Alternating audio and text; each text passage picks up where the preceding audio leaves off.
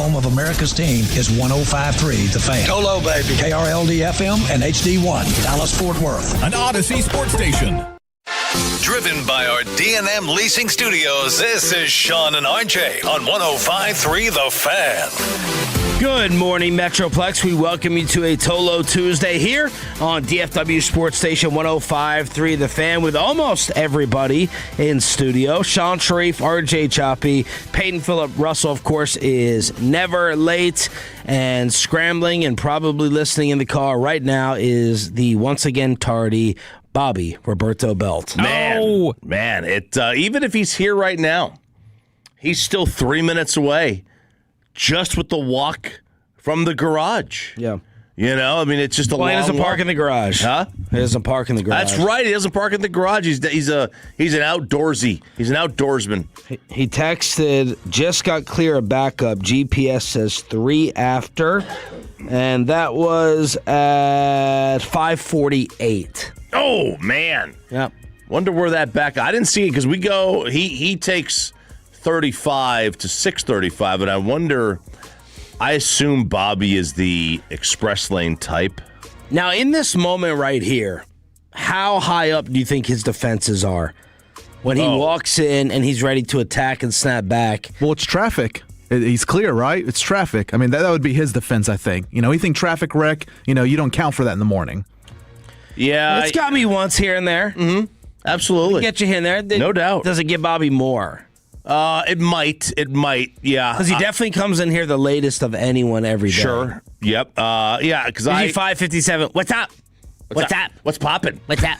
Brand new whip just hopped in. That's what he says all the time. I think he's waiting for us to be like, oh, pushing it, right? And you're barely up against the clock. I'm here on time. I'm here. Yeah. Yeah, I had to backtrack. I had to go the wrong way down an on-ramp last week. You know, it happens. Sometimes you get caught. But I always thought Bobby was an express lane guy. I just assumed that. Yeah.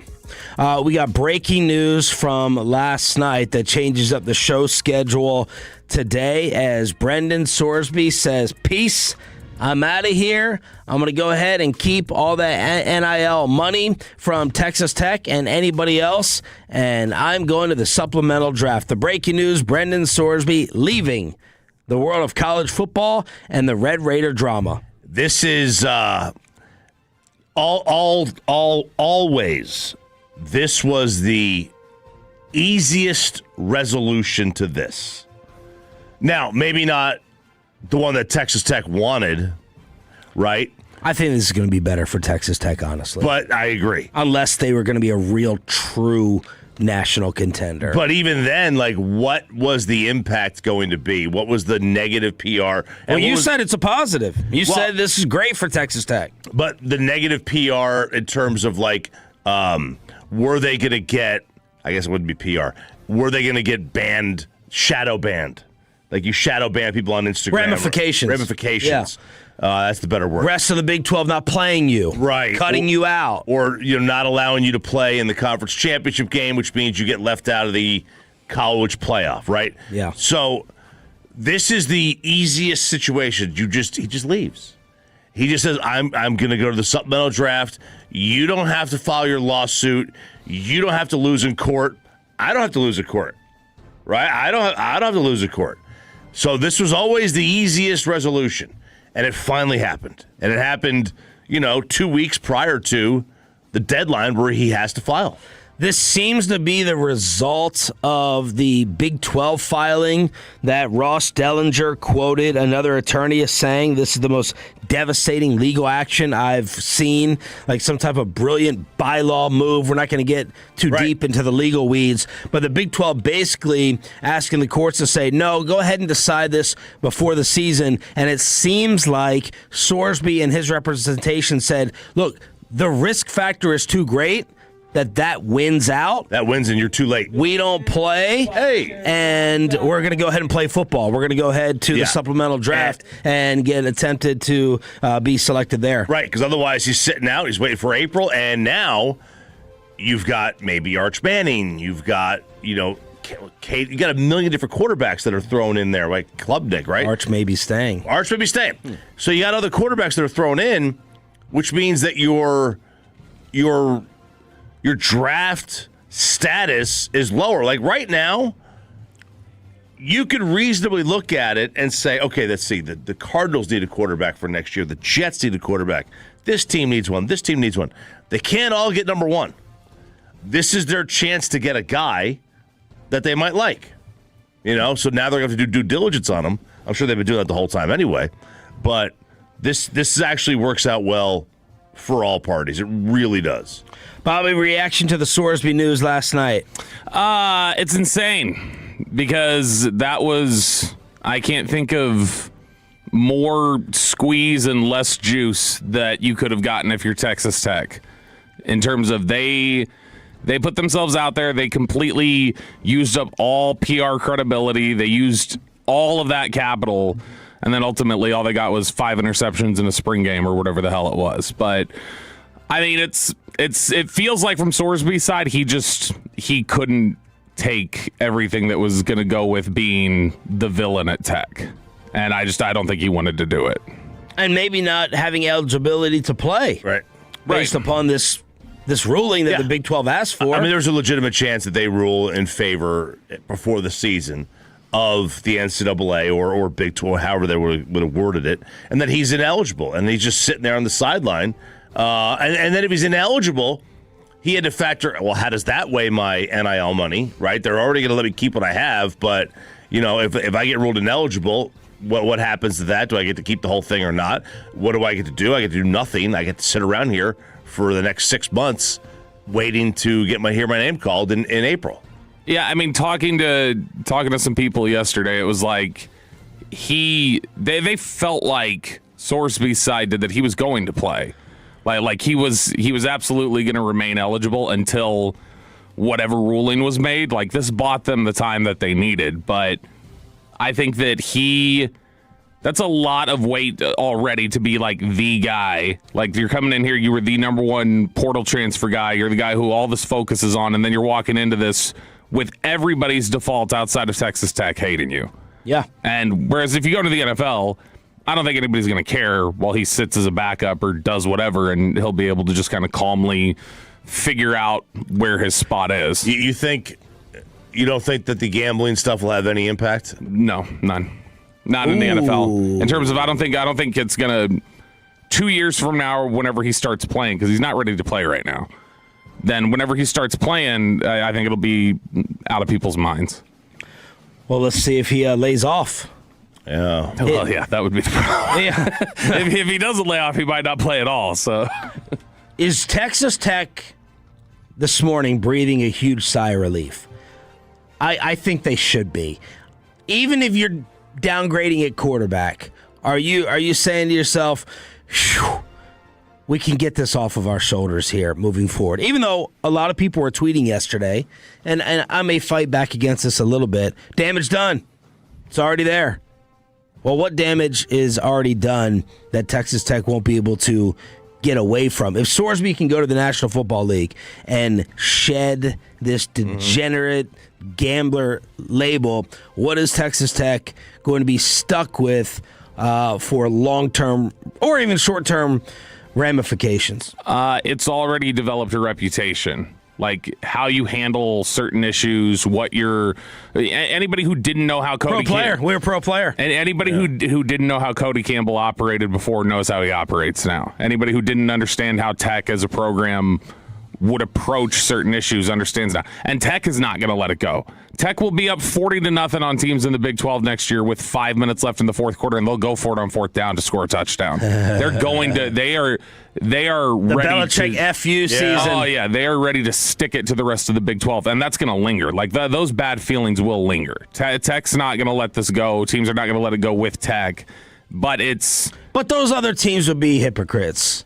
Because they would do the same. Everyone's dirty. Yep. Yeah. Everyone swims with the sharks. Yep. So this honor amongst thieves, all that crap. Yeah, they're all good. They would all operate.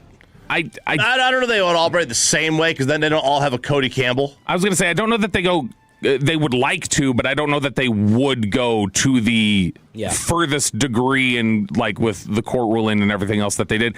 And I definitely don't think most programs would go, here's our 22-minute red table talk a la Jada Pinkett, and we're going to sit here and describe all of our issues. Yeah, they have to be sitting there this morning and going, man, we could have just waited one more week on sending that. Because now that's going to be turned into an all-time GIF and meme. Are you surprised they didn't, that Cody Campbell's just like, keep the money, buddy. All yours. That he's not going to go after any of the money they've paid him in NIL? That's a good question. I wonder how much they paid him. It's looking $5 mil. He was set to make more than $5 million. Right, but I don't know. I don't think they pay that all up front. I think schools have learned to protect themselves. No, but there's a bonus. There's a bonus, yeah. So I don't know. I'm not surprised that they're not going after it, because if I'm a student athlete, Cody Campbell wipes his butt with $5 million, basically. And it's like, yo, this school will pay you. This school will have your back. You can break all the rules, and maybe it's an edge for recruitment towards that troubled individual or someone on the fence, where Cody Campbell's making it known, we are going to take care of you no matter what. And can they say this was all about mental health, if that at the same time would they go, when he made the best decision for his mental health, give us back that money. We don't actually. Instead, it makes them look charitable and like we really were. We were handling you. We were making sure you were okay. I don't know. It seems too messy right now. 24 hours, 48 hours later, to go after the NIL money. Yeah, you know. Yeah. Although I don't know, a lot of people may feel like there's nothing too messy for Sorsby. Like there's so many people who just are so. He's so entitled. He looks it, too. He's got that face. He got the hair. He got entitled hair and face. If they feel he's so entitled that they're like, well, that's just furthering the entitlement. Get your money back. He didn't do anything for that. What's he going to do with that? He's just going to be reckless with it. Like, I'm sure there are a lot of people who would just be pounding the table wanting to see them go get the money. So, it appears over for Sorsby in college and Sorsby at Texas Tech. And now what for the supplemental draft? Jeremy Fowler, our buddy from ESPN.com, man, he got some glowing reviews from people who are trying to project. Several executives I spoke with over the past few weeks agree he's worth a second-round pick in the supplemental draft.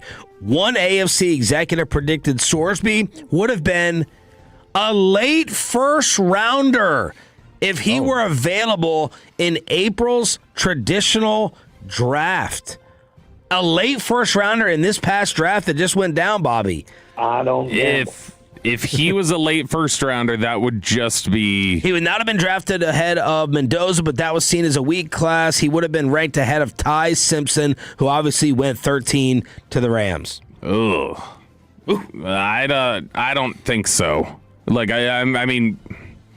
Maybe somebody does love him that much. Maybe somebody would just like. By the way, Matt Miller is the one who said that.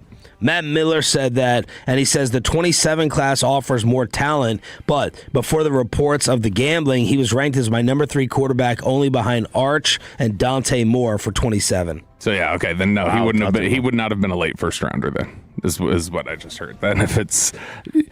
Matt's a nice guy. Matt ranked him ahead of Ty Simpson. Yeah, I would say that I think it's incredibly unlikely. The only way somebody does back into the first, they know they're reaching and they're just trying to get the 5th year and they're trying to invest in him. That would be the only way. Any traffic totals need to know about this morning? No, 121 business, unless you're coming up on that. Well, that's your first problem. Well, I didn't. I had to go get gas at racetrack, and then I was coming back down there, and it was just loaded with traffic and vehicles and crap. Gas? Didn't you just get gas to fill up? I got gas to load me up 100 miles, and so then what I did was I got 2 gallons or whatever it was. I went off and drove, and then I got to the 3 dash lines when I started the car this morning, and so then I had to go to racetrack. And then when I was leaving racetrack at 121 Why didn't you just fill the whole thing up? Because of times like this where I start filling it up and I'm like, I got to be somewhere. I'll just fill it up and then I'll do more when I have time. Then I don't actually have time until it gets empty. 877-881-1053 to hit us up on the Frank. Apologies for being late, gentlemen. I have no defensiveness at all. Well. But you had headphones. That's sort of defensive. Turning over a leaf. Yeah. No, it's not turning over. No, it's passive-aggressive defensive. Segment. There it is. Okay. More of the mature apology tour from his birthday, except for the Wemby explosion. The Texas thanks Rain. for that, by the way. What? Oh, just ruined our day. Because Blake was carpet bombing. Is that who that was? Yeah. I was wondering who that was. You don't have his number? Blake, you hear that? It did happen on Twitter because Josh Clark decided, no, this isn't good enough to put out till 9 p.m. I was texting, I'm like, where's the Wemby? segment. What's going on? See, when he gets up here, he socializes too much, doesn't stop talking to everyone, so we don't get enough podcasts to put out. And he's like, oh, the computer broke and the system's down. And then 9 p.m., here comes Bobby's Wemby take. And then that's what you were referring to, Blake? You didn't know that was Blake's number? Well, he's never texted me before, and I've seen people on those like group chats, and I'm too embarrassed to ask whose number this is, so I don't ask. So I wait for something like this to happen, and I just save it. So now I know. There was no Texas Rangers explosion. We had craziness in the World Cup. And guess who showed up in Frisco? All of that next with Sean and RJ right here on The Fan. After we get you over to Underdog Fantasy promo code.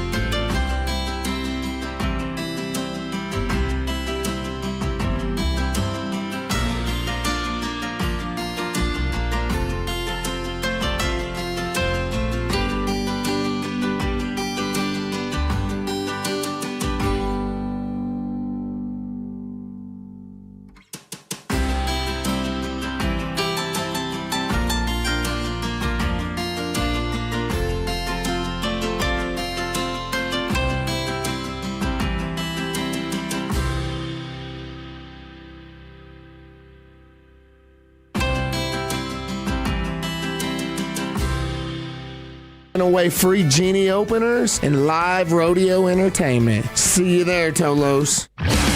And it's back to Sean and RJ right here on 105.3 The Fan segment here, brought to you by the personal injury lawyers Frankel and Frankel. If you've been injured in a car or truck wreck, call Frankel first, 214 or 817-333-3333. With Frankel and Frankel, there's never an out-of-pocket cost. They only get paid when you win. Frankel and Frankel, the go-to car and truck wreck attorneys in Dallas. The 1-1 delivery.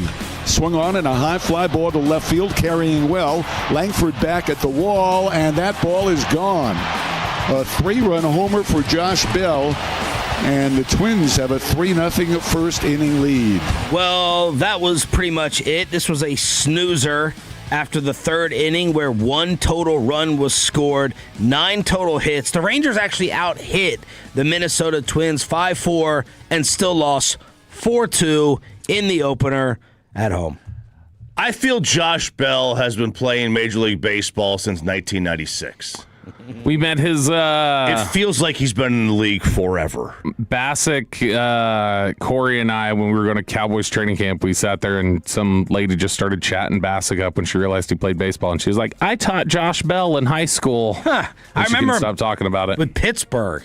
Yeah, but he's only 33. I know. I don't know how that's possible. Age stops with Josh Bell because Man, he's played for a lot of teams. He's been around forever. He's from Irving, I think. Yeah.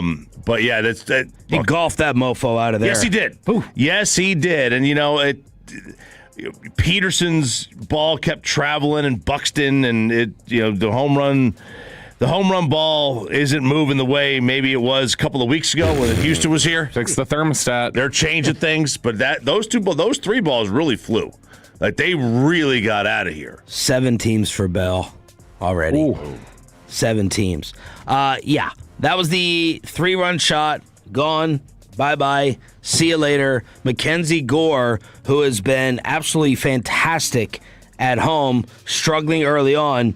And he got himself in a little bit of trouble that he's going to kick himself over because it was an 0-2 double and then a walk to put 2 men on.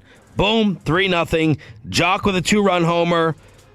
Buxton solo. That was the end of the scoring. 4-2. It's a power outage again. It's getting to be that point where they didn't really hit for much power when they were in Boston. They get home last night, they get the Jock home run, but other than that, they're not really slugging. And then you've got Gore, who struggled early, but for the most part, pitched well over 7 innings. It was a good performance, but this is the sort of thing that we had gotten used to with them, which is you fall into a hole in the first inning or second inning or early in the game that is ultimately the game-winning run. Like that Josh Bell home run in the first inning, you shouldn't be able to say he hit a home run in the first and that was it. That was the game-winning run right there. There's a few ways to look at Gore's outing. Like Bobby said, struggled early, but kind of figured things out, settled down. The other way is he gave up early runs. The pressure was off him because it was a big blow-up and, he just pitched a normal game. Or the other one is that, he still gave up 4 runs regardless of going 7 innings. Like, it doesn't matter how you slice it. But there's no doubt, when you give up 3 first-inning runs and you still go 7, you obviously settled down enough to be able to save a bullpen. Oh yeah, I thought he had pretty good command of the strike zone most of the night. It wasn't he was able to paint spots, but it was just he was missing in that first inning. And then you get some bad news on top of it as Corey Seager, Chris Young discussing yesterday with the G-Bag Nation, going on the 7-day IL with a concussion. So it's not the ribs. It's the concussion. Joe, I don't know. Head, ribs.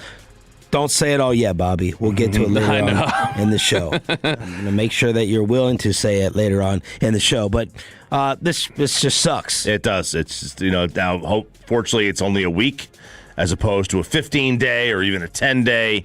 It's only the 7, and you can retroactivate it, I'm sure. But it sucks because this is a middle bat. This is a bat in the middle of your lineup that you need to produce. Otherwise, this lineup, just think of how much more anemic this lineup looks without Corey Seager in it.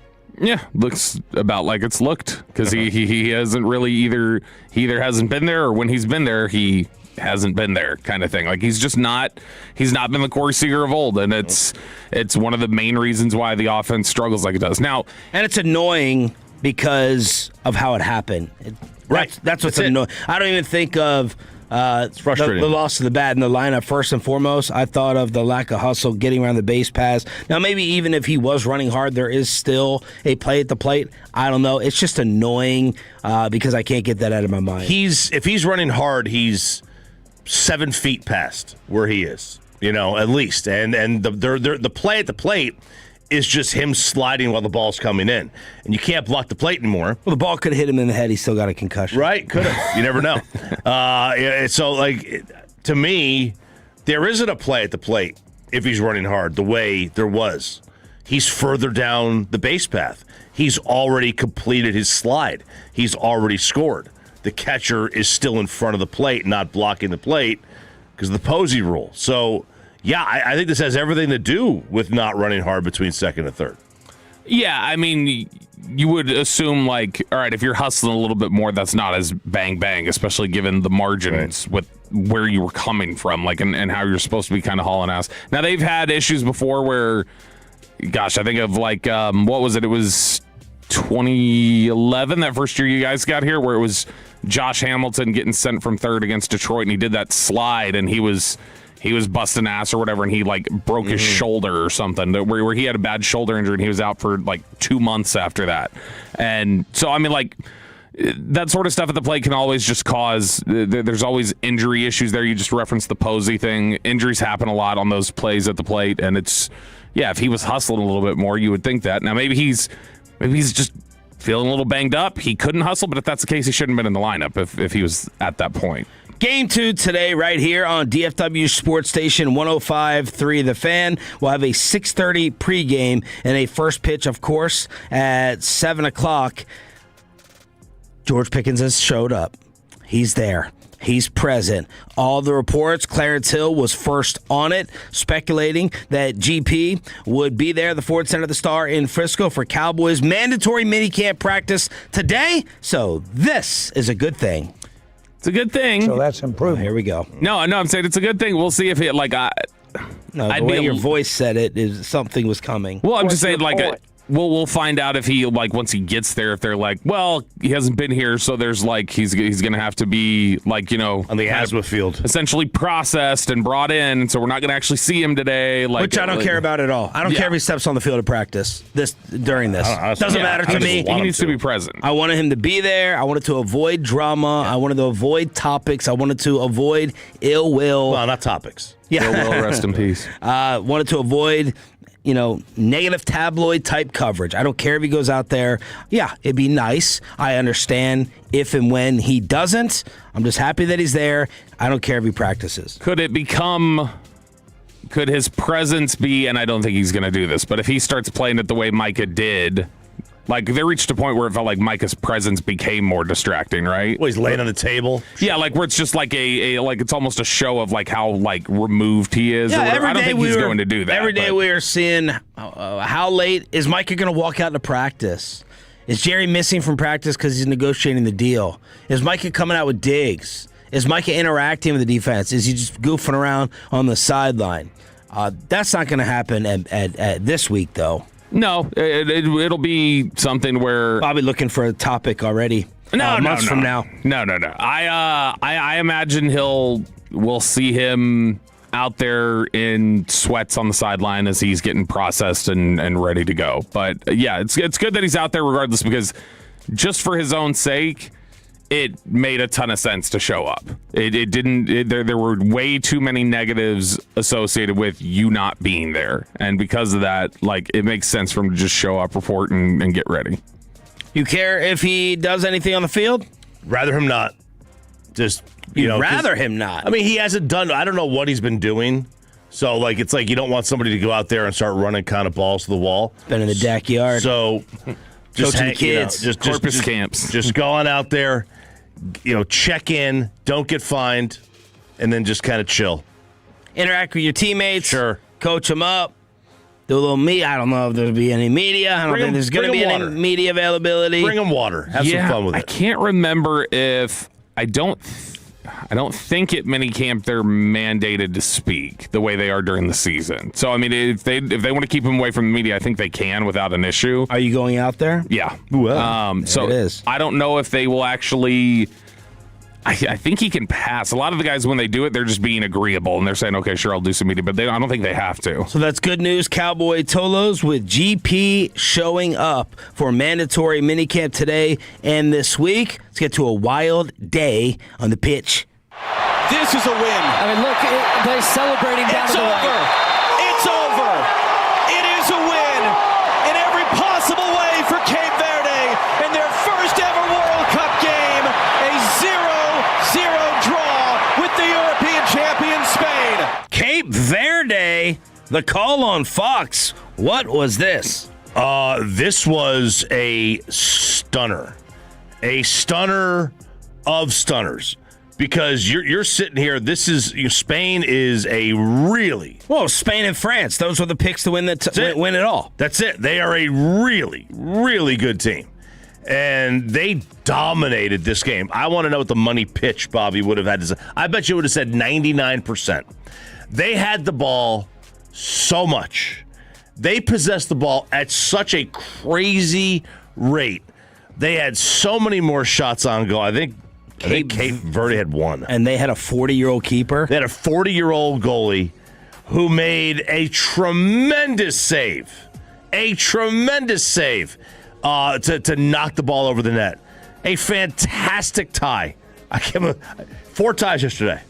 You had 4. What was the betting note, Pepe, that you had on the ties? Yeah, if you put a 4-leg parlay with all the games yesterday that end in a tie, if you put $100 out there, it'd pay over 6 figures, $102,000. You had Egypt. Which, of course, nobody would have done. Right. You had Egypt tie Belgium last night.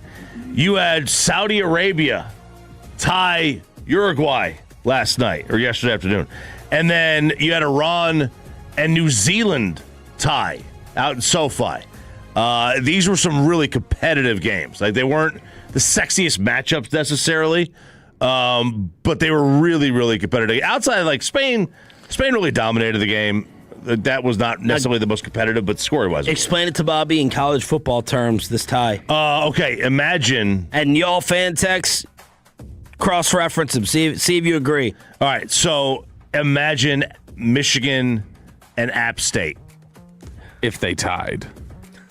No, he's saying this is why this sport will never catch on. The pure excitement, the pure excitement of calling a 0-0 tie. When I heard that, I thought I was going to hear, oh my gosh, did Cape Canaveral beat them or whatever? And then it's like, no, a 0-0 tie, thrilling action, guys. This is, dude. You guys, this is why the Europeans come to our country and go like, oh my God, look at the Buc-ee's, look at the Waffle House. We got to live here. Because their life is so boring. Because they get like all jacked up over 0-0 ties. I hate the ties. Now, they only do the ties, obviously, in the knockouts, in the group stage. They don't worry about that because it's like, we're not going to extend the game. But this is bigger than App State beating Michigan. Bigger. And it's not even close. It's not even close. App State might as well be 2001 Miami compared to what this is. And App State might as well have not beaten Michigan because they tied. This is a win. They didn't tie. They won. There is a new thief that my child is afraid of in Texas, and is Amazon getting ready to steal your cat. It's PP in the morning, next on The Fan. But first, let me go ahead. No one's going to steal anything if you have...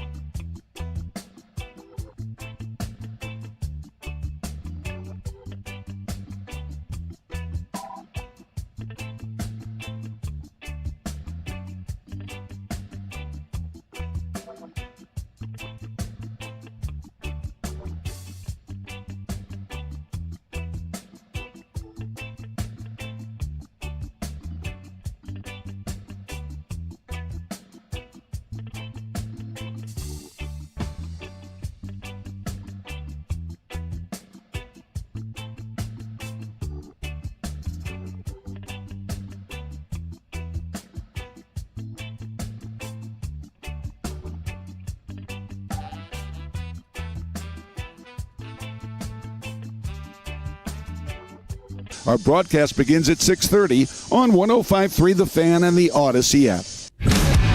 And it's back to Sean and RJ right here on 105.3 The Fan segment here, brought to you by Classic Chevrolet. If you're in the market, upgrade your vehicle, get to Classic Chevrolet in Grapevine today. The #1 Chevy dealership in the world, 3 years straight. They've got more new Chevys than anyone else, all priced to sell. Visit ClassicChevrolet.com. This is Texas. This is Classic Chevrolet. Together, let's drive, relax, enjoy the difference based on new Chevrolet registrations 2023 through 2025. PP in the morning.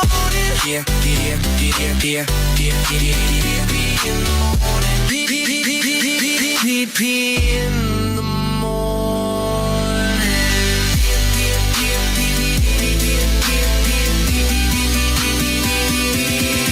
PP in the morning.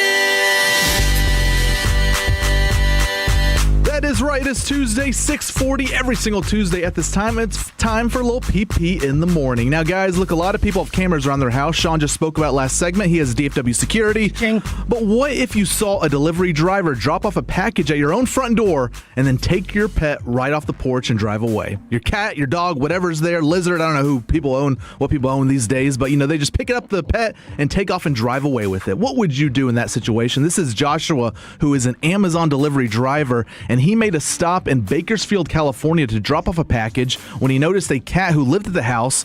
And then on the security camera, he just looks at the cat, picks it up, it meows, and then just drives back or walks back to his car and drives away. And it's someone else's cat. He catnapped the cat. And the owner of the house and the cat noticed their cat was missing a few hours later. So they looked at the footage and saw, okay, what is the camera?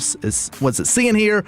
And saw the cat was just stolen right off their front porch. So they called Amazon and complained. This is actually Joshua, who did a phone interview with KGET News in Bakersfield. And this is what he said about the whole catnapping incident. Just doing my regular route. I approached the house. I got the person's Brenda's package. I take it like a normal day, and I heard a meow, and then I seemed surprised of seeing the cat. I looked down to try to look at it more distinct, and I recognized it was my cat because of the distinct design it had on its forehead. It has an M, the eyes, and how the body was set. I knew it was my cat, so I just grabbed him and it just walked off. Joshua Gonzalez provided us with documentation he says proves the cat is his, showing an adoption date of October 9th, 2025. So he's got the documentation, but again, he said the eyes, there's something on the forehead. How do you make sure to know that it's your cat? How do you prove it? Well, so now we're questioning whether it was actually his. Imagine being Bezos, and you're sitting there on your yacht. I know, having to deal with this catastrophe. Uh-oh. Here we go. I like it. What? He's been in his bag. He's been in his litter box writing. And imagine hey, boss, and I know Bezos doesn't deal with this type of lower level stuff, but what do we got? Someone took a cat. What are we going to pay out? What's the Amazon policy on this? At least $1 million. $1 million? Well, I mean, to Bezos, that's 3 It's a cents. cat. Yeah. It's not a dog. Yeah, a dog would be more 10 to 12 million. 10 to 12 million. Yeah.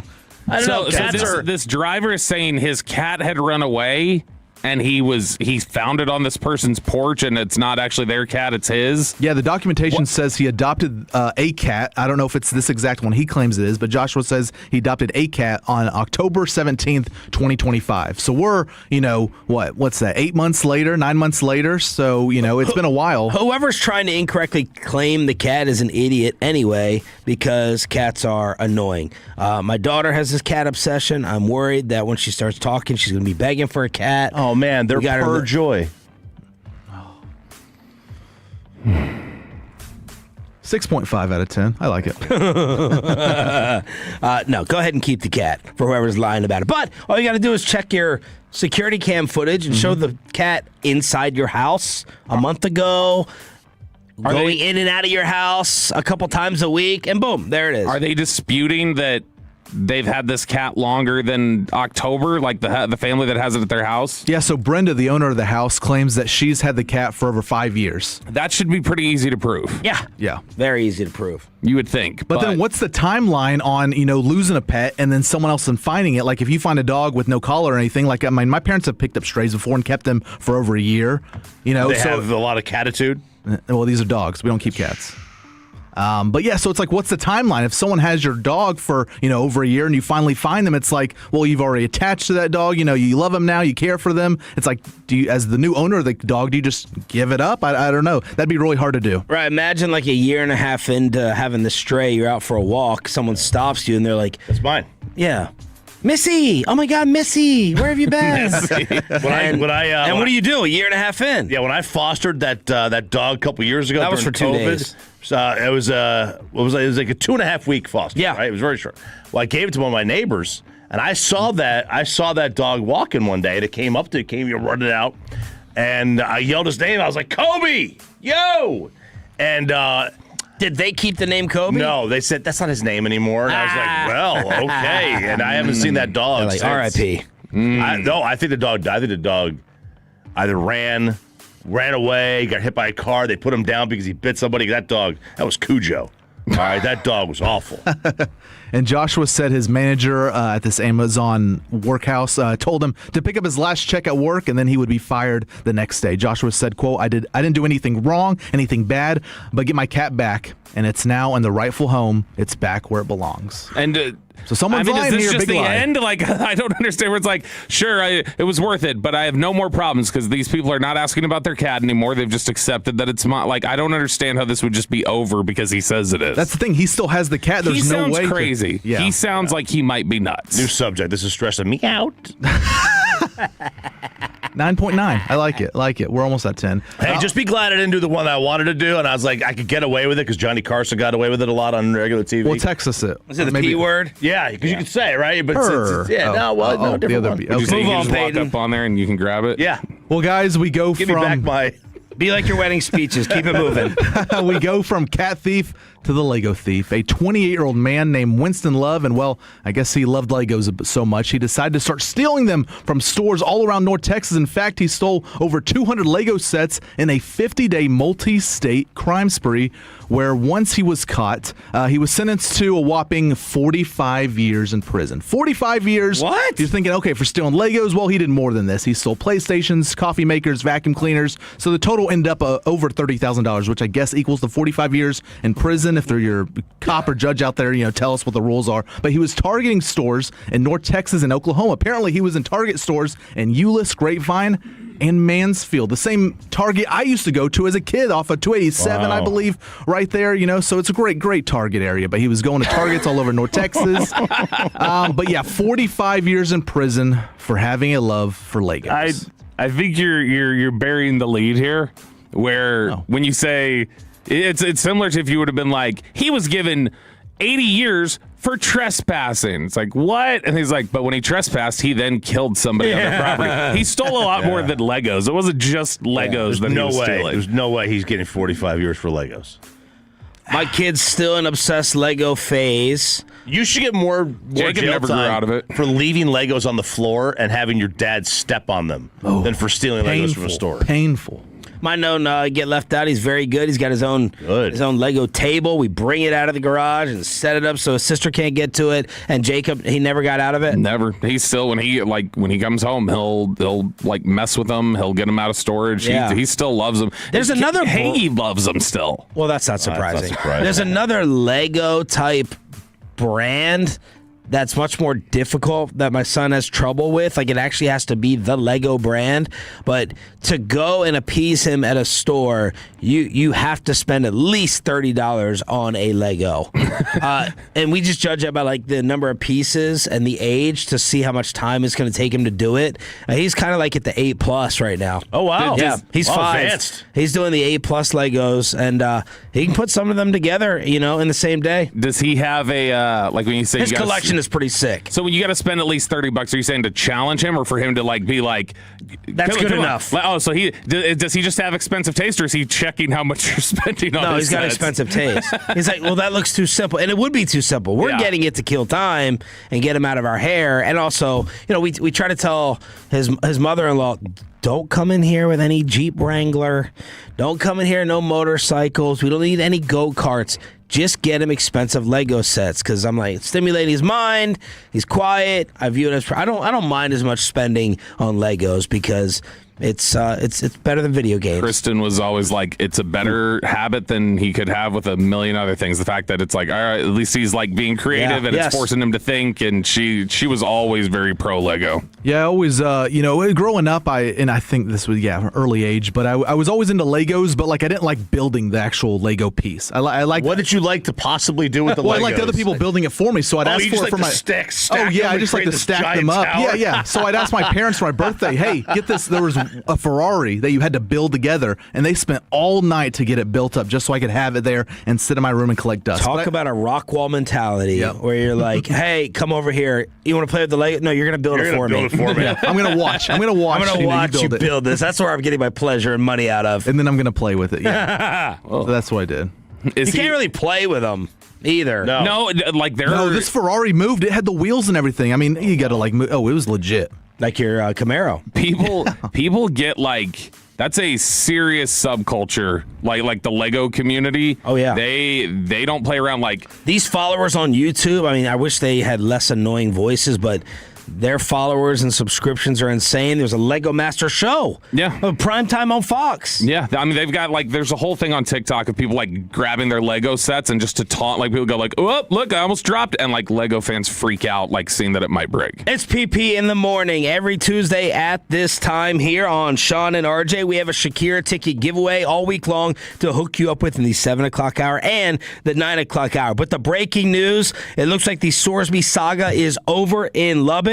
And the UFC controversies that we have to end up talking about. Next on Sean and RJ 105.3 The Fan.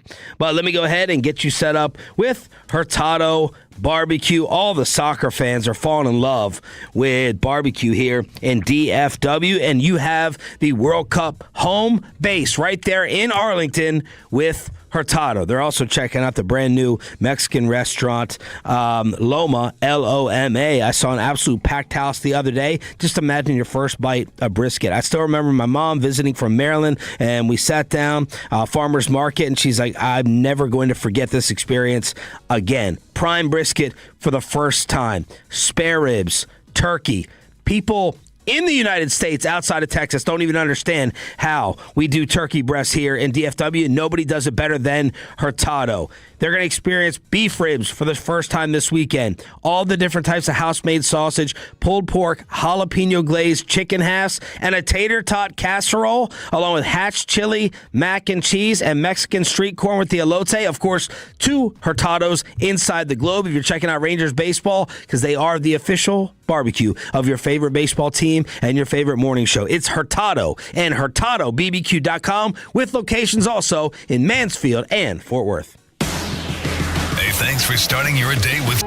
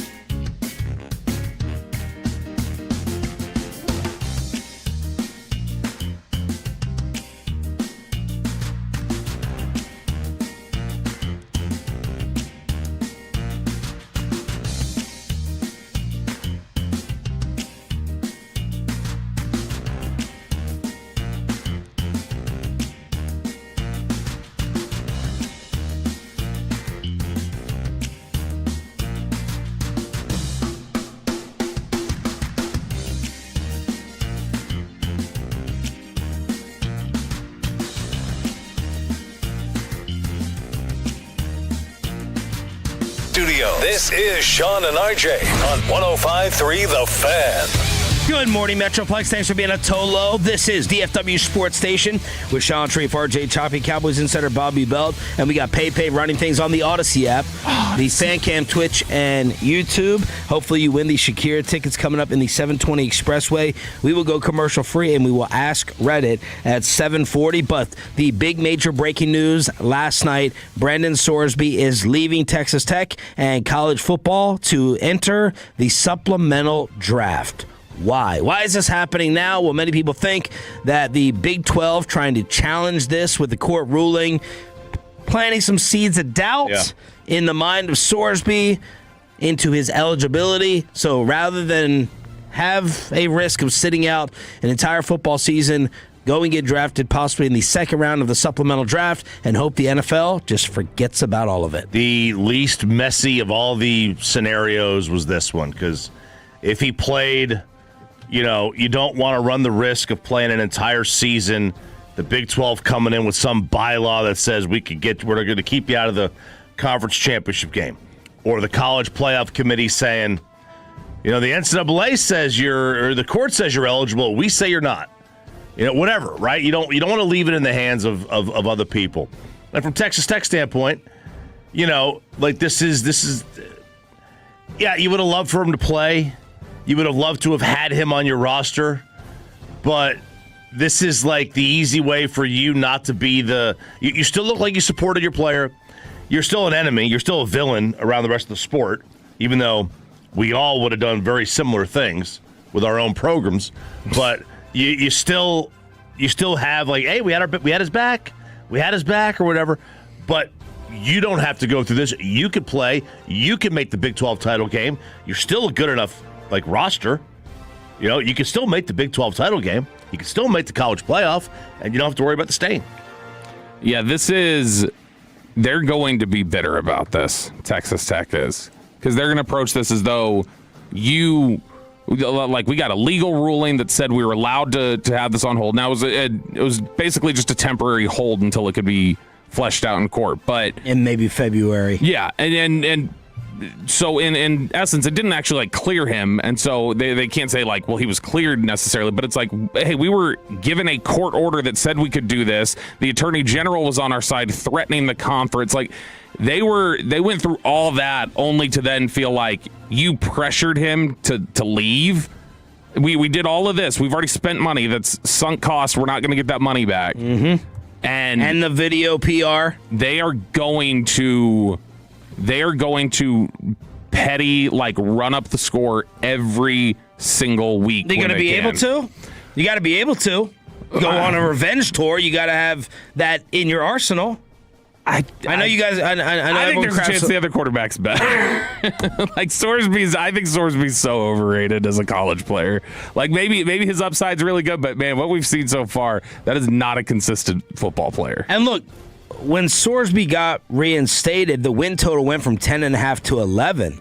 So Vegas may still be looking at them as a 10-plus win team. Their odds of winning the college football playoff went from 25 to 1 to 14 to 1. So I would imagine in Vegas it's going to go back to 25 to 1 today, which is not a bad football team. Yeah. No, 25 to 1.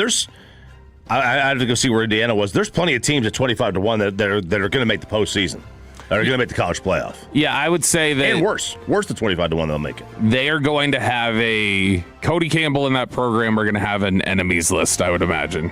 And it's going to be like, everything within the rules and everything that is maybe not even within the rules that you can't prove, though, we're coming after your people in the portal.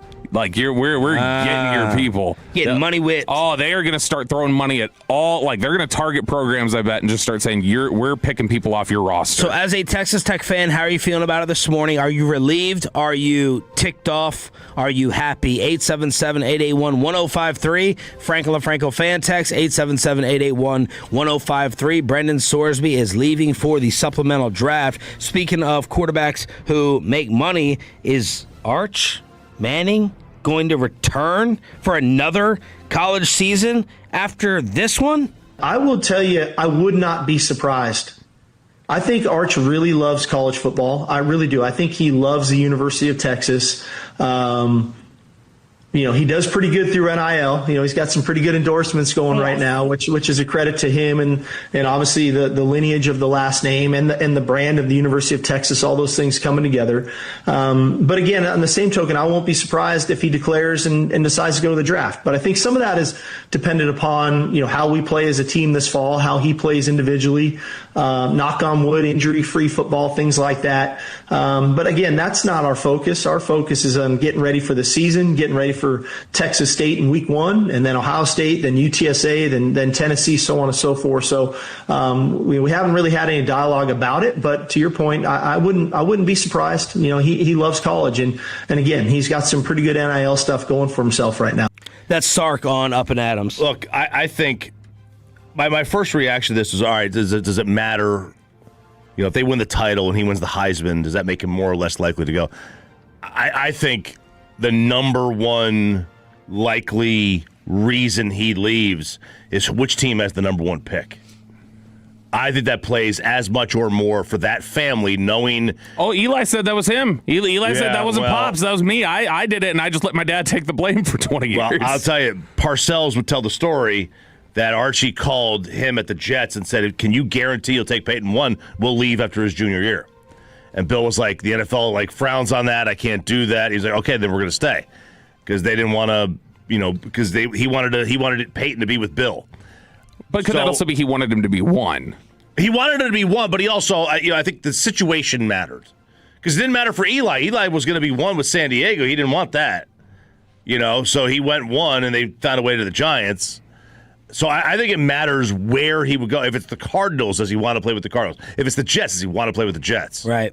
Miami, who does he want to go to? So there's if he's good enough to go. If he's good enough. That's if he's good enough. This is I'm going to do my classic overthink where I read too much into everything. The fact that he says part of it's dependent on how things go this year. And that, to me, if it's if you're going to establish that as a baseline of him performing really well and us performing really well is going to be a major factor into this, then I wouldn't even leave the door open. I'd be like, no, he's going to leave because we're going to have a lot of success this season. He's going to have a lot of success. He's going to have a great year. And I guess never say never, but we brought him here knowing that the plan was we were going to compete like hell with him for a couple of years, and then he was going to go to the NFL because he's too talented not to be. And instead he could come back. Man, if he's coming back in 2027, it's not to the University of Texas. Or Sark's not coming back to the University of Texas, because that means things went sideways and didn't go according to plan. Well, what if you lose in the national championship and he's like, I want to win a title? I don't think he would come back for that. That's what I'm saying. I'm saying I think if he reaches a certain level and if he's playing at a certain level, he goes to the NFL. Okay, well, with all due respect, you don't know. None of us know, and we don't know because it's the Mannings. That's where I think it's a little bit different in terms of this college love. Yeah, Peyton wanted to stay longer in Knoxville, and Eli finished out at Ole Miss, right? Because they don't need the money. Neither one of them redshirted, though, did they? Eli redshirted. Did he? Yeah, Eli redshirted. They don't. Neither one of them need the money. And obviously, I'm sorry, Eli Peyton. He doesn't. Arch doesn't need the money. He's getting paid anyway. Right. He's going to make... God, if he goes back, he will be 24 years old when he starts his first NFL game. When he first gets to the NFL. He turned 22 in April. Wow. So, he's already going to be 23 if he doesn't go back. All right. By the way, do they care as much with quarterbacks on that? You're still getting... You care theoretically 10 to 15 years anyway? Yeah, you care in the sense of just you're losing... the most a window of the most valuable player you can have. It's but that's a trade-off for the experience. More ready. Yeah, it's not the concern of a 24-year-old running back where you're he's 3 years away from being cooked. Yeah. It's more just we're losing valuable time where we're supposed to have that. Some UFC 250 controversies. I'll let Choppy handle that one. I'll take Eric Trump and Daniel Cormier. So good, because I didn't understand this one. No one's understanding it. Yeah. So Eric Trump's his actual relation is what? Is he one of? He's one of the sons. He's one of the sons. Okay. He's the blondish. Mm-hmm. The one on. Is he married to the one on Fox? She's got a show. Kimberly Guilfoyle and Don Trump Jr. No, there's another Trump who's Laura Trump or something. I don't know. Either way. Oh yes, that's the one. That's the one. He's married to her. So the day of the fight on Sunday, Daniel Cormier, former UFC fighter, broadcaster right next to Joe Rogan, on his Twitter account released supposed messages and DM screenshots of Eric Trump trying to figure out who to bet on. And he's pressing him like, hey, hearing anything? Hey, anyone hurt? Hey, I'm really thinking about this fight. And the implication is Eric Trump is trying to figure out if they're rigged, and hey, I'm trying to make a buck here. Like, give me some inside info. Cormier's Twitter account puts that out, then immediately and quickly takes it down.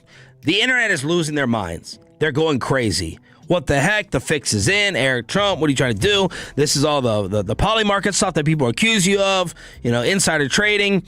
And Cormier is like, you guys are crazy to believe this. Like, what is wrong with you fans? What's wrong with you in society? And this is Cormier getting asked about it while leaving the event.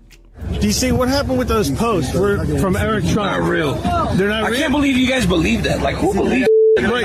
Everyone said it was posted on your account. I got hacked or something. Who believes stuff like that? That's crazy.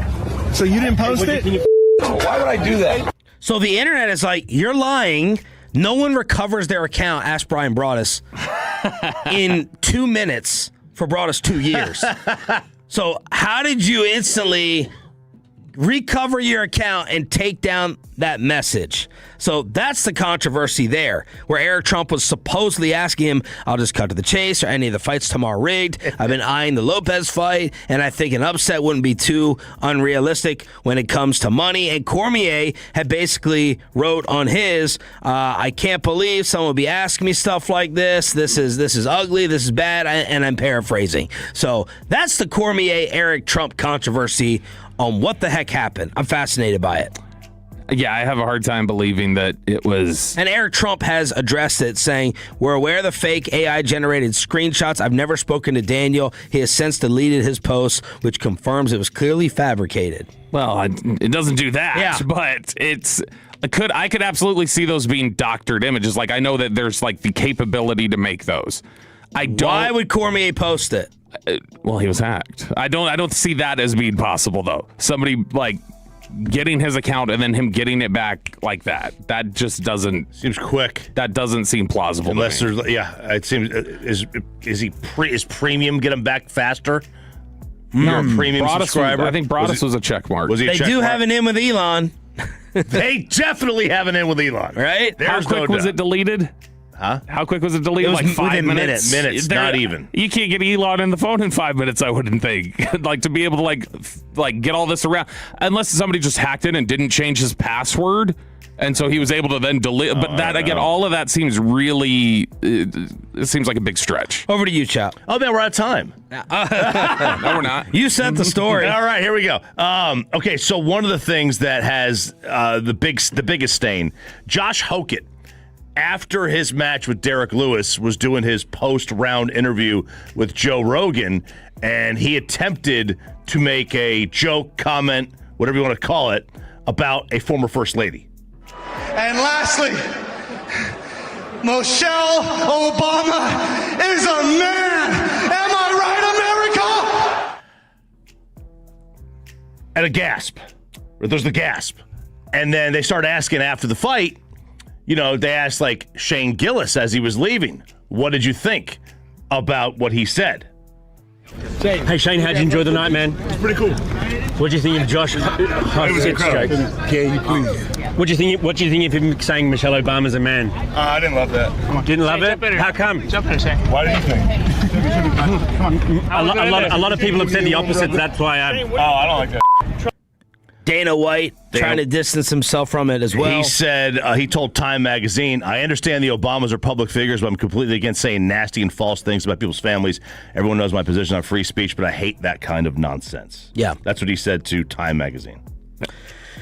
Look, man, when we're kids and teenagers, I'll speak for myself. You make a lot more cruel, insensitive jokes with your buddies and your friends. In my opinion, and I judge people off of this.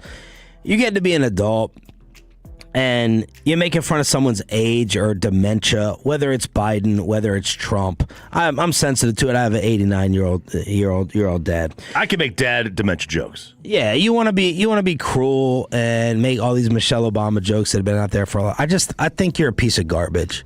I think you're a piece of crap. And the thing that I wonder about for everyone who makes these types of jokes, what are you going to do when your kid comes home one day and feels tortured by people in school? If they're overweight, or if they're uncomfortable in their own body, or if they're getting boobs early, or if they're way too tall, or if they're way too short, what are you going to do? You just think that's never going to happen to you? Or what if your kid ends up gay? What are you going to do then? And you're just so comfortable throwing out these as an adult, these cruel, ridiculous, mean things. And you want to make fun of someone's dementia and their age? I just think you're a piece of garbage. That's what I have to say about it. It's regardless of the cost of the event, these two stories are why this event will not happen again. This is why. Well, they said it wasn't going to happen anyway. I know, that's what I'm saying. These two stories are going to guarantee that this kind of thing doesn't happen. Whether it's Cormier with Trump or dude over there saying what he said about Moshel, he sounded drunk the way he said it. But he was drunk the day before at the weigh-in. He was. He was the one throwing up all over the weigh-in. Maybe he was doing a David Wells then. But it's that's kind of thing. They're gonna look at that and go we can't have this happen anymore. We can't be around this. Commercial free in the Expressway with a Shakira ticket giveaway. Ask Reddit and Mavs. The draft is a week away. You need a head coach. Next, let me go ahead and get you set up with GimmeTheVin.com. Maybe you need some extra money in your pocket. Well, this is where you go, because selling your car never felt better than with America's best car buyer. Sell your car for the most money. One fast offer with zero hassle. You make the deal, free pickup or drop off, get paid, and you're done. Trust earned from every car sold to GimmeTheVin.com. Tolos consistently say that selling their car to them is fast, easy, and hassle-free. They make the process smooth, transparent, and stress-free from start to finish, because earning trust with every sale is their top priority. All you do is go to GiveMeTheVin.com, GiveMeTheVin.com, put in your VIN or license plate, boom, submit. You're going to get an instant offer that beats the others. It's easy, it's quick, it's fast. There's a reason we've been...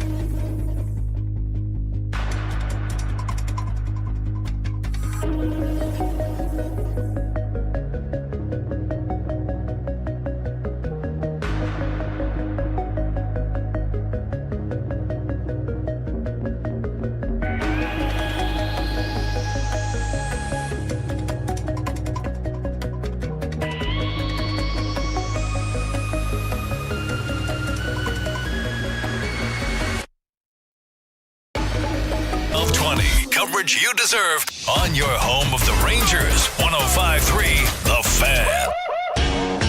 And it's back to Sean and RJ right here on 105.3 The Fan. It is the Expressway right now, The Fan, and it's brought to you by the On Time Experts. Commercial free, no reason to go anywhere else than Sean and RJ. We are DFW Sports Station, running 15 years strong with Bobby Belt and Peyton Russell, Odyssey at FanCam, Twitch, and YouTube. We'll ask Reddit at 7:40. Brian brought us his favorite segment of the show. Did you see what was OG Anunoby on yesterday? Fun. he was on fun. He was on fun. Sit there, Good Morning America, and holy mackerel. All he was missing was the Funyuns. All he was missing was alertness. Could that be a hangover? Could that be a ganja alcohol hangover state, or the ganja? Could be. It's hilarious. The one that I was like blown away by yesterday was, and they've had the video up there, was like Mike Brown was on the Tonight Show or something with the guys, Kat and Jalen Brunson, and he was in the middle of this like story, and I've never seen him that animated. I've never seen him that like they're all just living the life free, totally loose. But Mike Brown was just like, felt like, all right, this is my stand-up comedy hour, and I'm ready to go here. OG Anunoby, completely non-responsive on the Good Morning America appearance. So on the way home yesterday, the news came out that Tiago Splitter, former NBA player and former Blazer employee, is going to be the new head coach of the Chicago Bulls. And I was like, the most forgotten topic in town the Mavs don't have a coach. Is the Dallas Mavericks not having a freaking head coach with the NBA draft 1 week away. Now, Choppy, I know you don't care that the draft is 1 week away when it comes to a head coach. And that's not my first concern either. But I am concerned over the appearance that Masai Ujiri did not have a real plan or true candidate and replacement for Jason Kidd. Right. And again, we've asked this question when they let go of Jason. Did you just need to remove and figure it out later, or did you need to have the replacement? Well, even if you don't have an answer to either of those, I would hope that you would have had a replacement by now. How many weeks are we? Oh, God. 3? Oh, Is it more? More than that, I think. Yeah, it was. Yeah, it's 3 or 4. Like, I don't know, because what was it? You were out that day, so that was was that the first strep day for you? May 19th. Yeah, so I mean we're a month away. Which I honestly, when you said when are they going to hire a coach or whatever in the text yesterday, I had completely forgotten when you said it slipped out of my mind, I forgot they hadn't done it yet. Yeah. I was just like, oh yeah, they've no news. It's Imagine if this was the Cowboys. Oh, we really have to. Imagine this is the Cowboys the week before their draft. It's insane. It's insanity. It really is. And it is obvious. It's more and more clear. We said it at the time. Again, this was they got rid of Kidd as a, I don't want to say a power struggle, but to avoid, it was basically Masai wants no dissenting opinions. Oh, it's his show. He wants it to be, and that's a power trip, man, and that's fine. It's your decision to make. But I don't know. It seems to me, you can't fire an employee. I shouldn't say. But Jason has a Weasley reputation. Jason, look, Jason. I don't know if it's blanket. You might be right. I don't know if it's totally no dissenting opinions, because that would be really stupid. And Masai has been very successful in the past, but he don't want that Jason Kidd type movement, energy, and influence to Dumont. I do think it's different. It may be different when we're talking about Jason based upon his history. Jason has a stake option to him, no doubt. And Jason, a lot of people will tell you the moment you get passed over for a job, you have to leave the company. Like in most companies, you've got to leave because you've already been told by them they don't value you any more than you already are. He wanted the promotion. Now, you could say that Jason didn't want to coach, and that's why he wanted it. Right. And that's another reason to get rid of him. And the fact that he's probably not going to coach this year or next year, he's got kids here who are in high school, probably wants to see it through. But to fire somebody, just to fire him without having any idea who you want, I don't know. It's a weird sports move. Like, where are we with this? Mark Stein the only one that I've seen throw out candidates. You have Nori, the assistant in Minnesota, Royal Ivy in Houston, Royal Ivy, Toronto, Malela, Tony Dobbins in Boston, Terry Stotts. It's believed that initial overtures to Dusty May and John Shire in college never went any further than an exploratory stage. So this Stein putting out a bunch of no names, which has been a Ujiri MO in the past. Sure. I'm going to find someone in the rough. Unless you were in the G League, you didn't know who Nick Nurse was necessarily, right? You know, it has been something that he has done. That's fine. You know, he has shown an ability to find good coaches. Yeah. I was thinking, all right, you know, what kind of coach do I want? I would like a coach that could help develop Cooper Flagg. You know, help that a lot. Preferably an offensive guy, whatever. No, he's going to develop just fine on his own. He don't need John Shire coming here just because he's got the D next to his name to develop Cooper Flagg. In my opinion, there's no way this can end that I think it was a mistake to fire Jason Kidd. They needed to move on from Jason Kidd. But to me, they're two separate issues. It's not like, you know, well, if you didn't have this person in line or whatever else, you shouldn't have fired him. You should have fired him, but you also now on a separate scale, approaching the next hire, you needed to do this quicker. It seems like they just don't have much of a plan, or if they had a plan, right? That's what it seems like. They're very. If they've got a plan, then what they're saying is Masai Ujiri's in complete control of the draft and everything else. There's no mistaking it. We don't need a coach here for the draft because this is all what Masai wants to do anyway, so it's not necessary for a coach to be here. In fact, maybe we'll just get through the draft and then we'll look at it and we'll decide who pairs well with what we end up with. How do you feel about drafting without, like the Giants did this with Harbaugh showing up at the 11th hour? How do you feel about the coach barely being familiar with your program and maybe even the draft prospects when if you hire him before or after the process?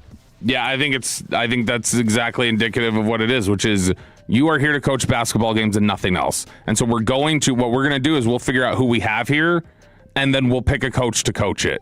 Because we're not worried about you buying the groceries or whatever. The old Bill Parcells line about if I'm going to cook dinner, I got to buy the groceries. You must love this, Choppy. No coach input for a draft. Yeah, I mean, I do like it.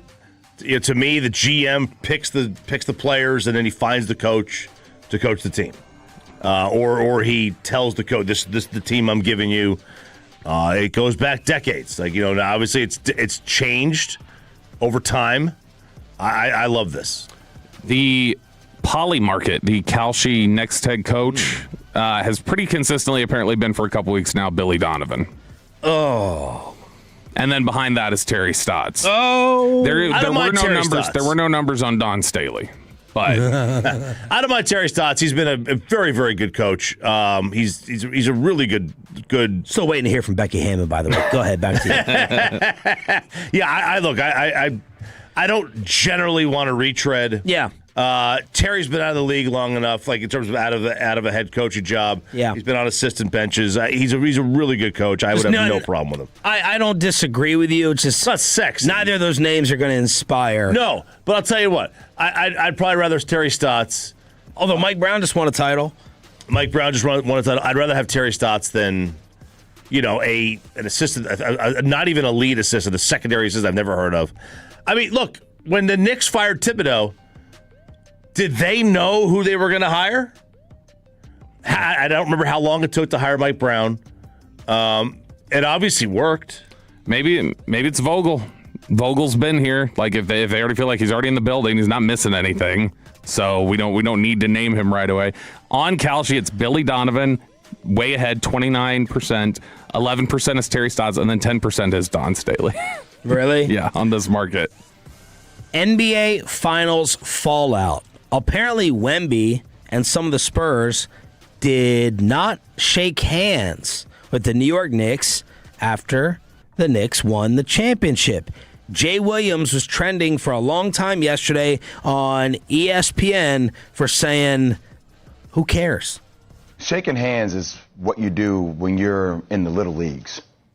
When you're in JV, when you're trying to teach about hey, treat the game the right way. I don't believe that NBA players or professional athletes have to shake hands. Why? Why do I have to do that? I'll answer both of y'all when y'all finish. No, I think this is a real thing because we see it all the time in college basketball. I got a lot to say. They didn't shake hands. They don't respect the game. Why do I need to shake your hand? That's part of the obligation. No, it isn't. Part of the rule. That's part of the rule. Who made it the rule? Obligation. I don't know, but if that's what everyone does. But here's my thing. Well, I don't have to do it because everybody does it. Like, nobody did make it a rule. I can respect Stephen A. Smith, and when we're done, I don't need to dap him before I go off set. I'm here to debate him. I'm trying to win a debate. And I think it's the same way with the NBA Finals. I get when Isaiah Thomas and all this stuff happened back in the day, but I think it's one of the worst rules for professional sports that I have to show sportsmanship and shake your hand after you've beaten me in a moment where maybe I don't want to shake your hand. Maybe I don't like you. I don't need to like you. I don't get paid to like you. I get paid to compete against you, to win championships. Okay. So there's no prerequisite that says when the game's over, I need to say, hey, way to kick my ass. No, I can take my ass home, and I can say, you know what, cool, I'll see you next time I see you. And when I see you, I'm going to come for you again. I actually think when a championship has been decided, I'm cool with them not shaking. Let the other team celebrate. Shake, send them a text, shake, whatever. Like when the team wins the Super Bowl and the confetti's coming down, I don't need the quarterbacks to meet. Go celebrate with your team. I'm fine with that. I'm fine with the losing team just walking off the field and letting the winning team celebrate. I'm okay with that. But there is something special when the NHL does their handshake line at the end of every series and they let the team celebrate. So, like, obviously the team goes crazy. They all mob the goalie, and then they get in the line. They do their handshake while they're bringing the Stanley Cup out and while they're bringing the Conn Smythe out, and they're putting the red carpet down so these guys don't slip all over the ice. There's something special about that. But I'm cool in general. Only when a championship's decided of the losing team just walking away. I'm fine with them walking off if that's the whole demeanor and precedent you've set for a whole series is you don't like each other and there's this level of intensity. I don't then want you to go, now that that's over, high five, guys. Like, I don't want that. I want to see if that was what you were putting out during the series, show that. So San Antonio was showing they didn't like New York throughout the series to me. And so I don't have a problem with them walking away. The Thunder did not like the Spurs. I don't necessarily have a problem with them walking away and be like, we don't respect them. We don't like them. The only time where I would say that's Bush League would be if you've got like Pistons and Bulls back in the day, where the Pistons stopped the Bulls so many times that when the Bulls finally beat them, you've gotten yours. You can stop and say, hey, congrats on your moment. Especially after Michael shook their hands every time Detroit eliminated them. That's weak to me. When Detroit walks off the floor after, it's like you've been. Well, when there's game time left. Yeah. It's like you've gotten yours in. Yeah. Like, Warriors, you got yours in over the Cavs. Congratulate LeBron when he finally beats you. Like that, I think that's when it's Bush League. Otherwise, if that's what you've established as your baseline is I don't like these guys, don't pretend in the post-game handshake. Yeah, my general rule on it is I'd prefer you hate each other. I prefer there be more disgust and more rivalry. So if you storm off the floor, LeBron, Boston, wherever that was, because you're so angry and you're so ticked off, I have no problem with that. If you do go and shake, I give you extra brownie points. Sure. Like I was surprised. A bonus. I was surprised that Michael went and shook everyone's hand like that. And we saw that in The Last Dance over and over again. Michael would destroy Jay Williams for this take. He would kill him. And I'm like, dang, you're a bigger man than me. That's the way I look at it. The thing about Michael is Michael was the ultra competitor, but Michael was never afraid to fail. Like, he understood it was part of the game. And it was the worst part of the game. But it was part of the game, and when he shook the Pistons' hand after he lost all those times, and they didn't reciprocate, like that is the grudge, Michael, that shows up, right? I mean, that's the one where he'll never. That's when Isaiah Thomas is sitting home in 1992. Yeah, that's what you get. It's like, okay, I mean, like, I did this for you. You didn't come here and do this for me. I think hockey's different because the handshake line is it's a sacred thing. It's a different thing. You've never seen and it it's in cool. Yeah, you've never seen it in baseball. They've never done it. History of the sport. You get it. Good game. They Good sit in game. the dugout and stare on the field. Yeah. For the celebration. Yeah, some guys walk into the clubhouse, they can't watch. Other guys just sit there and stare. I never think know. De'Aaron Fox, the memes where De'Aaron Fox did go into the New York locker room and Mike Brown hugged him and said, couldn't have done it without you. Come here, celebrate with us. Draymond disagreeing with Jay Williams on his pod. Look your killer in the face. You got to look them in their face. By the way, if you leave the court and you don't look me in my face and I just beat you, I actually know that I own you forever. Oh. Because you couldn't even look me in the face. And so to see them walk off the court, it was disheartening. And I'll blame it on youth. I'll blame it on lacking the leader to show them that, hey, this is what you do, not walk off. I'll blame it on that. Lacking the leadership, the leader to show them that no. There's a way to win and there's a way to lose. There's a way to win and there's a way to lose. And walking off the court, not looking your killer in his eyes, ain't the way to lose. I would rather have that than Anthony Edwards going and shaking hands in the huddle with time left. Yes. 8 minutes to go. Preach. I'd much rather have San Antonio doing what they do. But that's also, to Draymond's point, which I hate giving him credit for anything, because that also is even though I love doing some of this myself, that's also a sly shot at Wemby. He'd be like, because they don't have the leader, like he's really underlining that aspect of it.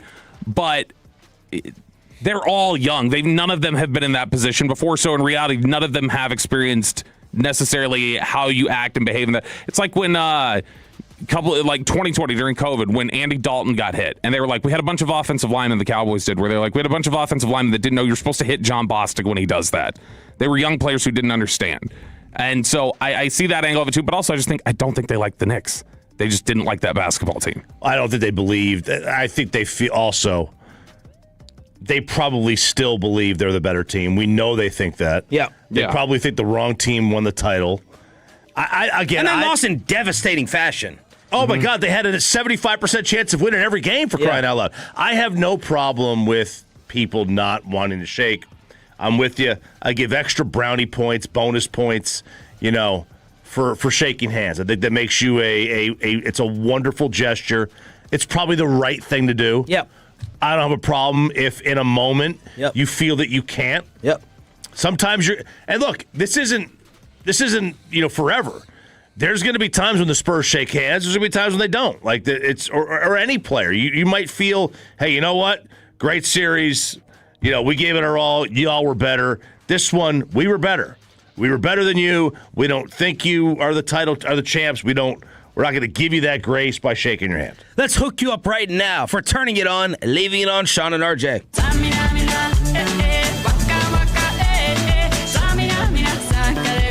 This time for Africa. All right, Solos, that's right. Right now, caller number 10 at 877-881-1053 wins a pair of tickets to see Shakira at the American Airlines Center in Dallas on Tuesday, June 23rd. That's caller number 10 at 877-881-1053. We'll have some Rangers Diamond Cavs at 8 o'clock, plus RJ's World Cup updates. Oh, baby! Here on DFW Sports Station, but every Tuesday at this time, commercial-free in the Expressway, we do this.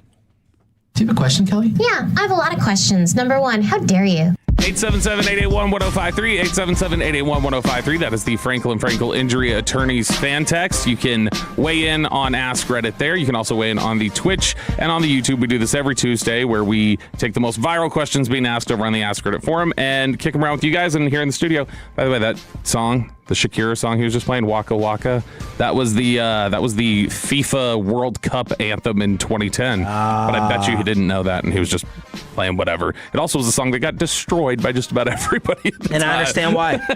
Yeah, you can tell. All right, first one here for RJ Choppy. All right. These are tough today. I hope you have some answers, Choppy. Man, I had to dig. The top, most viral, like ones at the top were all either political or just okay, that doesn't really fit, asking and kicking around with the audience. Chop. Yo. What's one personal rule that you never, ever break? Well, I mean, the easy ones are you got to brush your teeth in the morning. Personally, as soon as you wake up, first thing you do, or as soon as you're done with the bathroom, you got to wash your hands, right? It's the easy ones. But I try not to break my dinner on weekend rule. Oh God. Dinner on weekend? What's Go out to eat one day of the weekend, every weekend. Oh, okay. And I don't mean pick up Chick-fil-A. That's not dinner. Okay. Okay, That's not dinner. It's Now, not why dinner. is that one of your rules? Someone had told me, I can't remember who it was. They told me when brain chemistry. What's that? Your brain chemistry. They told me when I was young, no matter how poor you are, treat yourself on a weekend to a dinner. Okay. For the rest of your life. You've earned it. Even if you didn't make any money that week, you earned it. You did something. Treat yourself to dinner on the weekend. So that's one thing I just try to always do. All right, Sean, a personal sandwich rule is you not never dinner. break. So I can't go to Potbelly. It's got to be a dinner.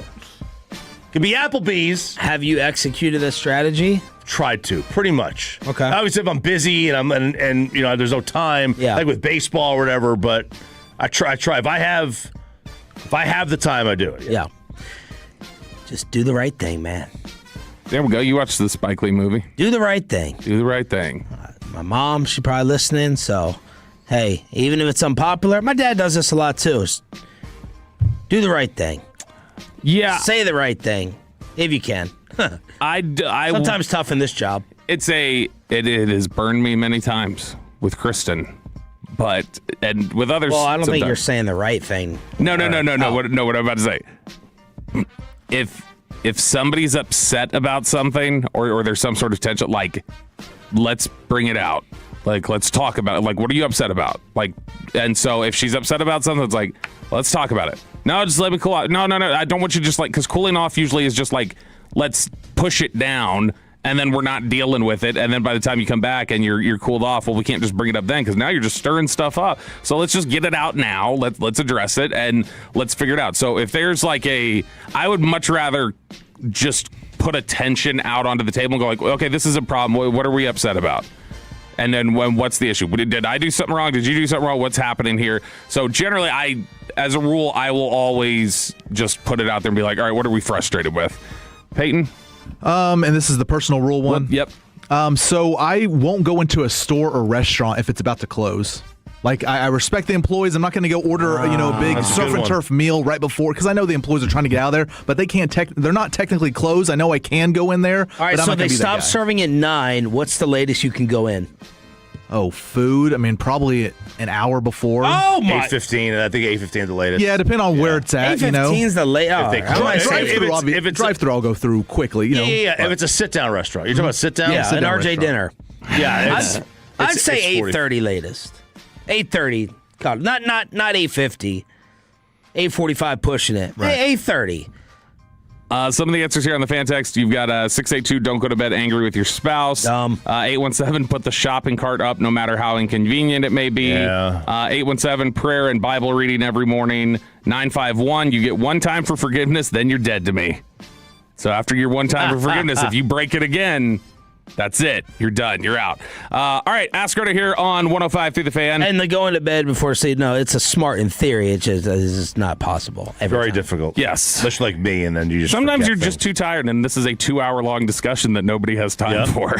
All right, next one here, Peyton Russell.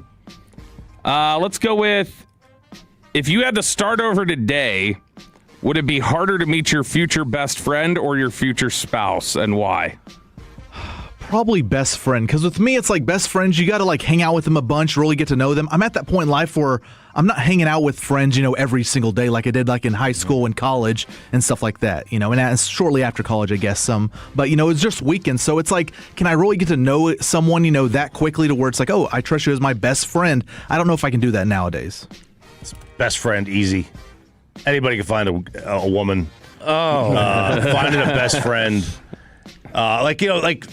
When my parents moved out of where I grew up the moment I graduated college, it's impossible, I think, to have a best friend that you didn't grow up with. Yeah. And once you move away from them, it's very hard to continue to have that best friend. Yep. So, my best friends are whoever my neighbor is. Shout out Crespo for now until he moves. Moving away. And they're all moving away. So it's hard. It's very hard, I think, to find a best friend. This is a fascinating question because of what everyone talks about with the dating difficulty today. Mm-hmm. Yeah. And that you would never want to be thrown back into the pool. I bet it's a madhouse out there, man. A good or bad one? Bad. I bet ask Aiden, I bet it's a bad madhouse. I think finding the future spouse would be more difficult. I think it depends who you're going to work with for the best friend. You can kind of go on that. That can give you your out. Yeah. Of having that social circle. But it sounds like it's bad going back out and dating. It's Hockey hawk. They will talk about like people talk about this is I think when somebody loses their best friend because they move away or whatever, like an adult, like, oh, my friend moved to the other side of the country, I don't see him anymore, whatever else. They will, like, it almost sounds the way they talk about it like more anxious than dating, trying to figure out, like, well, how do you just talk to an adult you don't know, and how do you just tell them, I just want to be your friend without it sounding weird, or like there's that whole aspect of it. But no, for us, in our context of we're on the radio and we do what we do, it would definitely be finding my next spouse before, because I could hear, again, you're in a social setting. More difficult. Yes, that would be more difficult. You're in a social setting. You've got an ability to like hang out with people around your age, around your interests. You guys are talking all the time. So that would be easier, I would think, than having to just start over again and find somebody who would put up with everything that I do and all the things that I have. All right. What are some of the answers over on the Something happened fan to text? Kristen, you'd probably be single for life. Yeah, no, 100%. Or I would just have to like use my tactics of manipulation to trick somebody. All right, 469, your woman should be your best friend. 615, just getting out of a divorce, and I'm thinking finding another spouse is infinitely more daunting. 512, both. I met both in college. I'm 34 now. Starting over would be a little difficult out there. 940, dating out here sucks. Yeah. All right, Ask Reddit here on 105 through the fan. Sean Sharif, what will future kids laugh at us for? I mean, all lingo, all the current existing lingo is going to get laughed at, just like when we were growing up. Yeah, all that lingo, and style. Right? There's a reason things go away and then come back. 70s, 80s, 90s, like they're all looks for a reason. Like everything changes, everything shifts. I saw one of the answers in Reddit. I was like, oh, that's it. It's all the TikTok dances and different things like that. Like people doing their little like skits during COVID or whatever. Yeah. Like, oh, I'm lip syncing. Like, that will be incredibly cringy to look back on. I think they're cringy now. I always thought TikTok dances were cringy. Shaking hands. Seeing people in person, calling someone on the phone, going outside. What? These kids, they're gonna make fun of all this. They make fun of all this. They would never greet. They don't go outside anymore. They're already making fun of us for doing that. They're already making fun of us for talking on the phone. What are you calling me? Although my kids FaceTime. Yeah. That's all they do. That's all they do is FaceTime. They don't want to talk on the phone. They FaceTime. Which is talking on the phone. Anything interpersonal communication that is. So you think it's going to get worse, not better? I think it's going to get way worse. Peyton? Yeah, I think future kids will make fun of us for having to walk around with a mask on like during COVID. Like that, we actually did that. I think so. That wasn't a COVID joke. I'm just being serious. I think when you have to explain to your future kids, it's not a joke. It's just sensitive. Okay, I'm not. We've been watching Brooklyn Nine-Nine. We're into the last season, and the first episode was shot during COVID, and I don't know why. I did burst out laughing with the opening shot as they all walked in and they were like acting with masks on. And I was like, which they were trying, it wasn't even like a message or anything. They were like acting like we're police in a state, like there was a reason for it. But even still, when I saw it, I burst out laughing for some. I just thought it was funny to look at. And it was just like, that flipped quick where we were all, I mean, that was everywhere for about a year, and now it is going to look odd looking back on photos and different things like that. Some of the answers on the fan text: 214, kids will laugh at us for writing our own papers. 469, opposite of what Peyton said, that they'll laugh at us because we weren't wearing masks. So Kristen had said this yesterday, and we're getting some of these answers, similar answers on here. Kristen said people are going to look back and mock us for the over-reliance on AI. We just were like, cool, AI, bring it on. They're gonna mock us for the under-reliance on AI. There's a lot of pushback right now, and it flipped. You think it's gonna go away? I don't think it's gonna go away. Computers, but it's gonna, like Kristen was like, we're gonna be run by machines, and we're gonna be going like those idiots. They open this up. These machines now control us, that kind of thing. But there's a lot of pushback against it now. A lot of people don't want it around. I don't want it around for the robots. Oh, the robot. Someone's going to get killed by a robot. You see the robot in China? I almost got killed by a robot yesterday. I walked in to get some like a Gatorade at the gas station, and they had one of those little cleaning bots, and it almost took me out. No, I did. It almost tripped me. All right. Did you call like a little Karen on that too? No. I didn't call on the other one, and the fan text was unanimous. I should have called on that guy yesterday. All right. RJ Choppy, ask her to hear 877-881-1053, 877-881-1053. What's something you should be grateful for, but you find super annoying? Teenagers. I love my kids to death. I love them to death, but it never. And you guys don't even know. Oh, I know. You know a little bit because of Jacob, but you don't even know. Dad, we're going on a class trip to New York City. It's $3,500. Oh, is it mandatory? No, but all my friends are going, and if I don't go, I'm going to be out of the friend group. So either I send him and donate a kidney, or I pay for therapy for the next 10 years because he has no friends because he's out of the friend group. Or, Dad, I need a Speed Flex helmet. Why do you need a Speed Flex helmet? Well, it's for football. Well, why don't you just use the ones they have? Dad, they're buckets. What's a bucket? It's an ugly helmet. It has no aura. I gotta have the Speed Flex. Safer. No aura. Okay, it's the one Micah wears. Okay. We had Rydell and Schutt. Whatever. We had 2 helmets. How many do you have? Gotta have it. Gotta have the helmet. How long are you gonna be aware for? 1 year. Well, can I get a used one? No, it's got to get reconfigured. It's the wrong color. It's the wrong size. It's got to be a new one. He's a man who knows what he wants. I think Dad, have $20 to play poker tonight. Poker. It never ends. That's part of your bitterness. He's 6 inches taller than you, and I think you're just bitter about that. We noticed that at Cold Beer and Cheeseburgers. I'm not bitter. He's giant. I'm not bitter. I get to claim his height. I don't think I created it. So, it's what happened yesterday. I should be grateful for all the birthday messages, but I don't like it. That's the one. Peyton? Everything has to have an app nowadays. I should be grateful because it's easier to use the app. I used to be where, a couple years ago, I wanted the plane ticket printed out for me, but now I have it on the phone and I actually got used to it and I like it now. But I should be grateful that, everything's got an app now. It should be easier. But it's like you can't go on a website nowadays without it screaming at you. Download our app for a better experience. It's like, why can't I just go on your website this one time? I don't want to download 100 million apps. Did you do any cake or dinner or anything birthday special? Nope. What a loser you are. Dad, can I get my car wrapped? Can I get my car wrapped? Grateful for air conditioning, but the damn bill gets insane. Good one. Do the Rangers have any all-star hope? Choppy with Diamond Cabs on the home of the Rangers next. After we get you over to Platinum.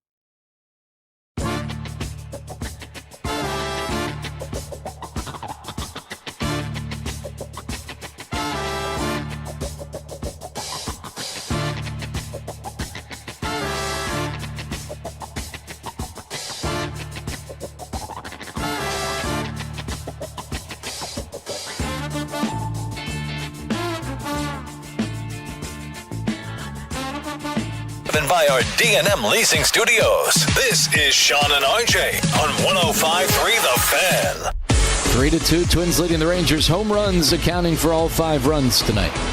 1-0, and Buxton launches one to left, and it's now accounted for all 6 runs as Buxton leaves the yard to straightaway left field, and Minnesota grows its lead to 4-2 on Buxton's 23rd homer of the year. You're an idiot and you don't know baseball. Ranger fans, you're not dreaming. How can you not be romantic about baseball? You know, I really don't have a good intro here. I'm sorry. Why? I don't, because rate it, Bobby.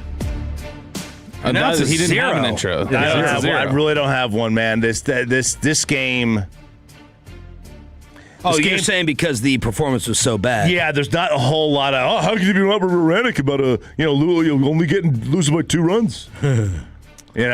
How can you not be romantic about only allowing 1 run over the final 8 innings? How about that one? It's a 0 because you didn't participate at the beginning. you missed the deadline. Yeah, the best way for me to sum up this game last night. How can you not be romantic about Corey Seager returning from a concussion soon? Hey, there you go. See, that's a 7. How can you have been romantic about Corey 7 Seager day. not having a rib injury? Something like that. That's not cool, guys. The best way for me to summarize this game was demoralizing. So boring. And it starts out before, how often does the average fan catch the very start of a game? Right? Sometimes it's like, all right, 7:05, you're finishing up dinner, you're cleaning the kitchen, you're doing this, you're doing that, you're getting the kids set up for something, and then it's like 7:15. And then oh wow, it's 3-0 already. And it's like, well, this is off to a great start. Yeah, if you missed the first 6 minutes. Yeah, if you missed the first 6 minutes of the game last night, then you missed them losing. Right. You missed them losing, and that's kind of how yesterday went. And Mackenzie Gore had pitched well at home.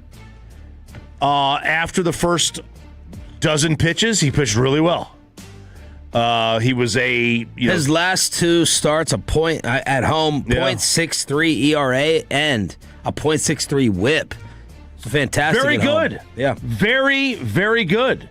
But there were people who were also very disappointed that the Rangers didn't amplify or really take advantage of the World Cup crowds that are showing up kind of in there. Yeah. To take in a game, kind of, do something to connect with those World Cup fans like Boston did. Boston did it with the Scotland fans. Now, I assume, I don't know if Boston invited them in or if they just all said maybe they just took over. Yeah, maybe they just took over. There was a lot of them there. There was a lot of them at the game, but there was a lot of them in Boston anyway.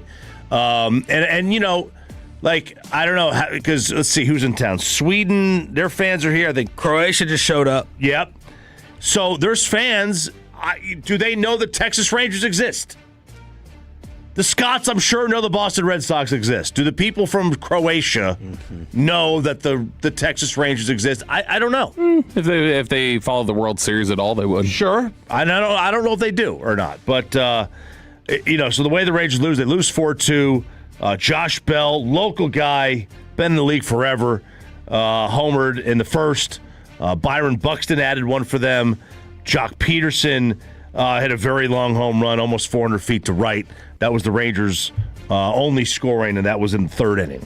Byron Buxton also been in the league for forever. You said his name earlier, and I was like, isn't he like 40 now? But he's actually younger than Josh Bell. He must have been I think he was super young when he got up. He was like the top prospect when he got up. I think he was the #1 pick. And today it's going to be Rocker on the mound. 6:30 pregame, 7 o'clock first pitch. Rocker on the hill, and let's see if he can, because the last time he only went about 4 or 5 innings. Let's see if he can go a little bit longer and deeper in the game. But it all depends on how well his stuff is working for him. It's not a guy he has to have it working. It doesn't seem like he can battle through a start where he just has so stuff like a DeGrom or an Eovaldi can yet. That'll come. You hope. First round of all-star ballots are out. How many Texas Ranger players are in the top 5 at their position?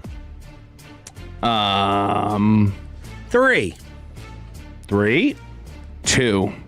2. Okay. Let's go through them. First base, there isn't any. Vlad Jr. leads at 600,000. Then Ben Rice. Those guys can catch pop-ups. Yes. Then Murakami, who's had a great year. Nick Kurtz, and then Pete Alonso. There's your top 5. Second base. This was the one that a lot of Ranger fans thought was maybe, their best chance with Zeke Duran. Yeah, I was counting that as one of my 3. Ernie Clement with the Blue Jays leads. He has 904,000 votes. Second place, Ezekiel Duran. Hey! There we go. 288,000 votes. Damn. So he's a little ways back. Travis Bazzana, Jose Altuve, Jazz Chisholm. That's your top 5. Shortstop. Is Corey Seager in the top 5? Corey Seager was one of the ones I was thinking would be. No, because I think baseball does a better job of not fanboying out and actually keeping it relevant to who deserves it. Their ballots do a good job, too, of putting all, you can sort by stats on a lot of those ballots. And, you can also just see, right there. So you can, if you don't know the players, you can naturally gravitate towards, all right, who's been killing it? All right, I'll vote for them. He is not. Bobby Jr., 890,000. Then Andres Jimenez, Kevin McGonigal, Colson Montgomery, who he played for. Colson Montgomery. He's a backup singer for Parker McCollum. White Sox. I think he just came up, too. And then Jeremy Pena. Third base is Josh Young in the top 5. Yes, he was one of my 3. Is he in the top 3? No. No. The no's have it. Junior Caminero, Okamoto, Vargas, and then Josh Young. Young has 285,000 votes. The leader has 625,000. Jose Ramirez is 5th. And that speaks to you, that they're not just picking names. Jose Ramirez is the best player of all the third basemen, and he's 5th. And there's a lot of people. Raymond went on a rant when we were facing them about just how forgotten and still underrated he is. Is any Ranger outfielder in the top 9? They have 9 listed outfielders. Did any Ranger outfielder make it? So it's just a catch-all outfield? Catch-all. Could Nimmo be 9th or 10th? No, I don't think so. I'll say no. No. Judge is first, then Trout, Bellinger, Buxton, Riley Green, Julio, Randy Arozarena, Dalton Varsho, Jesus Sanchez. So a lot of Blue Jays there. Arozarena's up there? Yeah. 412,000 votes. Catcher. There's none there. Oh, crap. Langoliers, though. Keller. He's at number 1. Alejandro Kirk, Rutschman, Dingler, Ryan Jeffers. Did Jock Peterson make the top 5? Arozarena's hitting 291. Is he really? He's a career 254 guy. Did Jock Peterson Peterson make top 5 for DH? No. I initially would have said no. I'm going to say yes now, just because there are Dodgers fans who would maybe fill out an AL ballot and go like, oh, I liked Jock. I know him. He did. He's number 5. Wow. Jordan is number 1. Jordan Alvarez. He had. Did you see what he did in the first inning the other night? Jordan, a couple home runs, right? Yeah, grand slam and a 2-run homer. 6 runs batted in the first inning. Jordan leads. Today's David Ortiz. Jordan leads all players in voting in the American League without the allegations. He's got 1,015,000 votes. His lead of 692,000 is the largest lead of any position, which is over George Springer, then Yandy Diaz, Giancarlo Stanton, who's barely played, and then Jock Peterson at number 5. So, Freeman leads the NL first baseman. Let's just run through it. Ozzie Albies at second base. C.J. Abrams at shortstop over Mookie Betts. That'll end, though. Max Muncy leads at third. And then, Paez, Acuna Jr., Marsh are your top 3 in outfield. And Drake Baldwin catching. And then Shohei is the overall leading vote getter, 1.165. He leads Kyle Schwarber, who's got 820,000 votes, as your DH. The Rangers are going to have to get a participant. Any of those 3 that are in the top 3, Zeke, Young, Peterson, are going to be candidates, and then obviously a pitcher, maybe. Jordan leads the American League in hits, home runs, RBIs, batting average, slugging percentage, OPS, OPS plus, total bases. He's just lapping the field right now. What's Ohtani's ERA? Microscopic. I said Is he ERA. going to start? Is he going to start as a pitcher for the NL? Or I mean, Chris Sanchez could, right? Is he going to be like the leadoff hitter and the starting pitcher for the National League in this game? Would that not be sick? What is his ERA, by the way? It's very difficult. It's annoying to try to find because when I go to all the stat websites, here we go, finally, MLB.com, it's just got his offensive numbers up there. Yeah, it's 106. Oh! And that's only after he gave up 3 runs the other day. Oh, spare. He was a .74 before that. Wow. God, he got blown up. That's all. It really is awesome. I mean, you have to say he's the greatest baseball player of all time. He's tracking that for sure. He really is. More than Babe? Huh? More than Babe? Well, Babe was more dominant against his peer, but Babe never did this at the same time. Babe pitched, though. But he didn't pitch and hit at this level. Like Babe was a pitcher, and then he got traded Babe to Laufenberg, jackass. Yeah. And then he... Is that what that was? Like, Babe pitched. Yeah, I recognize that Babe laugh anywhere. Babe pitched and hit a little bit. Babe led the majors in ERA in 1 year, and then he also had the highest obviously, OPS. Yeah. But he never... Like, he didn't make, 40 starts and 600 at-bats in the same year. You know what I mean? It was different. I think what a lot of people do is they forget... they don't factor... They'll take what Barry did offensively, and they have that outweigh what Shohei is offensively, and they just don't combine it. It's like saying Bo Jackson the best athlete. Right. Or Deion Sanders the athlete. If you were going to have someone on your team, you have to take Shohei Ohtani. Over anybody. I believe. Yeah. Even though I would prefer Barry at the plate. Right. Is Barry? Yeah, Aaron Judge is a better hitter than Shohei, and he has been, but he's not a more valuable overall player. Right. He doesn't pitch. Yeah. End of story. Shohei Ohtani, by default, is the MVP every year. He's 2 positions. Yeah. He's 2 positions rolled into 1, and that's what makes him so special, so fun to watch. And he's I want to see him in the home run derby. Oh, has he not participated ever? I don't remember him being in it ever. I would need to. Where's the All-Star game this year? It's not in LA. Is it Atlanta? Oh, they going back there? Really? I don't even. Let me see. Because if it was in LA, okay, maybe. But yeah, I guess I don't remember Shohei participating. So let's get double confirmation. Where it is in Philly. Okay, in Philly, and I don't think Shohei has participated. Oh, it was in Atlanta last year. Yeah, it's in Philly. Then Wrigley. Comedian. Oh, it's Philly because it's America 250. Diamond Cavs That's right. On your home 2021 Coors Field Shohei home run derby. Oh wow. What did he do? Nothing that memorable, I guess. Yeah, knocked down the first round. Diamond Cavs on your home of the Rangers, 105.3 The Fan. Choppy has you covered on the diamond and on the pitch. A crazy day in the World Cup. RJ has it for you after this. But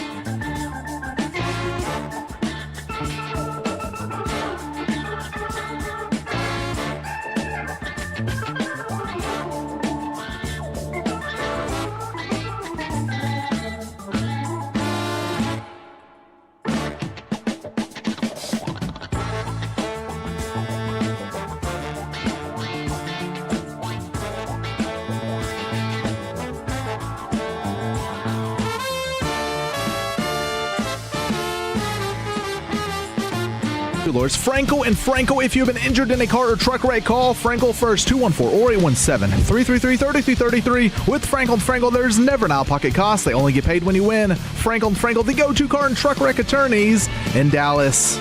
High ball from Mohamedin. Oh, what about this one? And they've equalised again. Mohamed Moebi for Iran. Relief and release. It's us against the world, bro, just watch us shine. Chappie's here to tell us what the hell is stop page time. World Cup, soccer at home and global too. Sit back, relax, let Chop nutmeg all over you. What a day. What a day at the World Cup. Not a great day if you picked winners. Yeah. Or losers. But if you picked draws, ties, as we would say in the United States of America. Everybody gets a trophy. You know, college football, I remember a time when you get a tie in college football. I'm old enough to remember that. I was in college.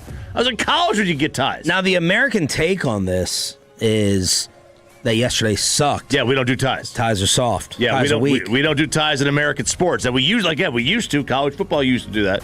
I wonder when did the NFL stop doing ties? I got to go back and look. But we've stopped doing. They did. No, and the Cowboys and the Packers just tied. Yeah, you still can tie. No, but no overtime. No overtime. There was a time, I'm sure. But yeah, you can still do ties. We still have sports where you can do ties in the Americas, as they would say. But that was a day. You're right. If you hate ties, that was a bad day. But we do have our first real major upset of the tourney, and that was Spain tying with Cape Verde. They got a 1-point draw, 0-0, but it was they get the point in the group. They were one of the co-favorites. They were the co-favorite with France in this tournament. Cape Verde is 64th ranked in the world. You know, this should have been like Germany beating Curacao 7-1. It should have been a much bigger gap, but it wasn't. Although it was, when you look at it from the constructs of how much Spain dominated the game. You know, if you look at some of the metrics, the money pitch. Yeah. The money pitch. Look at this graph right here, Bobby. This right here, that's how much Spain was dominating. Look at that. All the red. And look at the blue. They had nothing. If you look at the expected goals, it was 2.5 to a half. Possession. Spain possessed the ball for 74% of the time. They had 7 shots on goal. Cape Verde had just 1. You know, they had 734 accurate passes. Cape Verde had just 205. It was just a dominating performance. But the only stat that matters, the scoreboard, went the other way, or no way, I should say, and it was a 0-0 game. Belgium, they tie with Egypt at 1. Saudi Arabia and Uruguay, they tie at 1. And then the late game, Iran, New Zealand, they tie at 2. But, yeah, the Spain thing, that is the shocker so far of the World Cup.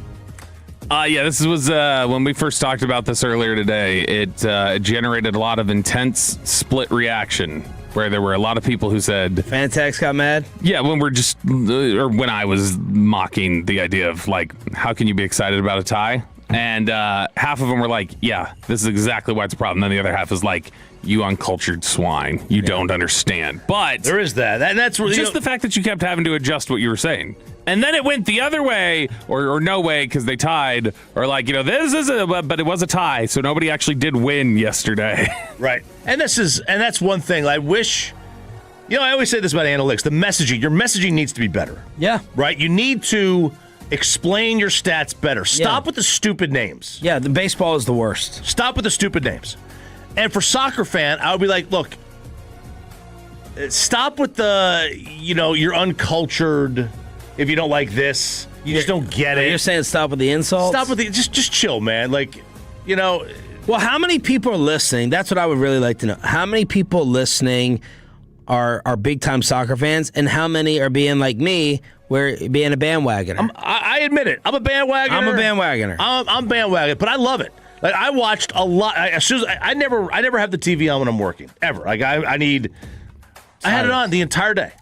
Just watch these games. Like that's what I want to do. I want to watch the games. Right? They're on. It's cool. So what are you appreciating so much about the actual gameplay that you won't use to cause you to tune in to non-World Cup games? It sounds like you're loving the action. I do. What do you like about the action? I do. I think the game is a cool game. I do like the game. I think it's a good game. I think it's much more physical than we give it credit for. I mean, these guys are. Every time they're heading the ball, I mean, I assume they're getting concussed. Yeah. Concussion. Soccer is the most concussed sport. Yeah. I love the almost. Like the build up where you could see a goal forming. He likes the edging. Is what yes, I like the edging. Yes, absolutely. I like the but and a beautiful goal that is set up is a work of art. You can it just happens very rare. It's too few. The game tying goal that Iran had yesterday, the header. I was like, oh, that's good. That was a really solid goal. Like New Zealand had some good ones, right? It was. I appreciate it. The problem is, like, first of all, I don't know any of the teams in the EPL or the UEFA. I don't know what their schedule. I don't know what that means. The Olympics is cut and dry, so I really get into this. It's the McRib factor for Americans. Yeah. Oh, for sure. It's. When you ask somebody if they like a McRib, they usually go, not really. But then when it's like, the McRib is back, then they're like, I got to go get a McRib for some reason. I just have to get it. Yeah. They've made it seem like it's the cool thing to do. I'm going to go do it. Speaking of Iran. They had a game last night against New Zealand. It was at SoFi. And during the national anthems, a lot of the fans turned their back.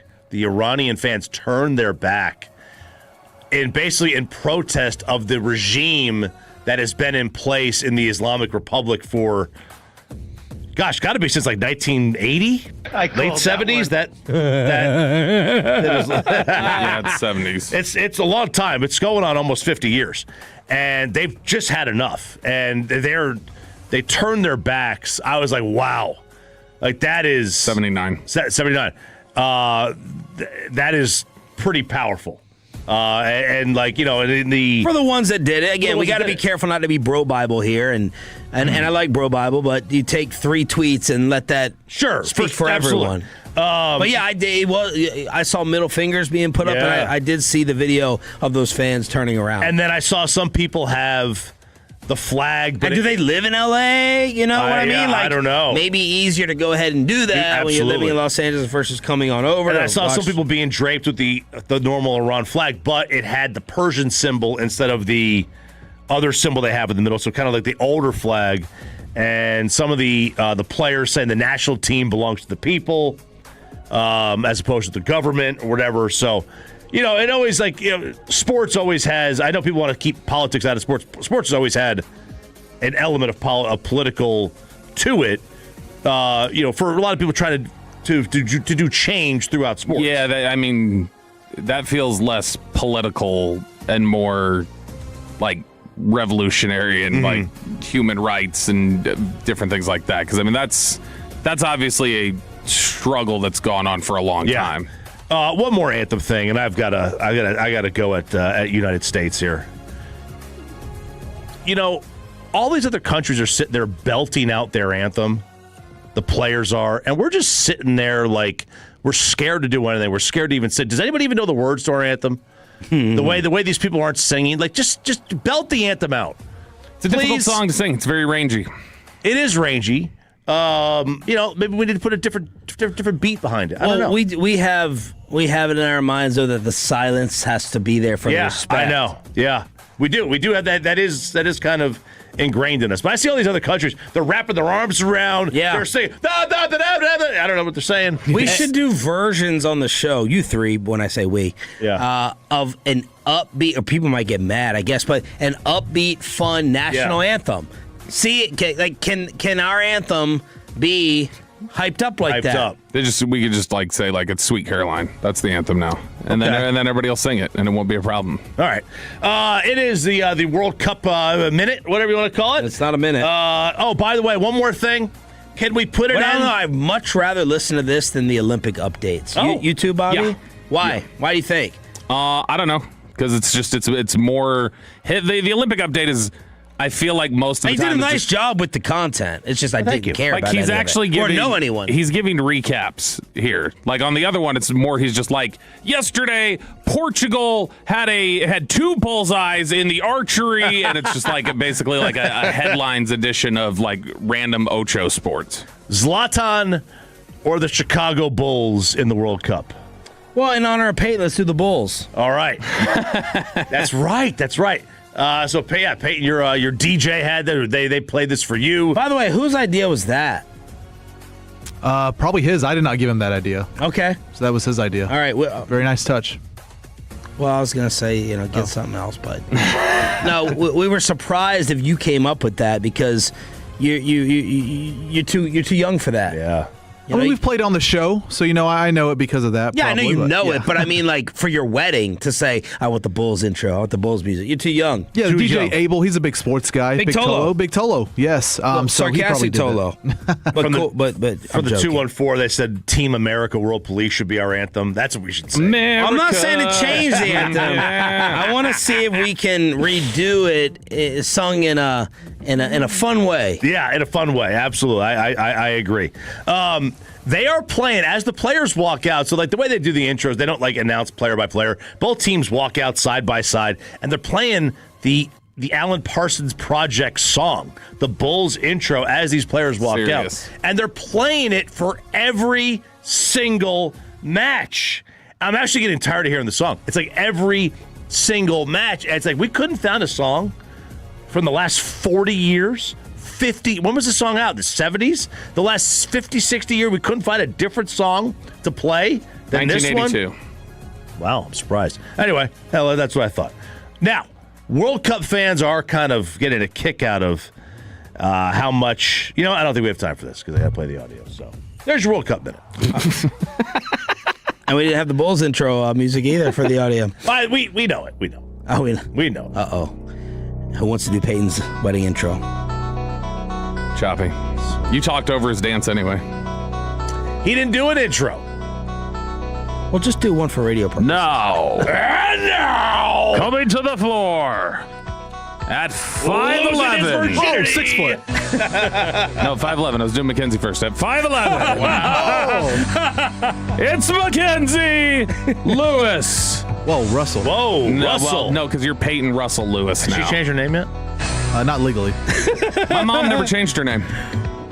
And look what happened to her. Yeah, exactly. One of the worst lists of the NFL offseason, and maybe of all time. Plus, George Pickens is here. That's next and Below the Belt, 105.3 The Fan. But it's also here. Father's Day weekend is coming up.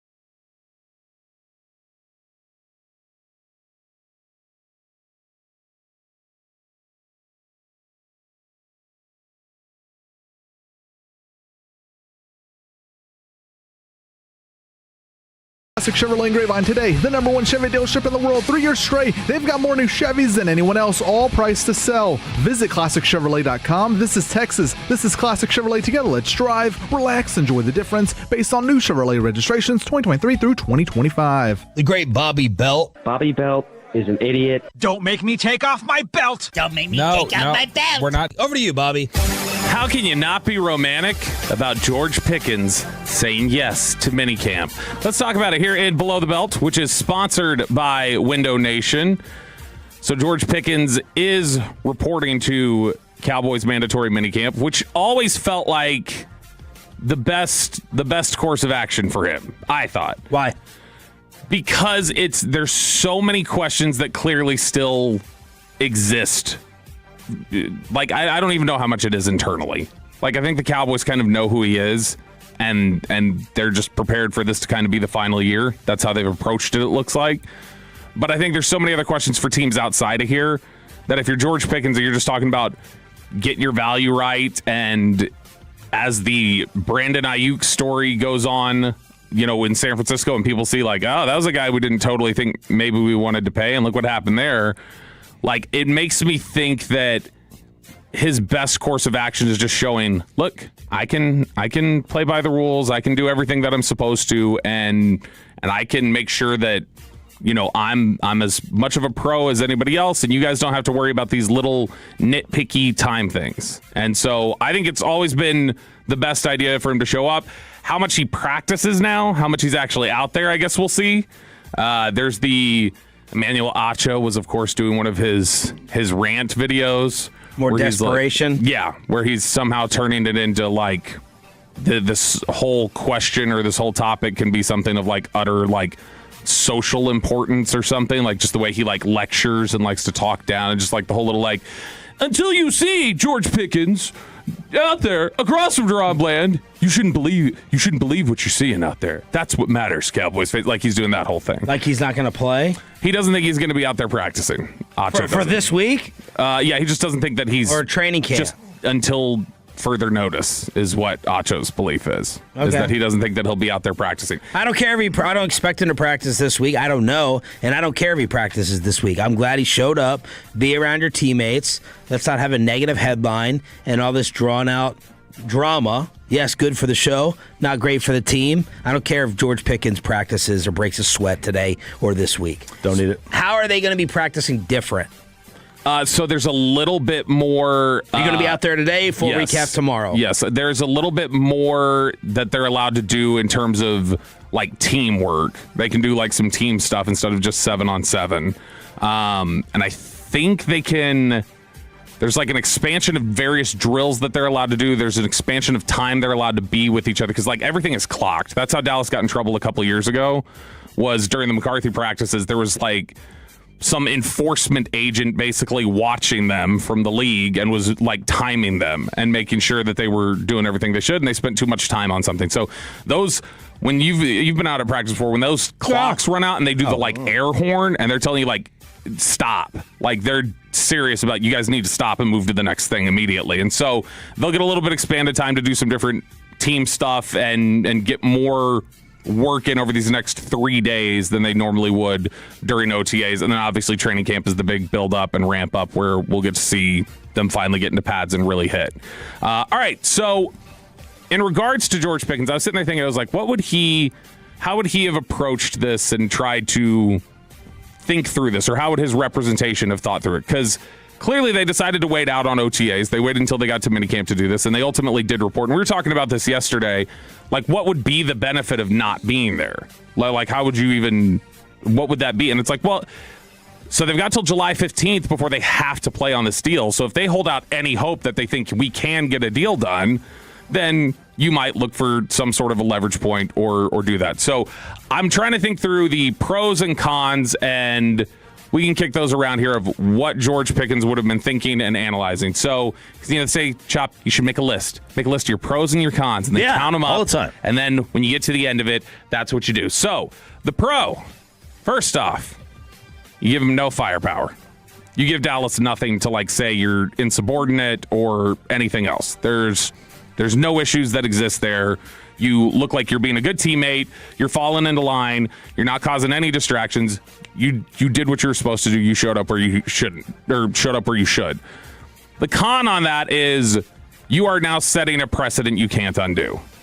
If you show up and you don't like and you're bitter and you're upset about things, if you leave, there's massive amounts of damage. Or if you don't show up for something else, or you start, one of the worst things Micah could have done, Micah put on that helmet during OTAs last year. He put on the helmet and he ran through drills like 3 times.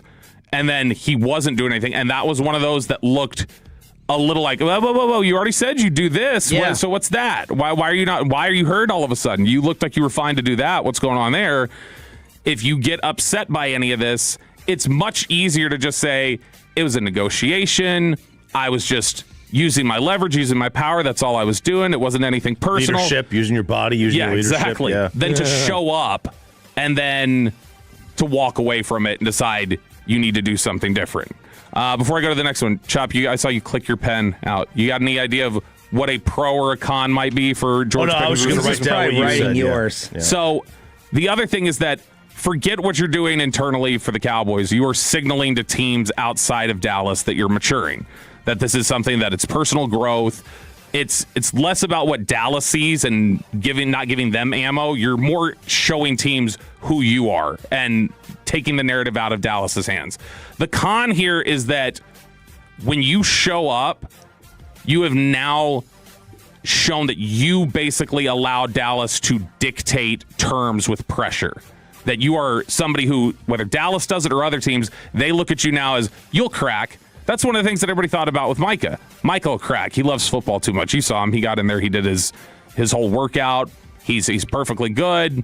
There's no issue here. He's happy, and he'll end up signing this. He'll break eventually. And ultimately, he didn't, and it caused greater tension. So now you've set a precedent that makes the Cowboys and other teams probably think, we can, with public pressure, move you to do certain things. A pro, you are getting into camp. It's a second year within the offense. You're getting in the more reps. You're setting yourself up to be more in sync with Dak, more in sync with the offense, and go out there and have a really strong year. That's all great.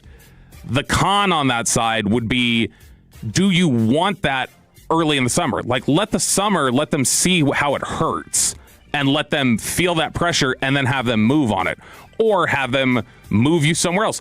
Or even like what the Cowboys did, teams around the league saw how it hurt the Cowboys whenever Zach Martin was out, or when Ezekiel Elliott was holding out all the way up until the end of the game. They saw them tensing up and panicking and getting tight about those things. You're displaying to the Cowboys and to the rest of the league that you matter to what they do here.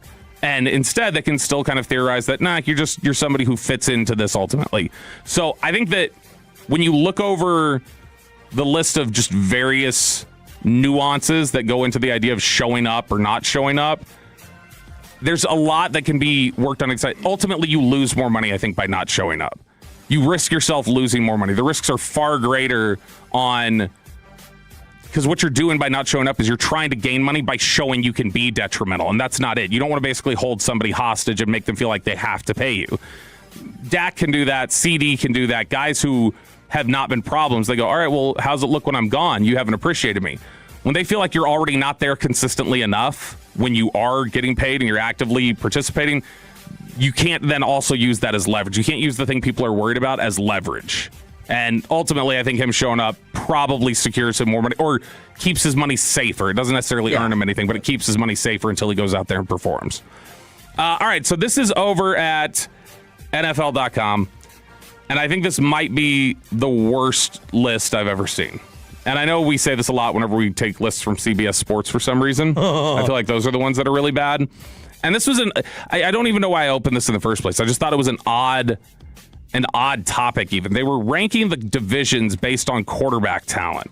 So they went and said, all right, just stack the divisions. I don't think it's an odd topic. But it was like the hook, the way the title was on the article was some sort of thing of does Caleb Williams blah, blah, blah? And I was like, what the hell is that? Why would they even be talking about Caleb Williams in that context? So I open it up and I'm looking, and this is the order of the divisions from 8 to 1 in terms of quarterback talent. And you stop me when you hear a problem. Number 8, the NFC South. So that's Michael Penix the worst / Tua. quarterbacks. Yep, Michael Penix / Tua. Bryce Young, Tyler Shuck, Baker Mayfield. AFC South. That's C.J. Stroud, Daniel Jones, Trevor Lawrence, Cam Ward. Yeah, move on. Might have that higher. That's above the AFC East, I think. Well, let's see. Because above the AFC East. Well, the Jets are awful. The Dolphins are awful. Like they bring everything down. So okay, and then I have 2 MVPs. Well, it's Josh Allen and Drake May. 6 is the AFC East. Josh Allen and Drake May, and then Malik Willis, who's unknown, but Geno Smith, who's been steady the last couple years. He's not great. Nah, not steady last year. I mean, last year was bad. Yeah. Number 5. Oh, man, I forgot about Geno in Miami. Yeah. Number 5, the AFC North. Joe Burrow, Lamar Jackson, Deshaun Watson, Aaron Rodgers. Number 4, the NFC North. Caleb Williams, Jared Goff, Jordan Love, Kyler Murray / JJ McCarthy. Seems low. Number 3, the NFC East. Dak Prescott, Jackson Dart, Jalen Hurts, Jaden Daniels. That's not better than the NFC North. That is not better than the AFC North. It's not like, I mean, Burrow and Lamar are like, Lamar's won 2 MVPs in the last 6 years or whatever it is. Burrow has had some of the best seasons we've seen in the NFL over the last 3 or 4 years when he's been healthy. Number 2. The NFC East has one real quarterback. Dak. Yeah. Yeah. Number 2. The AFC West. Bo Nix, Patrick Mahomes, Cousins and Fernando Mendoza, and Justin Herbert are behind. Number 1, the NFC West. Jacoby Brissett, Matt Stafford, Brock Purdy, Sam Darnold. I don't see how you could have the NFC West above like 3 of these divisions. No. Stafford's been great, but they clearly have shown in the other rankings it doesn't matter if you have 2 MVPs in there. They're bringing it down. You can have Drake May and Josh Allen. You can have Joe Burrow and Lamar Jackson. We're taking the rest of the division down if you have Geno Smith in there or whoever else. And the fact that you've got, I mean, Mahomes is still somebody who he's got to come back from the injury, and he hasn't played nearly as well as he has in previous years. But Brissett is a complete nothing. That's equal to anybody else on the list of just like, yeah, you can't count on that. Stafford's really strong. Mm-hmm. Purdy has been kind of up and down in the last year, but I still have upside on. And then Darnold has won the Super Bowl, but that's a complete question as to how sustainable any of that is. I don't see how you could have the NFC West anywhere above the AFC West, the AFC North. The fact that the AFC North, a division that has you have Josh Allen, Drake May, you've got Lamar Jackson, Joe Burrow, those divisions can be in the back half of the league, according to this list, I think is ridiculous. I think you're overreacting a little bit. Of course, you're going to, kiss the ass of Justin Herbert to support the AFC West. I crushed the NFC East. That's my quarterback. AFC West is better than the NFC West, I think, in terms of quarterbacks. I mean, the NFC West, the top 3 in the NFC West is pretty stacked. Of course, yes. Necessarily. Darnold was not good in the second half of last year. He was 18th in QBR. I mean, he was okay. I think the AFC North, they're saying that the AFC North, the other 2 of the teams have nothing. Yeah, they're old. So it depends how much you want to rank being top heavy. The NFC North has the highest floor. The what? NFC North. Kyler. If Kyler's your worst, yeah. Like the other 3 are pretty decent. Yeah. I don't know that Watson and Rodgers are going to be worse than Darnold and Brissett in 2026. And I definitely would take the. Wait a sec. Let's put the 4 in order here. Mm-hmm. I want to hold your feet to the fire. Okay. Watson, Brissett, Rodgers, and who's the 4th? Darnold. And Darnold. Mm-hmm. All right. We're putting Darnold 1. Yep. We're putting Brissett 4. Yep. And then I think you have to put Rodgers 2 and Watson 3. Yep. I would. That's exactly how I do it. And to me, then, the question is, would I rather have... that's Darnold, Rodgers, Watson, Brissett. So that's NFC West, AFC North, NFC West. So then I don't know how you could then say that Stafford Purdy is above Lamar Burrow. I don't think it is. Well, Watson may be awful, too. Like, this is just, throwing it out. Like, Brissett is probably going to have better numbers than Deshaun Watson. You could say that. You could. Potentially, yeah. It just kind of depends on how much Watson plays and what he's at. Below the belt every day at this time on your home of the Cowboys, 105.3 The Fan. I have an NBA true or false to start off the offseason and another Shakira ticket giveaway to hook you up on a Tolo Tuesday with Sean and RJ. Let me also hook you up if you're a soccer fan visiting and you're like,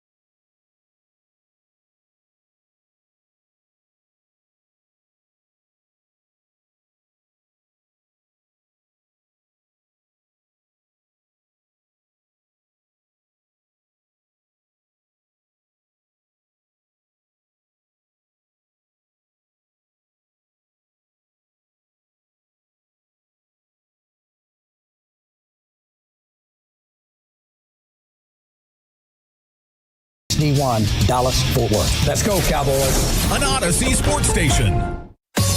Driven by our D&M Leasing Studios, this is Sean and RJ on 105.3 The Fan.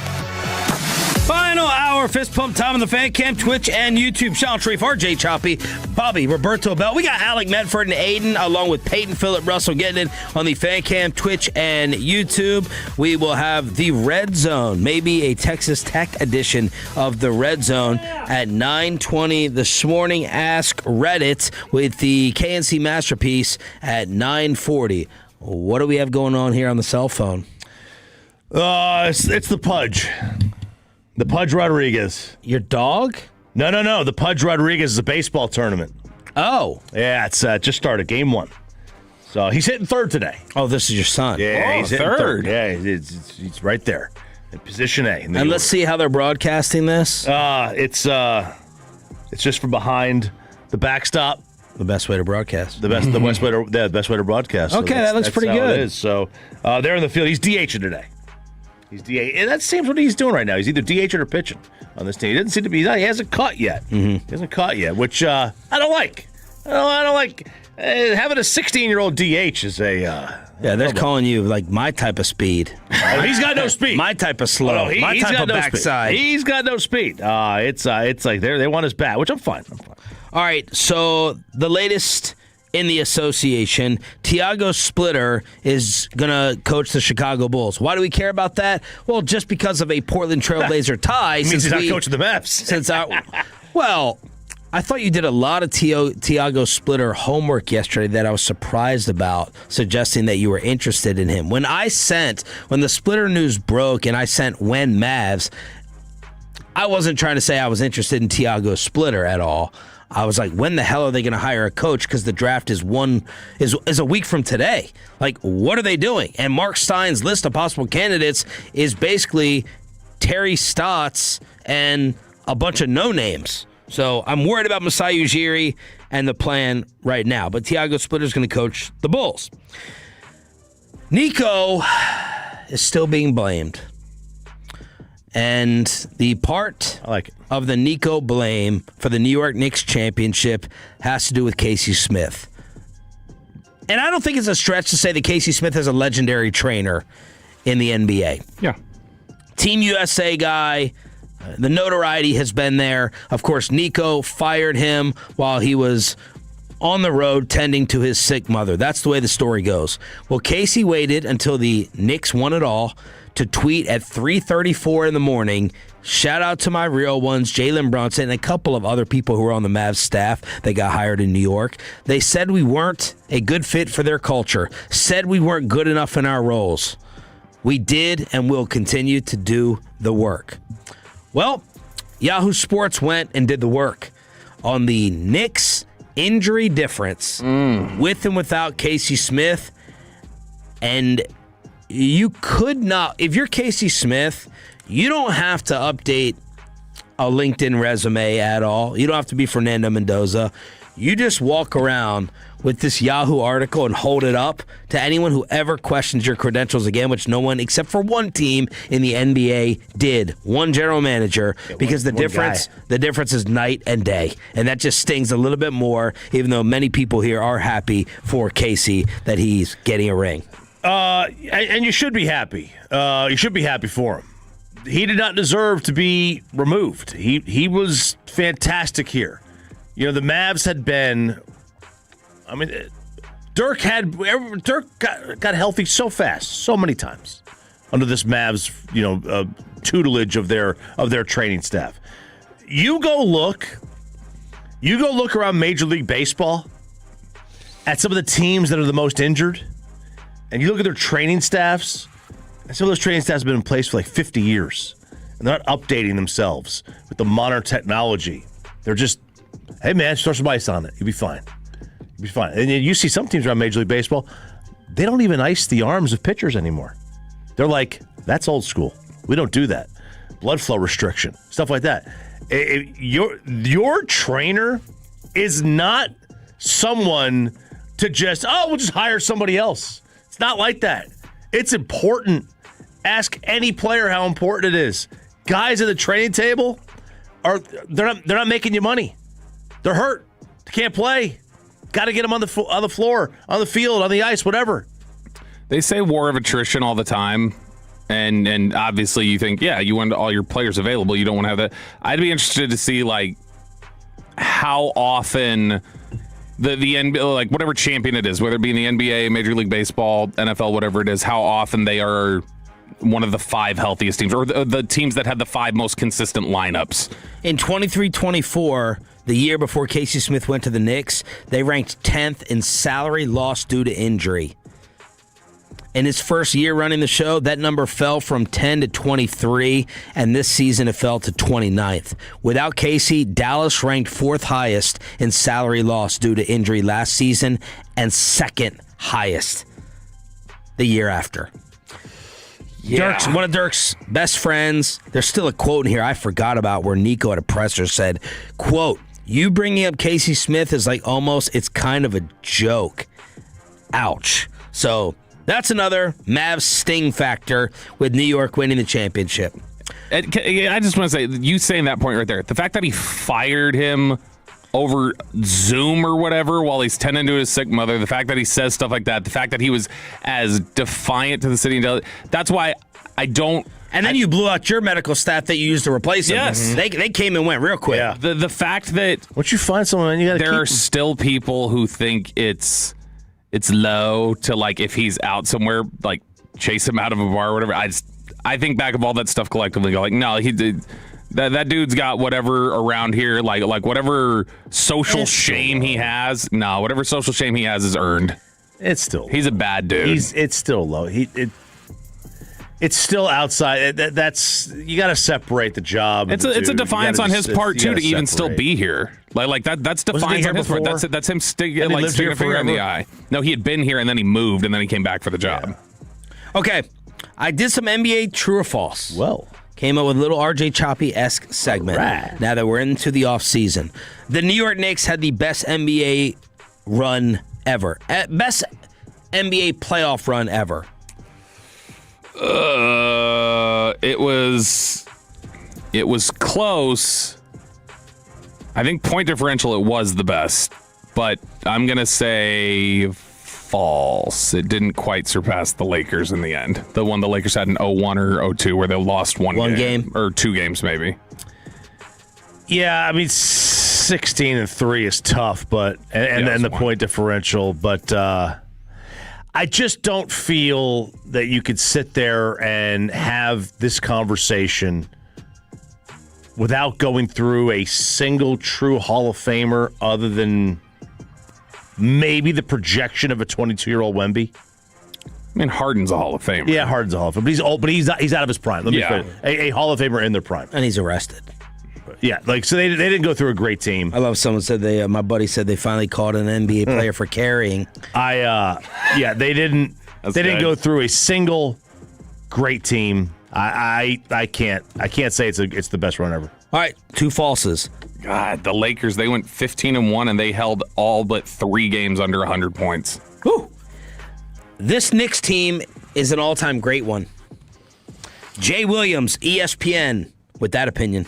I think they're an all-time great team. I think they're an all-time great team because they had an all-time great run.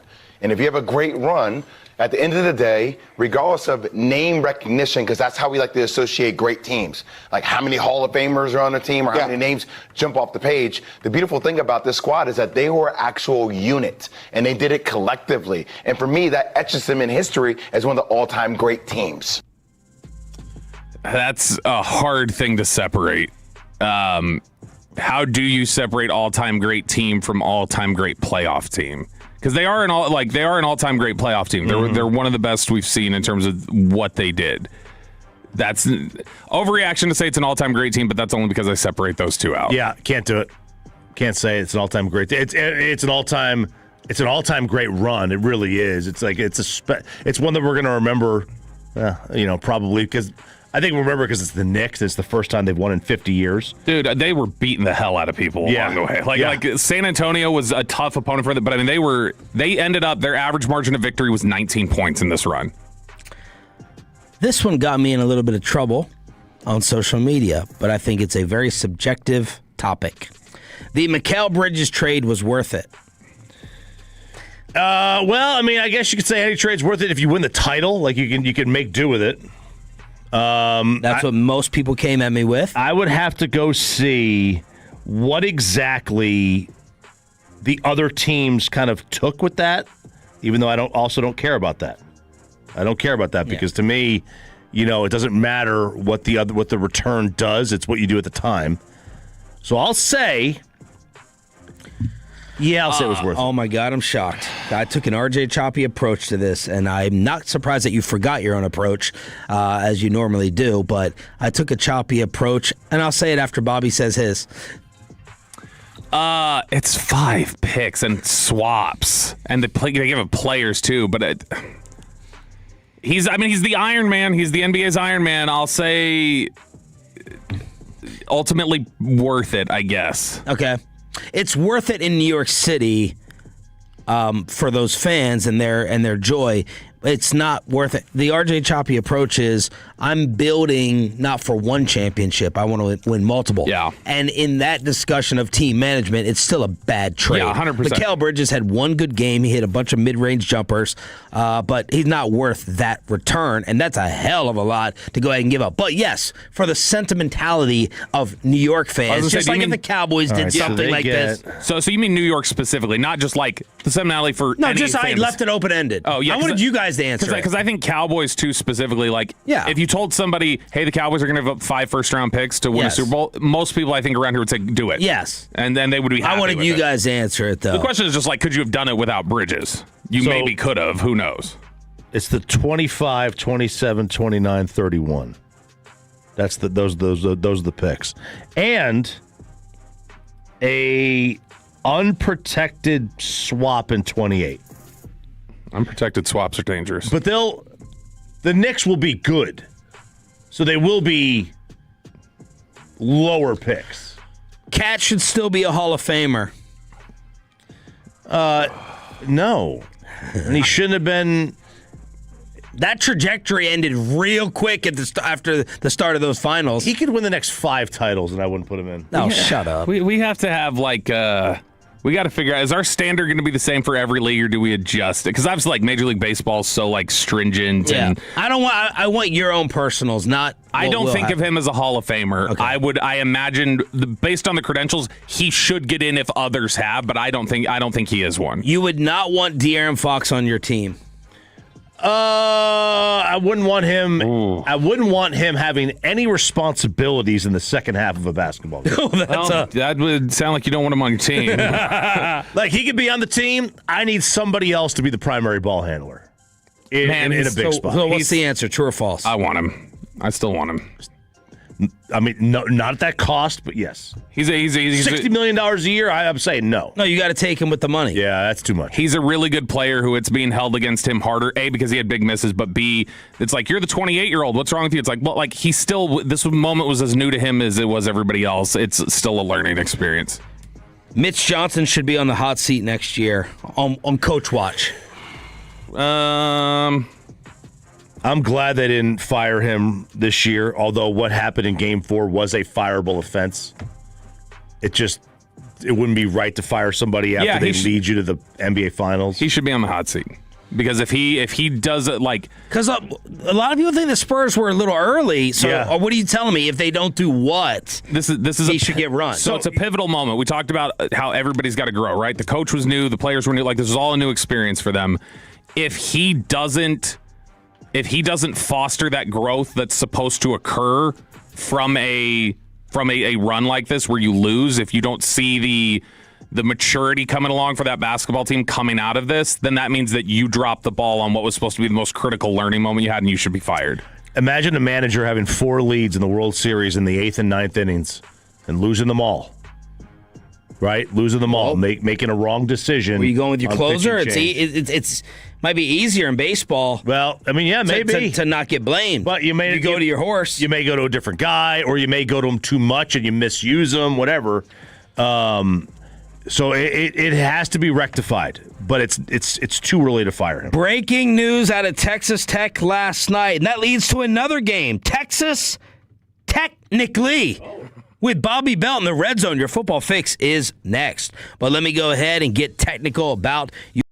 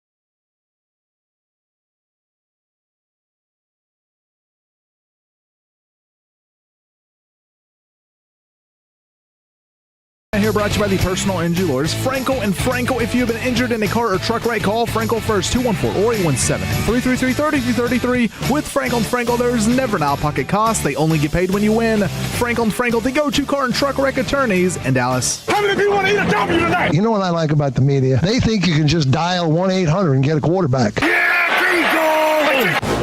It is the Red Zone, your football fix, brought to you by Jess Love Coffee here on Sean and RJ with the big breaking news last night. Brendan Sorsby says, deuces, I'm out of here, see you later. And he's heading to the supplemental draft after the Big 12 filed what some people call this brilliant legal action, this devastating legal action that could have stopped Sorsby from playing this year rather than roll the dice. And again, I'm dumbing this down for my own purposes because I'm too stupid to get all the legalese. Sorsby's like, screw it, not taking the chance of not playing. Let's go to the National Football League. And Vegas has conveniently sent me the odds on when Brendan Sorsby will be selected. Now, Jeremy Fowler, ESPN, and others are saying that he would have been a first-round pick this year. Matt Miller, ESPN, saying first-round pick. He could go second in the supplemental draft. What do you think is the round in which he will be taken as the Vegas favorite? He will be a second. I was going to say second or third. I'll say second. Second is actually tied for the third best odds. Behind third round at 3-1, and undrafted is plus 350. As again, the last player drafted in the supplemental draft was Jalen Thompson of your Dallas Cowboys. Yep. So second is tied for fourth. I'm very surprised by that. That undrafted would beat second. Well, I guess they view it as too rich. I don't know. Yeah, I mean, but to go from he'll go in the third round probably, or undrafted. Yeah. Or maybe somebody will give a second rounder, who knows? It seems very much like Vegas just doesn't have a handle on it. That's from Bet Online. The team that will draft him. Ooh. Let's see. You throw out your guess, Chop, so I can think about it. I was going to throw... It's too easy to say Arizona or the Jets. And those are 1 and 2. And those are 1 and 2? Okay. Who are you going to say, though? Well, I was going to throw out a team that, has an aging quarterback. So the Rams are out because obviously they just drafted... So I was going to think a Pittsburgh, but he doesn't fit Pittsburgh. I don't think that the Steelers organization would go down that road. Is anywhere on the list the Philadelphia Eagles? Yes, but far down. Okay. In order, Jets 3-1. Arizona 5-1, Miami 6-1, Pittsburgh 7-1. Ooh. Then Atlanta, Minnesota, Tampa Bay, Indianapolis, Carolina. Dallas Cowboys tied with Carolina at 16-1, and then the Philadelphia Eagles 28-1. How far away is he, you think? How many years? He's going to need to sit probably for a year. I think if you are a team like Cowboys, some team with an older quarterback. Howie's supposed to be Mr. Aggressive, yeah. And if they're really talking about they're looking for the reset after this year with Jalen Hurts, then I would just wonder if they would put in a bid that would be a fourth rounder or something like that just to see. All right, Bob, what type of game did you cook up in honor of this? Okay, so I started thinking about Texas Tech and the way that they like to approach things, and it's really a great way to approach life and a great way to approach problems is to just say, look for the technicality, which is something Chop obviously specializes in. So I decided that we could take 3 bigger issues and try to find a way to see how Texas Tech would excuse these problems. And I've even got a jingle for you, Sean.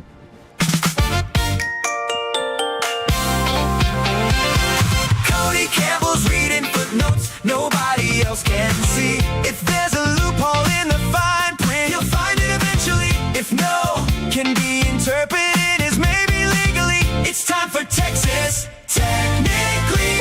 All right, Texas Technically. I love it. Let's take a look at. I could hear more of it. He was shut the hell up. Nobody could hear that.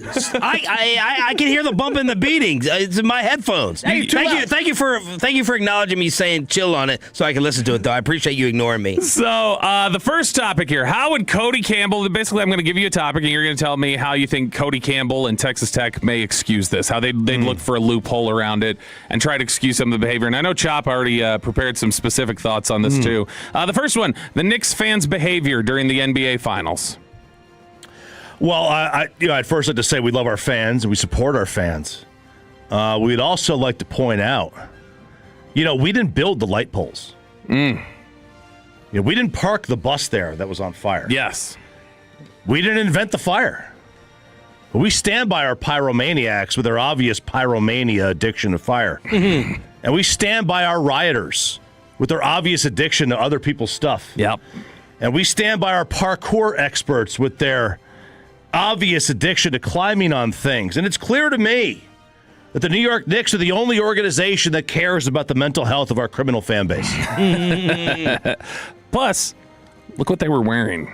Spurs jerseys. You should know better. Yeah. They're like they can't be. They just see rage when they see Spurs uniforms. And what are they supposed to do other than just naturally feel compelled to defend themselves and defend their home turf?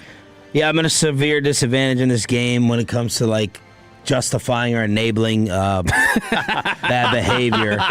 I think they would just say, look, we know what it's like not to have won anything for a long, long time. Yeah. We understand it. The only thing you were missing was tortillas. That's good. That's good. All right. How would Texas Tech justify the Mavericks not hiring a coach yet?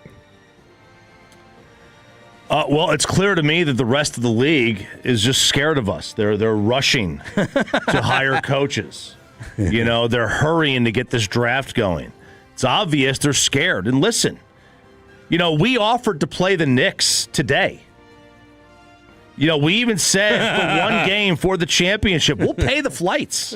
We'll pay for the hotels. We'll pay for the referees. We'll bring Mike Breen down here. We'll pay for the television exposure. We win. We're the champs. Offers on the table. I don't think they're going to take it. I think the Knicks are scared. They're not going to take it. So that's, as far as I'm concerned, the Mavericks don't need a coach yet. Everybody else is scared of us. That's good.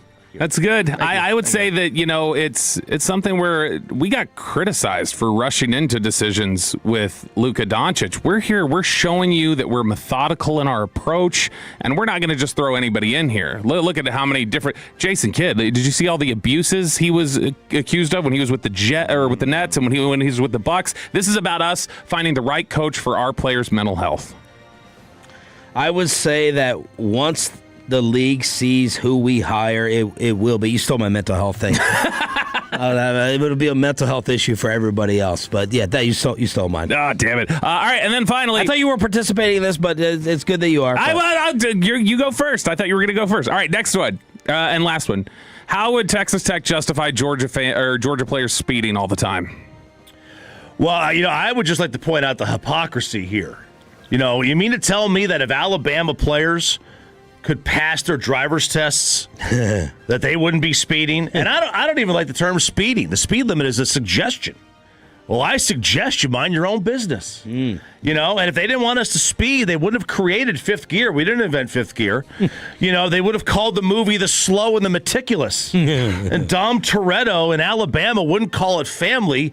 He would call it sister, cousin, brother, wife.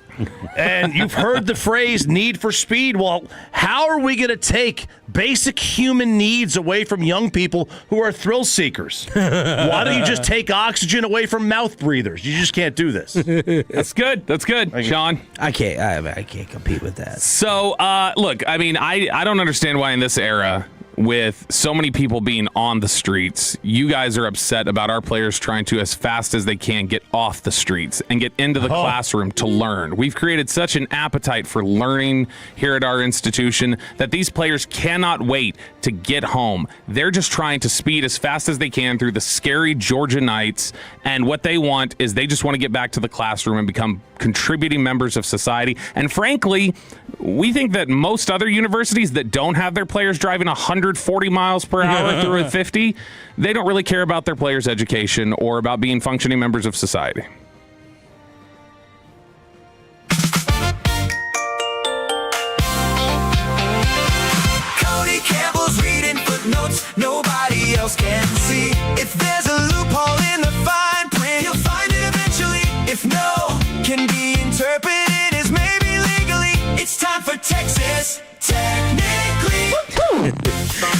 How much Texas Tech listening base are we losing here over the past month? Man, Jacob Ray and others have made it seem like there are a bunch of them who are just kind of like covering their eyes throughout this whole Not thing. Brennan. Well, Not no. Brennan Baxter. No. Jacob Ray, the first thing he texted us yesterday is, I'm bitter that I wasted 20 minutes of my life on that video after this all came out. Adam Schefter, just sad addition to the Alden Smith story.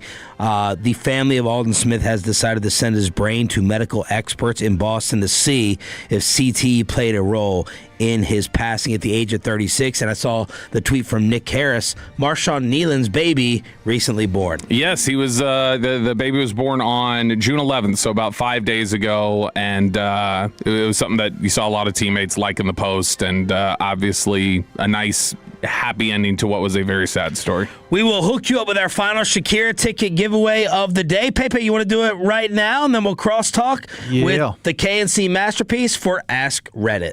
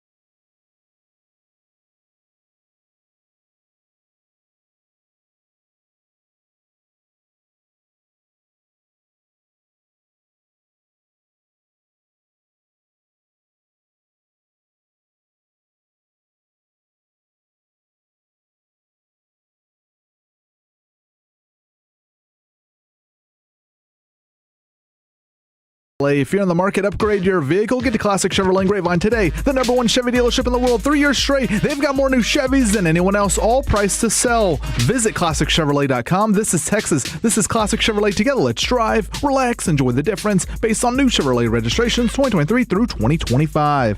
Let's crosstalk with the KSC Masterpiece and finish up Ask Reddit after Corey Majors tells us what's coming up. Guys, we have a show today that I cannot wait to do. It's going to be great. So excited. Our final NBA and NHL super segment at 10 o'clock today. And then which NFL player or players would you buy the most stock in for this year? We do that at 10:20. Bobby, let's finish up. All right, Ask Reddit here. We got a couple questions remaining that we didn't get to at 7:40. So let's go first off here, and anybody can answer this one. And by the way, all the World Cup highlights today, courtesy of FIFA and Fox. Shout out to them. What's the most... Shout out to me. Shout out to you.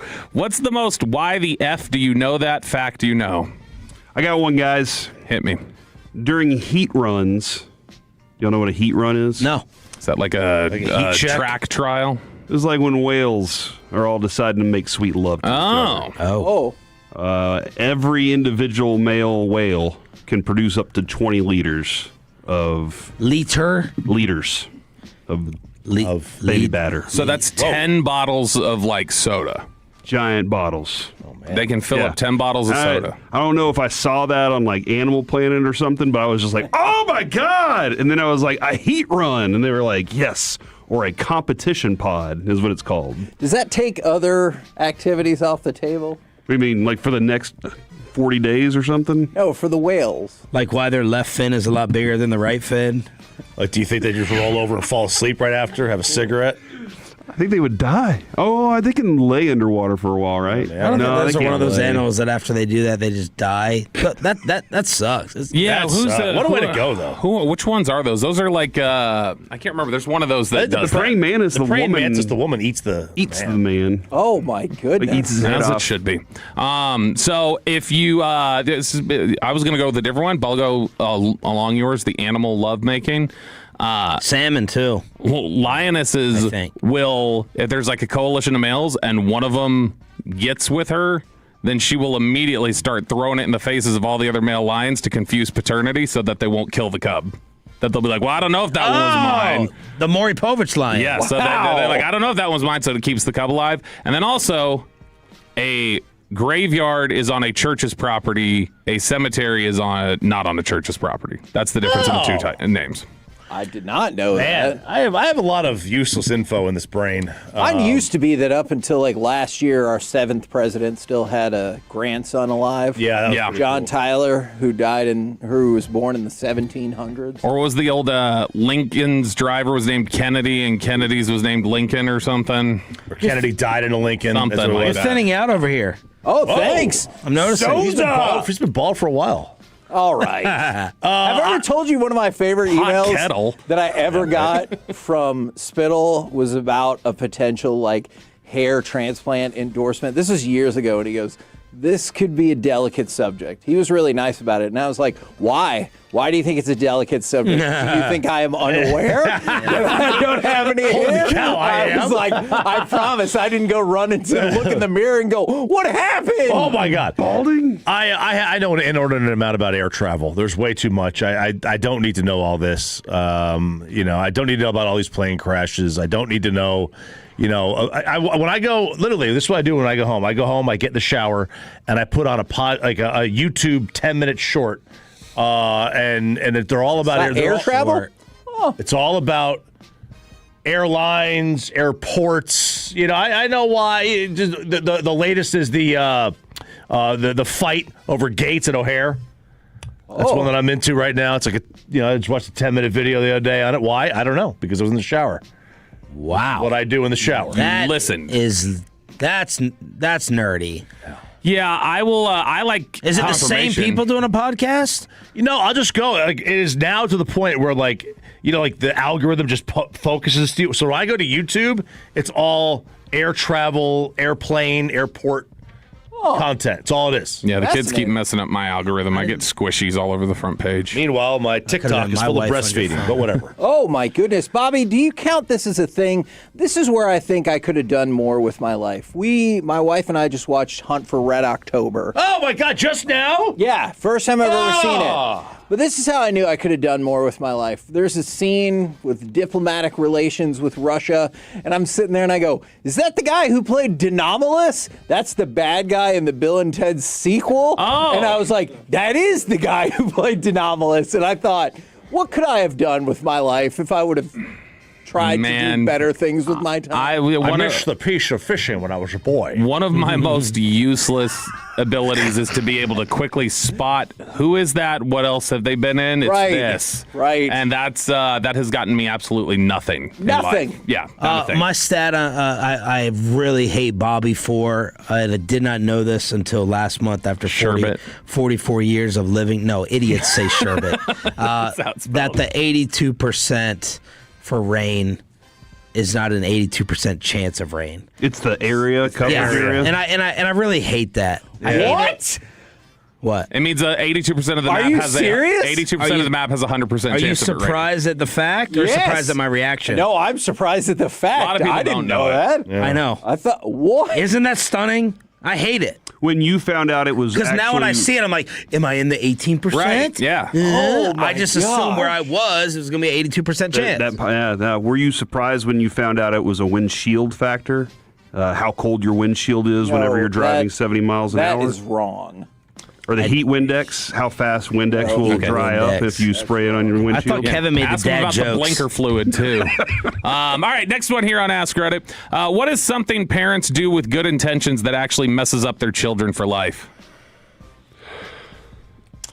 Oh, I mean, you spoil them, and then it ruins them, or you beat them with a belt. And that only works until they're not scared of you anymore. I think yelling at them definitely, like, your intention is to get them to stop doing what they're doing or whatever. But the yelling part of it can be, like, definitely depending on what it is. Yeah. And then how often. So that's the thing is that, like, I'm trying to think of, like, what's universal. If you are always, like, shielding them from, like your helicopter parent, and you're always, shield your home.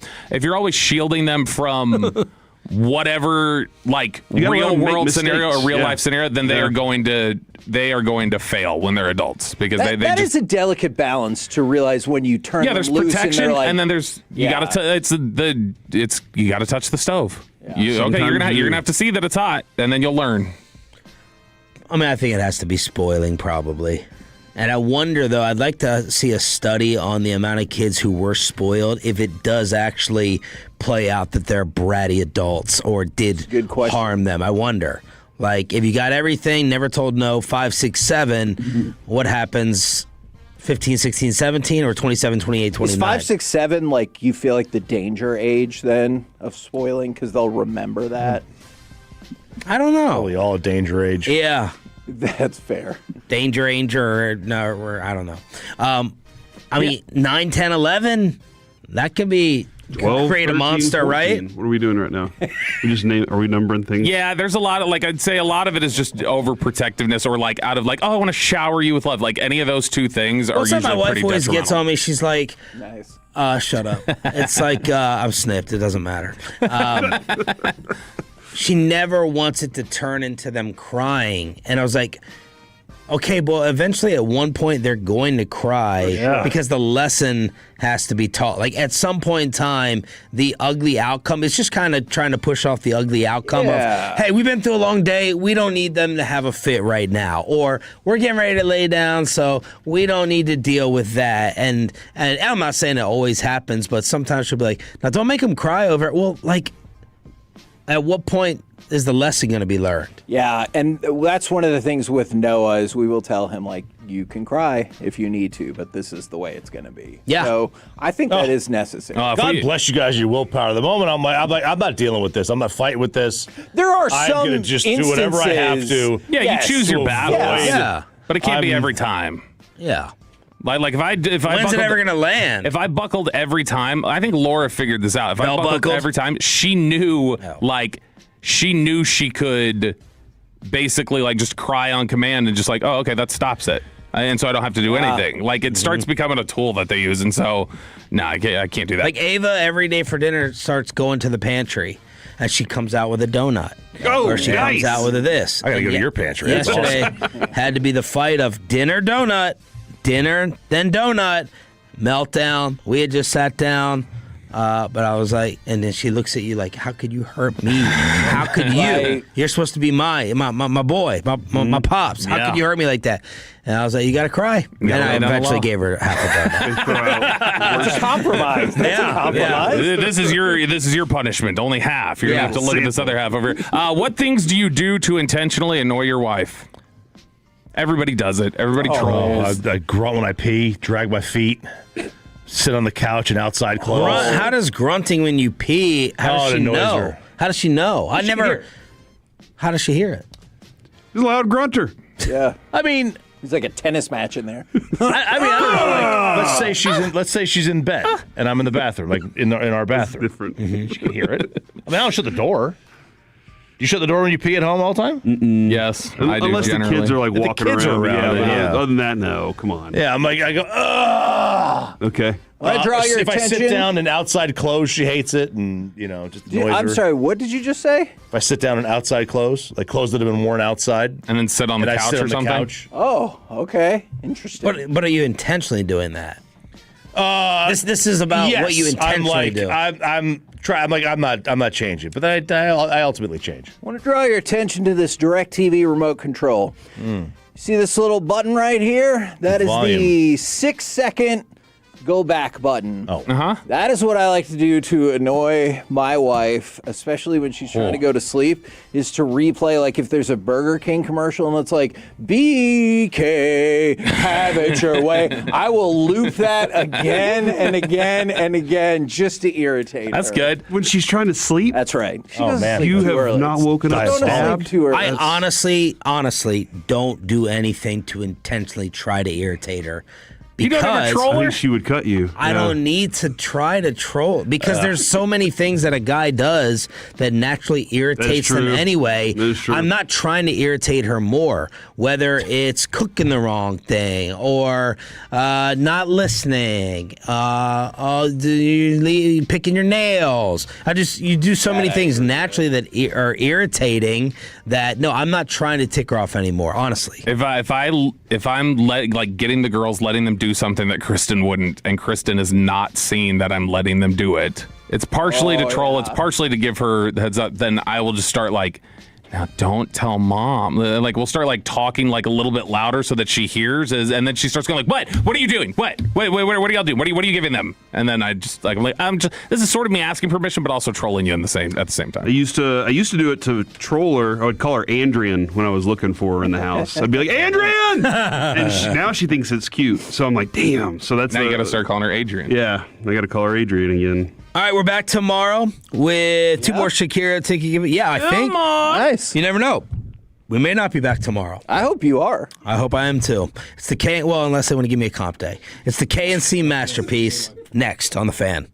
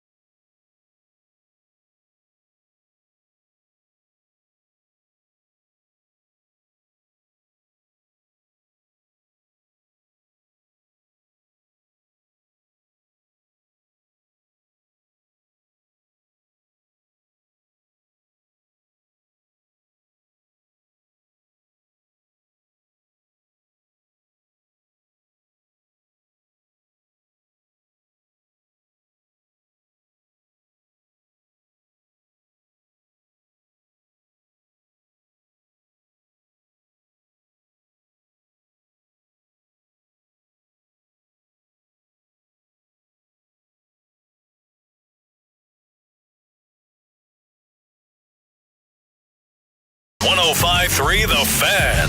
KNC Masterpiece right here on 105.3 The Fan. You got me, Kevin Hagelin. You got, Corey Majors. Oh, man. And, of course, the famous Alec Medford. Gentlemen, 877-881-1053. How the heck you doing today? How the heck is everybody out there in Radio Land? Frankel and Frankel Injury Attorney text line, or the Twitch, or the YouTube. Things are going good, Kevin. That's nice. Things are going very well. It's very nice. Do you ever talk to the people behind you in the car? Not like the ones in the seat behind you, but the vehicle that's coming up behind you. Oh, yeah. And they don't realize there's a police officer in front of the big rig over there. Okay. And they're on your butt, and you're like, hey, I'm trying to let you know right now. Right. There is a police officer right there. All right. I'm really glad that you brought this up because I've been thinking about this for a few weeks. If there is somebody like just on a regular street, just riding your ass, man, and you're in the right, okay, shut up. Thank you, Alex. Oh, son of a gun. How's it going, buddy? You're good. About to take my shirt off. We'll get Tuesday, to baby! that. You're in the right lane, and you see there's construction coming up, and you're going to move. But this guy has just been right, just like on top of you, and you're like, it's freaking Arapahoe, dude. Relax. Are you a jerk if you wait like way late in the process to move out of that lane, knowing that D-hole is going to be speeding and might all be like, oh my gosh. You're both being jerks in that situation. Okay. Like, that's like, yes. You forced me into being a jerk. If you're intentionally doing it to irritate them, then yeah, you're kind of being a jerk. But if they did it first, they were being the jerk first. Yeah. You could have just been like, okay, whatever. Normally I wouldn't do that, but I have had thoughts. But you chose violence. Fine, I'll move at the last minute and see how you do. Exactly. No, you're right. I haven't about that. done that, but I thought about it. And when you do move over, and you're trying to warn the guy, you're like, hey, there's a cop right there, and he's just flipping you off and doing all the things. And then you just go, okay, I'm waiting until I naturally get over, because I've gotten a ticket on this highway. Going 100 and something miles an hour. So that was my fault. You know, that was my fault. But I did look at my kid in that moment and say, because we got pulled over, first time he'd ever been pulled over, like in the car with me. And I looked at him and I was like, do you have any drugs on you right now? And he was just like, what are you saying to me? And I was like, hide them or we are in trouble. Oh my goodness. It was fun to watch his face panic. But then so I'm like, all right, I move over and the guy flies by, but then the state trooper doesn't do anything. This dude levels it and he's going 20 miles over and the trooper didn't do anything. What's the trooper doing, dude? Maybe they're waiting for like some other criminal they know is coming down the highway. Maybe so. They're at an interception point. They had a sting operation rocking. Maybe maybe you're right about that. Maybe. Sting operations are a big deal.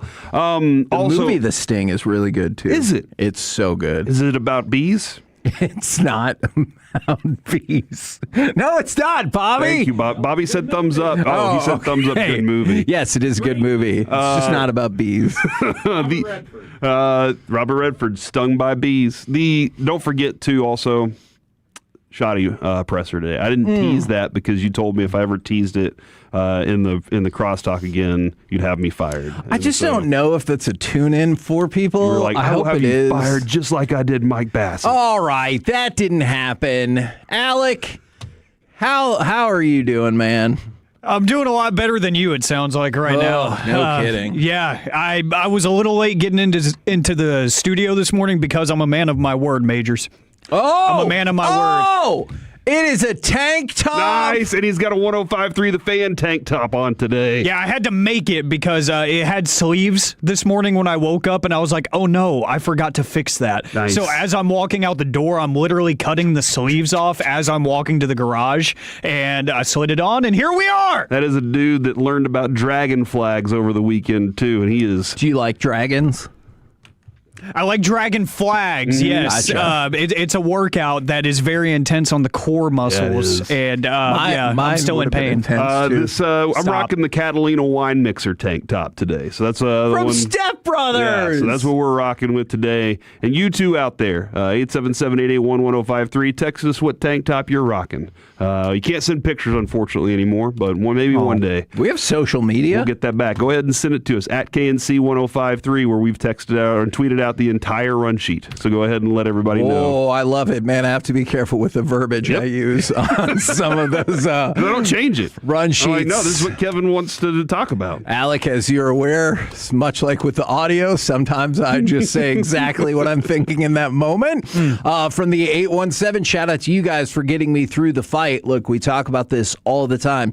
There are many, many different avenues if you need help. You can start it off by talking with us. I always try to direct people to like BetterHelp or NamiNorthTexas.org because those people are professionals. But I'm glad to be like an intermediary to get you to those people and chat with you if you need somebody to talk to. Yeah, I one of my concerns is that I'm a fixer. Yeah. And so I don't love to listen as much as I love to try and help. And sometimes they just need the listening. And a lot of people, you don't want a problem solver. There's a song about that. And so that's the first thing I do is I'm like, here's my solution. Talk to NAMI North Texas. Get the people that will listen, and then they have the best advice. So I will absolutely send you and direct you to. But I will screw things up really quick by trying to give you advice.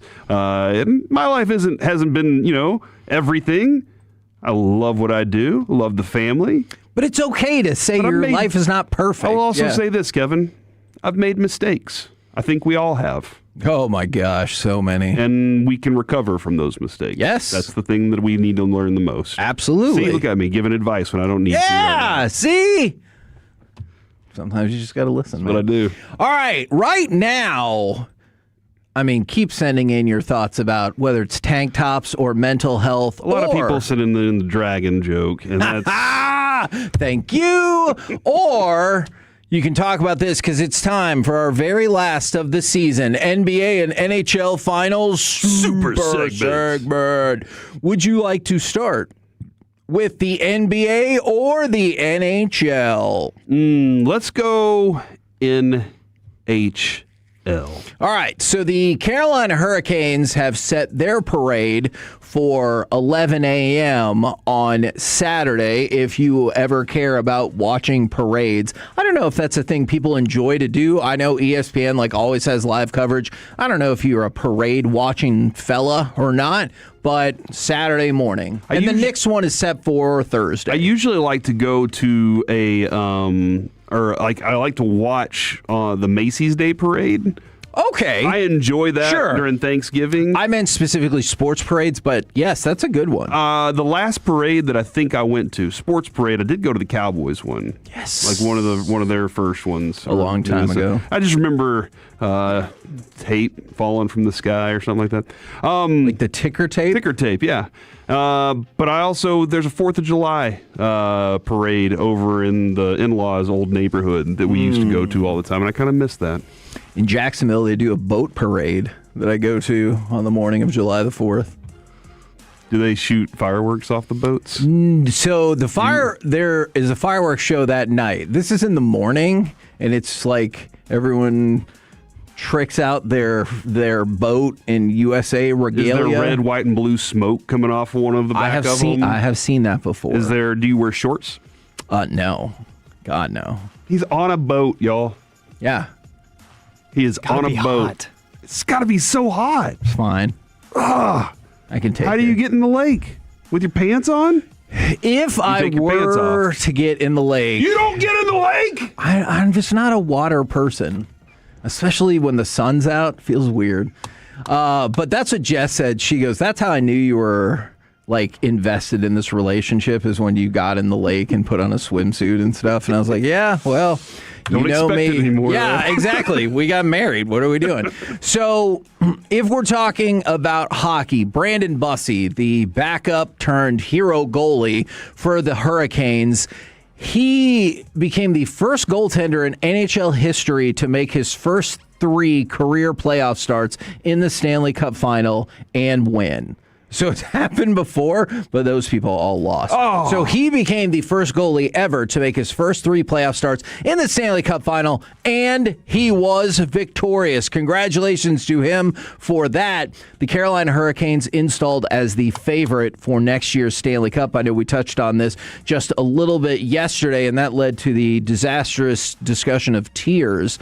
But Colorado is second on the list, followed by Vegas, Edmonton, Florida, Minnesota, Tampa Bay, and then all the way down at 16-1, it is the Dallas Stars, who in this iteration of the odds are placed at 8th going into next year. That would be around tier 3. Okay. I presume, yeah, somewhere in the 8th area is tier 3 in my mind. I do wonder this. We saw that Carson Wentz never recovered from being the loser quarterback on a winning Super Bowl team. That is a good way to put it. He never recovered after he looked like he would be in the MVP mix that year. Nick Foles was never good again. So what? How does that affect? I don't know the study on this. Do we often see that a goaltender that's the lead one all the way through, and then the playoffs has to, sit or whatever because he just doesn't have it, and the other guy does well? Do we see that that guy just never recovers from that and never comes back? So that's a great question. I think it will end up being different for Frederick Anderson because when the next season starts, he'll already be 37. Okay. So I don't know if he's a good person to put into this study, but Otter. I'm fascinated. Like the Otter conversation. Now, this is the one game where Pete DeBoer did what he did. Otter was not the same goalie this year for whatever reason through the entire season, and we've had questions after this thing. So I'm very curious about that. Hockey people, if you're a hockey hawk or something like that, let me hear from you. Let us know. Good question. Oh, wait. Okay, well, is it okay if we provide other discussion in the meantime? You can. All right. Okay, let's go to the NBA to truly make it a super segment. Alec, I know you'll be happy to know that Danhausen officially received his invitation to the New York Knicks NBA Championship Parade. Yes! He's a hero. He should never have to pay for anything in that city ever again. He the kind of guy that he'll be like, you know what, I'm glad that I'm here, and now you're all cursed again? Or would he be like, I'm just going to celebrate this love that I have because I uncursed them? Are cursed! I would think the second one, but now I'm intrigued. Because is he a bad guy or no? No, he's a good guy. He's a good guy. Yeah. I do not believe looks like a bad guy. Yeah, I do not believe I've ever seen him play a bad guy, but that's why he's like very good, very evil.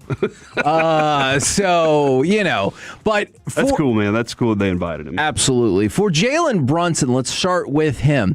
For the season, 28.4 points per game in the playoffs, 32.6 points per game in the finals. He was an all-star, all-NBA. Now they win the championship. Guards with double-digit 40-point playoff games. Nice. MJ, Jerry West, Kobe, Harden, Iverson, Brunson. That's the list.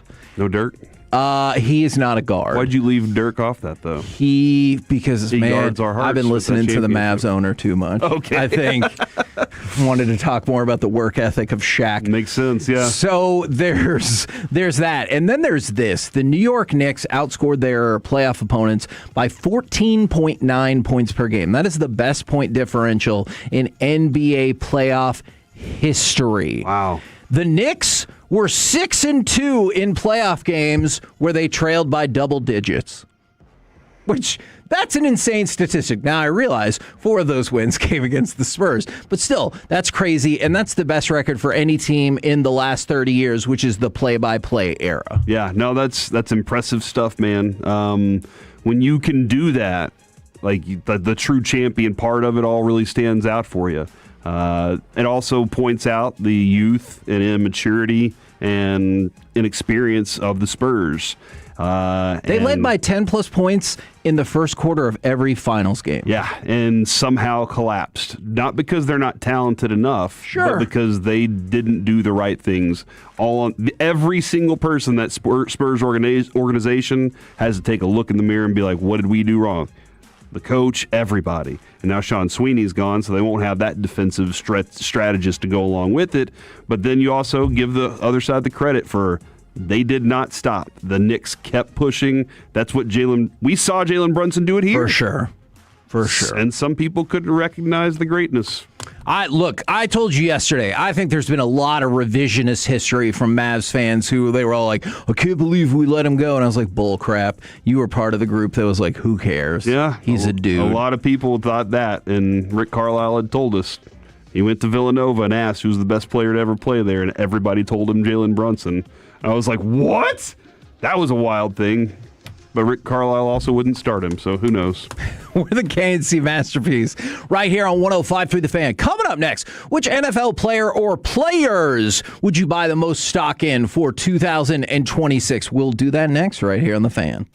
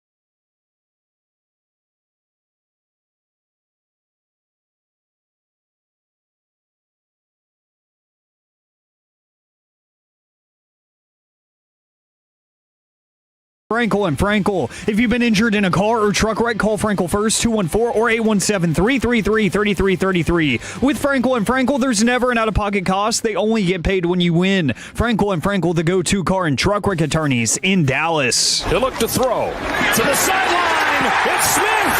He's got it. Touchdown, Philly. All the way back to take the lead. KNC Masterpiece right here on 105.3 The Fan. Got a couple of different avenues here.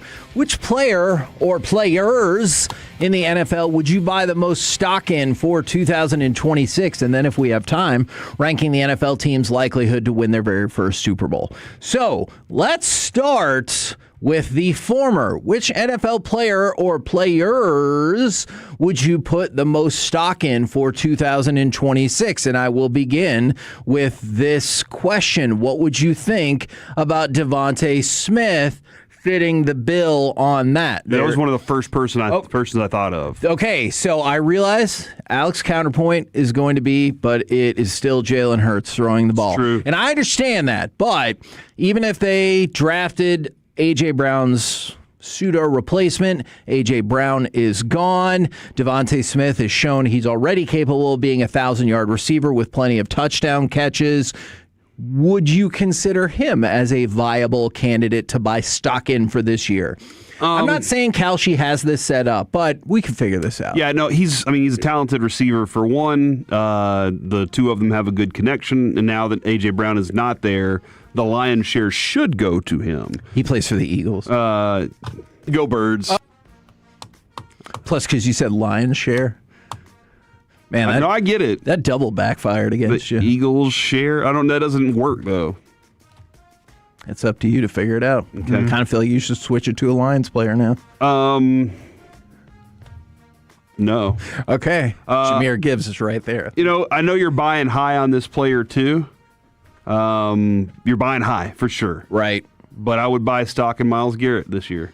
Oh, that I had not considered. That's intriguing. Yeah, that's a player right there that... Man, you are buying high on that one. This is like buying Apple share. Right. It's already up there, but it's just going to stay up there and be up there. This is not like a... And it could still go higher? Yeah, exactly. So that's one of those that I would say, I think, Jahmyr Gibbs is a fantastic option because him getting the biggest share of the running back carries there, and touches, because last year they wanted to use him just as much as a receiver too. So I would definitely buy in on him, because don't you feel like even though Isaiah Pacheco's there and they got a couple other dudes, they're going to say, well, it might be a little different now. You are the best dude. You're the best guy to have on the field. When we had Montgomery here, it was a back and forth power couple. But now you're going to be our bell cow. I probably think that, but I'm intrigued to see how it goes. I'm with you, and I probably think that's the way it's going to go. But I am curious about that. Yeah, I don't know what the split's going to be for him. I had two other running backs I wanted to pick y'all's brains about in terms of would you buy stock on these two going Anybody into the from season. the Bears. Ooh. With Ben Johnson as the coach, he will find ways to make success out of their running game. What about Amarion Hampton and or Ashton Genty? Now, two different scenarios. One in terms of Hampton getting injured, and then for Genty, we've talked about this a couple of different times. The Raiders literally had one of the worst offensive lines in the last generation of NFL football when you look at yards before even first contact. So they've worked on that. Obviously, they have the potential for upgrades at quarterback, though also the potential to stay the course just with a different guy. What do you think about those two? Genty, I think Genty struggled so much last year. A lot of people were like, "Oh, he's not any good." And I was like, I don't know. He had a rough season in terms of efficiency. It was brutal. You're also absolutely correct about that was a miserable team to play for. And that offensive line needed a lot of work, and they went and got Tyler Linderbaum, one of the best centers in the game. They're like, the hell with resetting the market. Yeah, exactly. They said, screw it. We're going to make sure this dude, 3 years, $81 million, we got the center position taken care of. And that should set up the entire, like, that should be the dude that's setting the tone for the offensive line. They also got one of the dudes from the Niners, I think Burford, and then they went and got a new offensive line coach as well. So I think that they spent a significant amount of time saying they want to. But just like with the Cowboys defense, we won't see that until the work actually gets put in. The Cowboys said and did the right things. Now, will we see it pay off? So we'll hopefully see that for Genty. As far as Hampton, I think he's a really good running back. I just think there's some toughness that I'd like to see a little more out of him that can get some of that extra stuff. Yeah. So he's one of those that I'm waiting. What do you call that in the stock market, Kevin? When you're just kind of, I'll sit on this one. I'm holding on Omarion Hampton. Holding hope. I'm holding. And then if it starts to look like he's that first 60 yards he gets, then I'll start buying. All right. But if it's 4 carries for 5 yards, are you going to rashly be like, that's it? Yeah. Sell! Yeah, I'll just be like, well, it's obviously because he's on a team with Justin Herbert. Oh, man. Alec, is there a player or players that you would buy the most stock in for 2026? I do want to touch on the Hampton thing real quick because Yes, something please. interesting that I didn't really think about until recently, Mike McDaniel being the offensive coordinator in Los Angeles now, he has totally different personnel in terms of just length and size compared to when he was in Miami. I didn't realize how small his team was in Miami. Right. He has a bigger quarterback. He has a way bigger running back now. yeah. He has way bigger wide receivers. I'm interested to see how he adapts to having just more massive humans on his team, which is a very simple thing to think, but it's very different when it comes to the element of speed and verticality in your offensive game planning. I'm interested to see what he does there, but there's a wide receiver that I'm interested because he started off the year last year really hot. He kind of faded, and now he seems like he could be the dude in Tampa Bay, Emeka Egbuka. Yeah, I'm with you. That's a guy that I would buy a ton of stock in just because it's his turn now. Chris Godwin is still there, but he's shown that he can't stay healthy. And you have decent play calling in Tampa Bay, and you have a good quarterback in Baker Mayfield who is angry that he doesn't have a contract right now. If he goes into the season without a contract, he could go out there and throw 40 touchdown passes just to give the proverbial finger to the team and say, well, you should have gave me the deal, because now I'm going to go reset the market with whoever wants to pay me. Egbuka, he has a ton of skill. He's quick. He's shifty. He's got every asset that they could ask for, and with Mike Evans not being there anymore, they're going to really need him to step up. Yeah, I think that's a great one to throw in there. I got one that I like a lot from the fan text. Okay. 661, what about Bo Nix or Jalen Waddle? Jalen Waddle's already a good receiver. I think he makes Bo Nix better. I could see that. And I think I would buy more stock on Bo Nix this year, even though Bo Nix is one of those characters where you're like, he was bad for most of this game, and then he was the best, and you couldn't stop him. But I would definitely buy in on Bo Nix this year, probably, and Jalen Waddle being in a now Sean Payton run offense. Yeah. Then I had this question about there's 3 people I want to know who you would buy the most in. Okay? Okay. You're all from the Bears. Ooh, okay. Colston Loveland, the tight end, who just at times just rocked. Rome Odunze or Luther Burden? I think I would go Loveland. Yeah, I think I would go Loveland first. Okay. What about y'all? For me, Burden is the lowest buy that could Because the only time we saw him show out is when he played the Cowboys. Yeah, exactly. And he just had struggles. But now with one receiver gone, maybe he does get more opportunities. But Odunze did start to grow a little bit last year, and that connection got a little bit better. So I'm just wondering which one of those is going to be the key to it all. But I think you're right. Loveland seemed to be the target that Caleb Williams was able to find most consistently. But that does feel like a positive omen for the Bears when you're like, hey, here's 3 essentially skill position players. Mm-hmm. Which one do you think will advance the most? Yeah, exactly. Like, that feels like a pretty positive spot to be in. 903 Corey says Jonathan Mingo. No. That's a buy low penny stock, right? They are being sarcastic. I do believe that. The Fantex is not known for being sarcastic. Yes, the Fantex is known for being sarcastic. But you know what? Sometimes you can have fun with him for that, because somebody texted in the last break and they go, oh, did you go to the Mavs 2011 championship parade? Oh, wait. And then they texted back in a minute later the 06 championship parade, and then I texted them and I was like, you messed that first one up, huh? And they go, I sure did. I was at the 11 parade. Yeah. Yes. Yeah. Avery got a high five from Dirk. Oh. He was on my shoulders.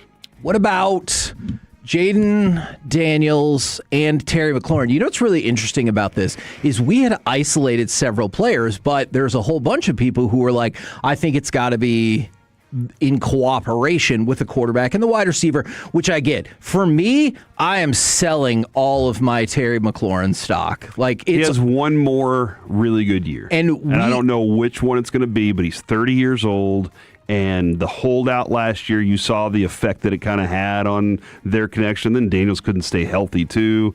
So, this is tough because I love Terry McLaurin. You know I do. He stayed pretty much healthy for 4 straight years. And most of his career hadn't really had any injury woes. We talked about the perils of paying the 30-plus receiver. And even Terry McLaurin was asked about that. He's like, hey, I'm going to see what I can do to break the trend. Instead, he gets injured, has career lows in everything, and now he'll be turning 31 right after the season starts. I would sell my Terry McLaurin stock because I think you've already seen the peak from him. I'm not saying that he can't be a solid player in the NFL, but I do not see him as a player that can rise up. Yeah, no, I'm right there with you. I feel like that will be a declining stock. Jaden Daniels, though, that's a different deal because I have no clue what to think, dude. Exactly, and you can't help but wonder. And I've heard the same thing. RG4, I get that, but yet again, when he was just clicking on all cylinders as a rookie, you're like, oh no. That's so a dude that was a rookie that I will buy more stock in this year is Tetsuo McMillan. I'm with you. I drafted him in fantasy last year as like a fifth receiver, and he was my third dude consistently. He was putting up the numbers that I needed for him to score each week. And so, it took a while for him to get touchdowns. I think it was 5 or 6 games into the season. It took a while for that to happen. But he was consistently the number one target for Bryce Young, and he showed that he could get open, just like we saw him in college do. He's a big body, great target, and he finds ways to get open. So I think that he's just going to excel in year 2 with Bryce Young. We're the KNC Masterpiece right here on 105.3 The Fan. Coming up next, it's time for Baseball Nuggets. We'll talk about the Rangers and Twins, and we have MLB controversy next on The Fan.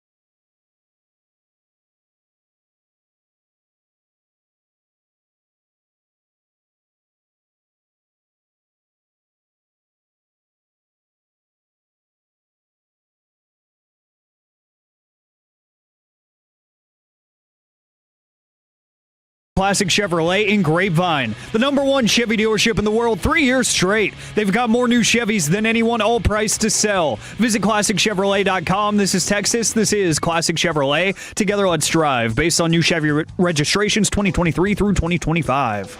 3-2, Twins leading the Rangers. Home runs accounting for all 5 runs tonight. 1-0, and Buxton launches one to left, and it's now accounted for all 6 runs as Buxton leaves the yard to straightaway left field, and Minnesota grows its lead to 4-2 on Buxton's 23rd homer of the year.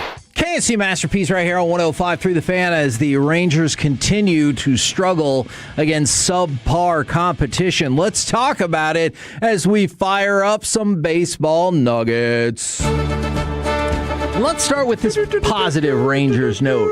Malcolm Moore has been promoted to Double-A, the Texas Rangers' #1 pick, or first-round pick, in 2024. He had been scuffling along earlier this season, but he went on the home run tear, and now you look as he exits High A with a 300 batting average, a 929 OPS. Let's go! And then 10 home runs and 37 RBIs in 48 games. So congratulations, Malcolm Moore, moving on up to Frisco. We talked to him at spring training. We did. That we? was after he got drafted. So that was not this past spring training. So the spring training before. So we can't claim the KNC bump. No, probably not. Although, if we talked to him this spring training, would you be able to claim the bump if he started off the season slow? Oh yeah, good point. Feels like we would have needed to interview him like right before the home run rampage, and then we probably could have claimed that. This is great news, man. This is really good news for him, and obviously, the Rangers catching situation. For sure. We kind of know that this is a year, Kevin, where the Rangers at some point, I feel, will be able to look at some younger players. Well, I'm not saying it's going to be this guy this year, but I do have another update for you on Sebastian Walcott. Sebastian Walcott is here to watch the Rangers series. He's on a break from Arizona rehab, and I believe it was Evan Grant who said he's going to return to Arizona. His rehab is going to ramp up. He is way ahead of schedule, and he could actually appear in games starting in late July. Remember, we talked about it looked like it was going to be a lost season. Yeah. And then it was like, well, we're going to do something a little different. Maybe he can be back by August. I have to admit, I met that with a lot of skepticism. Yeah, for sure. Me too. And then Evan Grant's now saying, hey, if you look at where he's at in his rehab, perhaps he could be back in late July. And that's huge because this is somebody that I know people wanted to see in the big club this year, but you would love to get a couple more months of minor league seasoning in and not just have an entirely wasted year. You're absolutely right about that, dude. So get the play time in. Positive update for Walcott, and then you move up for Malcolm Moore. I have one more, I guess, kind of positive update. You remember last Friday, we talked about the peculiarity of the official scoring in that Rangers game where they gave Jacob Latz the win. Mm-hmm. They have now changed that, I'm assuming because they listened to the KNC Masterpiece. Robbie Ahlstrom has now been credited with the win, the first win of his career, which is super cool. But at the same time, if you find out about the first win of your career 4 days after the fact, does that take any of the enjoyment away? No, I still think you throw the pizza party. Okay. Yeah, at whatever pizza establishment it is that you like the most. Probably not Little Caesars, because aren't they just like a storefront? No, they have pizzas. Pizza. Yeah, you definitely, I think you should throw the pizza party for your first win. And then Jacob Latz, he now got the save. By the way, Jacob Latz appreciation going into last night's game. Of all AL pitchers with at least 25 appearances in 30 innings, Latz was first in WHIP, second in ERA, second in strikeout per walk ratio, fourth in WAR, and he leads all MLB relievers with saves of 1+ innings. Sounds like an all-star to me. He might be the second Rangers all-star. Sounds like an all-star to me. He might be, if they only get 2, he might be the 2. And I think, him and Duran. I think at this point, I think 2 is probably the best you could hope for. I got a question. Are pizza parties played out? I don't think so. Everybody loves pizza. And parties. Not everybody loves, the mingling part. But you can get your pizza and go sit in a corner and eat pizza, right? Right. Is that the goal of the pizza party? Isolation? Should we do hot dog wiener parties more often? Not the way you said it. You're okay with that? Because I love it. On the U.S. Day of America, we always do hot dog wieners. True. And so I wonder if we should do more hot dog wiener parties and less pizza parties. Wieners, baby. This is America, baby. What are we doing? Peyton says yes. All right. There you go. All right. We'll let the fan text decide. Hot dog wiener party or pizza party, you text in.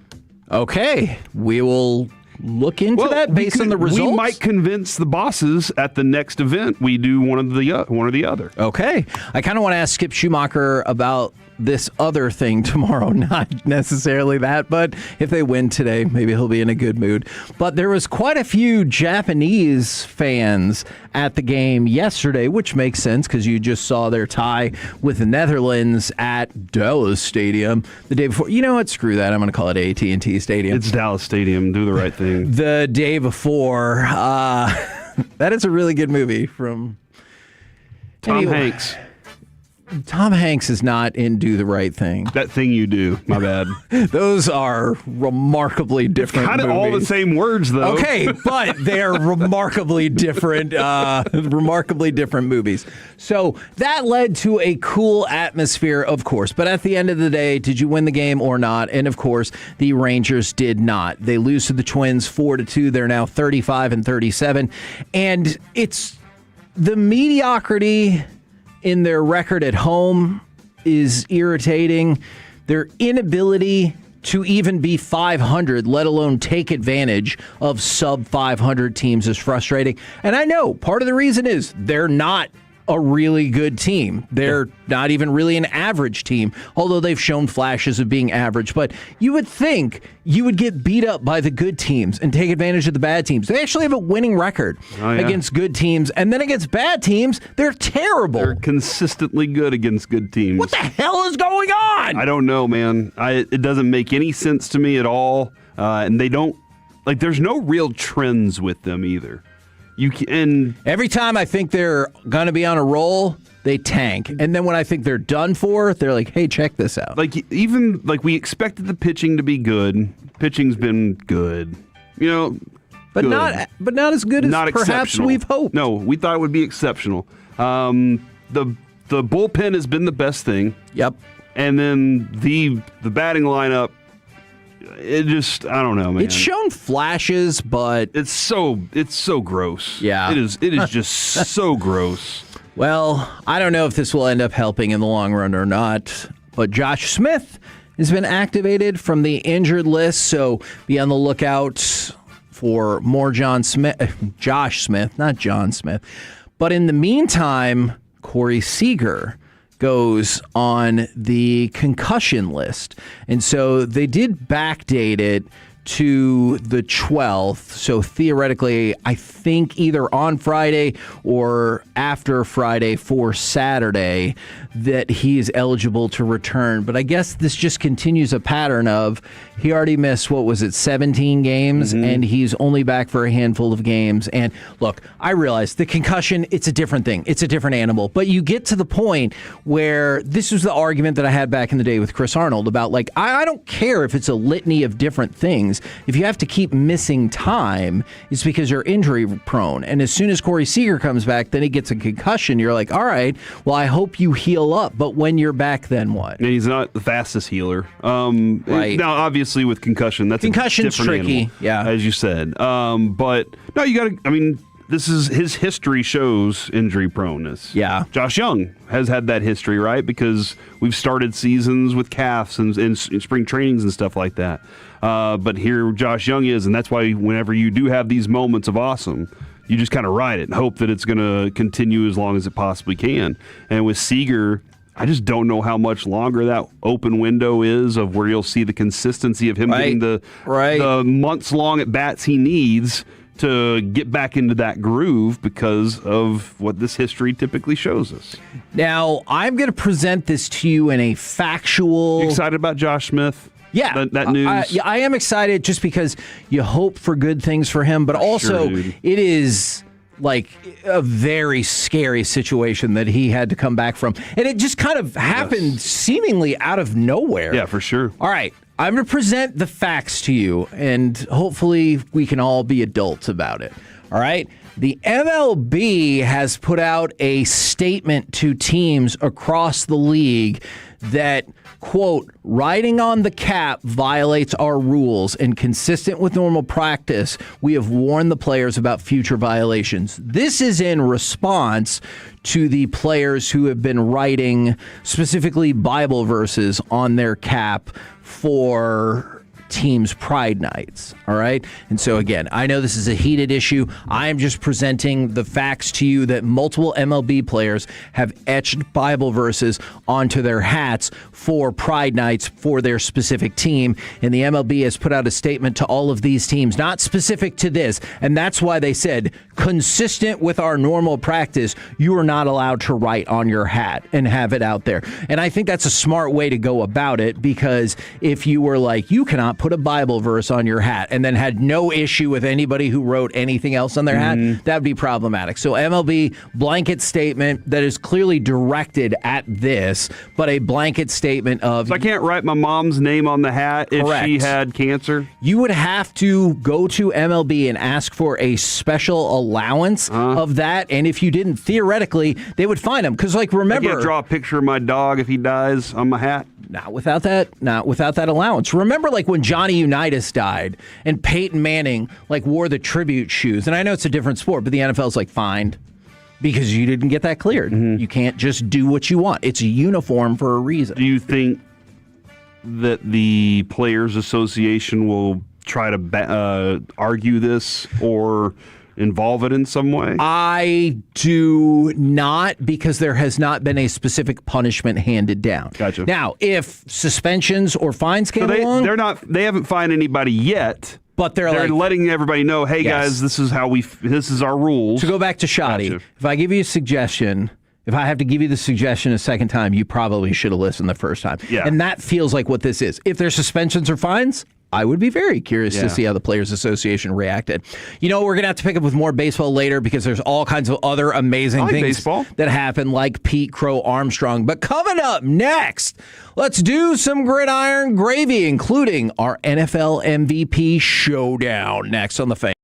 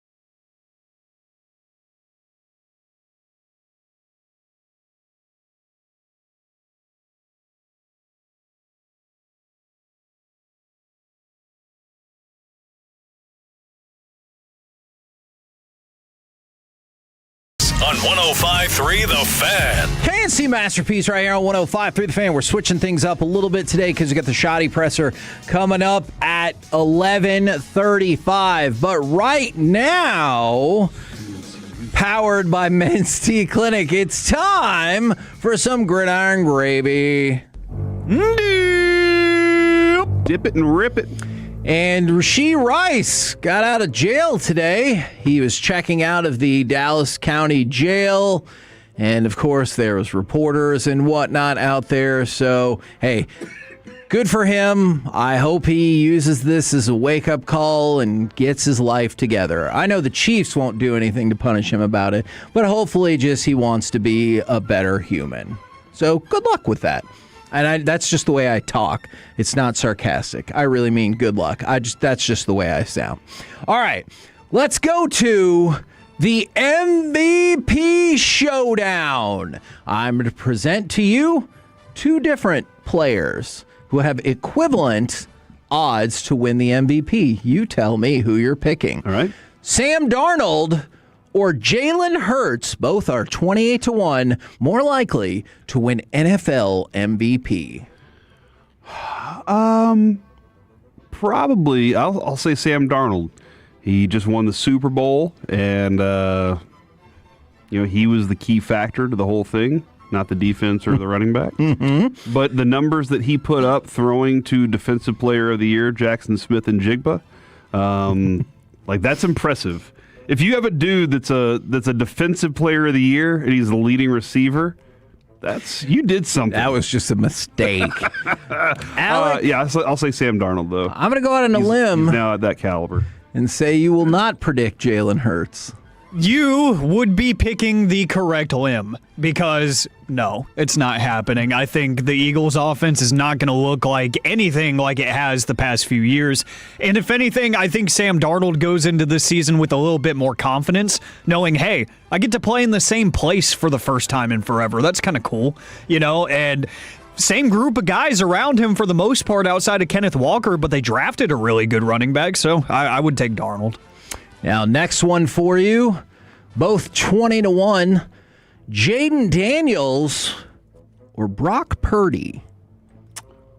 See, I think that Jaden Daniels has, for whatever reason, maybe it's because I hate the Niners so much, but he has a higher upside than Purdy, but Purdy has the lower or the higher floor. Is that comfortable? Yeah. It just feels like Purdy will give you this level of consistency, but may never be the thing that takes you over the top on his own. I mean, he's the third best player on that offense, right? Behind, I think, Kittle, fourth behind Trent Williams. Trent Williams is definitely better if you count it like that. And McCaffrey and then Kittle, and that's what I just kind of feel like he will give you really solid play, but it might not be the difference. But I think that Daniels at times is the difference for his team. We've seen it. Like, he has been the one they've just been like, make the throw, dog, and he does. Alec, Jaden Daniels, or Brock Purdy? It's tough because, like Corey said, Jaden Daniels does absolutely have the higher ceiling. He's way more talented in my mind, but the better situation goes to Brock Purdy. They added Mike Evans in the offseason. You've got George Kittle, who looks like he's going to be healthy in time for the start of the season. Trent Williams blocking his blind side. Christian McCaffrey, I think I got to go with Brock Purdy, even though I don't think he's as talented of a playmaker or a passer. He's just going to put up better numbers at a more consistent rate. Next one for you. We're going to move up the food chain right here. Patrick Mahomes or Drake May? They are both depending about 10-1, maybe 11-1. Ooh, I got to go Drake May. Oh, I got to go Drake May. Your guy. Love for Drake May just will not go away. Serious question. Does Drake May get any extra credit if he's able to navigate his team through contentious waters? I think so. But I think that one of the big things that he has here on this is he's got A.J. Brown. Like, he has a legitimate number one receiver to throw to now.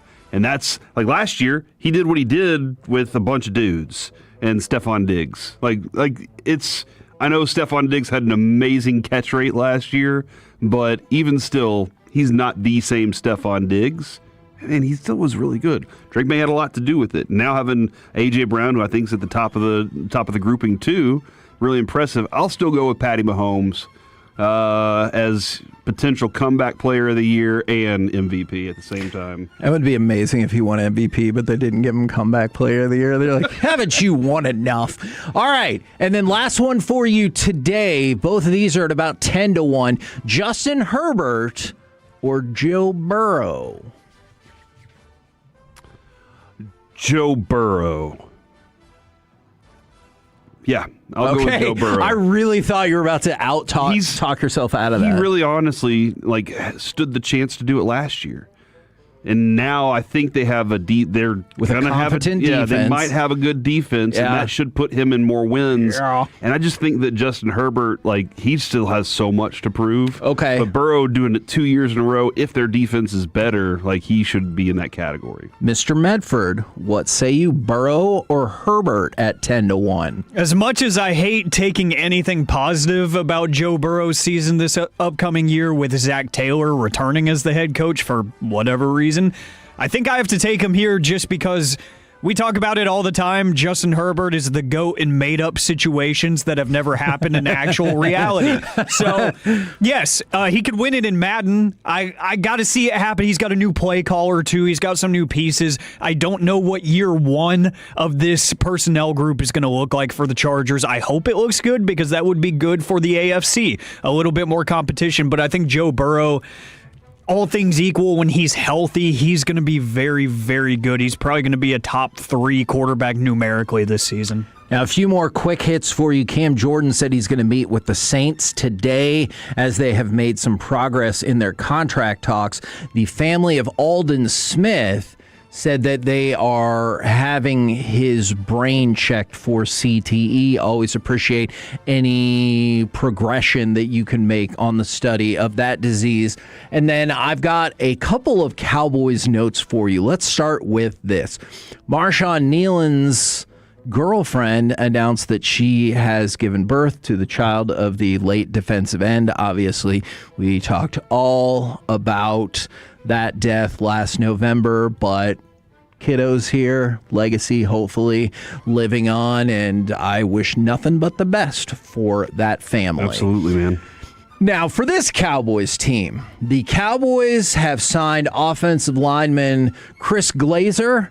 I'm assuming it's because Jay told them to. Okay, that's not necessarily. Now, those two do spell their last names differently, so maybe not likely, but And so he was an undrafted free agent with the Chiefs in 2022, but most recently he played for the Columbus Aviators during the UFL season, and we've talked about this, whatever variation of the league it was at the time. The Cowboys have had plenty of success picking off players from spring football. So we'll see. This could just be a camp body or somebody that they could turn into a usable depth piece for the offensive line. Yeah, I mean, obviously you don't want to throw out your real offensive line as much during training camp or with these games. They're still trying to eliminate all the preseason games, Kevin, I believe. It's going to happen. So that's the idea. I think right now, have bodies, have people that you can have in rotation. If one of your guys does get hurt, he's a backup, this guy's an option. But hey, man, get out there and show it. This is a chance.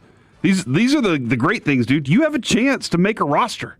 All you got to do is go out there and beat somebody out. Really, I mean, that really is a possibility for you. So I hope he does, man. Good luck. And then we'll talk about Brendan Sorsby again later in the show, but he is going into the supplemental draft. Do you know the last time a player got taken in the supplemental draft was 2019? They last held a supplemental draft in 2023, but nobody got picked, which that's got to kind of hurt your feelings. Yeah, we were trying to get you to the supplemental draft to try out that year. I got a form letter from the NFL that said I was rejected. Yeah. I still have that letter. Kind of is it framed? No, but I have it somewhere. I know I do. I just saw it like a year ago. But yeah, I tried to get the second chance invite to the combine, and it was like your lack of an athletic resume or something like that. Which I was like, that's fair. So we'll talk more about Sorsby later in the show, but he is in line to potentially be the first player taken in the supplemental draft in 7 years. We're the KNC Masterpiece right here on 105.3 The Fan. Coming up next, it's time for AM on the FM. What is your favorite family recipe of yours? Plus, the World Cup doesn't just give you good competition, it brings good bits. Next on The Fan.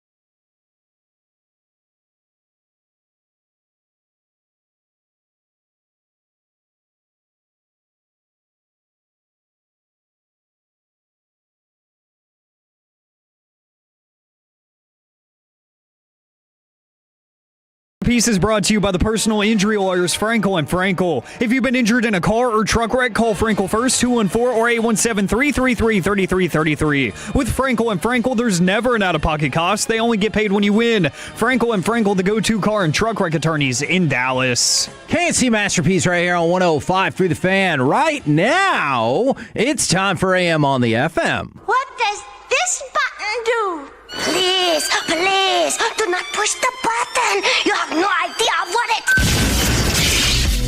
Alec, you be quiet. Alec, that was awful. 1 for Alec, 0 for Peyton. Don't you dare touch that dial. Don't you dare do it. It is time for AM on the FM on a Tank Top Tuesday. Oh!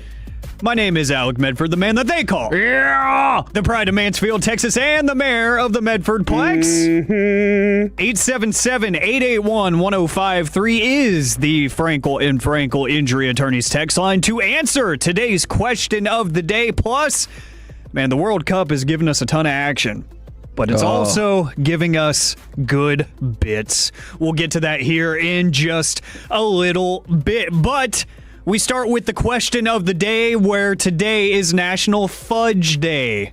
National Fudge Day, like the chocolate. So, the question is, what is your favorite family recipe or family dish? 877-881-1053. Because for me growing up, it was always the chocolate fudge that my mom would make for Christmas for the family Christmas party. We were always in charge of the desserts. So we would bring that, and I don't know why. I've had plenty of store-bought, like I know Buc-ee's has fudge, and it's very good.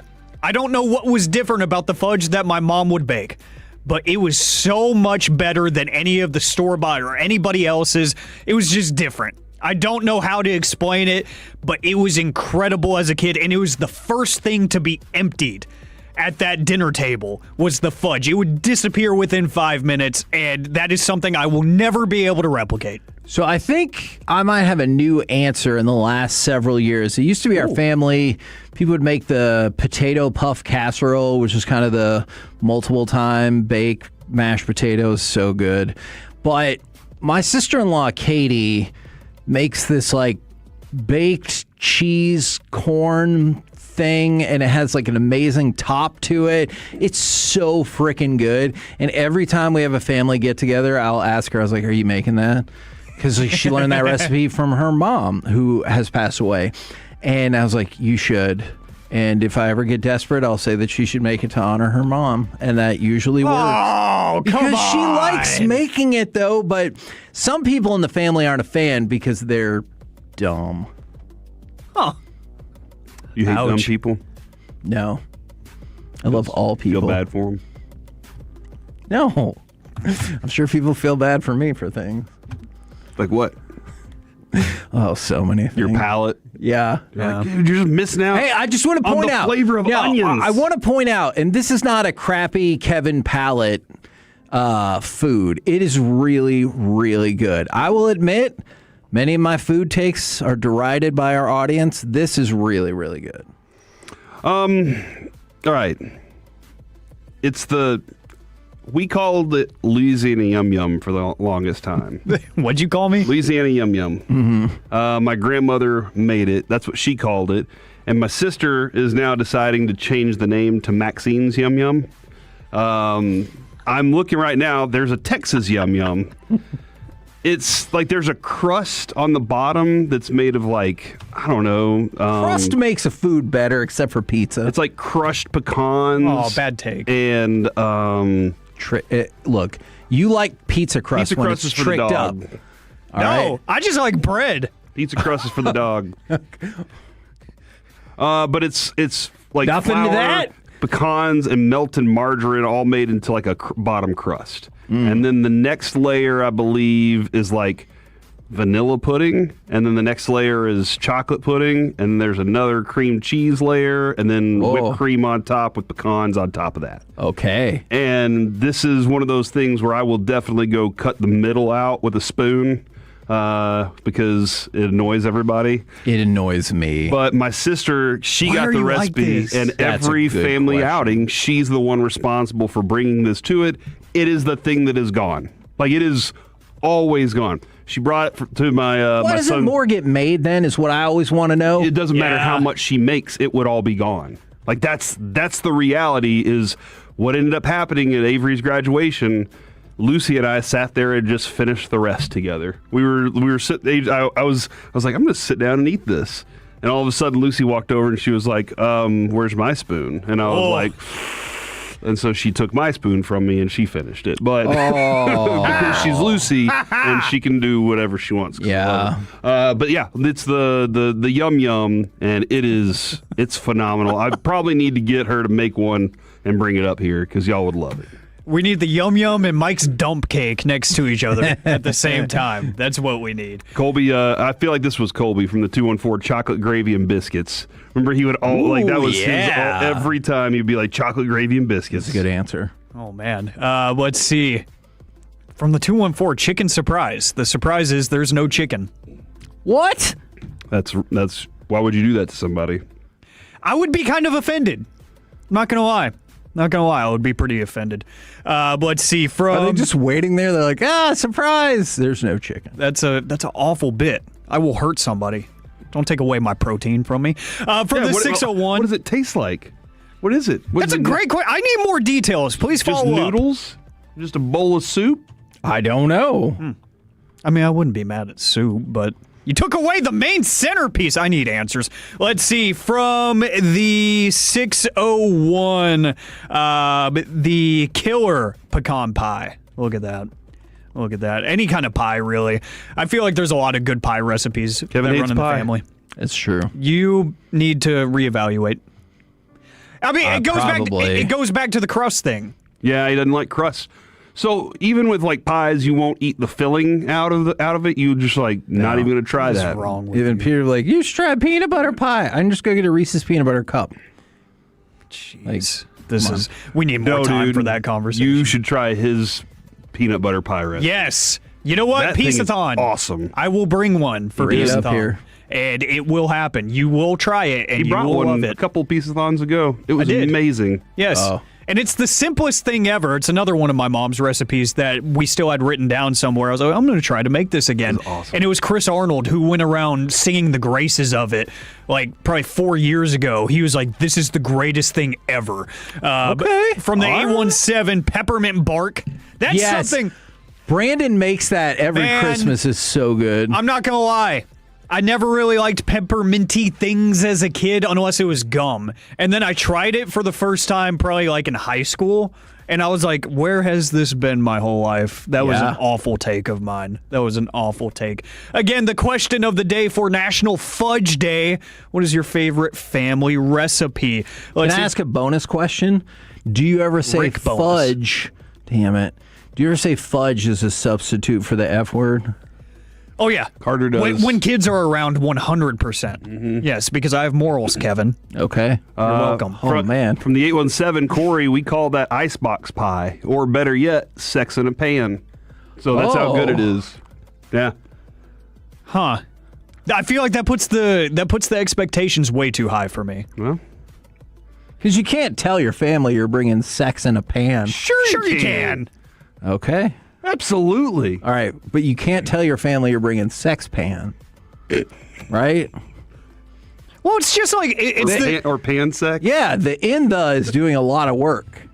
What's worse, that or like we talked about last week, the pillows that say I had sex here? Mm-hmm. Sure. You just flip those over though when family comes over. No, right? I feel like you got to commit to the bit. If you're going to have those pillows, it doesn't matter who shows up. Sorry, Grandma, that's the reality. Humans do it. I feel like you need to mark that for Friday because that's going to play very well. Sorry, Grandma. And then the rest of it was funny too. I often don't think, I just do. Guys, that's jeez. The World Cup, it's given us some great action. It really has. It's been really entertaining through the early parts of the group stage, but it also brings good bits. So there's audio for this, but it doesn't really translate very well over the air. So I'm going to direct you to a TikTok page that you need to go look at.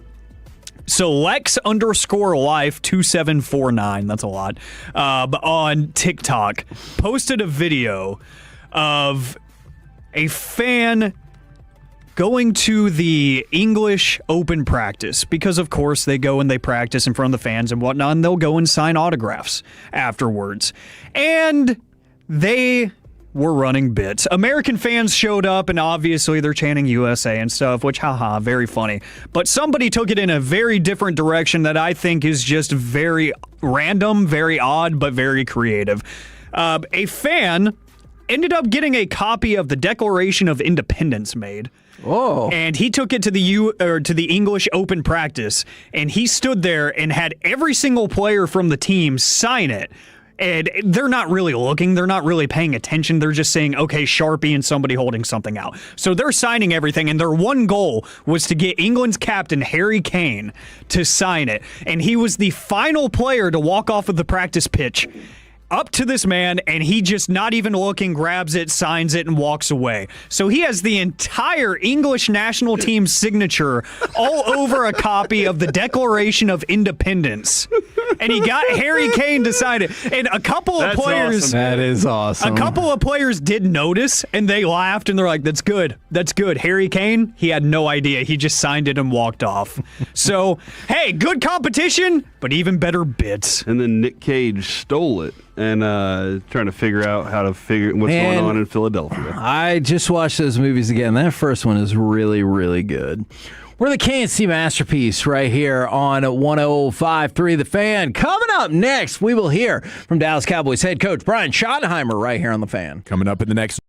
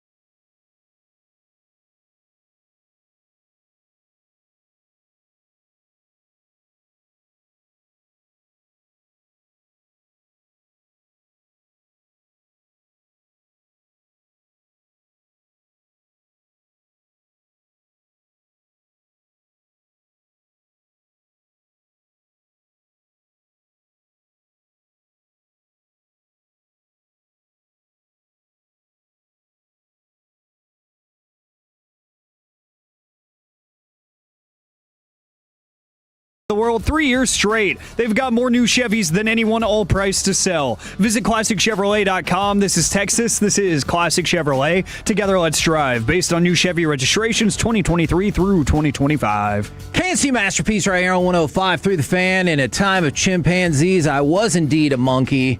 Butane in my veins. But before Shoddy comes... Oh, he's ready right here on The Fan. Jeez, Louise, thank you. All righty, Calvin, let her rip. Let's let her rip. Calvin Watkins, Dallas Morning News. Is the plan for George to still be brought along slowly? Yeah, really great visits with George. Fired up to have him back. He's fired up to be here. He'll do all the mock, he'll do all the individual, and we'll just keep him out of team. Just let him watch, and he'll be Coach Pickens today during the team period.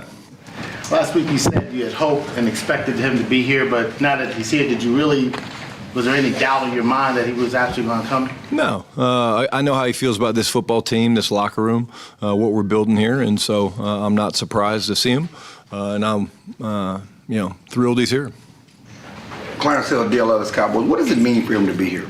From on the field standpoint, off the field standpoint, locker room standpoint? Yeah, well, I think number one, say it again, I think what he feels about his brothers in the locker room, the guys, how much he cares about Dak and CD and Quinnen and Kenny Clark and guys like that. I think that's the first part. As you guys know, the OTAs and off-season program is voluntary, and this is the one part of it that's mandatory. And he's not the only player that hasn't been at camps around the league, but I think it just shows his commitment to the guys in that locker room and helping us win a Super Bowl. What does it seem like him coming in yesterday and just you guys greeting him and the player greeting him? What was that like? Just happy. It's like not seeing a brother for a couple months. And again, a lot of these guys they hang out outside of the building, and they game together and they go different places together and they travel together. So it was very normal. It wasn't anything unusual, and it's a storyline, and I understand it's a storyline, but at the same time, it's part of the National Football League, and when you deal with pro sports, it's part of what we deal with. Brian Todd Archer with ESPN. What were your conversations with him? Was it more about ball or just like, hey, what have you been doing? More about life, just what he's been up to and some of the things. He's obviously getting settled here in his house and things like that, which is awesome. And some of the trips he's taken, some of his activities that he's taken. He's gotten into golf, which is cool. I love to play golf, so might have to go take his money on the golf course a little bit. But no, we just chopped it up about life, and again, great to catch up. And he's in a really good spot, which again, his smile is infectious, and when he's around, it's great for us. I say it all the time, the influence that he has. I don't even think he has the understanding of how powerful it is, because he loves playing the game so much, and he loves playing the game specifically here with his teammates. And when you guys get to Oxnard, obviously you get a little bit of a break after minicamp. Is that something that he'll have to be worked in maybe a little differently than some of the other guys because he's not been in the off-season program? No. This is, he and I did talk about that a little bit. He's going to be ready to go. He understands what's coming. And, again, if we needed him to practice today, he could. He's going to do some things. But just as we close out the mini camp, and the off-season program, there's no need for him to have to do the team stuff. He's going to get plenty of stuff with individual and the mock stuff. And then one more. Marshawn Nealon's girlfriend had their baby. I was wondering, how do you keep in touch with the family and what they're doing, and how do you keep Marshawn's memory alive with the Cowboys? Yeah, I appreciate you asking. We actually showed a picture of Makai today, so congrats to Catalina. I actually saw her a couple weeks ago at Demo's wedding. She was there, and everybody's doing great. So the guys were fired up and excited, and again, we've got different things. We've got a marker down in the players' lounge supporting, and it says "One Love," big bright star, because that was one of Marshawn's sayings, and. When you're part of our family, you're family for life. And so we want to make sure we do a great job of looking out for her and baby Makai. John Michaud with The Athletic. What would you say is the biggest thing you're trying to get accomplished this week? Finish the installs, doing the 8-week, off-season program where you do 9 installs and you get a couple review days. I gave up those review days because I thought it was more important John, to get the rookies on the field at the same time for phase 2 with the vets. So get all the installations through is 1. 2 is, this will be the last chance for the connection piece and the brotherhood piece that we're working on. There'll be officials here for the next couple days. Ron Tolbert's crew's here. And then we're actually knocking out some league-mandated media meetings that we have to do. To lessen the blow when we get out to training camp, just because those first couple days, the first day specifically of meetings is really long, and so we're going to knock out a few of those mandatory meetings that we have to have.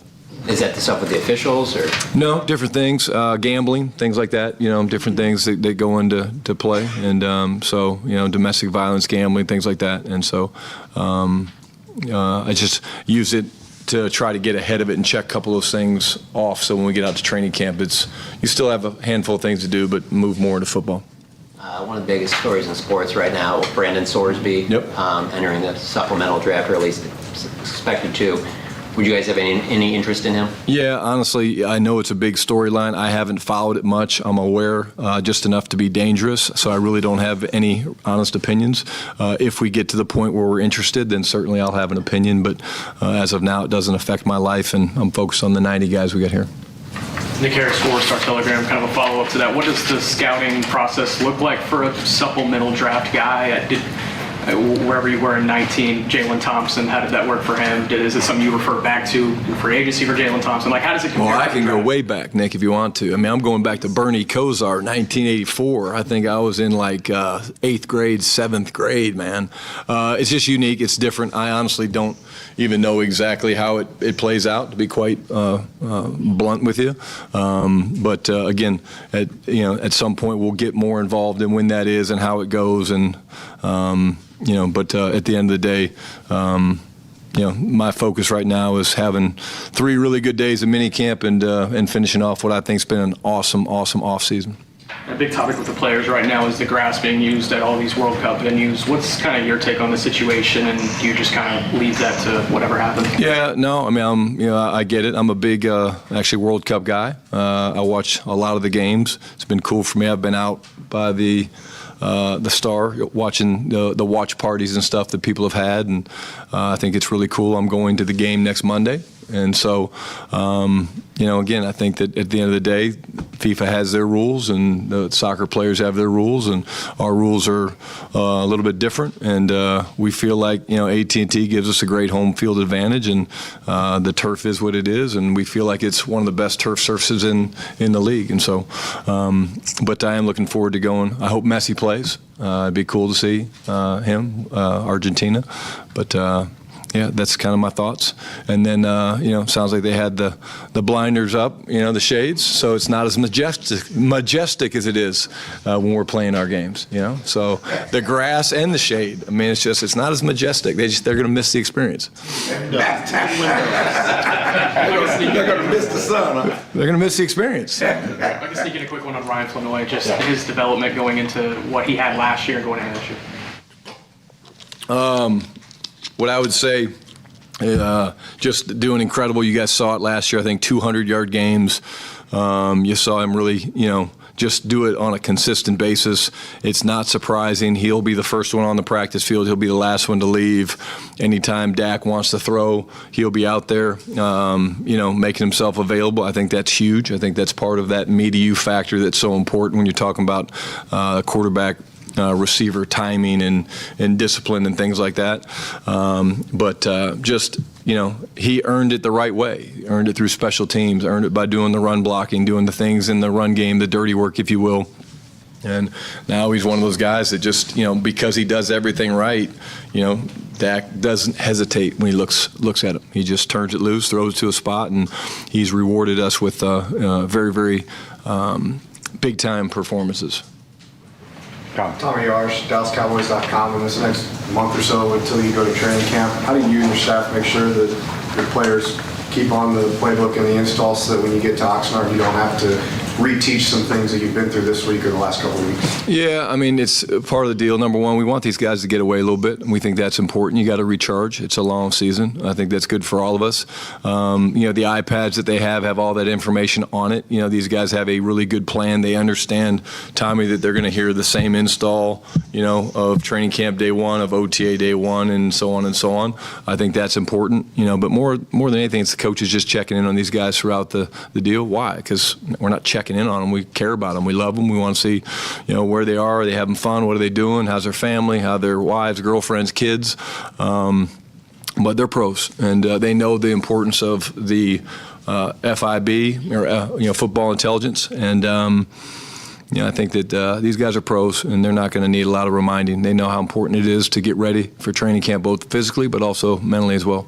And with the defensive personnel turnover you've had over the years, or this year specifically, as you've gotten to see these guys the last couple of weeks, who stood out to you in a leadership role on defense? There's a lot of them. If I started up front, Kenny Clark and Quinnen, obviously Rashawn Gary, Donovan Ezra, who's got natural leadership ability from the linebackers. Demo certainly. D. Winters has leadership ability. Shamar's got great control of what we're doing in the secondary. Jalen Thompson, P.J. Locke, Malik Hooker's done a great job from a communication standpoint. Caleb Downs has natural leadership ability. You don't hear the corners quite as much, on the outside, but a guy like Kobe Durant, he's got natural alpha, leadership to him. And I know I ripped off half the roster, but I think that's a good thing. Joe. Joe Hoyt, Dallas Morning News. Brian, you kind of talked about the communication aspect there. Christian Parker was mic'd up and was kind of emphasizing the over-communication aspect of things. With that being such an issue last season, how have you just kind of seen that transpired under Christian Parker, just even in this early part of practice? Yeah, day one. It started day one, and I think you see it. It's verbal, it's nonverbal, but the emphasis when you sit in the meetings, it's like last year I felt like we didn't do a great job in meetings, even talking. I know I talked about that, but it wasn't to the standard that I think it should be or that it is now. You walk into a meeting and you probably need earmuffs because, literally these guys are hollering calls, closed calls, rip lives, whatever the calls are, and when there's motions and change of strength, it flips a lot of things, and you hear them all talking, and really at all three levels. I think the other thing I'll say is that our defensive line is communicating differently than most defenses I've been around with their anticipation of what runs are coming, protection are coming based on formation sets and things like that. And I think that's got to do with, number one, how it's emphasized in every room, not just with the linebackers or safeties, but also the experience that we have with our defensive line. This past season, there was 22 tight ends drafted, the most in over 20 years. Seems like the league really wants to go to 13 personnel. Meanwhile, you guys thrived in 11 personnel last year. Why do you think the league is kind of going to that? And I guess with you guys specifically and the receivers you have, is that something you want to get more into, or is it just, hey, we got to play our cards? No, I think we're always going to try to play our best players. I love our tight end room. I think the reason teams are doing it is it tries to simplify. If you talk to most defensive coaches, they don't have more than 2 or 3 calls that they probably use in 13 or 22 personnel. So it does simplify their hand more than maybe 12 and 11 and things like that. But it's also, you can do so many things out of it because you can spread them out in 13 against base defense and maybe find a matchup with a pass receiving tight end or a back or someone that can expose a matchup. But you also can get in close quarters and pound the football. And so we did a lot of that in the red zone last year. Maybe not as much out in the field, but we also think that there's still a lot to getting our weapons and our speed on the field, and but the more that Scooney and Brev and Jake and these guys continue to grow, and Hunter Lepke. I'd be remiss if I didn't say Hunter. We have those, but you have to decide who you want to put on the bench. Scott. Skyler Dixon with the AZ running back position. I don't know. Would you agree that it's kind of tilted sort of league-wide from running back by committee days, maybe a little bit back toward kind of a bell cow back? And how does the pass catching component of a bell cow back, how big is that maybe compared to how we all sort of think of bell cow from the old days? Yeah, I think honestly as I look around the league, I think it's different in different places. I think there's different philosophies for different coaches and different teams based on roster makeup. There's nothing that would make me and the offensive staff more ecstatic than for Jaden to take the step that we hope he takes because of the 1-2 punch that he and Javonte could potentially have, and Jaden's ability to hurt you catching the football out of the backfield. I mean, that's a dimension that we not didn't have, but that we didn't use as much because we chose to throw the ball to CD and George and Fergie and guys like that. But I do think that it's different. When we were in Los Angeles or San Diego, now Los Angeles, we had a pretty good running back by the name of LaDainian Tomlinson, who was the bell cow and could score catching, throwing, some throw touchdowns, running. But we also love Darren Sproles. And so it's like, again, if you have that guy that can do it all, but I do think that there's merit in having multiple people that can do different things because of the punishment that position, takes on. And so I think that's where, you're going to have to play a second and third running back throughout the course of the season. So it's nice to have some depth. And that's what we're trying to develop with Jaden and Phil and Malik Davis and guys like that. Real quick, just since Clarence didn't ask, I'll hit the injuries. I can't believe he didn't ask. He was caught up on GP. So Malik Hooker is going to be limited today. He's got a tight back. Deron Bland's doing great. Jalen Thompson limited today, a little bit more individual with the pec. Ezeraku's doing great. James Houston's got a back. And then Dak's going to be limited in team and just practice. He's got a sore knee. Nothing we're concerned about, but we're just going to be smart heading these last couple days. So really healthy as of now. Babe. Dave Blockberg, 105.3 The Fan, Cowboys Radio Network. So, Brian, last week you talked about how you were going to be more involved in the defensive meetings and special teams meetings. And Coach Landry, famously handled all three, but it's a different time. Sure. Have you thought about and obviously you're going to be the play caller, have you thought about your allocation of time? There's still only 24 hours in the day. Sure. Yeah, it's different. Like right now I'm spending, I would say, pretty balanced, Babe, in terms of how much time with the offense, with the defense, with special teams.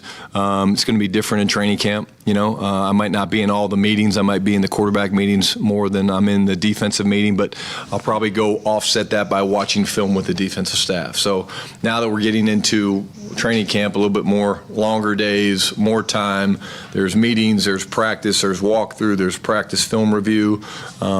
There's plenty of time to get it done, but at the end of the day, the job of a head coach is to oversee everything and make decisions that help you win a championship. And kudos to all those guys that did that. I'm not sure how many guys still do that today, but my dad tried to do it, and I think he did it pretty well. I still there's a picture right outside my office of Tom Landry and Roger Staubach on a chalkboard, which, again, takes you back to now everything's technologically iPads and this and that, PowerPoints. And so you still can get a great product by doing things a different way, but you have to adapt with the times. Sadi's with The Athletic. Brian, going back to the 13 personnel question, even the running back, the league always has different trends that come in and out. How much do you try to get ahead of the trends sometimes and not just fall in line with what the league might be doing scheme-wise, but trying to see if you can develop something that could become the trend that other teams are kind of looking at? Yeah, I think you want to be curious. You want to see what other teams are doing because there's a lot of really smart coaches and great players in the league that you should be studying and looking at.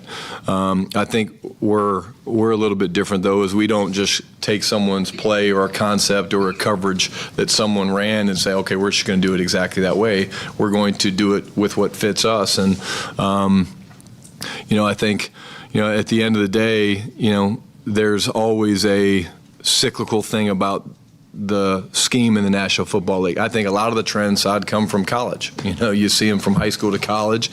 We all sit around Saturday afternoons, watch college game, and there's more space and things like that. But, that's kind of a predictor of where some things are going to come from. But believe me, when we're watching film of other people, we're looking not just for trends, but for, okay, these are the schemes that we like that fit us. Because if you try to go steal something that doesn't fit you, more than likely it's not going to work. And again, we're not going to be a 50% 13 personnel team because we've got some receivers that if they're on the bench they're going to be yelling at me and in my ear, and I think that we can still have the things that we need to keep the defense off balance, but at the end of the day you have to have an identity, and I think that that's what we're curious what our identity is going to be exactly heading into this season. There you go. Dallas Cowboys head coach Brian Schottenheimer right here on 105.3 The Fan. And Corey wants to know what about the beginning of the day. Never talk about that enough. But George Pickens will be out there for individual drills. He will watch for the team drills. He will be Coach Pickens today. One of the major things they're looking to accomplish in the rest of this mini camp is finish those installs. And then Malik Hooker and James Houston out because of back issues. And then Dak has a minor knee issue that they said they're going to be smart with. We're the K&C Masterpiece. Coming up next, our brand new World Cup segment. Whoop that hat trick. Okay. Next on The Fan.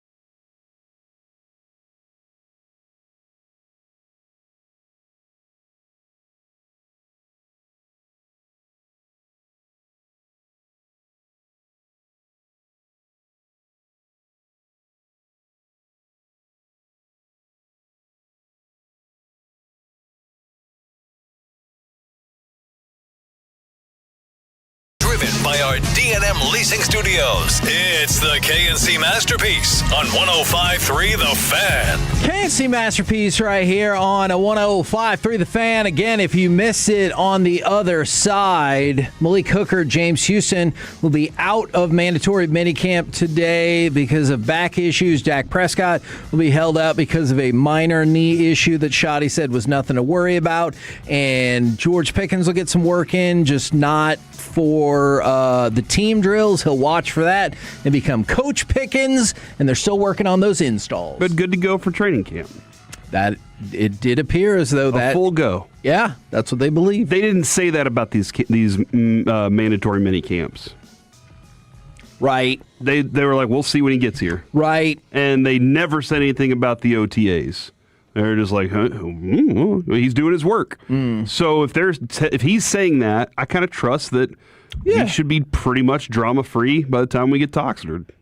Oh, we'll find new. What? No, we don't need any drama. I'm not saying we don't, but the Cowboys. The Cowboys don't need any drama. Look, you are the most well-known NFL team on the planet. Your logo is known worldwide. Everybody knows what's going on with the Cowboys all the time. All right? You don't need that to be successful. Here's how. You need a nice, quiet offseason, a nice move into camp, get your team prepared, have no other things, and then the spotlight will be on them again. Jerry always says that, right? He's like, the magnifying glass actually helps. And I get that, but it's already more magnified than anywhere else. You are right. But you know what's going to happen if the camp is quiet? We're going to have Jerry on, and we're going to make reference to that. And he's like, yeah, I could have made it really crazy. We almost took Sorsby in the second round of the supplemental draft. We're going to be like, what? I'm like, he's just going to say something like that just to, like, throw everything into a tizzy. You're actually probably right. Like that one time, it was pretty quiet. Yeah. And he goes, but I do have a tendency to stir things up. And we were like, son of a Jerry. Wow. Him admitting that sometimes. All right, so it's time for our brand new World Cup segment. Whoop that hat trick. Here's our music. You ready? Here it goes, Corey. You're gonna dance or are you gonna sing? I don't know. That trick. Whoop that trick. Dude, like this kind of reminds me of that time we were in Vegas and Rick Ross came out on the stage. Man, this is the most bass I'd ever heard in real life. My eyes were rattling. Literally, I could not stop my eyes from rattling up and down. I was like, this is insane. It was awesome. Now, let's talk about the ties. I'm sorry, the draws. Yesterday, you know who won all four of the matches? Nobody. Because every single one of them was a draw. Supporters, they won. That is debatable, not Spain. If you would have placed a $100 bet yesterday that every World Cup match would have gone to a draw, you would have won $77,000. Let's go. So I don't know if I would advise that strategy again, but if you already won, why not reinvest the money? But also, this is just the second time in World Cup history and the first time in 68 years that there were 4 draws in a single day, which is why you would have turned that $100 into such of a massive payoff because it hadn't happened in 68 years. So pretty crazy day at the World Cup. And we have already seen the brand new star of the World Cup. Give me cut number 3, will you please, sir? Rodri Cucurella backed over. Zinho stayed at home, and he's going to pay the price. No! It comes off the crossbar. The follow-up is saved! Thank you very much to FIFA and Fox Sports for making that happen. But Vozinha, the keeper for Cape Verde, has exploded on Instagram. What? Oh, no. That's in a good way. Oh, okay. Not literally I was exploded. very concerned. So much so that I have to keep updating to see what the count is. Going into this match, he had between 20 and 50,000 followers on Instagram, which is a lot. Dang. After the match, he had 1.8 million Instagram followers. Impressive. Right now, he has 8.7 million Instagram this followers. morning it was 1 million. Like, I looked and saw that it was like 118. Yes. I did not realize that he jumped up that much more after all the highlights had been shown. One of those shows on Fox 1 that only gets ratings apparently because our TV is stuck on it had it this morning at like 4 or 5 million. So I checked. It was 8.4 million. When this segment started, now I hadn't updated for a second. It was 8.6 million. Hit the refresh. It is 8.7 million followers on Instagram. So Vozinha, congratulations. And not to mention the crazy draw that they got, which we talked about yesterday. Yeah, that's pretty impressive. I like that a lot. I was listening to Sean and RJ and Bobby and Peyton's show this morning. And sometimes Jacob. Aiden's often there. Right. And they were discussing, there was Alec there once, I believe. They were discussing I was on that show. The fact that you had so many ties and and how soft that is because Americans don't like ties. And I was trying to figure out how ties do affect the bigger picture rather than just that game. Right. Ties do affect the group stages a lot. For sure. Because it can make a game 2 games down the road more interesting. You know what? And that's true. But also, soccer does a scoring structure that I have been curious for the last couple of years if the NHL would ever consider, because they really incentivize the win. Like, you'll get the 1 point for the draw, obviously nothing for loss, but 3 points for the win, whereas you could be the worst overtime team in NHL history, and it's not going to break you down as much as you think because you're still going to pick up a point either way, and the other team is going to end up getting 2 points. Whereas I wonder if you incentivized it just a little bit more to get that 3 points. No, 3 points 6 in hockey. points? No, still just 3. Okay.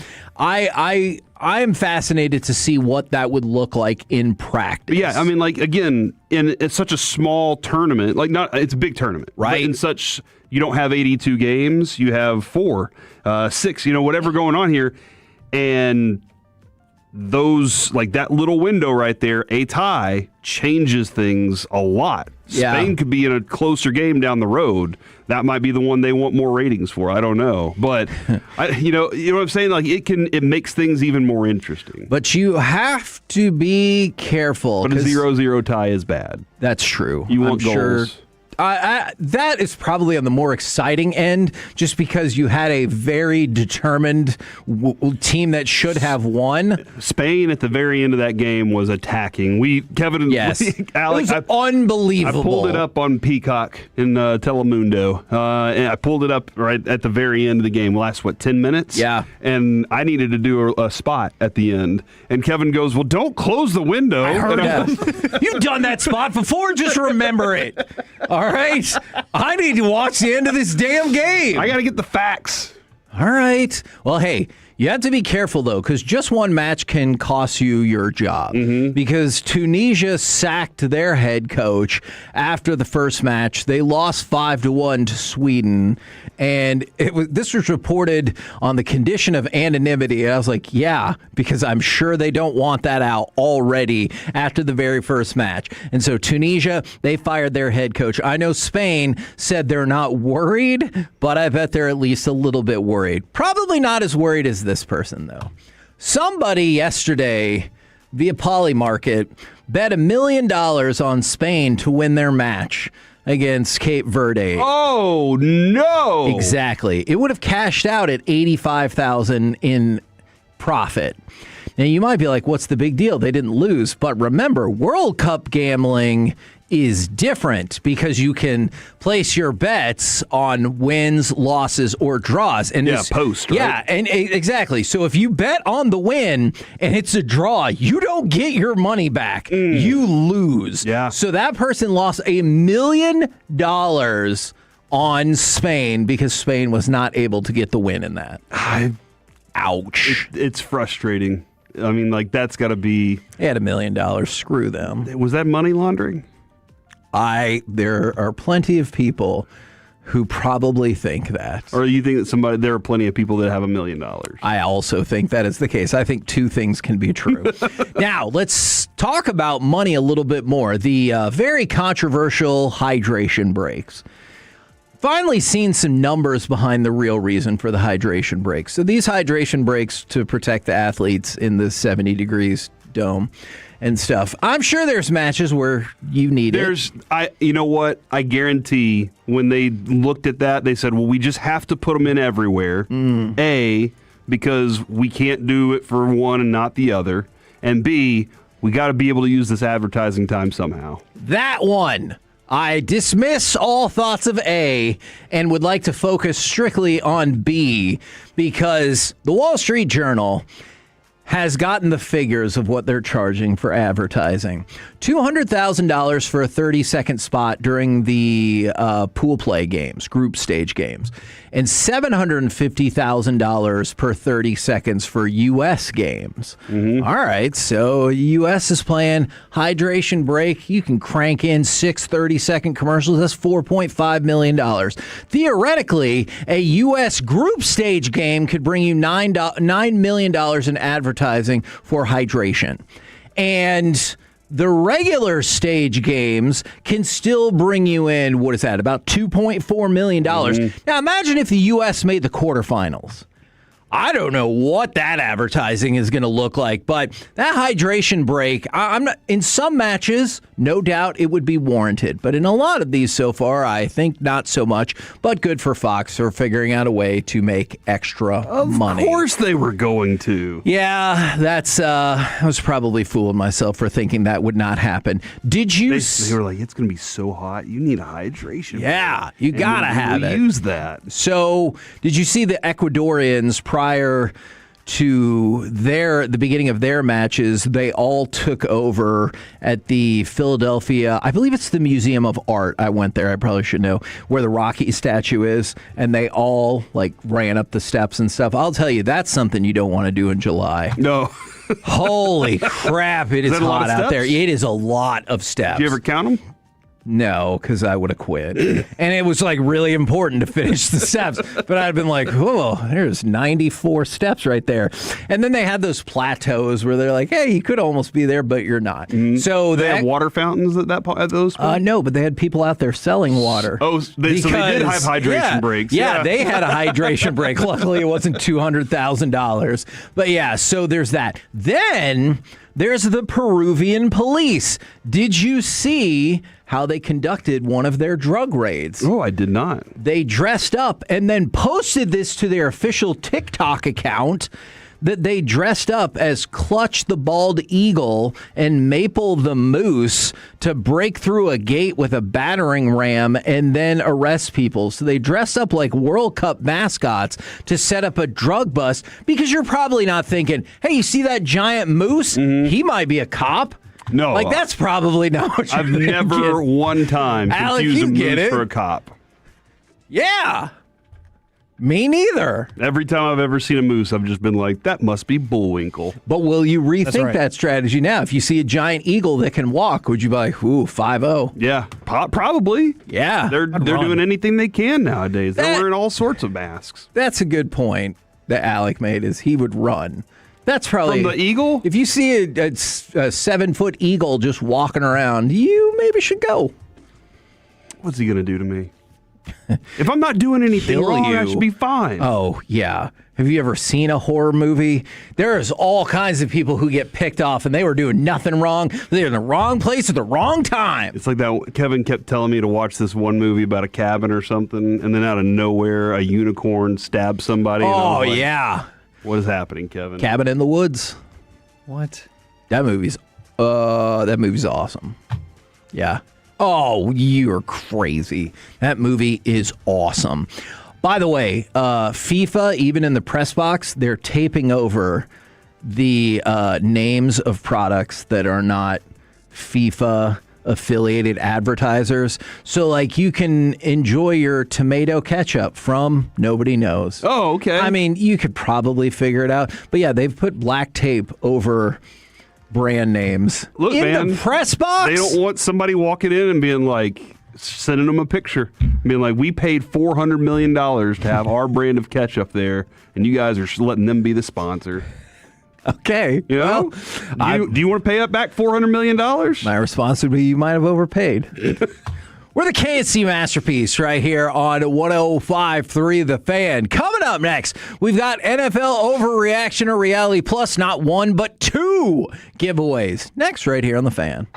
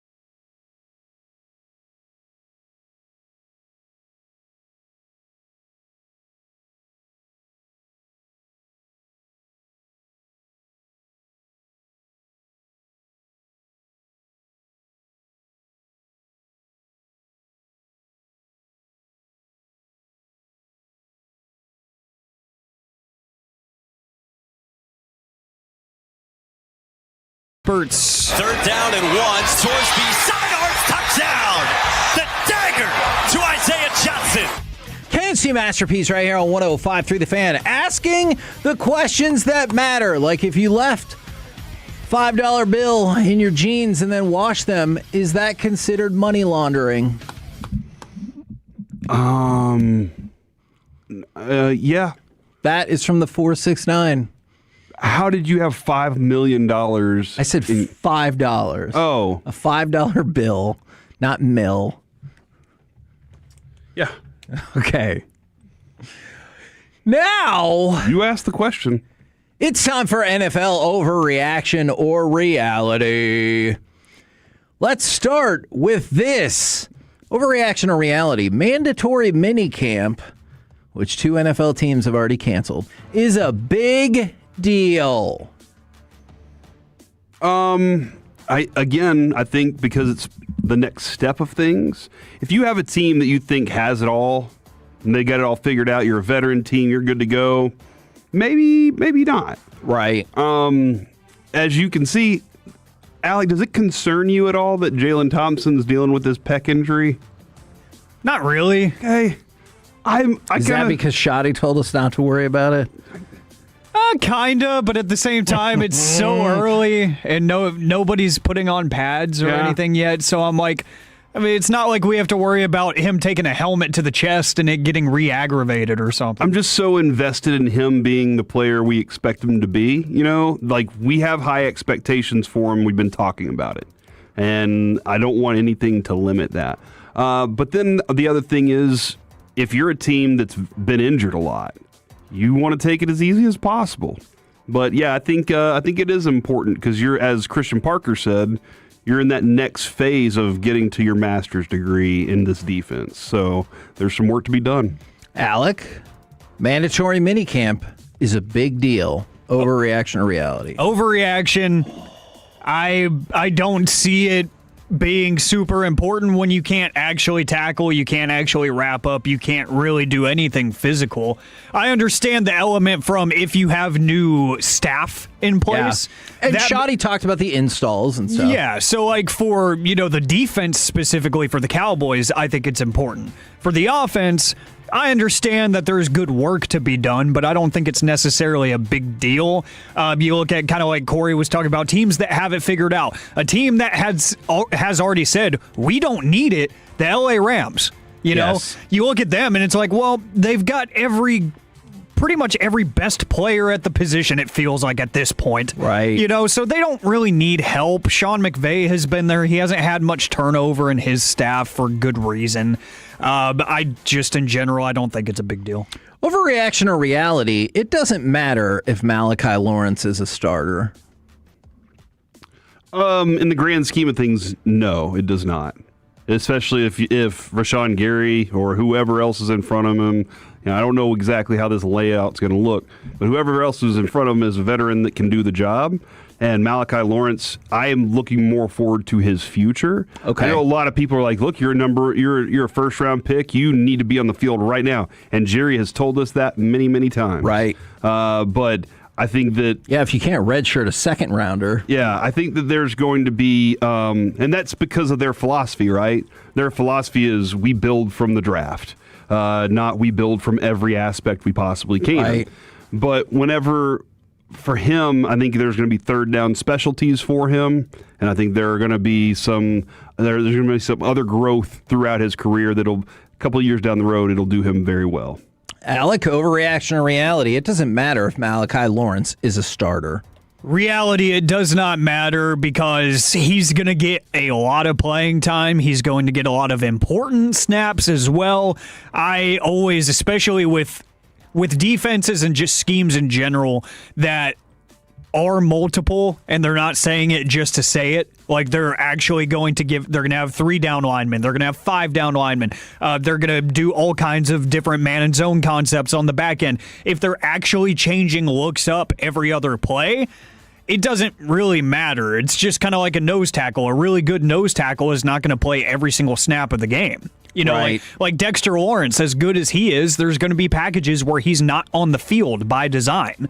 You know, and it's not because he's bad. It's because that scheme for that certain play that they're trying to prevent doesn't matter. So for me, as long as he's playing a lot, I don't care if he's on the field for the first snap defensively. I just want to see him play important downs like third downs.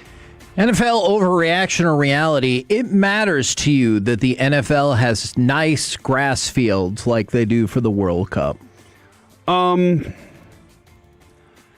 heard the overreaction. I was going to say, you heard the shoddy protection in the presser, too. He's like, we feel like we have one of the finest turf fields in all of the land, and then joked about the curtains. The majestic curtains. Yes.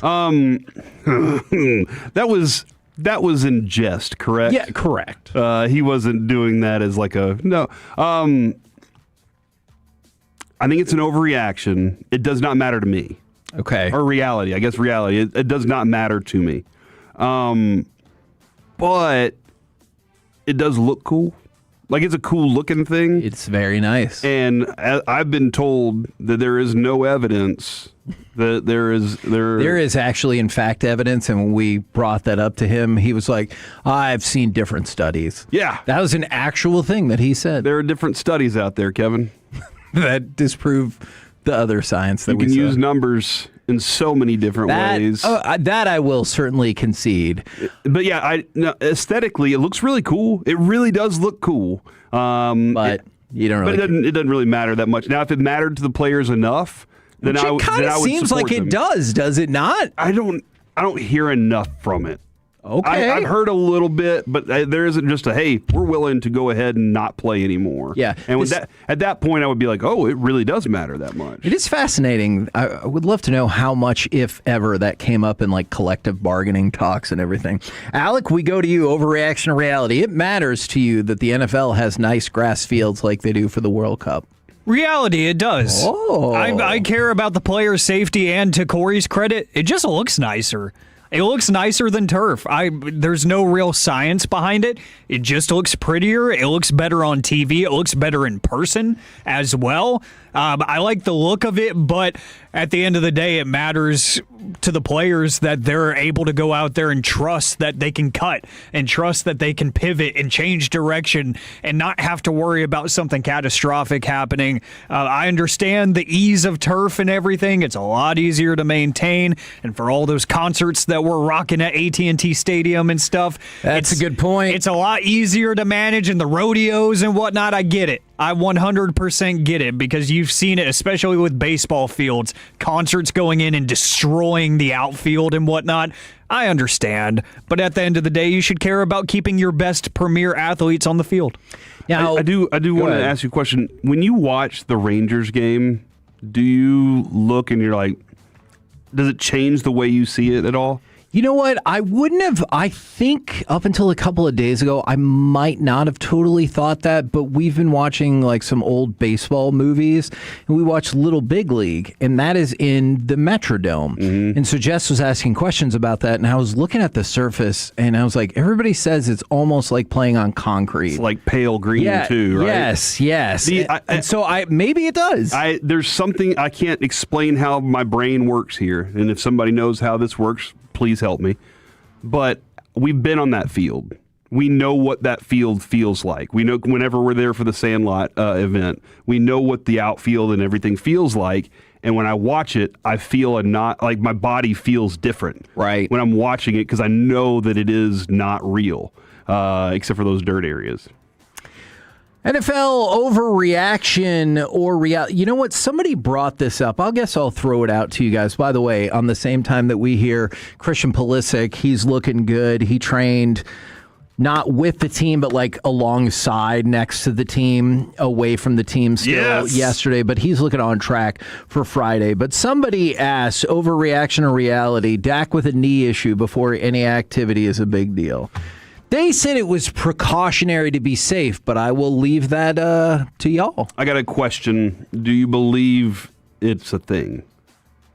Or do you think this is a good... Hey, if you got anything wrong with you, you understand this offense. Yeah. Let's go ahead and get more reps for Milton and Sam Howell, because we got to figure out what we're doing there. I'm going to err. And whenever we get to camp, you're going to have the reps. Yeah, I'm going to err on that side. But obviously, NFL teams are not also in the business of being upfront about injuries. Like we saw that just a couple years ago with Dak. He's like, that's fine. Hey, what about when you were walking over by the boat or whatever? Yeah, that's a good point. He had been struggling with something. But this year he's coming on. He seems pretty, pretty healthy. So I'll err on the side of I'm not concerned. That's where I am right now. Is I'm not concerned because I feel like a lot more reps need to figure out what's happened with those two guys. Now let me go to this one, and Corey, I will start with you because I already know what your answer is. Overreaction or reality? You would take Brendan Sorsby in the supplemental draft. Overreaction. I absolutely would have. Every person, if I'm Roger Goodell, I'm calling every single one of the teams and saying collusion. All right, guys, get ready for this. This dude does not need to be in our league yet. He needs to earn his way into our league, and him running from one problem into our league is not our problem. I would say go earn your way in the UFL if that's the way, but the entire Texas Tech grouping is fighting the whole country right now on whether or not this is an okay thing. They even got backed by Ken Paxton. So, oh well, good luck with that. But when it comes to that, like they're battling for him. Yeah, and he's like, I'm gonna tuck tail and go. Yeah, and I just don't think that I want that dude in my league if I'm the league until he proves that he's not going to be a problem one time. Now, the league has often shown there are things that they do and don't care about. You can be a problem in these ways and not, as long as you can play. I don't know if he proved that he could play enough to the league for them to say, we have to get him. Well, and since you were kind of referring to it, bonus, not Rick bonus question. Can't say not Rick bonus. Brendan Sorsby kind of screwed over Texas Tech in this process. So I don't know exactly. They went out of their way to say, we support you. Did they ever? And now any player that comes in there will be entitled to that kind of support, right? Like you would think. You should, hey man, you supported that guy whenever he did that stuff. Why won't you support me? I also wonder, is there a reason they supported him? Like, did they know stuff and there was implications? I think it's just because they're like, our team will be better with him. So, but I don't know if it's going to pay off for them down the road, but they are getting screwed over by him just bailing on them like this, and I wouldn't want that in a leader. Yeah. Alec, overreaction or reality? We will start with the first of the Sorsby questions. You would take Brendan Sorsby in the supplemental draft? It's weird. It's a really weird spot to be. I would say reality just because quarterbacks are extremely hard to find. Right. They are extremely hard to find. And when you start looking at some of these scouts and whatnot, I know ESPN put out like one of those insider kind of notebook articles this morning that had Schefter and different NFL insiders like Fowler and then college football insiders, and they talked to different NFL executives, and they were all saying the same thing. They're like, your risk tolerance is a lot higher with quarterbacks because people screw up the scouting process with them so much. Right. And he's already shown enough in his college career that he could be an NFL quarterback. He really could be. They thought that he was going to be a first-round pick in next year's draft, even with how loaded that class is. They thought he would be back into the first round. So it's worth taking the risk just because you're probably not going to, in the supplemental draft, have to give up a first to get him. So I would do it and just say, hey, I'm taking a flyer out on a potentially really good starting quarterback, and I'm dealing with the risk and the PR crisis that's going to come with it just because I don't know if I'm going to have another chance to get cheap talent. I feel like the last time I supported something that I was like, he can play, was Greg Hardy. Yeah. And I kept going, the dude can play. Right. If that's the case, and you need this, and then that backfired on me. And that's why I'm just not really willing to do that. So, by the way, the betting odds for this are insane. So the favorite for Sorsby is that he'll get taken in the third round. Next favorite, undrafted. Next favorite, second round, then fourth, then first, then 5th, 6th, 7th. So the thought That's is fascinating. it really is. So the thought is once you get past the 4th round, nobody's going to be willing to take that gamble and look foolish, and they're just going to let him slide through and be undrafted. But that's 2nd. And then 3rd is at the top of the list. So the prevailing wisdom is he'll go 2nd, 3rd, or 4th unless he doesn't go at all, which is very bizarre. It probably won't surprise you to know the usual suspects are kind of in the mix there. The Jets are the favorite to take him, followed by the Cardinals, Dolphins, and Steelers. What I think would be hilarious is the 5th team on the list is the Atlanta Falcons. Now, I'm assuming that would mean the Atlanta Falcons are trying to make a run at Cleveland in terms of having the most crowded room. Where are the Browns on this list? The Cleveland Browns are... they're right alongside the Dallas Cowboys. Kevin, I think at about 10. I think that's good value. That's my new favorite thing. Please, Cleveland Browns. Go ahead and make a play on that. Brandon Sorsby. Carry at least 4 quarterbacks on your roster. And even then, you'd have to get rid of somebody you drafted in the last year or two. That would be freaking amazing. Do you guys want one more? I want to ask you another question. I'm sorry. Please. Somebody said, do you think somebody will take a gamble on him? I do. Like, why do you want to bring that intrigue, that question to your training camp? If you're a contender, it's a no. I just don't think... Again, the Cowboys, we talked about it a lot. They have the infrastructure. They feel like they can handle it. A lot of times they're like, we don't care. We're good. But why would you want to bring that to your organization?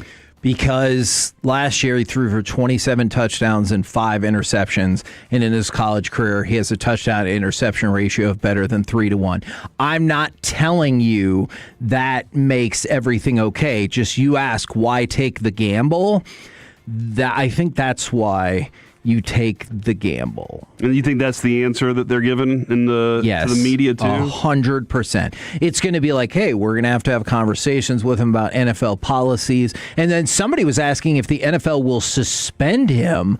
I believe they had set the precedent, maybe I'm off on this, that if the actions occurred prior to being drafted, that it is not eligible for the personal conduct policy, but I'll have to double check on that. I feel like your locker room would be under more of a microscope too with him around there. Okay, so let's get into that for just a second. If so, why?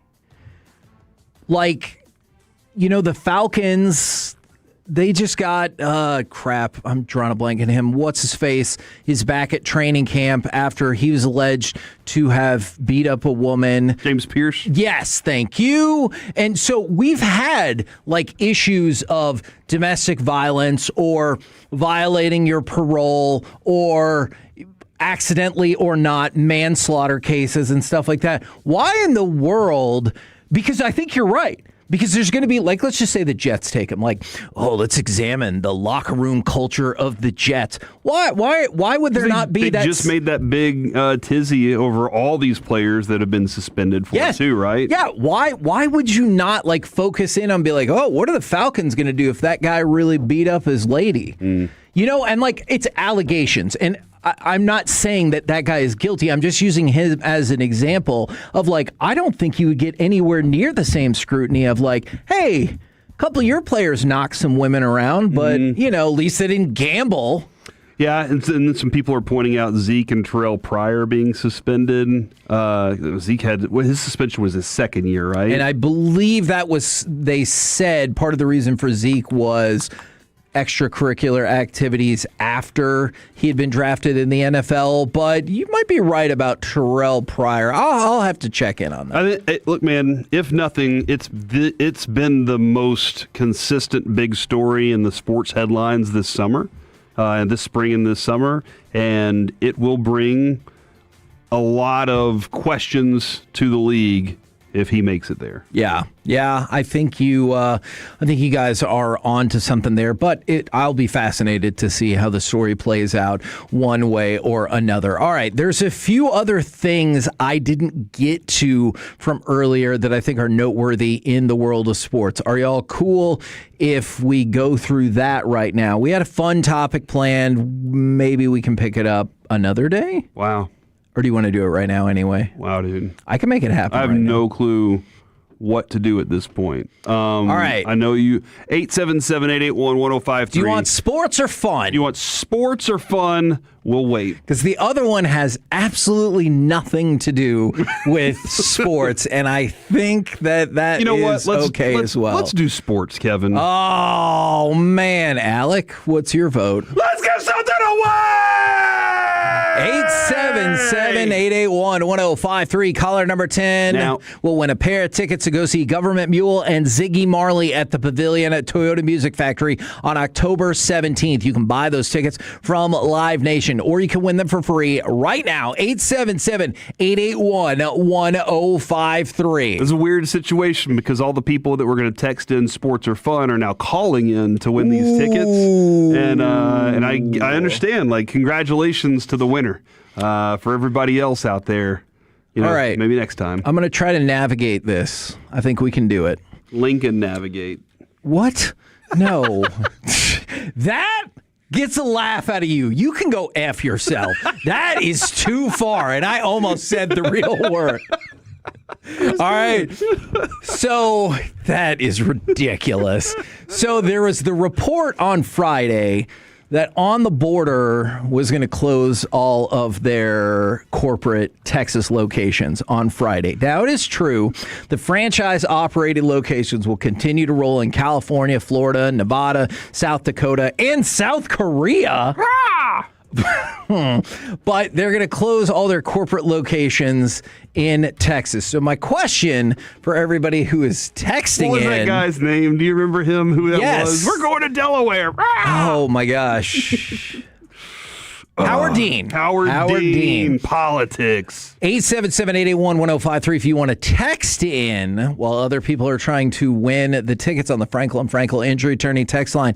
What is the restaurant that closed that you're still sad about? Like maybe a long time has passed, but you're still sad. So again, I realize not every single On the Border is closing, but a whole lot of them were. And they were like effective today when this news came out on Friday. And they're like, effective today, it's going to happen. So I want to know the answer to that. While y'all ponder and give us some of your votes, I have a couple of other sports notes for you.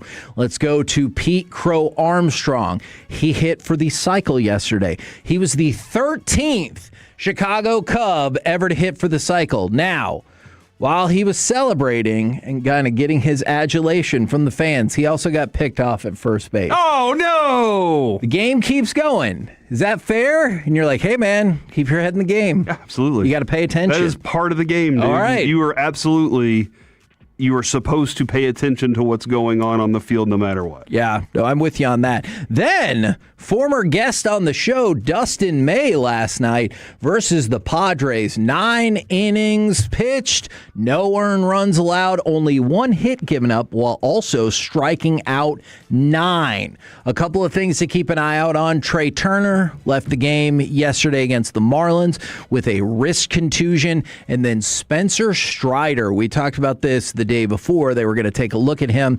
He's being shut down and won't throw for the next 4 weeks. Okay. So they're now looking at a late season return. So like he's not going to throw at all for 4 weeks. Then they'll reevaluate with a follow-up MRI and see how things are looking. But that is another tough shot for the Braves right there. Yeah, that stinks for them, man. Now, we got a whole lot of votes on this. Yeah, I have 2, and I see one of them showing up a lot.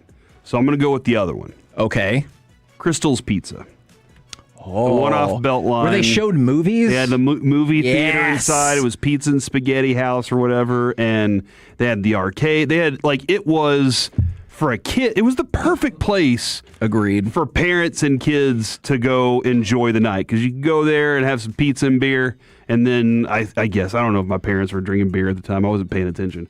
But then when you were a kid, you went to the little movie theater, you played games all night long, you ate pizza, and then you got in the car, and it was a long ride home, and you get to go to sleep. Yeah, you fall asleep in the car. But Crystal's Pizza, now I think they had one a while back, like they had another version of it, but it's that one specifically that we used to have was awesome. We've got, oh man, this is a good one I didn't even think of, from the 972 Black Eyed Pea. Dude.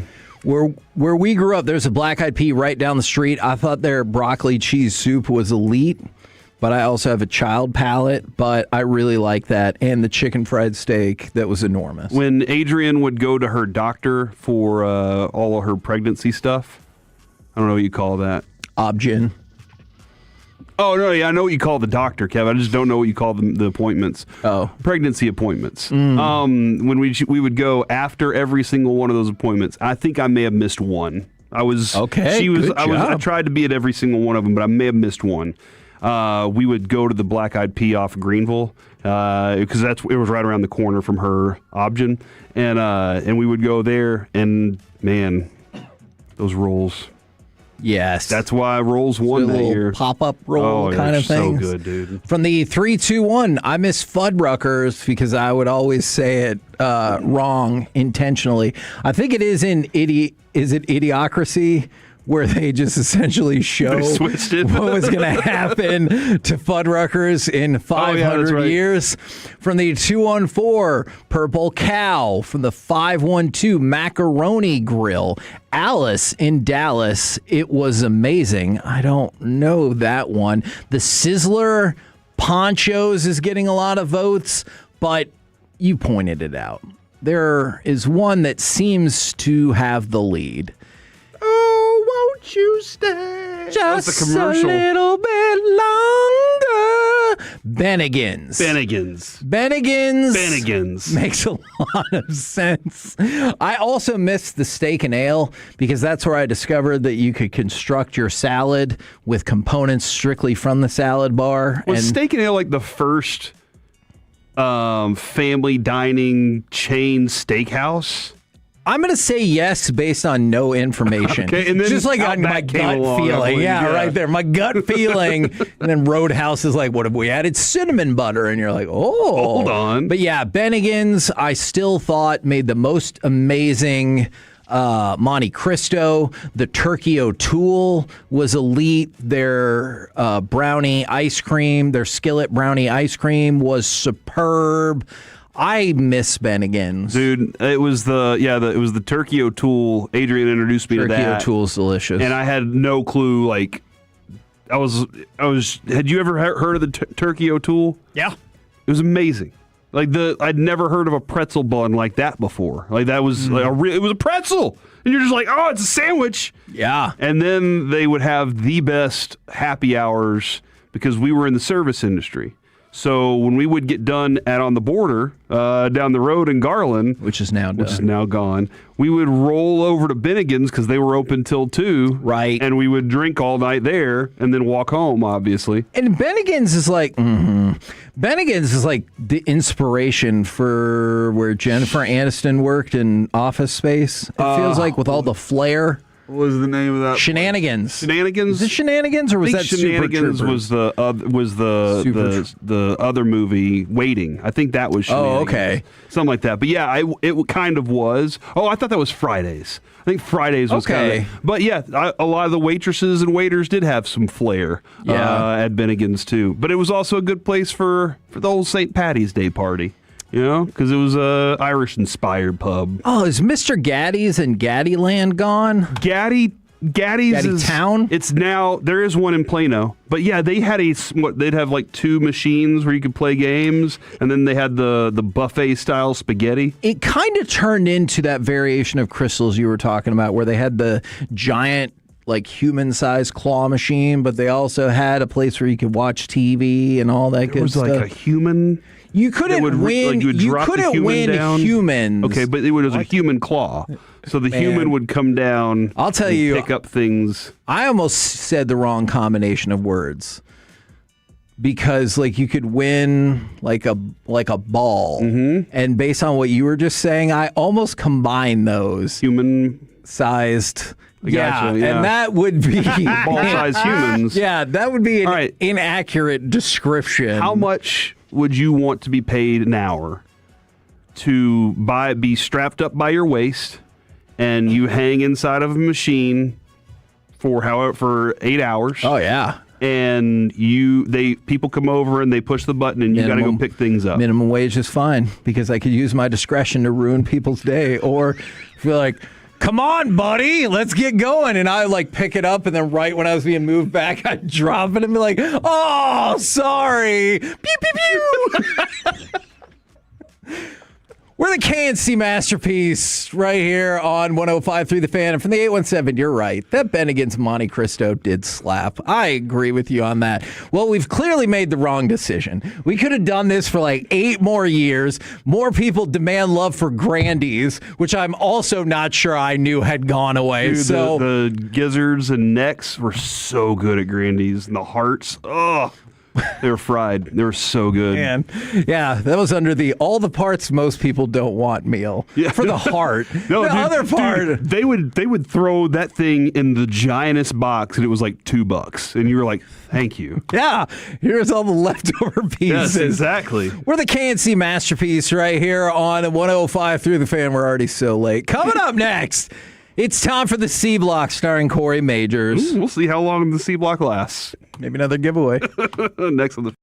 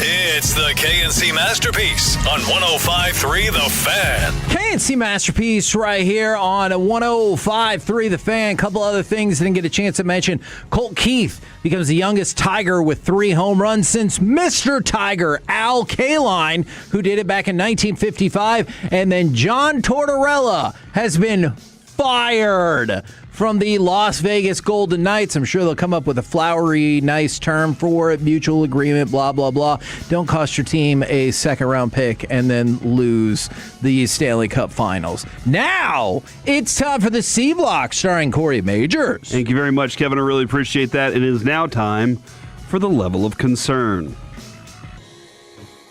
Stand by. Oh, man! On the Fan. Bonk. Wheel. Today. Oh, man! My computer decided to restart. I just did the intro for you. Yeah, but the restart part of it, look, man, we push out a lot of install stuff. Yes. For what updates. Oh, this is like our mini camp. There's a lot of updates that get pushed out here. And no, not those kinds of installs. Okay. And like this computer that I'm looking at right now, it's going to go down during Dawson's, during their show.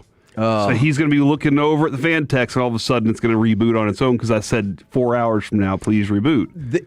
What's going to happen, though? It's going to pop up again, and that person's going to 4-hour it. And that's how the computer's But it only does that so many times. Oh, okay. And then it's like, sorry, we told you it was going to happen. By the way, good news. Level of concern. Multiple people are saying there's still Grandies around, including one in Plano. I haven't seen it. I do not see how Plano allowed that. What do you mean? Dude, kidding. a lot of people have a wrong thought about Plano. I mean, you're right to a certain extent. But then there's the city council meetings where they're like, why did you make my kid go to the poor kid school now? And the hell you are going to build more apartments. I think in Plano it's kind of gotten to the point. Look, man, we discussed the apartments last time, right? I think we have apartments. I think That's the city good has gotten to the point where you can pretty much pick anywhere you want to go in the schools.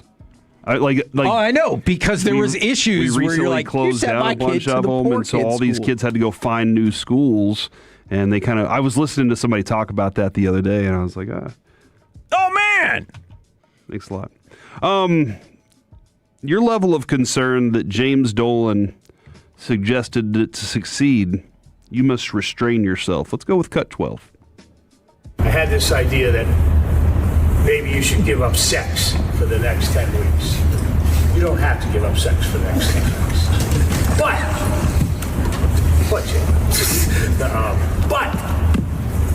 like Spartans, you know what Spartans are?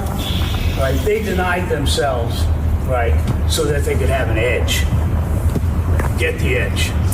Go home, talk to your wives, tell them, don't tell them you're not going to have sex. Don't tell them it was my idea. But let them know what this is going to be like, what your commitment is going to be like, and how they're going to have to sacrifice too.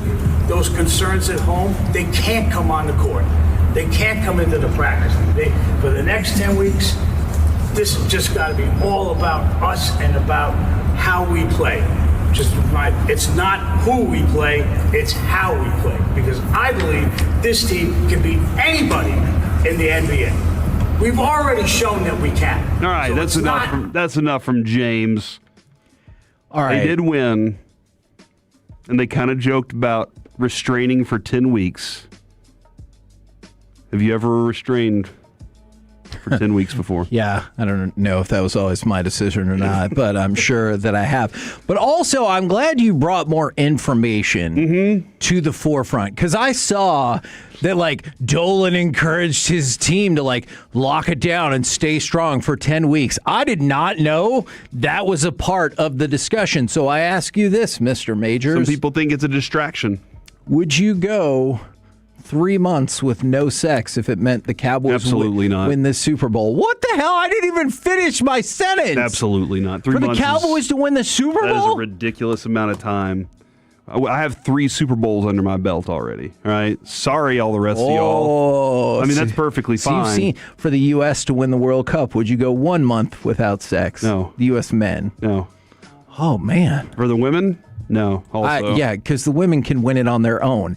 I'm giving you scenario. Wow, you're suggesting the men can't win? That is exactly what I'm flat out telling you. Did you not see that Zlatan Ibrahimovic told us to believe? I did, and I believe that we can do better than anticipated. But I know the women can win the World Cup. U.S. men have never won the World Cup. We've been doing this for almost 100 years. How does that affect me?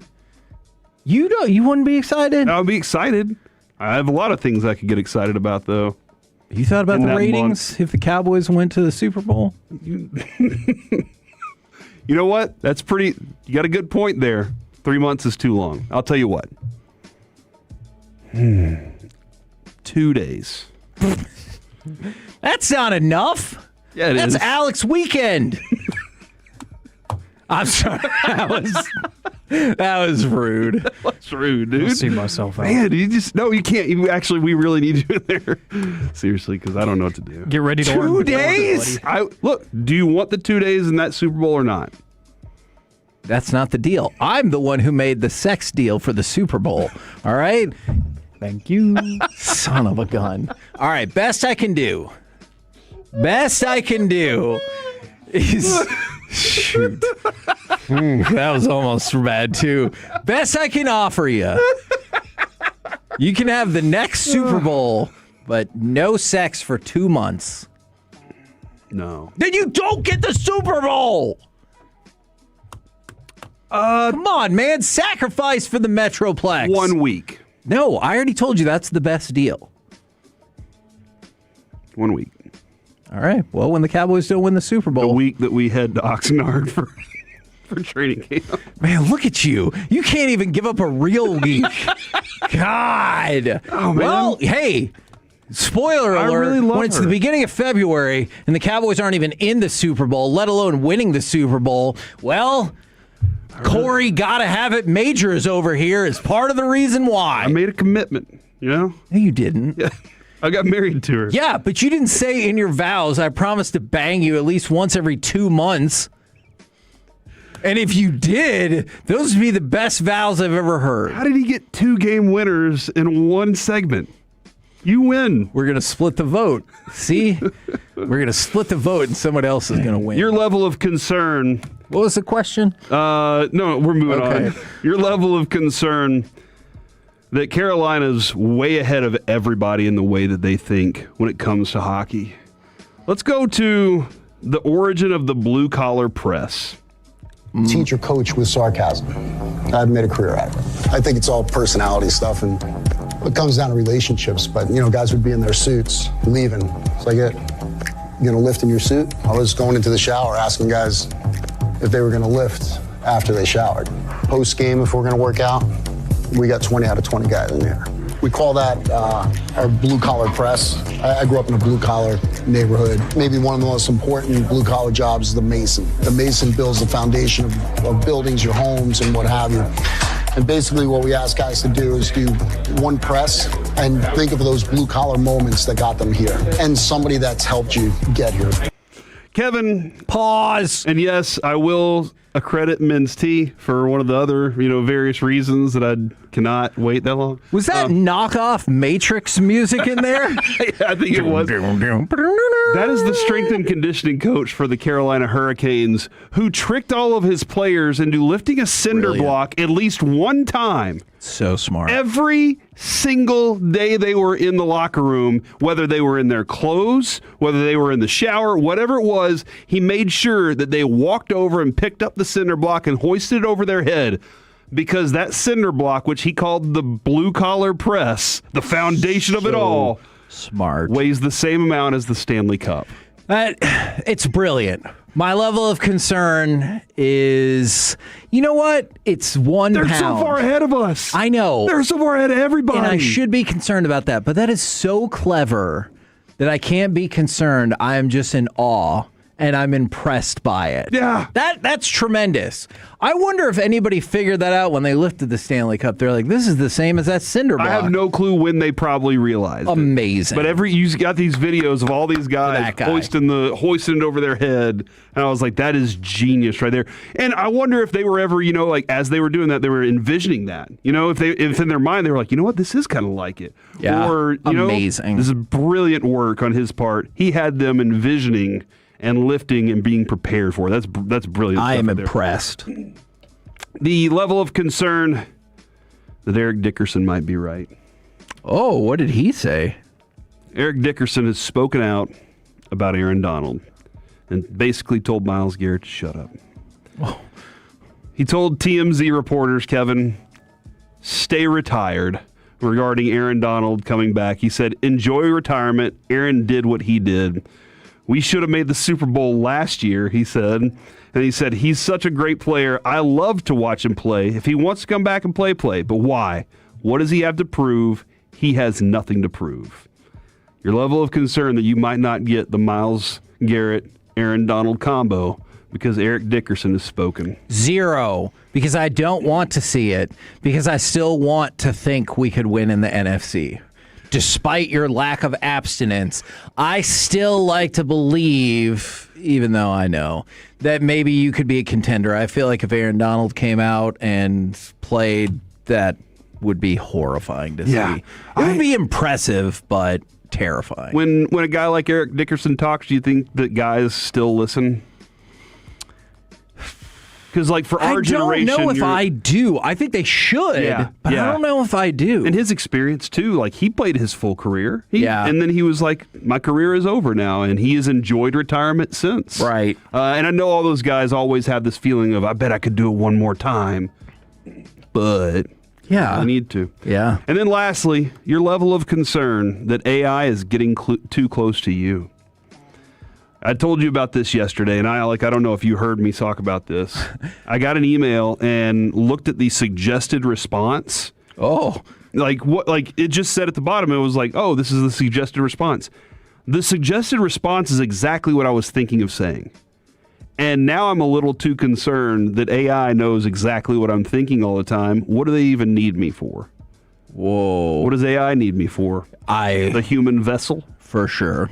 Yeah? That's all we're going to be used for. Not to go back to the Matrix again, but we're going to be like a power source for them. Although I did... Which means abstinence is on the way. Yeah. Oh, man. Look, somebody in this room or adjacent room, probably Alec, is someday going to have a robot girlfriend. All right? Wow. That's like 65%. We're too old. Yeah.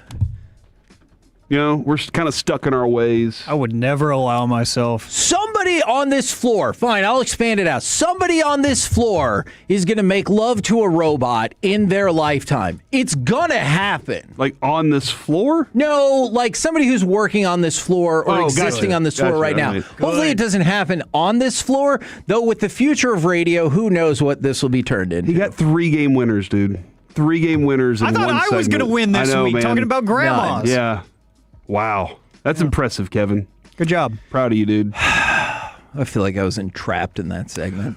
Let's get something away! 877-881-1053. Caller number 9.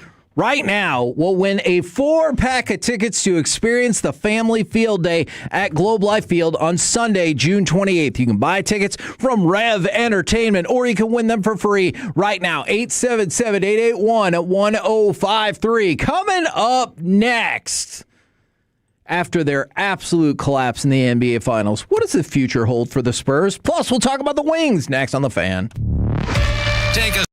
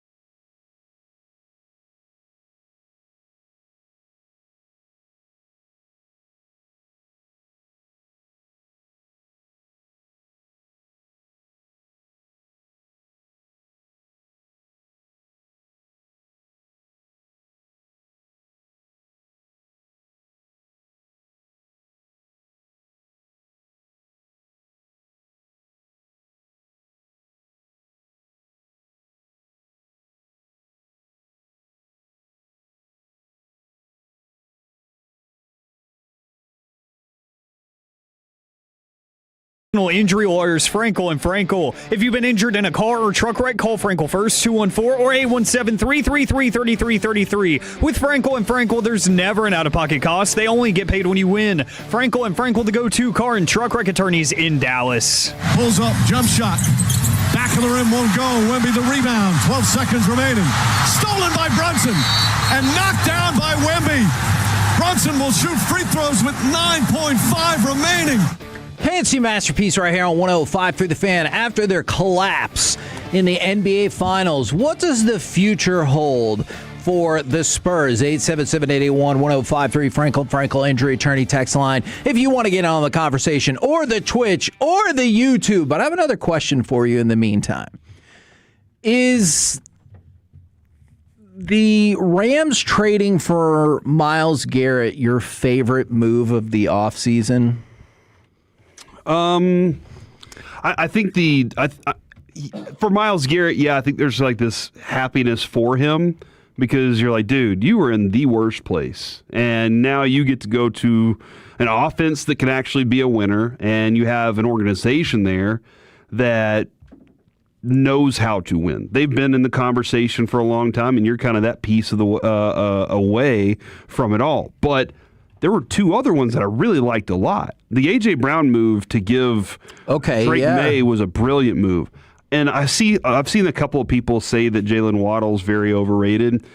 I think that Bo Nix having Jalen Waddle and having Cortland Sutton and having what they have in that offense, I think it's a great thing. So I like those three moves a lot because I personally like Jalen Waddle and didn't want to see him stew in the hell that is going to be Miami this year. Right. And so for him to have another place, I think he's going to be a good, valuable wide receiver for people in fantasy football this year. Okay, it's interesting because NFL executives were kind of asked about this, and the ones that they threw out there were, like you said, Jalen Waddle. Like he brought up Myles Garrett to the Rams, A.J. Brown, the 49ers, and Cowboys for the Osa trade, taking Jordan Tyson at number 8. I know for some people that was controversial. The Bengals dealing for Dexter Lawrence were some of the ones on the list, so I just wanted to check because obviously Myles Garrett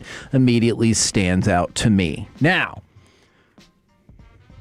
where do you think the Spurs are going to go from here? Because I want to throw it over to Mitch Johnson, their head coach. This is cut number 10, and him just kind of talking about the struggles they had down the stretch in most of these finals games. We weren't ready to win an NBA championship. The better team won. We did a lot of good things, and we didn't finish the job, and that's what it is. It is amazing to hear the chant of Jalen Brunson in the background while he's saying all this. But yeah, Mitch Johnson says we weren't ready to win an NBA championship. They're installed, the Spurs that is, as the slight favorite next year over Oklahoma City, with the Celtics third and then the Knicks fourth. And then there is a giant gap until you get to anybody else. Do you foresee them as bouncing back as quick as next year? Do you always foresee them being in the mix? Are they going to get titles? I know a lot of people didn't expect them to be able to beat Shea for sure and win in the Western Conference Final. I am one of those people for sure. We've seen, teams do this before, and then the next year flame out for sure. They do what we saw the Mavericks and the Rangers do, go out and have the best season they'll ever have in franchise history, and then get to the playoffs and collapse, or right at the end of the season and collapse. Like, they have something to prove to start the season. We're still that team. I think the player himself is good enough to get them back into this conversation multiple times throughout his career. And I think that they are young enough to get back there multiple times with Castle and what they have built, especially with Dylan Harper. And I think he's just going to get more playing time. I think I think because of the leader that Wembanyama is. Now, this is another thing, though. He acted childish at many moments throughout this series. And I'll play for you. Especially at the end. I'll play for you a quote in a second that some people think. He acted very childish multiple times. But that group follows him. And as he matures, they will mature too. So I do think that they're going to be back multiple times. I still think that they're going to be contending against Oklahoma City for the next couple of years. Those two are the front runners for me. From the 4'6'9", Wemby will never make another finals appearance. His incredible size will end up keeping him from longevity in his career. By the way, if you do think that Wemby is primed for lots of future success and titles, might be a good time to buy some of his cards because they have taken the post-finals dip that frequently happens for whoever loses the championship. Now, I don't want to redo one of the segments that we did last week about the greatest dynasties that never were. So I decided to isolate 4 teams that just kind of popped into my mind. The 94-95 Magic, obviously. You had 24-year-old Penny, 24-year-old Shaq. You get swept in the finals. You collapsed in Game 1. Never made it back to the NBA Finals. That's true. The 95-96 Seattle Supersonics. Can I ask you a question, though, about that Shaq team? Did Shaq ever want to be the best? I think he did, but I did not think he wanted to be the all-time best. I think he wanted to be the best in a moment. And he accomplished that. And he was like, that's good enough. Yeah.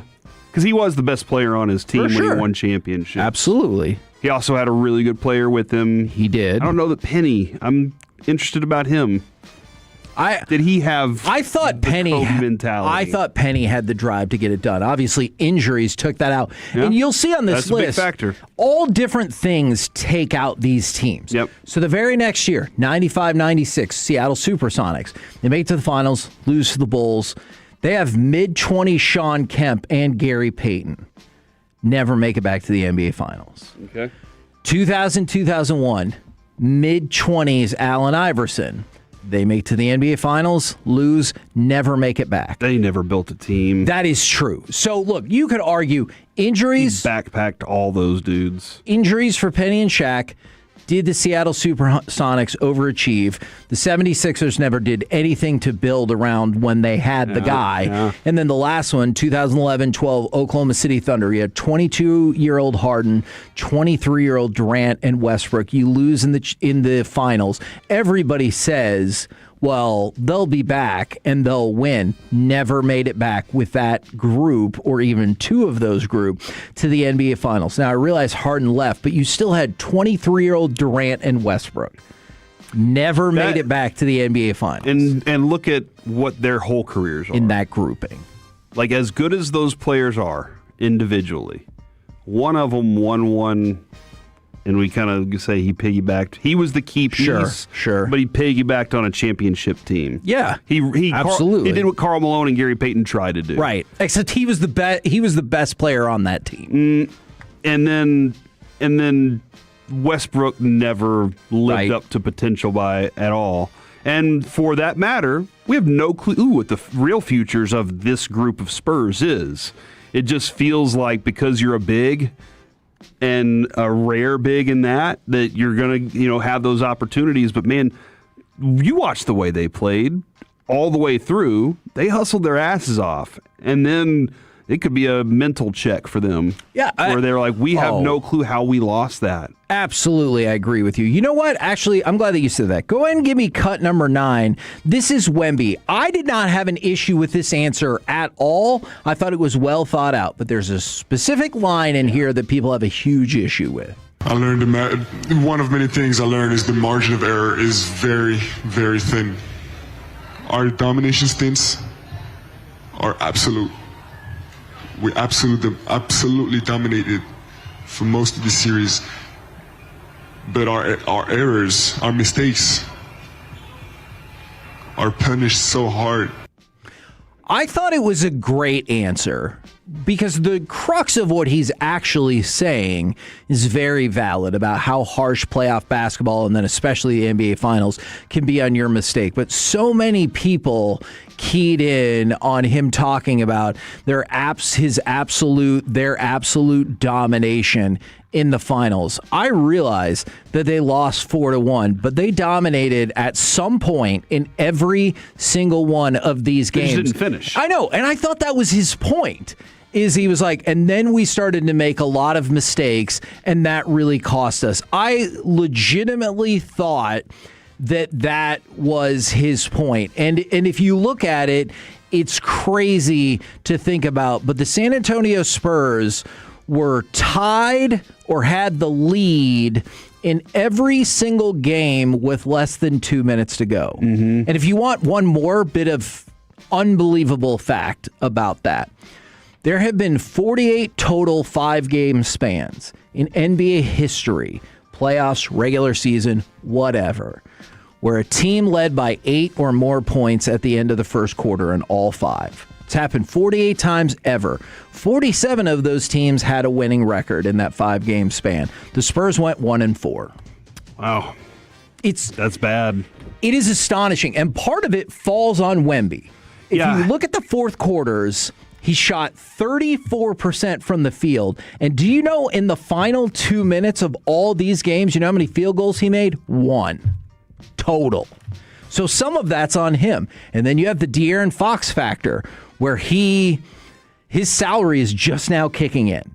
So next year, $49.5 million. In 4 years, he makes $61 million. So I wonder if that is going to be an albatross of a contract that the Spurs are going to have to move if they want to be able to keep the 3 players that we've already talked a lot about. Jordan was 27 when he won his title. That sounds about right. 91, he was 27. Okay. This is what there you go. I have him at. 90, 91, he was 27. There you go. The Wembanyama's very early in his career. He's only 22. And there's no way you can just be like, well, like Marino it, well, you'll be back. For sure. But I do wonder, like Dirk, when he got there and had his moment, just depression that whole offseason. Michael Jordan, it seemed like every time. Now, the argument's always been for Michael Jordan, but once he got there, he never lost. Yeah. Like, once he got to the NBA Finals, sure, very Joe Montana. Right. Once he got there, he never lost. And with Wembanyama now, he's got the loss on there on the ledger.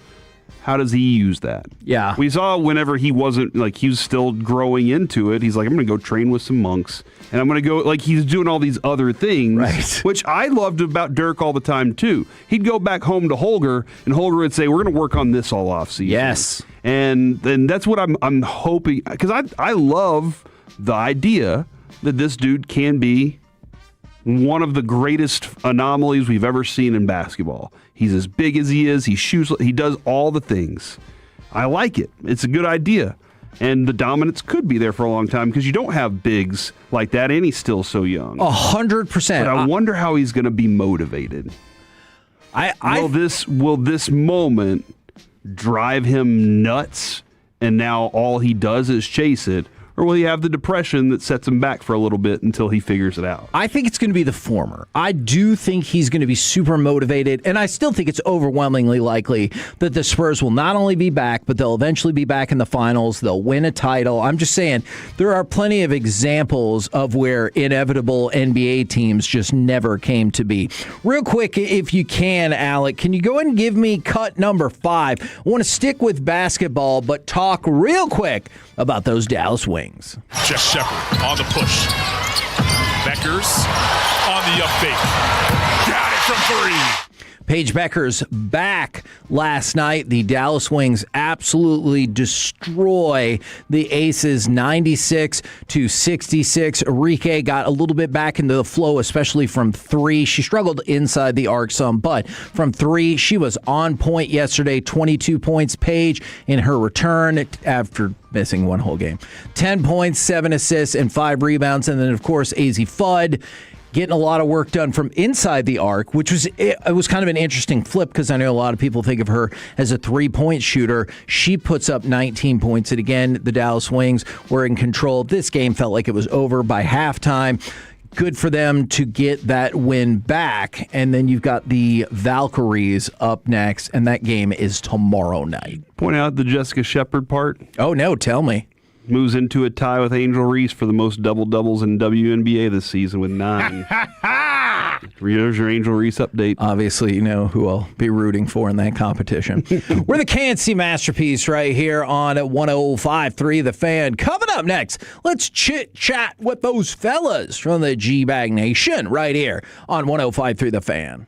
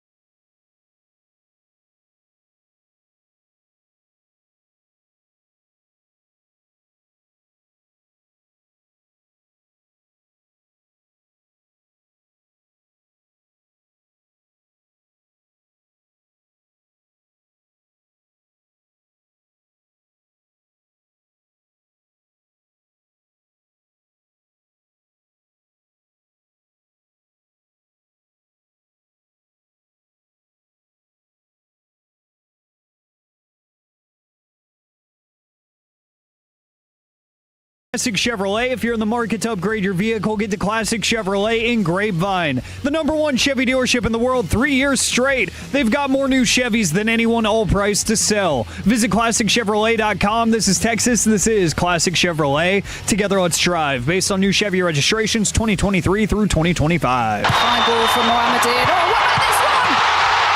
And they've equalised again. Mohamed Moebi for Iran. Relief and release. Thank you very much to FIFA and Fox Sports for making that happen now that we can play World Cup highlights. What'd you guys think about all the winners yesterday? So many winners. It's the first time in 68 years that there have been 4 draws in the same day at the World Cup. That is wild. 68 years! You'd have bet $100, you would have won $77,000 off of that. Man, I always hear nuggets like that, and I'm thinking, why didn't I do it? But I never would think to do that in the first place. Because it had happened in 68 years. Gosh. And so when you came back in and you told Dawson that you lost $100, he'd be like, yeah, because you're an idiot, because we said it hadn't happened in 68 years. You bet on wait for year 69. But that one time. Nice. You know what? It's the same thing. I think this all the time when, like, if a 10 seed makes it to the Final Four and you're like, I picked them, I'm always like, you're an idiot. I know they got it right, but I'm like, you didn't pick that because you're like, I've been studying this team all year. You're just like, I want to disrupt the system, you know? I know things you don't know about this 10 seed, Hagee. Yeah, I mean, I guess. But that's what I think every time. I was like, I do not think you're a sports genius. No, they're just taking a flyer. Yeah. We expecting France to tie it today as they get rolling here? No, I think France is going to shellac Senegal. I'm thinking 3-1. Okay, that's a Let's get loaded up on DraftKings. Code DFW the fan. Let's do it. Let's make a parlay I'm card in right on now. it. 3 games. What would that pay? Ooh. Okay, so who should we do? France, Norway, Argentina? Sounds like a plan. Yeah? All of those are favorites, right? So which one do we think? Pretty heavy, too. I mean, sorry, I got Algeria? Can Algeria...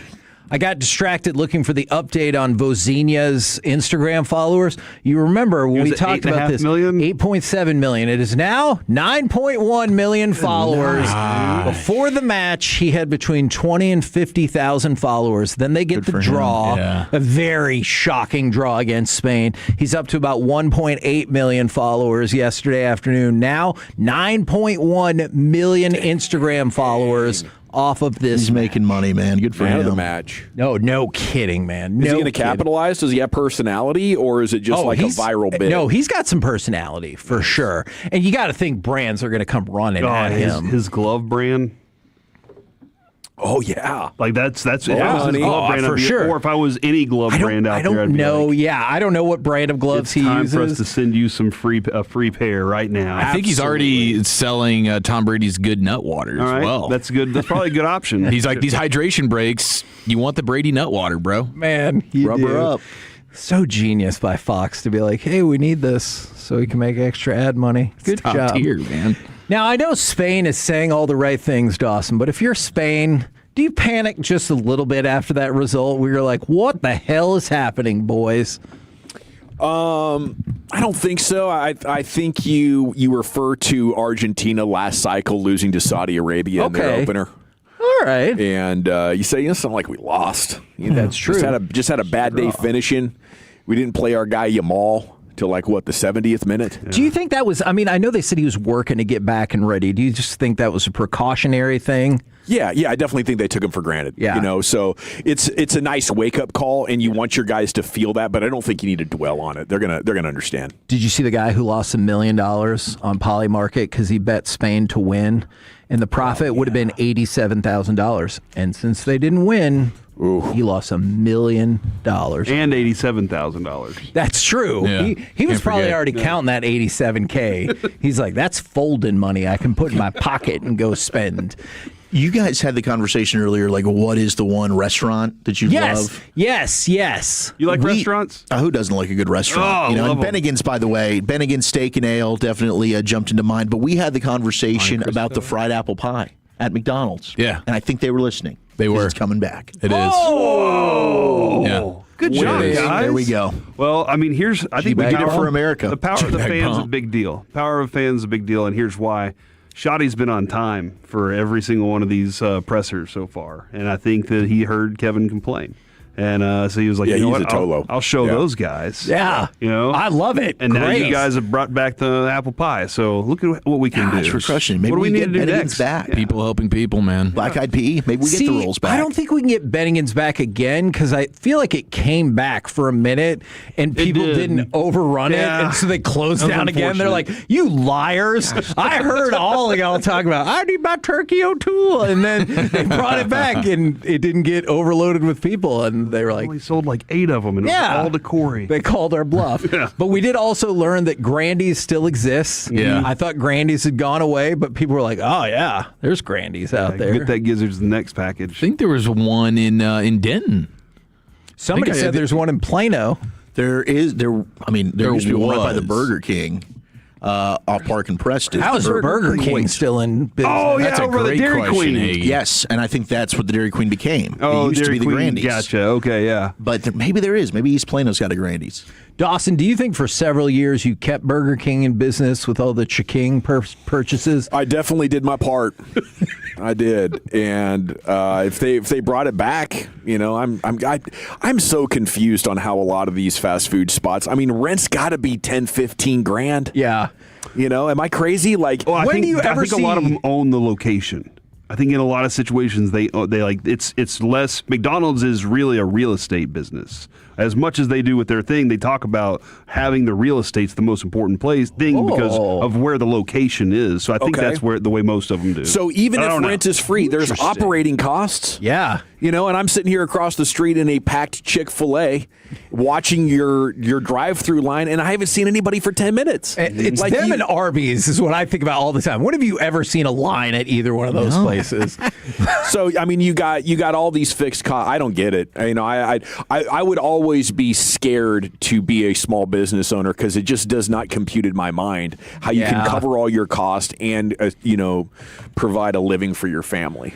Yeah, I'm with you on that. I just when y'all were talking about, it's over by the Burger King, and I was like, Burger King and Arby's are the ones where there's so many of them, and I'm like, do you know anybody who's like, that's my favorite fast food spot? And then you throw a Whataburger out there, and you're like, now I understand. Like now I understand how you can make a lot of money doing those things. Absolutely. Provide quality It's a products. healthy drive-through. The drive-through's always full. You got some. Those are 5, facts. 6 deep. Mm-hmm. The Yes. math is mathing for me. See, okay. Sometimes I've seen the 2-lane where they have the 2 lanes going at the same time, and you're just like, yep, they're serving it up today. Why did it take us so long to figure out, hey, what if we had 2 lanes? The double drive-throughs? We could Yeah. probably. It's a good question. I don't know.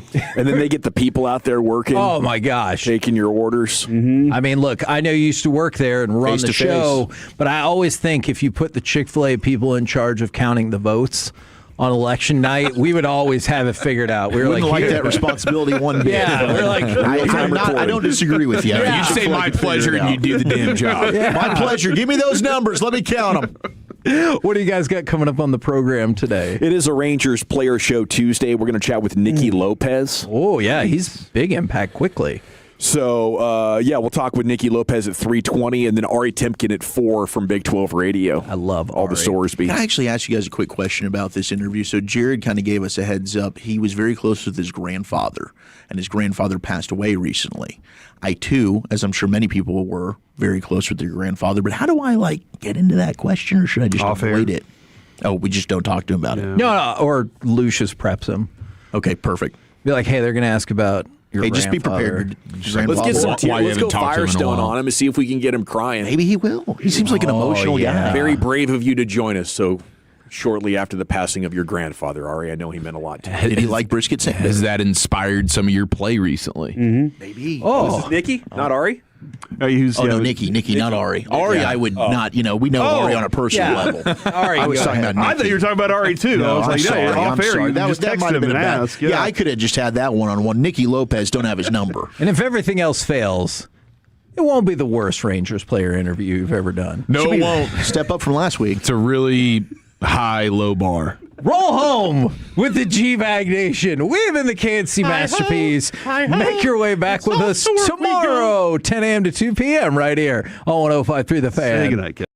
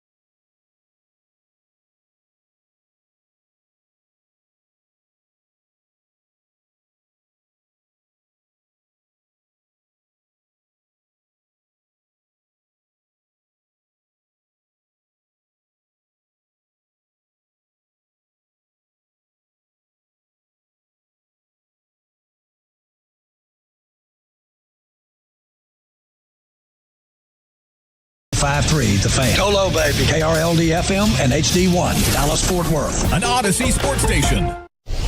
Driven by our D&M Leasing Studios. You're rolling with the G-Bag Nation on 105.3 The Fan. Hour 1, G-Bag Nation on 105.3 The Fan. Thanks for making us part of your day. General at your service at East. 4.5 hours of sports coming up here for you. Broadus is at Cowboys mandatory minicamp, and he'll be back, have a full report in Krusty's Corner. I imagine he'll return within the hour if he's on a similar schedule to OTAs, but I love it. I love that Broadus can get up there and put an eye on these practices and come back and give a report, and he's going to do that for you at 3:40. Lucius Alexander's in the PIM Cup over here, Master Control at 75 and 635, fixed it to go 4.5 flawless like it's nothing. The man has it stuck on automatic. Of course, your Nosebleed brothers, Zach Wolchuk, Eric Chiafalo are in the house. Aiden Butler is coordinating your video. And you can watch us online. Along with you, we are the G-Back Nation here on 105.3 The Fan. There he is, Kylian Mbappe in France, getting ready to take on Senegal. That'll be on in the background. And we'll be possibly reacting to it as another day of World Cup soccer gets underway. But, yeah, I think the top topic for the Cowboys might be that the Dak is missing a team periods with some knee discomfort. And George Pickens is there? Is that the top two? Wolchuk, from your vantage? That's kind of what I took away from it. Now, Shotty did make sure to immediately say not concerned about it. But anytime your starting quarterback has like knee discomfort for whatever reason, I think you're always kind of like, oh, that's not a good thing. But not going to get overly concerned. But yeah, in GP, what Brian said yesterday, doesn't sound like he's going to be doing or did any of the teamwork today. He's working individual stuff, and Coach said he's going to be Coach Pickens during team drills. Yeah. I think with Dak, we know how hard he works in the offseason, and you're sitting in your mid-30s now. Like tendinitis is a thing. It was around this age where Tony Romo was just like, hey, I'm going to need a couple extra days off here and there, and I would expect that, but I'm not concerned about it. I think just generally it's a reminder of his age and how urgent they should be in trying to get something big done in whatever is left of his career. Yeah, I mean, I think any opportunity to remind them how they need to be as proactive as possible is a good thing. But you're also in the very precautionary portion of the offseason, so I'm not worried about it one bit. And I totally get why, hey, if anything at all is bothering you, just chill, bro. Yeah, absolutely. Chill. Let's get some reps for Howell and Milton in case we got to go to those guys. Any added work that they could get with the ones would be helpful. I do think also I wonder with the compound leg fracture years ago, just changing the way that he moves. I wonder if this is now years later starting to show up in the form of wear and tear in other body parts. Yeah. But, and if that knee is a thing throughout the season, maybe we'll start to hear about that. Like, you move differently following a catastrophic injury. But even at that point, very manageable for the 2-3 years left on his contract. Okay, salute to Brendan Sorsby. We'll have more Cowboys content coming up. The C-Note, the Football Fix, Broadus and Krusty's Corner. We'll have a lot more to get to. But the other thing I did want to mention, Shotty brought that up late.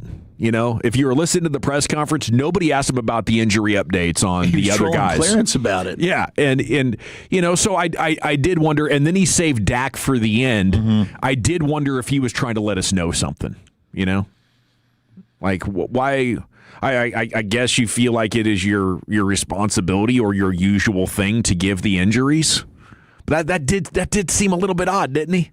Yeah, stop it down. Totally unsolicited, not asked. Yeah, that is weird because last week they asked him about injuries and he rattled off a couple of names that you already knew, like Deron Bland and some of the guys that have that, Ezeraku, but he didn't mention Jalen Thompson. And then they find out, they go to practice, like, oh, Jalen Thompson's working off to the side. He's not really practicing. That's when we find out he's got the pec issue. Mm-hmm. So he didn't volunteer that information. Okay. But then all of a sudden now he's volunteering it about Dak. That is different. Maybe he wants to be more clear in his communication with the injuries, or I don't know, maybe there's like a sports betting thing As a coach, as a team, you have to be transparent with your injuries in all of your press situations. The NFL has gotten on teams, when it comes to either their injury reports or whatever it might be. But Bland and Ezeraku doing great. Malik Hooker with a back, Jalen Thompson with a pec, and James Houston with a back. The Jalen Thompson pec thing, I hope that's not a concern. That was like your prize free agent signing. I hope he's able to be a participant come training camp at least. Yeah, it's not a torn pec, right? It's just like so. It's some sort of I need rest. I mean, these guys, they train so hard, and it's easy for things to pop up, and they get annoying, and they don't want to shut down. Especially if you're in your 20s, you're like, I don't need to rest. This thing is going to go away. But at some point, the repetitive stress of it builds up. Man, it's fun to watch France play, trying to get that ball to Mbappe. So well. Okay, salute to Brendan Sorsby for recognizing he was about to become a historic figure for the wrong reasons and bailed. Thank you to Wolchuk for alerting us that this story was coming down the pike there from your gang of college football insiders. Yeah, we're on the drive home. I'm like, hey, just so you know, Sorsby's about to bail from Tech. I'm like, well, why do you say that? And the person that texts me just goes, because it's happening. And then 15 minutes later, everyone comes out with the report. I'm like, well, damn, this changed very, very quickly. But I guess to my knowledge, this really was Sorsby's decision. Texas Tech was going to stand by him, and I get it. I will say my initial reaction, I don't know if you guys agree or not, I kind of feel like he's running from this a little bit. And if I was somebody that's a decision maker, I know that he's super talented. Brian and I did a scouting report on him. I think a second, third round pick would be justified with the supplemental draft. But you've got a guy that's claiming that he's got an addiction. He's had to go to rehab. He deals with anxiety, and I think a lot of athletes do. But when you're a quarterback and mentally you've got to be so strong. I mean, Dak has proved that. That's one of his superpowers. I don't know that Brendan Sorsby's the kind of guy I'm trying to bring into my organization. Oh, yeah. And, Todd Monken talked about this before the injunction a couple of weeks ago. I think they got him at OTAs, or no, it was at a golf course, actually, the new Browns coach. Mm-hmm. And he was like, that's really tough. Obviously Andrew Barry's going to weigh in on this. He's the GM, but he was just talking about how difficult it would be to trust, because everything that goes into identifying your next guy and then putting all of your organizational resources behind him. Could you trust that if you did acquire Sorsby, that he's not going to be suspended, or that he's not going to be dragged down by his anxiety or his gambling addiction to start doing things that are going to put your team in a compromised situation? It didn't seem like it was high on Aaron Glenn's priority list when he was asked about it this morning before Jets minicamp, just saying, that's something that me and the GM are going to talk about. But it didn't seem like, he was a fan. And you never know. These teams could be slow rolling because of the supplemental draft, and they want to see if maybe a third or fourth rounder could get them. But after hearing what Adam Schefter said on McAfee, that he doesn't think it's a one, but after that it's wide open, I thought, man, that's... You're only dealing with a couple of teams that really need a quarterback. Doesn't seem like Todd Monken's a big fan. So you go to Arizona. But they just added Beck. Yeah. And then I think the Jets would be the one team that's super quarterback needy. Absolutely. But then you're going into this great quarterback class, and you're going to get to watch all these guys who didn't gamble on their games perform for another 12 to 15 games or whatever it is. So I kind of want to see what my options are, and I think if we go in on Sorsby now, we're going to feel obligated to pursue that. So I say all that to say I think it might be a fourth or fifth. I was going to throw out a 3 when we have this conversation. We'll do it now. I think that my prediction will be somebody will spend a 3 on him, but you could end up being right, because it's also you're bringing in a backup quarterback, and I think we saw it with Shador. For right or wrong, teams don't want to deal with a guy that's a backup quarterback that now the media is going to have extra attention to. Right? We already got to deal with enough as NFL teams. I'm not trying to have my backup quarterbacks having to have a press conference now to bring him in. Right? So that also could be a determination for some teams. I don't want to deal with this for a guy that I don't know if he's going to play this year. Minnesota was a team that came to my mind. You got Kyler Murray on a 1-year deal. They probably missed out on J.J. McCarthy. You've got a guy in Kevin O'Connell that's highly respected when it comes to developing quarterbacks. Maybe they end up hitting on Kyler, and that doesn't end up being an issue for them. But Minnesota's another team that I thought that would make some sense there. But if it were me, I think that I would punt on the Sorsby idea. I don't think I'd want him. No, I don't think I would either. Not right now. I'll let somebody else initiate him to the league and prove that he's worth it. Was there any talk in Lubbock or amongst your folks about the money, like what happens to the dough that he was going to get from the Red Raiders? Yeah, Does he get all that guaranteed. back? Really? So, and Tech is not going to try and go back and get it from him. Yeah, I think that, and this is probably a good move, for Tech as well. It's like, hey, you dealt with a lot of heat with the Big 12 now yesterday, and we'll talk with Ari more about that at 4:00. But now we can just kind of focus on getting our team ready. Dang, he's going to get all of that money. It's insane. That's a no-brainer, kind of. It's like, I'm just going to dip out here. Especially his lawyers are probably advising him, like, this is different than fighting the NCAA. Yeah. This is conference and university business, and it's a different kind of proceeding to try to win. So, I think it makes the most sense for him for a lot of reasons to just take that $6 million and walk away. I would feel like the biggest D-bag in the world for taking that money. I think he looks like a D-bag. Yeah. It's like Texas Tech just spent a week of bad PR defending your ass. And now you're basically like deuces. And he's spinning it like, well, I'm doing what's best for the university. Right? Like, I'm trying to take the heat off of Texas Tech. It's like, no, dude, you just caused an absolute bleep storm for them. What would be best for the university would have been to go to them and say, I need you to throw me out of school. Let's make you look like you have a backbone. I'm going to take your $6 million. But instead, he made Tech look kind of desperate, like he left him at the altar after they had stood by him. Yes, I agree. I didn't think it was a very good look, no matter how they want to try and spin it. I think Tech kind of is like, well, what the hell? We just went through all of this for a guy that we were hoping was going to be an upgrade for us at quarterback, and now he's basically like, okay, it starts getting a little too hot for him. He can't handle the fire in the kitchen. Deuces. I'm just going to go to the supplemental draft. You guys have fun playing football this fall. Yeah, so just crazy how much this thing has evolved in the last 8 days. It was a lot of fun to chat about it with you, and now we'll see out there in West Texas if they can get another quarterback learned up quickly enough. I mean, hell, if the Broncos almost won the Super Bowl with Bo Nix, why couldn't Tech have a tremendous amount of success with whoever's calling the signals? And they've got a nice three-headed monster at running back. They should be a really, really good running football team, and I think that should save them early in the season because Will Hammond, I was talking with my brother-in-law Ben about this, and who covers Texas Tech as well. He said that Will Hammond's now supposed to be ready for week 1. So, I mean, a big thing for him is he's coming off an ACL, and he's a guy that runs around a lot. Right. But Will Hammond is very, very athletic. He looked fantastic when he had to step in for Baron Morton, who got hurt last year, and then he ended up getting hurt. But I do think Tech will have the benefit of being able to rely on their rushing attack early in the season until they kind of figure it out. Man, Mackenzie Gore was actually pretty good after the first inning. And it sucks to give up another first-inning home run, but he only allowed 6 base runners and 7 innings of work, 4 runs, but we're back to the offense not doing enough. Oh, my gosh, guys. What?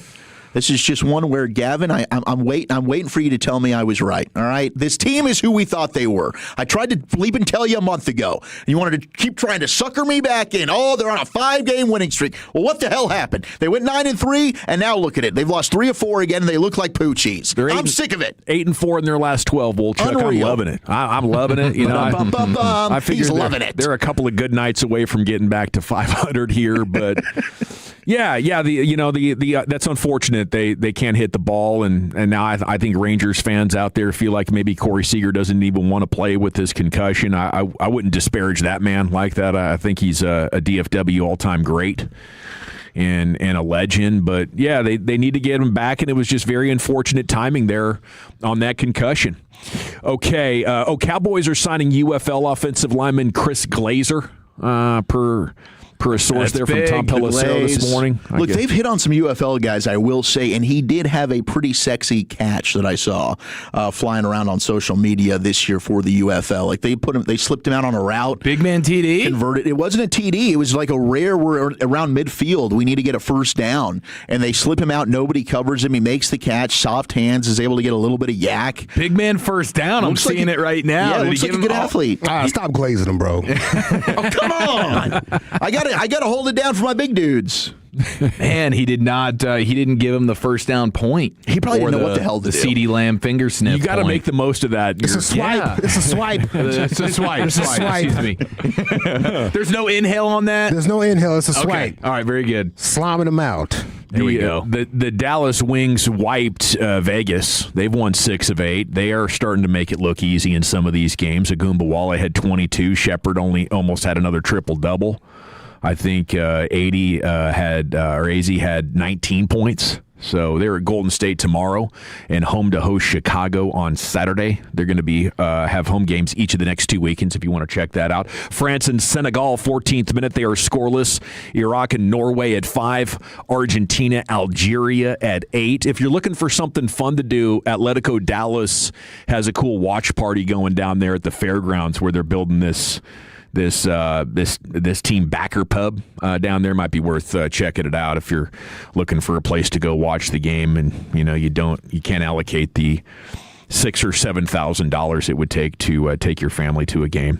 Alrighty, we're coming back with the champ and the top 10. Where are we taking that top 10, Wolchuk? All right, some of the greatest moments of the World Cup so far have been the fans here locally trying all the glorious foods. So, what are the top 10 foods World Cup fans are most excited to try in the U.S.? Where would you recommend they go? 877-881-1053. We'll do that next, but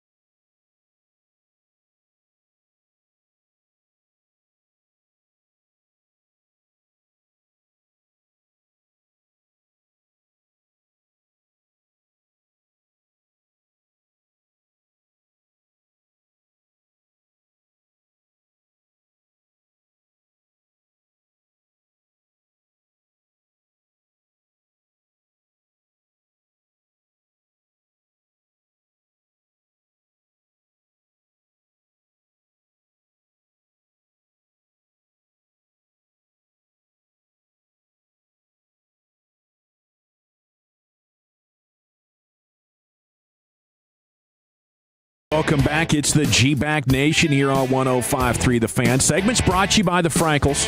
If you've been injured in a car or truck wreck, call the Frankels first, 214 or 817-333-3333. There's never an out-of-pocket cost. They only get paid when you win. The Frankels are the go-to car and truck wreck attorneys in Dallas.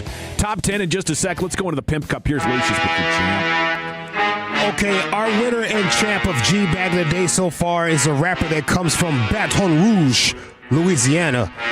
His name is Lil Boosie Badass. He's throwing a real big pool party this Saturday too. I'm seeing him going around promote for it. Ooh. I got 1,000 girls, man, coming to my pool party, man. He's handing out tickets to the cutest girl. I think it's in Atlanta. Okay. I believe so. But he's our winner and champ, going for 4 today at 5:30. Stick around for that. Got some good John Blaze for you, too. But he calls out Madden for having Caleb Williams on the cover. That's the Bears quarterback. And he has his nails painted because he's into that. I come up under Tecmo Bowl. I never thought in a million years that I would see a Madden cover with one of the best players with his fingernails painted. A game that sold to billions of little boys. What kind of message are they sending to these little boys? I never thought in a million years I would see this. Yeah. Next is gonna be lipstick on the covers, thongs. Man hiking the ball with a thong in his ass. Thong in his head. Thong. We probably already had lipstick on the cover of Stones, haven't we? Yes. Hiking the ball with a thong. Every time it's just like, wow. Man, get this guy a podcast with like Vern Maxwell. I just want to hear both of them talk. He tried. Did he? Yeah, he tried. He's pretty good at being like a podcast guest. Okay. Yeah, his own podcast, the lighting was bad, too much distractions. He always on his phone. It's like, come on, man, get focused, bro. All right, let's see if Wolchuk can get focused here. Deliver this top 10 at 220. Oh, gosh. Here's Zach with an H. Locked in. Just had a little bit of espresso, so I should get that pumping through the veins here in just a minute. We are going to get to the top 10 places that World Cup, or the top 10 foods, I should say, that World Cup fans are most excited to try at the host cities across North America. But did you see that John Tortorella, who just took the Vegas Golden Knights to the Stanley Cup final, will not be back? As the VGK announced that, he was a surprise hire after we fired Bruce Cassidy, who had a year remaining with just 8 games left in the regular season. John Tortorella comes in here and is like, all right, don't worry, we got this. I'm going to go ahead and have this team playing to their full potential, but then they lose in 6. They said, we thank Torts for the guidance he provided our team since joining the organization in March. When the decision was made to bring Torts to Vegas, we needed an immediate impact to help us at a pivotal point in the season. Torts' experience and leadership proved to be the boost that we were looking for, helping guide us to the Stanley Cup final. We are grateful for Torts' passion, sincerity, and commitment to our organization, and we wish him the best. There's an overuse of the nickname Torts. They used Torts 4 different times. It's like, come on, guys. But I was a little bit stunned by this. I don't know who they're going to hire, but I guess John Tortorella is kind of a little rough around the edges. Sure. Might not be a guy that is good at one place for a long period of time. Maybe they had already had their fill of him. But I wonder what Vegas, who is still going to be one of the top contenders against your Dallas Stars to win the West, where do they go? I mean, I guess they've done it, right? They've built a great team. They've won a Stanley Cup. They have. Okay, so they have a GM and ownership group that's hard to satisfy and probably has high ego, right? Yeah. And they're going to be turning over coaches that leave them either back in the standings or don't want to work well with them. But that sounds like a GM that's like, I'm going to call the shots, and your personality's a little bit too strong, and I don't care where you just took us. This is my roster. Team. I built this. Yeah, I think you're probably welcome. spot on there. Absolutely. And I don't know. I mean, is there somebody better out there? I guess we'll find out where Vegas wants to go from here. Like that idiot with the Bulls, that felt like we can do it with other players. I mean, we're the guys that put this thing together. Yes, he seemed like a total douche. Yeah. The Last Dance doc did not paint him very, very well. Last night, New Zealand footballer Tyler Bindon made history with his appearance in his World Cup group stage match for New Zealand against Iran, as his appearance made that he became the first mother's son to ever appear at a World Cup. So he played last night, and then his mom, Jenny, appeared in the Women's World Cup in 2007 and 2011. So that's pretty cool. Yeah. So mother-son duo, both getting to represent New Zealand in the World Cup. First time in World Cup history that has happened. And his dad was the captain of the New Zealand volleyball team. What a hell of an athletic squad. I mean, that family is just... And Nicky Lopez, we're going to have on at 320 also. I mean, his wife is was an outstanding player at Creighton, women's basketball. Oh, is that right? So, I mean, he's also got a pretty athletic family. And then Serena and Venus Williams are going to pair. They're going to play doubles together at Wimbledon. After Serena recently returned to competition after 4 years, her partner got hurt, had to bail out, but now they're going to play together. That's going to be an awesome moment. Like, regardless of the result, it's just going to be really cool to see them playing again together. Senegal almost got the opener, almost near posted the French goalkeeper. Off the post, off the body, and out of bounds. Could have easily gone in. Wow. I mean, this has been quite an interesting World Cup to begin. A lot of the favorites have either drawn or we've even seen some upsets already happen. Let's carry it in. Top 10 foods, the culinary tour that these World Cup fans must go in the distinct locations of the host cities. Senegal's ranked 15th. Oh, wow. They're better than any team in the USA group, including USA. Okay. Senegal. Looking to knock off the can do this. The number one team, France, here. The number 10 food that we've got, or place. Okay, so these are 10 places that... Well, they're foods, but also experiences that they can have. So you're going to have like a Cuban sandwich listed here, and then it also will have the places that they can go to get said delight. Okay. Number 10 is the American roadside experience that is Buc-ee's. Yeah. Not a single dish are they going with, but the massive Texan travel stop is famous for its homemade beef jerky, the brisket sandwiches, and the sugary beaver nuggets. The enormous Buc-ee's locations scattered across the South are an absolute must-visit for travelers during the road trips between World Cup matches. Yeah, this whole thing has been great for Buc-ee's. I would imagine. Seems like every one of these people that have come over have made that a priority to check out. I recommend the Texas Philly. If you're in town and you're trying to figure out what to get there, I don't know that I'd get my brisket from there.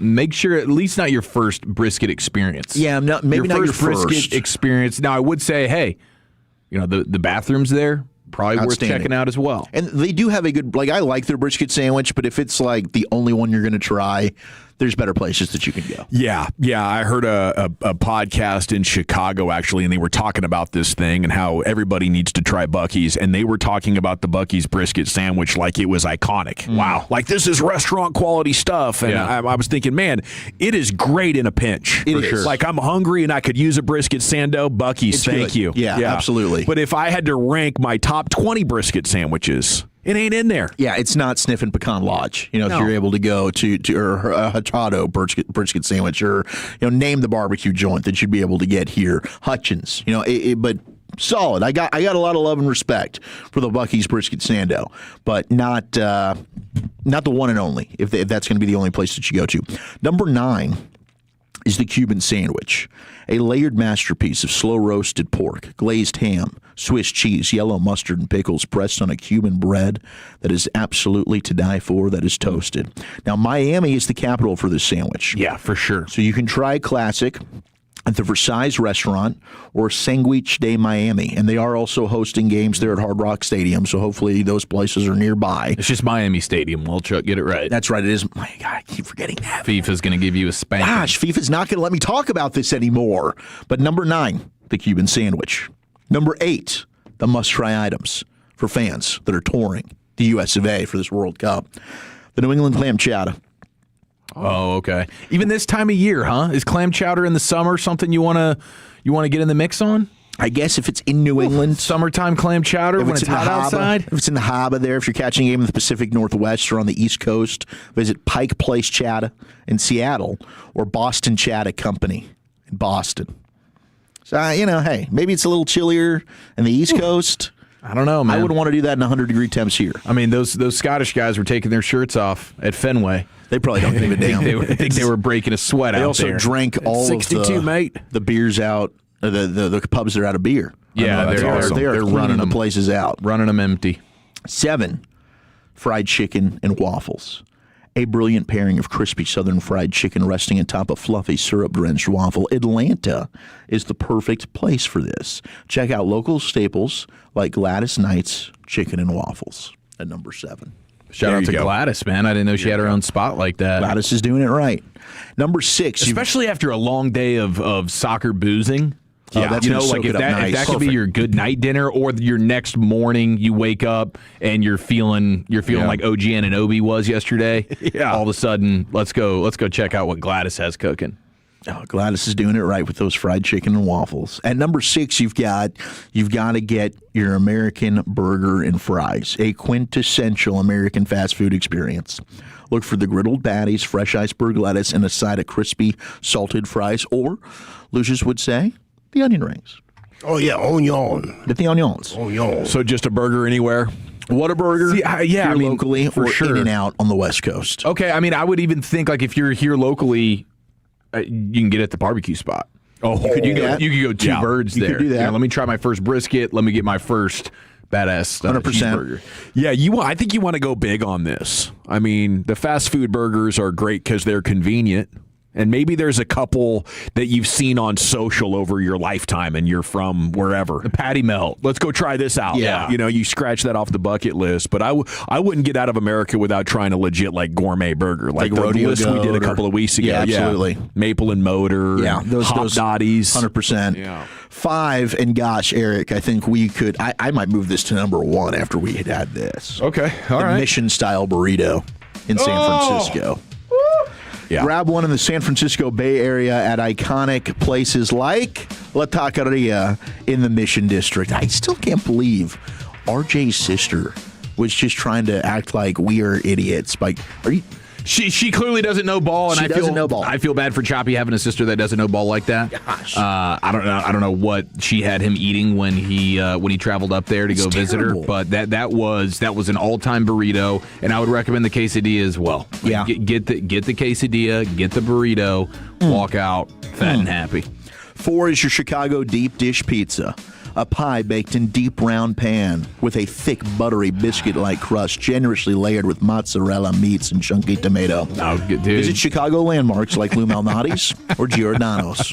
You got to get the New York pizza. If you're going to talk about pizza here, get the New York pizza. Number 3. 100%. Thank you. Number 3 is the New York style pizza. Listen, and we were in Arizona, and maybe they don't do it the same way, but we went to Lou Malnati's in Arizona. It was good. It was not great.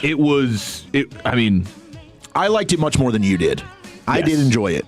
I think, but I didn't think it was pizzas- great. I got the regular pizza and the deep dish. Yeah, and they were both just under the vending machine pizza that we had in Vegas. What? Just not a good It was experience. one of my favorite experiences all time at spring training. Was that spring training? Yes. Yeah. Was watching how excited Heggie was about these Lou Malnati's pizzas. Yeah. And how Chief was just absolutely bleeping on them. He was crapping on them. Unapologetically. I don't think Tommy it's Arsh just- is ever going to talk to him again. They suck. And I'm so sorry good. about that. Like, don't hype something up that's going to suck. Man. And that's exactly what Lou Malnati's did. I liked the Lou Malnati's deep dish. I did think the thin crust was gross.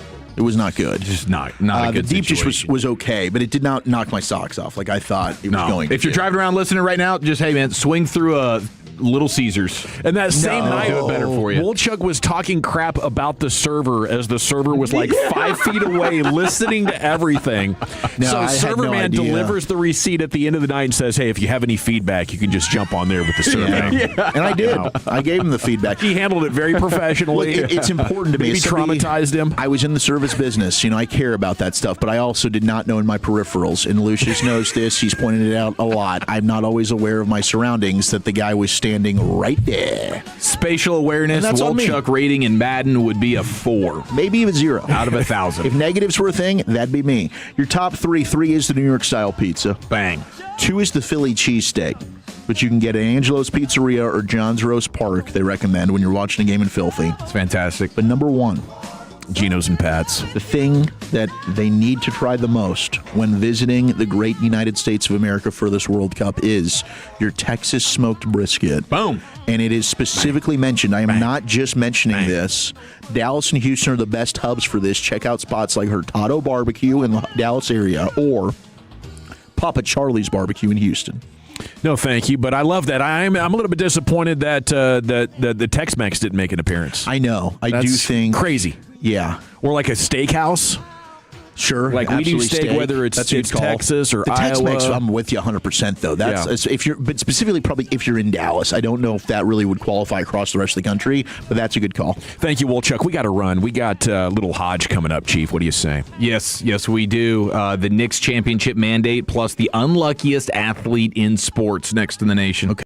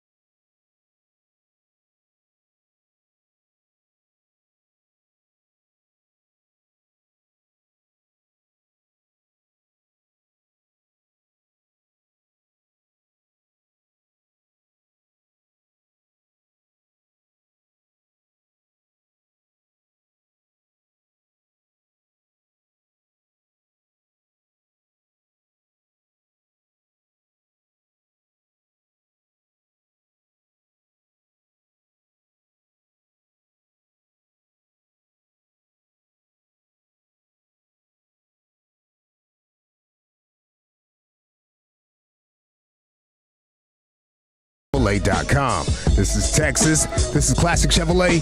Together, let's drive, relax, and enjoy the difference. Based on new Chevrolet registrations 2023 through 2025. Yes, sir. Welcome back. It is the G-Bag Nation here on 105.3 The Fan. Coming up at 3 o'clock, we'll get Wolchuk's football fix. Then Nicky Lopez, Rangers infield, are going to join us at 3:20. Here's Chief. Yes, sir. Lots to get to right after this. TJ Hushmanzada, could you just rate my guy here on a scale of 1 to 10? You don't think rude what you just did? Who's literally listening to this anyway? Is anyone? Well, it is the home of the Cowboys. Well, no one exactly. No one's listening. I did a radio show when I first got here, and they told me I was fat. The brisket sando, that is hard to beat. LeVar, do you want to get in on this? I'm not in on that, you rude mother. Oh, he almost cussed. Then they called me the Girthquake or something stupid. I do like the Girthquake. That's a nice nickname. Little shock jock stuff. All right, what's the deal, man? Sorsby? Sorsby's going to be doing some local stuff here, Wolchuk? Yes, the report is that July 10th, he is going to have his pro day at South Lake Carroll. So he's going to be working out here locally. Of course, he went to Lake Dallas. He's a DFW native. So he will be working out with a trainer that works with the Denver Broncos. And the pro day for Sorsby per Pete Thamel tentatively scheduled for July 10th in South Lake Carroll at Carroll High School. Okay, there it is. There it is. It'll be interesting to see how many teams actually show up to that, how many teams are really trying to really make him a consideration for them. And I also wonder, is it the teams like the Cardinals that desperately need a quarterback, but no, they're probably going to be picking pretty high in next year's draft? Or is it a team like the Rams who's like, we got a veteran guy that we really like, and we want a developmental guy that can kind of ride the bench maybe for a couple of seasons before maybe we hand him the keys to the franchise, you know? And then, of course, what teams are willing to invest second, third? Could you get a team that's willing to do that, or is it all going to just be a bunch of fourth, fifth round picks that teams are trying to throw the flyer out on? But man, I think there's a couple of teams that, now that you mentioned the Rams, I don't know if it would be them because they got Ty Simpson, but I think Seattle with Sam Darnold. Yeah. Like, do we like where we are, but we're not sure about our future? How about Tampa with Baker Mayfield? That was a team I was thinking for sure. Any one of those teams. So Carolina, Bryce Young, we kind of need another guy. I don't know. Maybe they want to see how year 3 goes first. So there's your Sorsby update, and then we have Mark Stein talking about the Mavs, which it is a little wild. I mean, it's kind of gone radio silent a little bit. Mavs head coach. You got the draft that's about to be here, and they still don't have a head coach. Masai Ujiri and company clearly taking their sweet time on who the guy wants or who they want to be the next head coach. But you had mentioned a few weeks ago you thought this was going to go through the draft, Dawson. And then once they figure out exactly, okay, what's the player we have or what type of movement did we do? Did we make a trade? What's the deal? Then pick the head coach. So it's starting to play out potentially that way. How is this draft going to fall to us? Can we trade up and get our point guard of the future in a situation that Kyrie Irving would not want to be around because we're trying to play our rookie 30 minutes a game? And if that happens, you want a developmental coach. You want a vibes. We're going to build with fundamentals. We're going to teach you the game and sort of, bring all this up. If you end up trading back or trading for a veteran and you're keeping Kyrie, you need a win now coach. And I'm not necessarily willing to gamble on a first-time head coach. I want Tom Thibodeau or somebody else that's available who's proven he can maximize a roster today. So yeah, I mean, and at this point, like the candidates that Mark Stein is throwing out there, it's some guys that we've already talked about. Micah Nori, the assistant with the T-Wolves, who has worked closely with current Mavs assistant Jay Triano. He's worked with former Mavs assistant and Raptors head coach Dwayne Casey, so there are some ties there with the Mavs and with Ujiri on Micah Nori, but then it's still the Royal Ivy name that I know Wolchuk likes so much. And then Terry Stotts, he seems to be the only veteran kind of guy that maybe has to some extent been there, done that. So we continue to wait on what the Mavericks are actually going to do here when it comes to their head coach. Now, elsewhere, is this the unluckiest player in professional sports right now? I'd like to read you this from News 9 in Oklahoma City. Oklahoma City Thunder guard Nikola Topic has undergone successful spine surgery and is expected for training camp in October after previously missing his rookie season with a torn ACL and most of his second season due to ball cancer treatment. Oh, gosh. Wow. So it's a torn ACL, it's ball cancer, and now he just had spine surgery. I guess the only silver lining is that he is expected to be ready for training camp in October. Oh, but nonetheless, ACL, ball cancer, spinal. I mean, that is the trifecta of disaster for a guy who is just basically seconds into his NBA career. Yeah, I can't think of That's anybody else terrible. off the top of my head. I mean, you add cancer on top of that. That's kind of a tough deal to beat. Yeah. When the torn ACL is at the lowest part of your unlucky resume. yeah. The spinal surgeries and fusion and stuff like that can really put a career in jeopardy by itself. Yeah. And you're so young. This isn't even like at the twilight of your career. You're trying to get 1 or 2 more seasons out of it. You're in year 3, bro. Yeah. So this combines just your everyday ACL with Asante Samuel coming off a spinal fusion and James Conner. You got to go to like 3 different players to find this all in combination one. of factors. That is terrible. The worst hitting bingo card of all time for a professional athlete. How about this from Ian Begley, who covers the New York Knicks? James Dolan, the Knicks owner, met with Knicks players before the playoffs and asked them for 10 weeks of no fornication. Wow. That is a real sports headline. He went in there Al Pacino style, okay? Any given Sunday, he gave an impassioned pre-playoff speech to his guys. 10 weeks to lock in. 10 weeks to make nothing but getting this championship your biggest priority, even if that means no sexy time with your wife. Worked out. It's like prize fighters. But let's take a player poll and figure out. You mean not married? It's fornication. Okay. All right. When I read fornication, I just think of just in general, just doing it in general. Yeah. So yeah, maybe it was just to the guys that haven't made it right. You know. I would think that's an important clarification. Taking a moral stance with the. When I hear fornication, I think cheating. Yeah, no, I hear you. Yeah. I love that as the big thing. There's no cheating, for 10 guys. weeks, can we just not cheat on our spouses? Lock in, bro. Lock in, please. I know this is a tough ask. You got 42 other weeks throughout the calendar year that you can do all the cheating you want, but for these 10 weeks, can we be stand-up husbands and boyfriends? I think if I'm Mike Brown, when Dolan leaves the building, I'm like, okay, guys, we can do the sleep part, right? We can do maybe the no binge drinking part. No fap. There was a I get it. Yeah. Can we maybe just limit it to no game day intimacy? Yeah, put like a 24-hour rule in there. We don't need somewhere. 10 weeks of it. That's insanity. It's going to be pent-up aggression. Yeah. Like that's commitment to the championship. Fouls. I mean, I enjoy. I think that's amazing. Lucius, what's the downside of this? You're right. You said flagrant fouls. It is 100% crashing on your teammate for no reason. Yeah. Hugging them later. I'm sorry about that, dog. I don't know what happened. Yeah, you're Jordan Poole and somebody else is Draymond. Yeah. Okay, that's what's going to happen here. Getting everybody backed up like that. There is an intensity. I haven't had no sex. There is an intensity that comes along with that abstaining, though. I believe. You know, I can't imagine like how much more efficient your body is at repairing itself and getting locked in. Right. So these boxers and MMA fighters will do that. We need to get the post-championship player poll. How many abided by this 10-week rule? Just Brunson. That was brought down by ownership. I think I'd probably maybe Cat none. did up until the first 2 games. Yeah, maybe. Who's Cat's backup? Yeah. I don't even think he has to try. Yeah, that's a good I point. think it's already made for him, brother. It's been chose. Clearly, Wemby was not abstaining from anything that would make him more locked in or De'Aaron Fox have better endurance. Definitely lacked.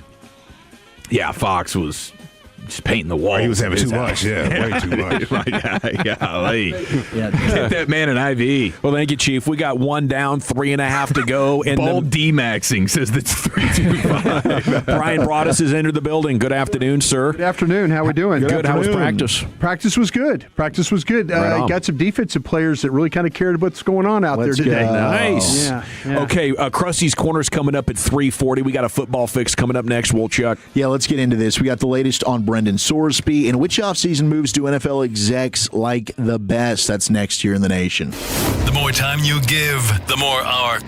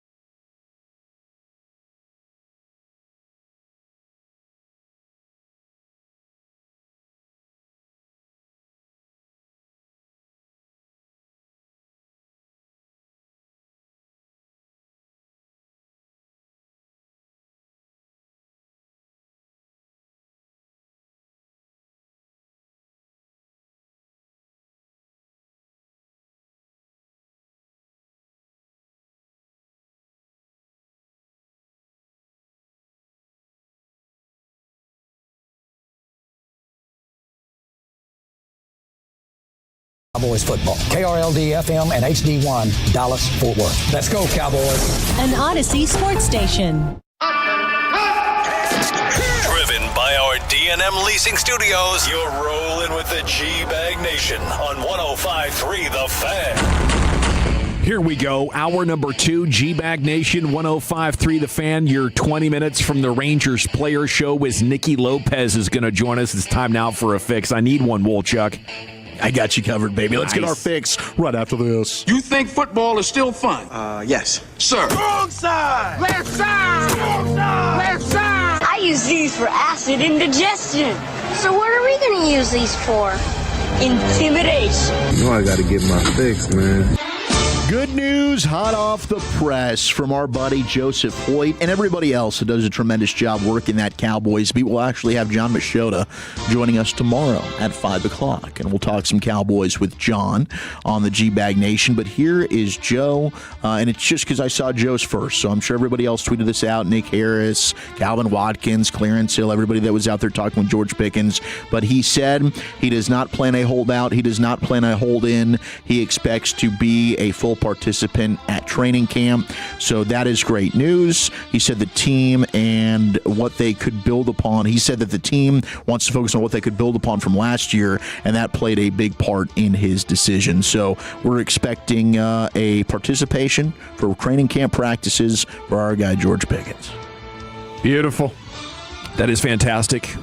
I wonder when he decided that. I don't know. I don't know when he decided that. I think I would have decided it last night when I heard that the Cowboys weren't going to let me practice. They said, "Hey," because they're making a giant news story out of, "Hey, if you're not involved all the time, then we don't know if we can trust your body to practice." And as you're trying to prove to the Cowboys and the entire league that you're all in, that's going to run so hard counter. Like I think the Cowboys were genius last night leveraging that.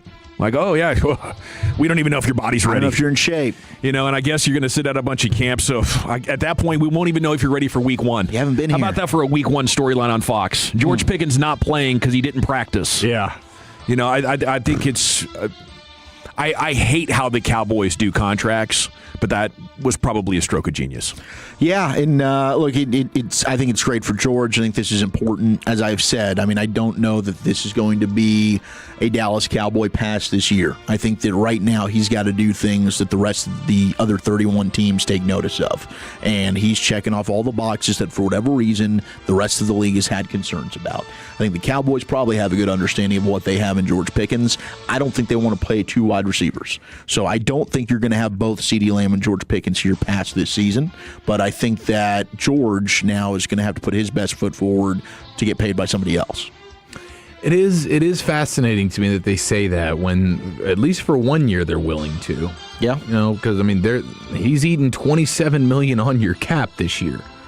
That is immediately right now. Part of it is you're going to get CeeDee's contract is low right now. On the cap. It's backloaded. Okay. And next year you're going to get to at least over the cap. I mean, hey, Adam and others working over there, if they're listening, they might say like, hey, that's totally incorrect.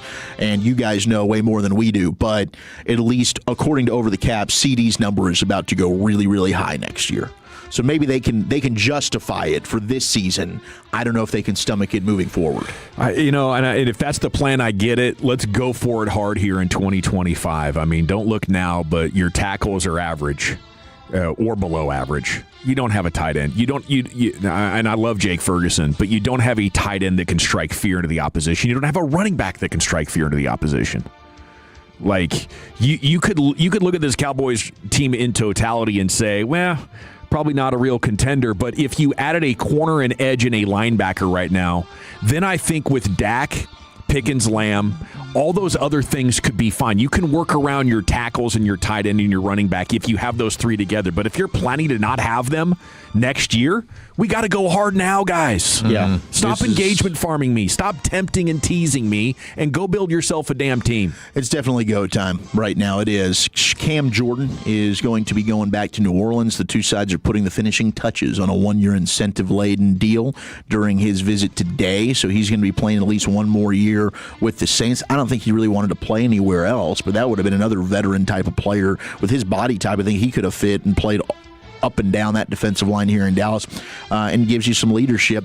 In fact, Quinnen Williams is going to be attending the SAC Summit along with Coach Brandon Jordan, BT Jordan. That's going to be July 9th through the 11th. That's hosted by Max Crosby, Von Miller, and Cam Jordan.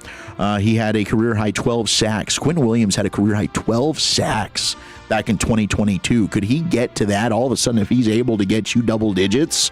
Quinnen Williams might end up having that pass rush in a much better position than we're envisioning right now. If you get that from your interior defensive tackle, holy crap, that could definitely change the trajectory of this defense. Yeah, that would go a long way. If he can turn back the clock to that type of season where he was just living in the backfield and all up in the kitchen of the quarterback, that would be a beautiful thing. And what was that? Was that him being younger? Was that teams not paying attention to the inside of their offensive line more? Like, it might have been the style of defense in which they were playing. I'm not sure. Was that a Robert Saleh? I'm not sure if was he there or was that his first year maybe, Bob Saleh?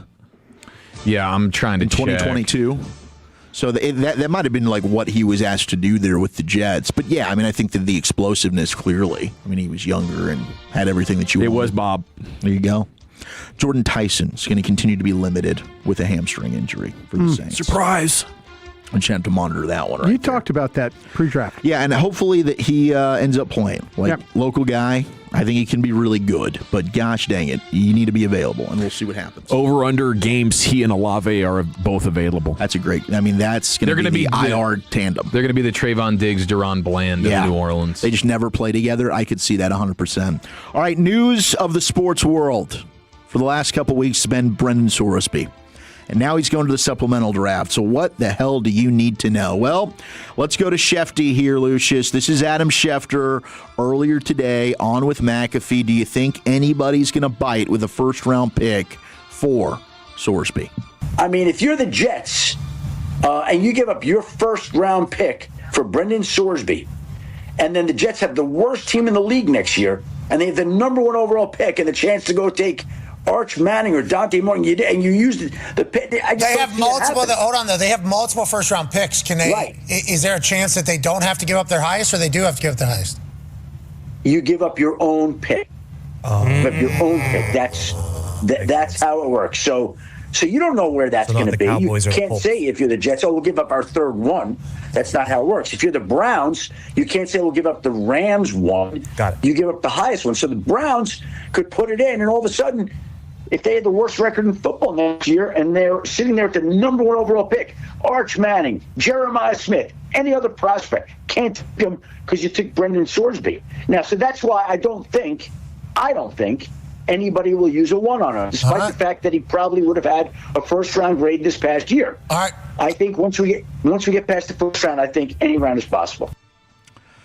I do think that this whole layer of the gambling stuff, and Albert Breer talked about this, we've got to be prepared also, could there be a suspension from the NFL? And I guess they did do this with Terrell Pryor, who in 2011... He was the last one selected. 5-game suspension ahead of the 2011 supplemental draft is what the NFL put on him. Sure.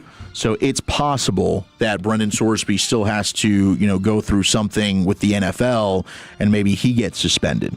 So that's something to monitor for any of these teams that want to take a chance on Sorsby. But the fact that he went and got treatment and got help for this, I think plays into his hands well. I don't think that you declare for the supplemental draft if you don't have an idea what the commissioner or what the league is about to do to you. Yeah, because they set more of a new precedent, right, with Kayshon Boutte. Mm-hmm. Because he had he had a underage gambling. He had the whole That's why he slid Tribune. in the draft. Right. He went, day 3? But he didn't get punished. But no suspension or anything. No. So I would imagine that's the route that the NFL would go here. So The Athletic has an article out, and this is Bruce Feldman, and he's talking with the scout, and the scout said, I loved him. Mm-hmm. He's very talented, got a big arm, high ceiling. It's really going to be one of those things where if there's a team that really needs one and falls in love with him, there's usually going to be a team that turns the blind eye and goes the other way. But I don't think he goes in the second round. Absolutely not. That's too big of a gamble, no pun intended. If the third round goes by and then the fourth round goes by, why wouldn't someone take him late and think they can fix him. These coaches all think they can fix him. That's part of the problem. Very rarely can they, but they're sure going to try.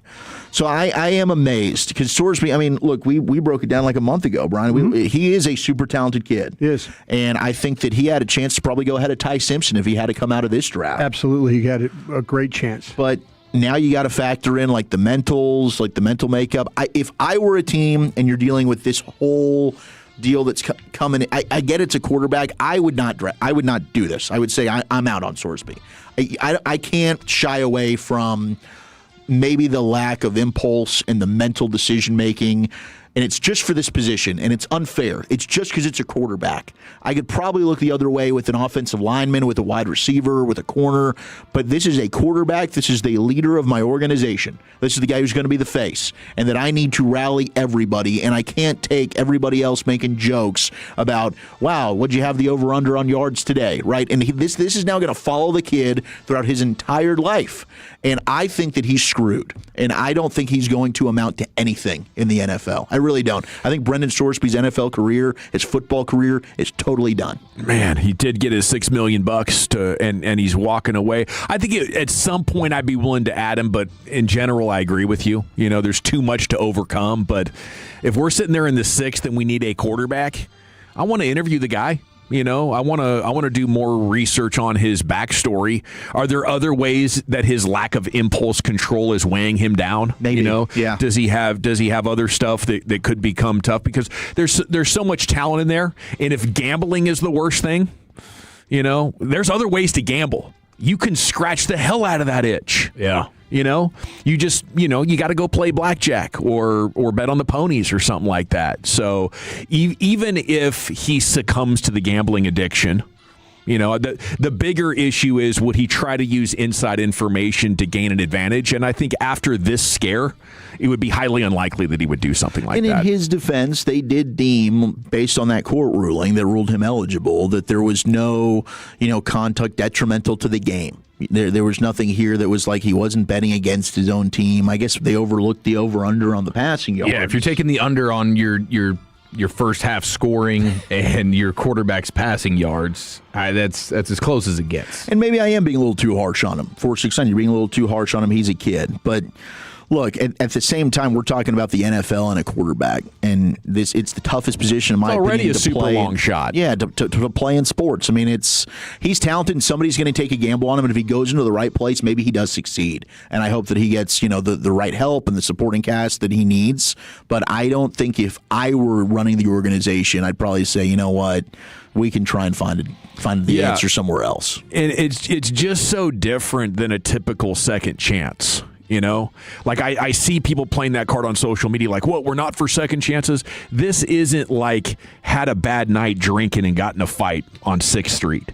This is you were doing something that is amongst the cardinal sins in pro sports for years. And yeah, impacts the integrity of the game.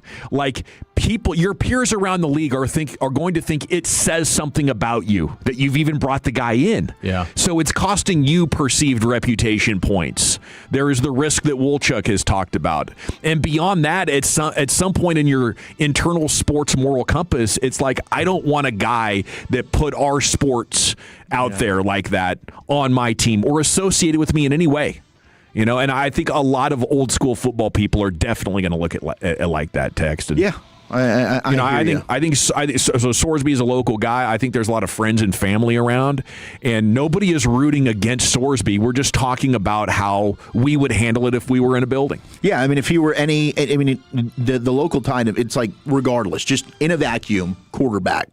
I don't know that he probably is not a guy that's checking enough box. Like when you're weighing the pros and cons, the talent's there. I would have loved to have seen him play another year in college.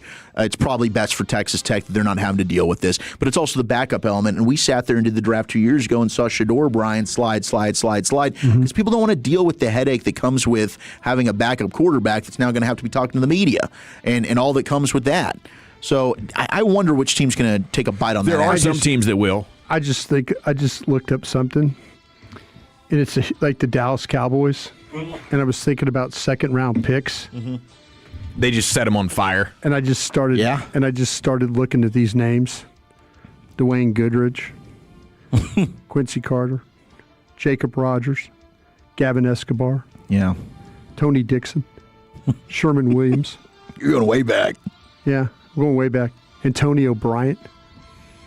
Think about these picks. Anthony Fasano. It's all second-round picks. Tristan Hill. All second-round picks. Bossman Fat. Yeah, Bossman Fat. Those were just the top 10 worst ones. Wow. Those are just considered, if you ask the chat, give me the worst 10 picks Dallas has ever made in the second round. I've had some bad ones. Those were the names. Listen, I think you make a very good plea for this guy. Or why not? Or Sure. the why nots. Give me the why. Give me the why here. Man, trust me, I was 5-11, 3 damn years ago. I didn't have a quarterback. Yeah, I would have killed to have this guy. And I don't care if he bets on the games or not. I would have killed to have a talent like this guy. And to me, if I'm sitting there in the second round and I really, really need a quarterback, I would absolutely I'd take this guy. I think you're going to get his best football because of all this. I think you are going to find This will be the ultimate wake-up call. I don't know if it's a wake-up call, but it's kind of like you're showing the kid that, like, listen, I'm about to hand you a lifeline. And I think this kid will step up and make plays for you. I think he will throw the ball well for you. I think he'll win games. I know November has not been great and all that. But, man, think about this. This kid lived with gambling for a long time, playing for a high level, probably knowing that he was not doing the right thing, but still played at a high level. So I'm second-round pick to me. I just named off a bunch of guys that – and I was a part of some of these, by the way. I was part of a couple of these. Did you draft Tony Dixon? Can't remember. Yeah, I did. We did. We drafted Tony Dixon. Jacob Rogers was Parcells. That was just a god-awful pick. Had a scout tell Bill Parcells, Jacob Rogers is everything you hate about an NFL offensive lineman. Took him anyway. Mm-hmm. These teams make some stupid-ass decisions. And, for sure. And so to me, I'm all for – I think if you really, really, really need a quarterback, a second-round pick is not too much for this guy.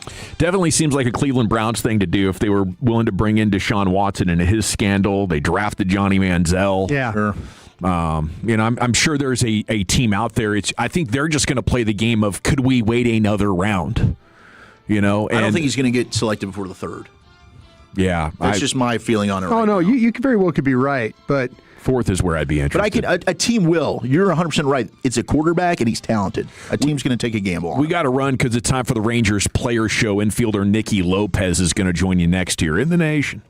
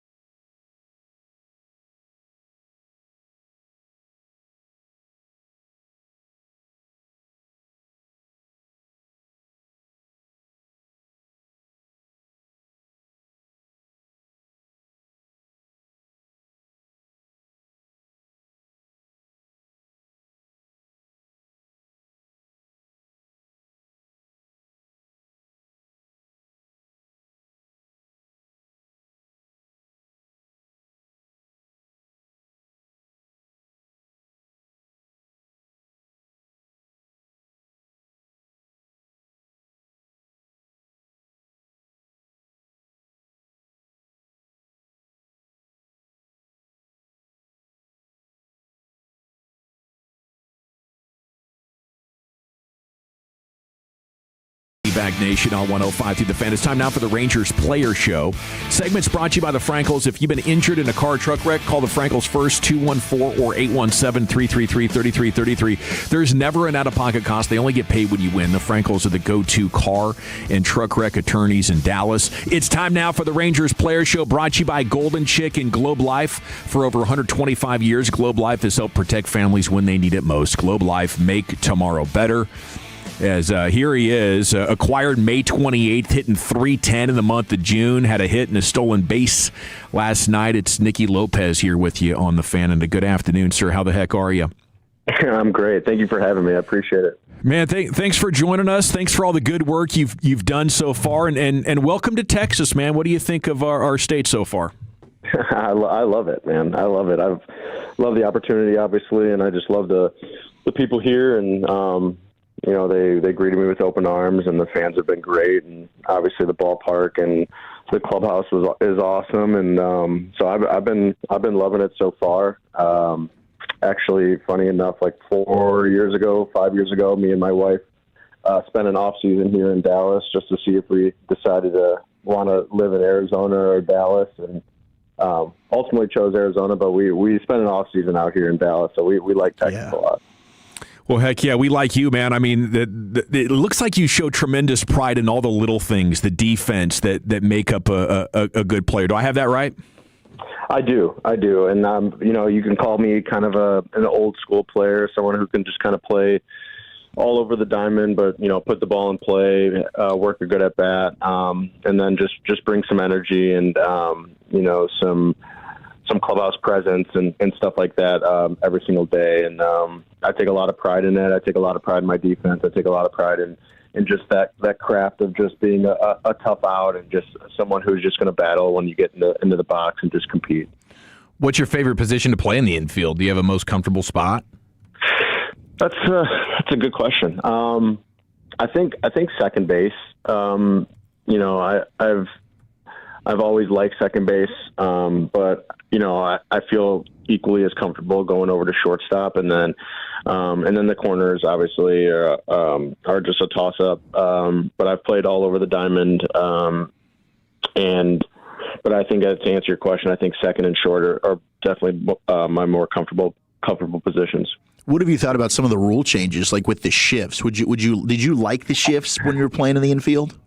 So that's the thing is, like, when you play the infield, you obviously liked it. I didn't mind being able to play in the outfield and field a ground ball and throw the guy out of first when those guys have, severe, splits or they're going to be pulling the ball a lot. And we knew ahead of time, hey, this guy likes to pull. So we put like three guys on the right side. I think just the point of baseball is how many times can we get them out, and score more runs than them, if you just dumb it down. So you should be able to kind of do whatever you want. So with these rule changes now of not being able to go out in the grass and you can only have two people on each side of the base, it's a little different, obviously, but I know it helps with the offensive part of the game. And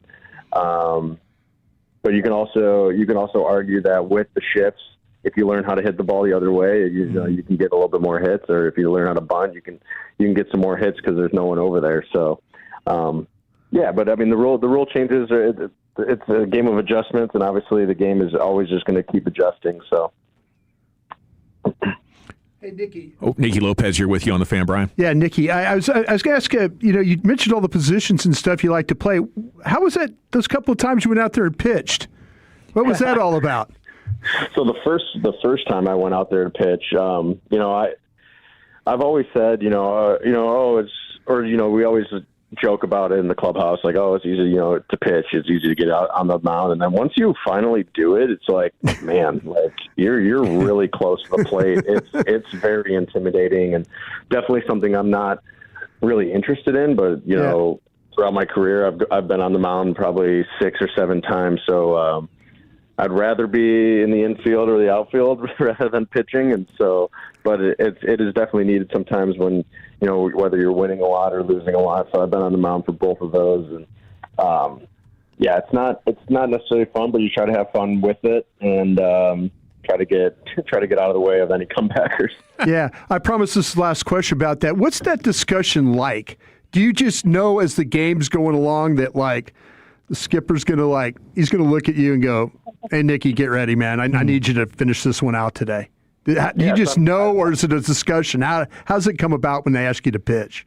It is a discussion, but it's also one of those where, I've played many roles in my career. I've been, obviously the prospect that just got called up, so you know that you're not probably going to be the one that's going to be called upon the pitch. And then I've been in utility roles and I've been in bench roles where it's like, all right, now that I'm in a bench role, it's like, okay, well, I know that if this goes AWOL, like, I'm going to probably be the one that's going to be asked to pitch if need be. So it's one of those things it's you're kind of ready for. And once you see, because now the rule is if we're down by 8 or more, if you're up by 8 or more, you can have a position player pitch. So now it's you're kind of just watching the game kind of unfold. You know where the bullpen is at. You know when if there's been a lot of use on the bullpen arms. It's like, all right, well, I might be asked to pitch here. So it's one of those that the skipper comes up to you and kind of gives you the, hey, we might need you for an inning. Are you all right with that? And obviously, you do anything for the betterment of the team for sure. Nicky Lopez here with you on the Fan now. Chris Young, Rangers president of baseball operations, put respect on that title.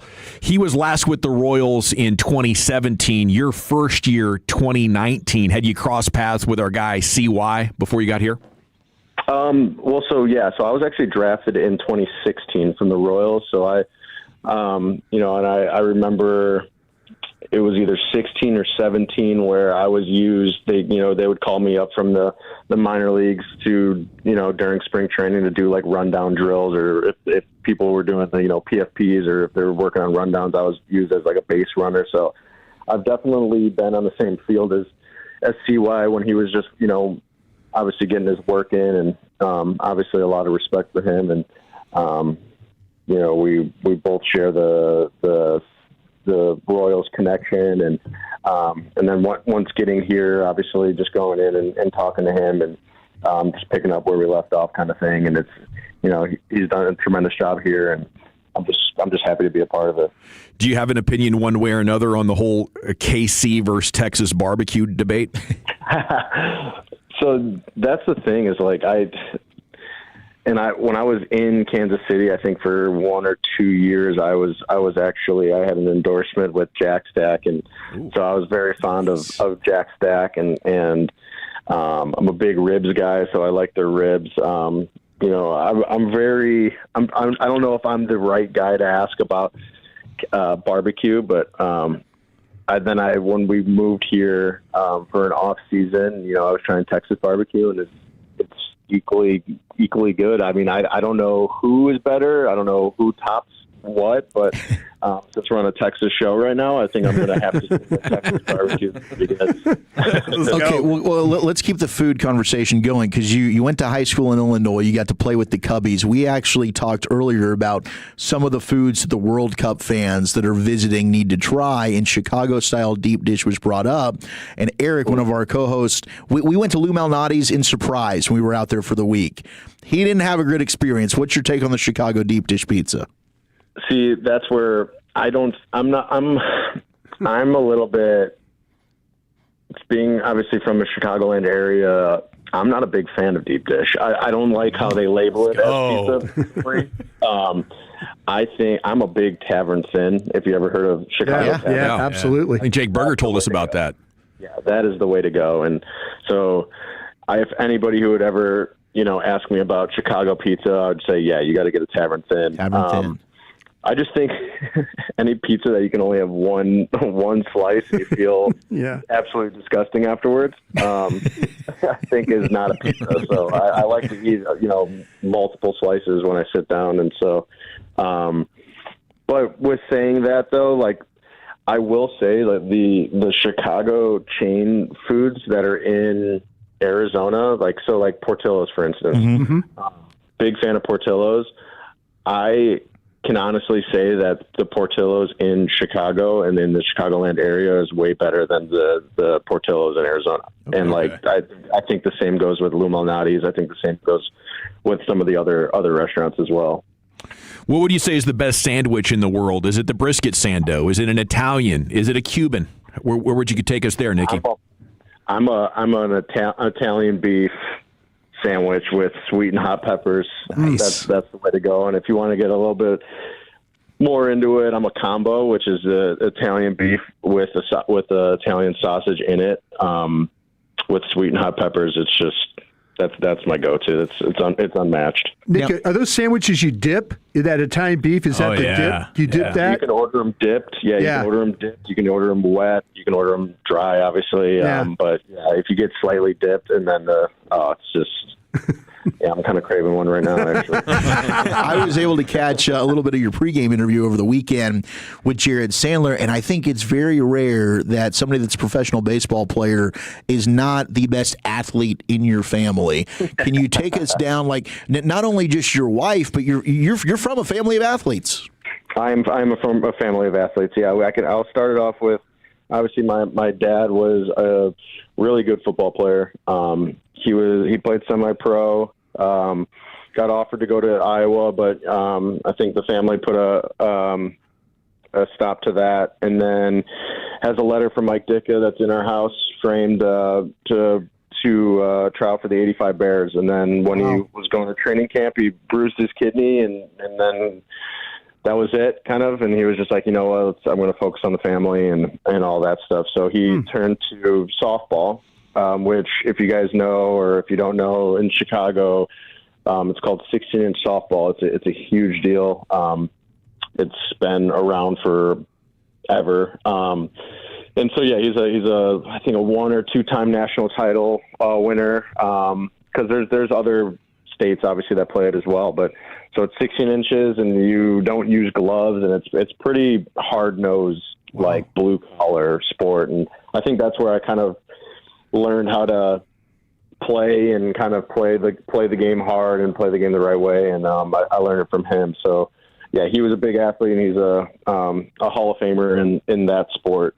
And then, my wife, met her at Creighton, basketball player, only player there that scored 1,000 points, 800 assists and 500 rebounds. I think I'm saying that right. I think someone, a girl who was there for a 5th year actually just matched Sydney, but did it in 4 years, which was awesome. Yeah. And so, but yeah, she beats me at horse. I said that the only time I ever beat her at horse was I threw a baseball style half court shot that went in, and she was like, "That's not fair." So, but yeah, so it's surrounded by athletes, but she was unbelievable. Nicky Lopez, wrap it up with the Rangers infielder here on your home of the Rangers. Final question, a serious baseball question. Love to get your thoughts on how the game has evolved here over the last 10 or 15 years to so heavily favor the power guys. And with your place in the game, salute to you, scratching out a great career. What do you think about that? Is MLB kind of missing the point on this one? So I think I personally think that MLB and sports and life in general overcorrects, and then it comes back down. It's always that. It's kind of always kind of the flow of like, oh, something's wrong with the game or something's wrong with the sport, and so it's overcorrected. So like in the life of in the era of analytics, it's like, oh, let's just overcorrect it, and then now it's coming back down. So in this sense, the power, hey, how can we get the power? How can we get the guys that hit home runs? Well, these guys that can hit home runs are also striking out 200 times. So you can have that argument of, well, is that a good product? Is that a product that fans want to watch? And so I think it's kind of slowly coming back to, hey, we also need, the power guys are great, but we also need to, have people on the team that can, working at bat, it could put a bunt down, can play multiple positions, can base run. And so I think it is slowly but surely kind of coming back down, which is really good. I think for the sport, I think it's good where the sport is trending as well, especially with these pitchers who have wipeout stuff and with the breaking balls that are unbelievable and the velos that are astronomical. So it's now how can we, put the ball in play or, put a bunt down against a guy who's throwing 100 with a 95 mile per hour changeup and see him make a play. You know what I mean? So, but I think, I wish I can hit a ball, over the next 30 times. You and me both. I wish, but I had to adapt it throughout my career of, okay, well, what got me here and what made me stand out and what can I do that a power guy might not be able to do? And so that's what I had to do. Amazing stuff, man. Sorry for keeping you so long. Hopefully we didn't make you late for anything, but that was just terrific. Thank you. All good. No, thank you for having me. I look forward to talking to you guys again soon. Cheers. There he goes. Nicky Lopez with you here on your home of the Rangers, brought to you by Golden Chick and Globe Life. For over 125 years, Globe Life has helped protect families when they need it most. Globe Life, make tomorrow better. Man, that's a top three. Yes. Him, Burger, Nimmo. Great pizza take. Yeah. I think we might have to expand it to like a top five. Maybe. Because you got, who's the Stanford guy? Quantrill? Cal Quantrill's great. Canadian. He's going to have great manners. All righty. Thanks to Nicky for joining us here. Not ball players, right? We got Krusty. Hey, he's a good player. I think just maybe didn't have the power. Yeah, didn't get blessed with the power, but man, he has been an absolute blessing these last couple of weeks. Krusty's Corner's coming up next. Where are you taking it? Guys, I was your eyes today for OTA's practice. We'll do that next. All right, Dallas, get ready. We've got the 2026 FIFA World Cup, and it is coming.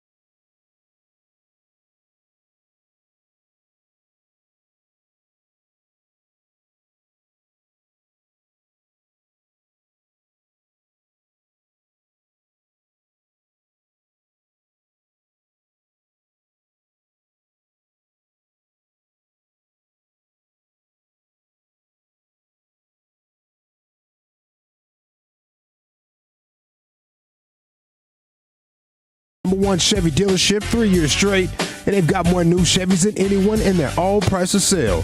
Silverados, Tahoes, Blazers, Malibus, Equinox, and more.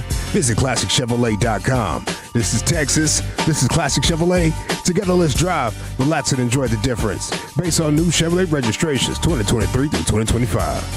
Thank you very much, and welcome back. It's time now for Krusty's Corner, brought to you by Greystone Roofing. Go to greystone-roofing.com. Here's the king. Hey, kids! Your old pal Krusty's gonna teach you 5 new words. You're not wrong about that.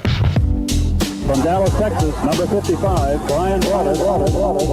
Thank you very much, Lucius. Always appreciate you playing that. Thank you to Greystone for being a part of this one as well. Wolchuk, you said you had some news on Dak Prescott? Yeah, Chill has put out exclusive to DLLS. Dak Prescott had a little fluid in his knee. That'd be the left knee. He was wearing a sleeve on the left knee today. Okay, and that is why he was limited. He did a lot more than the Cowboys said that he would. He did true. 7-on-7. Yeah. Some team as well as individual. Yep. And Brian, give us some more insight on what the heck he did out there. Thank you for the fluid part of the thing. I guess they can go in there and drain that out of there. So not a big deal, right?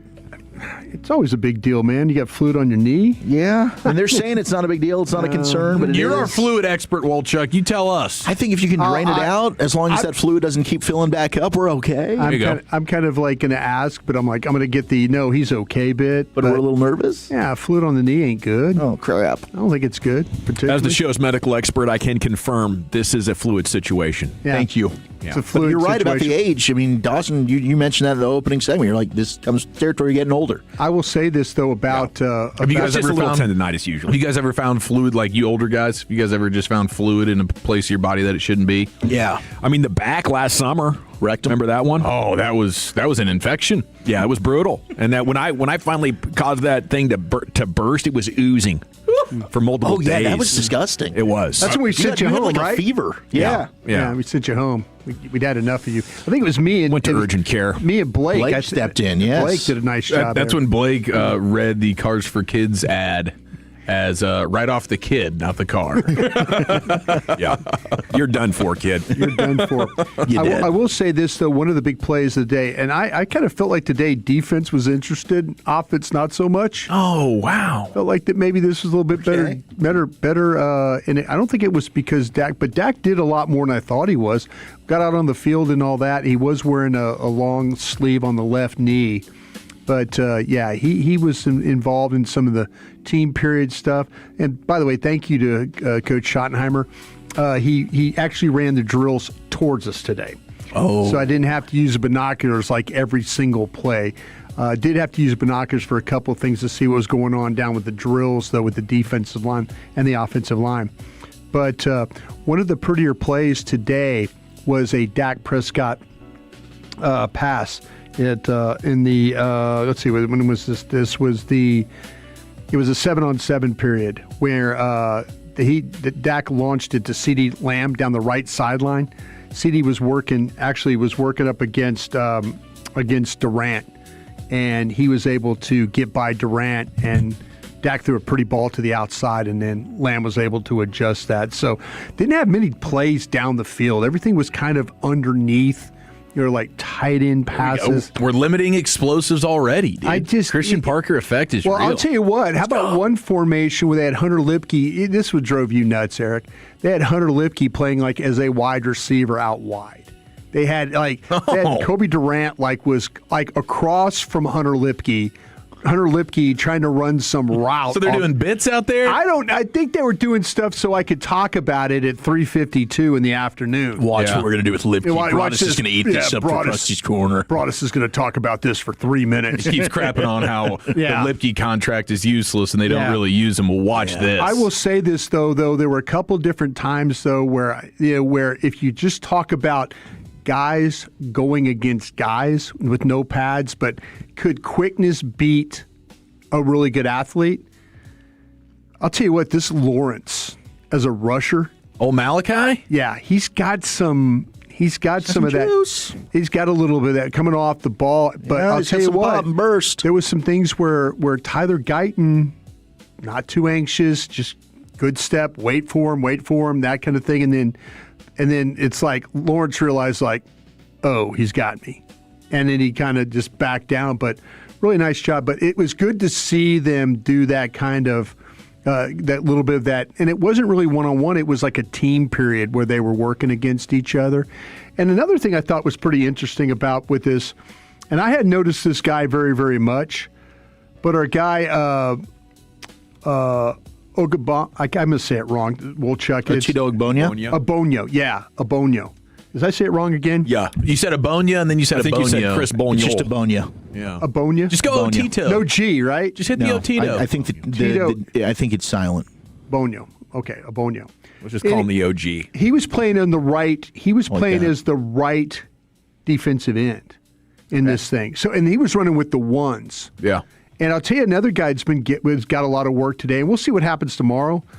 But Isaiah Land was getting some work as well. And maybe this is because of the things with Donovan Ezeraku and now being out. For sure. That they're swinging some guys through there. How's he looking with this rehab stuff? Who's that? Ezeraku. Are you nervous?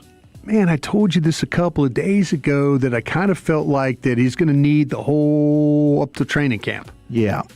That he's going to need all the days leading up to training camp. Because when I was watching him, and not a doctor, know several doctors, know a lot of trainers and all that, he just did not look as fluid moving. You know, it's back to the fluid. Well, it's about a fluid segment. Not enough fluid as a Rocco. Like a little stiff moving. You know what I'm saying? A little stiff moving as far as, not really turning and. That's a concern. That's why I'd be aggressive to go get Josh Sweat.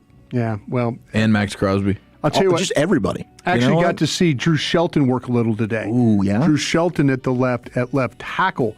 And this is when he was going up against Land. And Land rushed him really hard a couple of times. Kid did a nice job of getting away from the line and getting in position. There was one time where Land was clearly going to beat him. And this is where you see the athletic ability of Shelton a little bit to be able to push him by. It's like, okay, I'm beat, but the length and the reach and able to kind of work him past the quarterback. Mm-hmm. But that's the first time I've seen Drew Shelton get any real work. The guy they keep moving around, by the way, and I'm going to ask you guys this. I think TJ Baz might be your most valuable backup lineman. For sure. Because he's playing the center, he's playing the guard, he's playing all. He never, he's either working with the ones, he's working with the twos, he's always kind of doing something here. But I'll say this day, with the way the secondary, there was no hooker today, so it was Locke and Bell with the starting safeties, with Downs playing as the slot player. Okay, is what they had going today. And then on the outside, it was Carson playing on the right side, and then Ravel playing on the left side. So that's how they did things. Again, Bland was still over there. Yeah. Bland was standing over there by me doing drills and stuff. And then Overshown still running the mic. Was he with the ones? This is the thing. This is the thing. We're starting to see now where they're doing some different things with the linebackers. They went to nickel. Mm-hmm. They went nickel in the 2-minute drill. They didn't have Overshown on the field in nickel and coverage, and it was the ones. Who were they rocking with? Winters and James? They were James. They had James on the field. Huh. They might be telling you something there, that they don't want to put Overshown in coverage. They're doing 2-minute drill, and the linebackers to start were Winters and James with no Overshown, with the ones. So this might be a thing where, like I say, it's going to be about maybe the guy didn't have to cover all that, but they were doing some drills where they were practicing some coverage stuff. But when they went nickel and 2-minute, James was on the field with the ones instead of Overshown. Okay. So good nugget. I'll catch up with you. We got tomorrow. I heard Thursday might be a walkthrough practice kind of a thing. But tomorrow might be our last day to get some really good stuff. Terrific stuff, Brian. We will have more Cowboys in the C-Note coming up at 4:20. Ari Timken, Big 12 Radio, is next on The Fan. All right, let's chat Trajan Wealth, though, shall we? That's Trajan. And hey, when you're picturing your retirement, what do you see? Everyone's goals look a little bit different. My goals look different. Eric's look different. But it's the plan that you need. And the fiduciary advisors at Trajan Wealth are going to take time to understand what matters most to you. And they're going to build a plan around it. And find out more at TrajanWealth.com. That's TrajanWealth.com. Call them now. and set up an absolutely free consultation. Number to call, 1-855-TRAJAN1. That's 1-855-TRAJAN1. They've got a variety of offices across the Metroplex, no matter where you are. They've got one probably close to you. Frisco is the one that I go to. They're also in Arlington. They got a location in Fort Worth. They got a McKinney location, but they're also located in South Lake, Eric. Yeah, that's my spot. And at Trajan Wealth, your needs come first. They're a fiduciary firm, so they're going to be prioritizing your financial well-being above all else. And the more money you make, the more money they make. So trust me, they want to see you win, and they are in this with you. Now, Trajan Wealth is also family-owned. They're veteran-led. They've brought decades of experience to the table, and their team of advisors actually specialize in helping individuals in or nearing retirement. I mean, my goodness, trying to navigate the complexities of today's financial landscape. We all know that can be extremely challenging, but great news for all of us. Trajan Wealth is here to help. 1-855-TRAJAN1. That's 1-855-TRAJAN1. Advisory services through Trajan Wealth, LLC, SEC-registered investment advisor. Additional services through Trajan Estate and Trajan Tax. Actual client paid advertisement. Additional disclosures at TrajanWealth.com. Our goal is to have you winning every sports debate with your buds. We'll do the homework. You just listen and enjoy. Turn it on and leave it on. The Fan and our Odyssey, iHeartRadio, or TuneIn apps. This Odyssey Sports Minute is brought to you by Base Power Company. This is an Odyssey Sports Minute. Presented by Chumba Casino, your online casino for plays, spins, and a chance to score. Must be 21 and over. Terms at ChumbaCasino.com. After days of injunctions, lawsuits, press releases, and awkward roundtables, Texas Tech quarterback Brandon Sorsby has applied for the NFL supplemental draft. Some believe that Sorsby could have been the third-ranked quarterback prospect in the upcoming draft. Now he'll have to try his luck in the supplemental draft. I'm Adam Abdallah. Yo, it's Jay Uso from WWE, and I'm Jimmy Uso. Chumba Casino and WWE are hyped for the biggest event of the summer, SummerSlam. I know, I can't wait. There's nothing better to do while we're waiting than playing Chumba Casino. Sign up today, and you could win a VIP experience with Chumba Casino and WWE for SummerSlam. So what are you waiting for? Play Chumba Casino and enter for your chance to win. Let's Chumba. Yeah. Sponsored by VGW Group. No purchase necessary. See terms at ChumbaCasino.com. Must be over 21 and present in a state where it's legal to play. This is the story of the one who keeps multiple buildings running smoothly day after day. Plumbing that flows, HVAC that hums, cleaning supplies that keep surfaces sparkling. That's why she counts on Grainger. With easy reordering online and 24/7 support, Grainger helps her keep the products she needs on hand. So shelves stay stocked and buildings stay ready. Call 1-800-GRAINGER, click Grainger.com, or just stop by. Grainger, for the ones who get it done. 1-877 Cars for Kids. KARS Cars for Kids. 1-877 Cars for Kids. Donate your car today. Call 877 Cars for Kids to reach a friendly live agent. Donation is super easy, and your car can be picked up as soon as tomorrow. Call us now or go to carsforkids.org. 7 Cars for Kids. Donate your car today. Did you know you can donate real estate too? If your home was hit by recent storms, you could have roof damage and not even know it. A tiny roof leak can lead to thousands in water damage, toxic mold, and even structural issues. Nick Post again with K-Post Roofing, Waterproofing, and Solar. For over 20 years, DFW has trusted us to protect their homes and businesses. Don't wait, don't guess. Schedule your free inspection now at kpostcompany.com.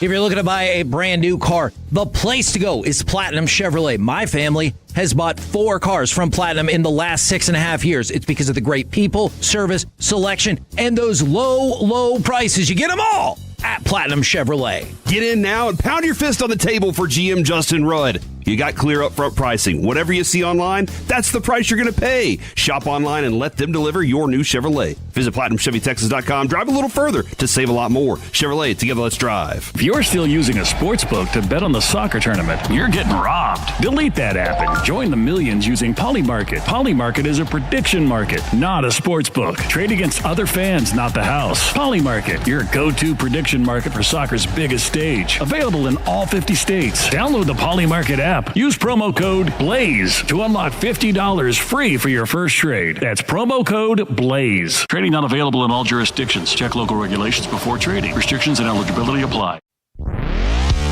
We all know the 2 best words in sports. It's Game 7, but the number 7 has even more meaning in vodka, because when a vodka is 7 times distilled, it creates a smooth, premium taste that is unbeatable. And there is no better vodka than New Vodka. That's spelled N-U-E vodka. It is 7 times distilled, not 7 times the price. It's an award-winning American-made vodka that is smooth enough to sip and also bold enough to mix. So at a time when everything is costing more, New Vodka is the best deal in town. Go pick up a bottle of New Vodka at your liquor store today, and cheers to something new.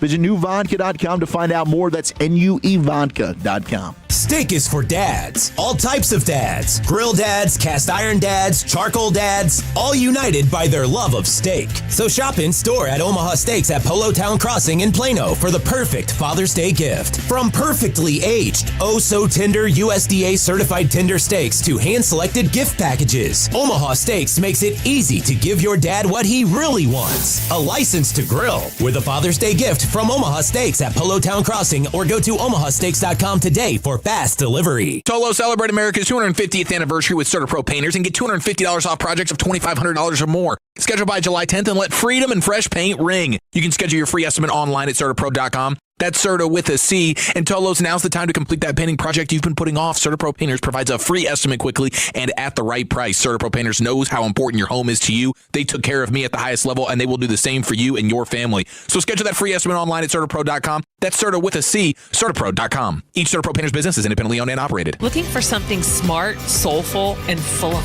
heart?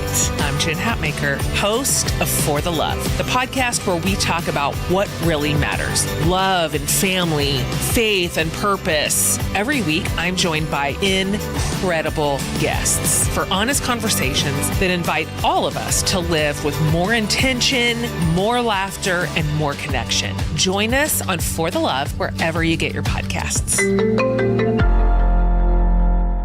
This is the exclusive home of Dallas Cowboys football. KRLD-FM and HD1, Dallas-Fort Worth. Let's go, Cowboys. An Odyssey sports station. Driven by our D&M Leasing Studios. You're rolling with the G-Bag Nation on 105.3 The Fan. Welcome to the Nation. Here we go, hour 3 of the G-Bag Nation here on The Fan. Rangers pregame is coming up at 6:30. Kamar Rocker is going to be on the hill. France just finished off Senegal 3-1. Mbappe tallying twice. Mbaye tallying for Senegal. And they almost got a late one as well that would have made it 3-2, but a lot of late action. You have Iraq and Norway coming up at 5 o'clock, and then Argentina, Algeria later on. If you want to download the DraftKings app and use code DFW, the fan, they got a special promotion in there for you. Get you some promotional dollars to make the World Cup even more fun. Okay, Ari Timken, Big 12 Radio, joining you now here on The Fan as we continue to react to the Brendan Sorsby. I mean, what a story, Ari. Good afternoon. Let's just start there. How the hell are you? I'm great, Dawson. How are you, buddy? Doing good, and I wanted to congratulate you for calling this perfectly before the injunction happened. That was a really illuminating interview you did with us a couple of weeks ago. But what else do you have for us? What ultimately led to the decisions and the actions that the conference and Sorsby have taken here over the last 2 days? Yeah, I mean, one of the things we talked about a couple of weeks back was, that this injunction would be granted and that it would create a firestorm around the situation. And, I probably even undersold what kind of a firestorm we would see, because it appeared like both Tech and Sorsby weren't exactly ready. And, quite frankly, for the firestorm that hit, who could be ready for a situation like that? And so, just the public pressure, really, I think in many ways forced the Big 12's hand. And, the one thing I'll give Brett Yormark credit for, the commissioner of the Big 12, who's done a fantastic job throughout this, is, he's about getting consensus. And I think as a leader, that's a really important thing to have. When you have 16 different members with 16 different agendas, and in this case, you had 15 members on one side and one on the other side, and the 15 members on one side represented the wants of all of college football and the college football world. And, so Yormark in many ways was the last line of defense for everybody else that didn't want him to play. And it seemed like that was pretty much everybody. And so, that played out. I think just the pressure of everything, I think all these fingers pointed at Sorsby. Eventually, I think Sorsby read the writing on the wall and figured that the best move was, to remove himself from the situation and enter the supplemental draft, which is how we've gotten here. Ari, with everything that's gone on with this, and the Big 12, to your point, looking at like Tech, and is there anything we can do here to try and whether it's punish Tech or punish Sorsby? There's a team in the conference in Cincinnati that I think there's a lot of people in Lubbock that believe led the NCAA down this path to begin with, and that knew about Brendan Sorsby while he was playing for them last year. Is there any conversation in the conference about like Cincinnati and their role in this? Yeah, there's been a lot of noise around that, and for the people that cover the Bearcats in Cincinnati that I've spoken with, don't seem to feel like there's a lot of smoke around that in terms of Cincinnati knew, didn't say anything, and allowed him to play. I'd imagine if that was true, or if there were teeth to it, the NCAA would look at that. I'm sure that there could be even, some criminal charges that might have been investigated for that. So I'm just not sure that I'm willing to buy it. Now, granted, I'm sure he had teammates that knew that he was doing this. In fact, at Indiana, there's stories about it. So, whether teammates knew about it, whether the administration knew about it, I think those are two different things. In this particular instance, it sounds like it was the police that tipped off, some of these gaming commissions in each of these states, and that's really what got this thing going. But it's been kind of a crazy roller coaster here since April, since the end of April. And yeah, I mean, look, this is the first time publicly we've heard about some infighting within the Big 12. The ACC, it's become very common there. There's a lot of hurt feelings amongst the top of the ACC that wants to get out, wants to get more money, like their SEC and Big Ten brethren. And, you have always disagreements amongst those other schools, those other conferences. Again, I'll give Yormark credit for his ability to really keep most of this kind of stuff in-house. But this is a situation that obviously couldn't stay in-house because of the, so obvious disagreement. And then big picture, guys, the Big 12 still has a federal lawsuit pending against Ken Paxton, just combining the governor and the attorney general for a second there, against Ken Paxton. And it's really more about setting a precedent here for college football moving forward. And this is kind of a landmark deal here where it basically says, no, local municipalities and government jurisdiction cannot intervene. We have a agreement in place amongst all of the Big 12 conference members, and they cannot intervene in matters like that. And by the way, our rules will supersede any NCAA rules or even local laws because this is basically interstate commerce across multiple state lines when it comes to conference affiliation. So this lawsuit is something that to really pay attention to, because if the Big 12 wins, this sets a precedent across all of college football about the control and power that conferences can have here. Okay, to that point, Ari Timken, Big 12 Radio, do you feel like the Big 12 would have succeeded in sanctioning Tech? I do. I absolutely do. Why? Yes, they would have, because they filed in federal court. They did not go after the specifics of the Sorsby. They went more after a broad, hey, we should be allowed to, within our bylaws, follow these in order to punish, in situations we deem punishable. It was not going to be a home court advantage, if you will. It was going to be, it was in federal court with federal judges looking at that from a whole different matter. So if you're a dork like me and you're really into some really good old fashioned lawyering, this is what's happened here is really, really interesting. And it just shows how creative you can get sometimes when it comes to the law and how smart you can be. I think the Big 12 used to have inside counsel. That lawyer left and went to the SEC, funny enough. And so they hired sort of an outside counsel to do this. And it was, a stroke of genius, again, because of the way that they, it didn't attack the ruling, the injunction. They stayed away from the injunction. They kept it more broad. They filed in a federal court, which, wouldn't have given anybody home court advantage, especially a Ken Paxton, the Attorney General of the state of Texas. So I think it was a very smart maneuvering. And look, again, Brett Yormark, he is very much measured. Even though he does seem like the type of guy that talks a lot and is very much kind of like running a circus, with how he promotes. I think so much of what he does is so smart, it's so thought out. And I think this is the perfect example of that. Am I detecting maybe some early pre-law before you pivoted to journalism smartly? no, but I feel like I need a law degree now to talk about this. My line is always, I'm not a lawyer, but sometimes I play one on the radio. Yeah. You've gotten pretty damn good at it, man. All right, Temkin with us here on 105.3 The Fan. So I know when we talked last, you said you were going through your preview with Sorsby in mind starting for Tech. So with him now no longer with the program, is Tech still the clear favorite for you, or how do you stack the Big 12? Yeah, I think if you talk to, 10 people in this that cover this conference, I think 9 out of 10 will probably tell you that Tech is still the favorite. I've got BYU as the favorite, and that's just simply based on what they have returning versus Tech, who, remember, lost 9 players to the NFL draft. And, the fact that they're the favorites in the conference despite having 9 players drafted says a lot about their ability to retain talent, to bring talent in from the outside. And they're going to be extremely talented. But you've got to replace what was essentially a transcendent defense. I mean, they set records, all time in college football in terms of stop rate and some of the other numbers. So, it's not just will the defense be good, but will the defense be historically good? Because that's what they were last year. And I find that hard to believe.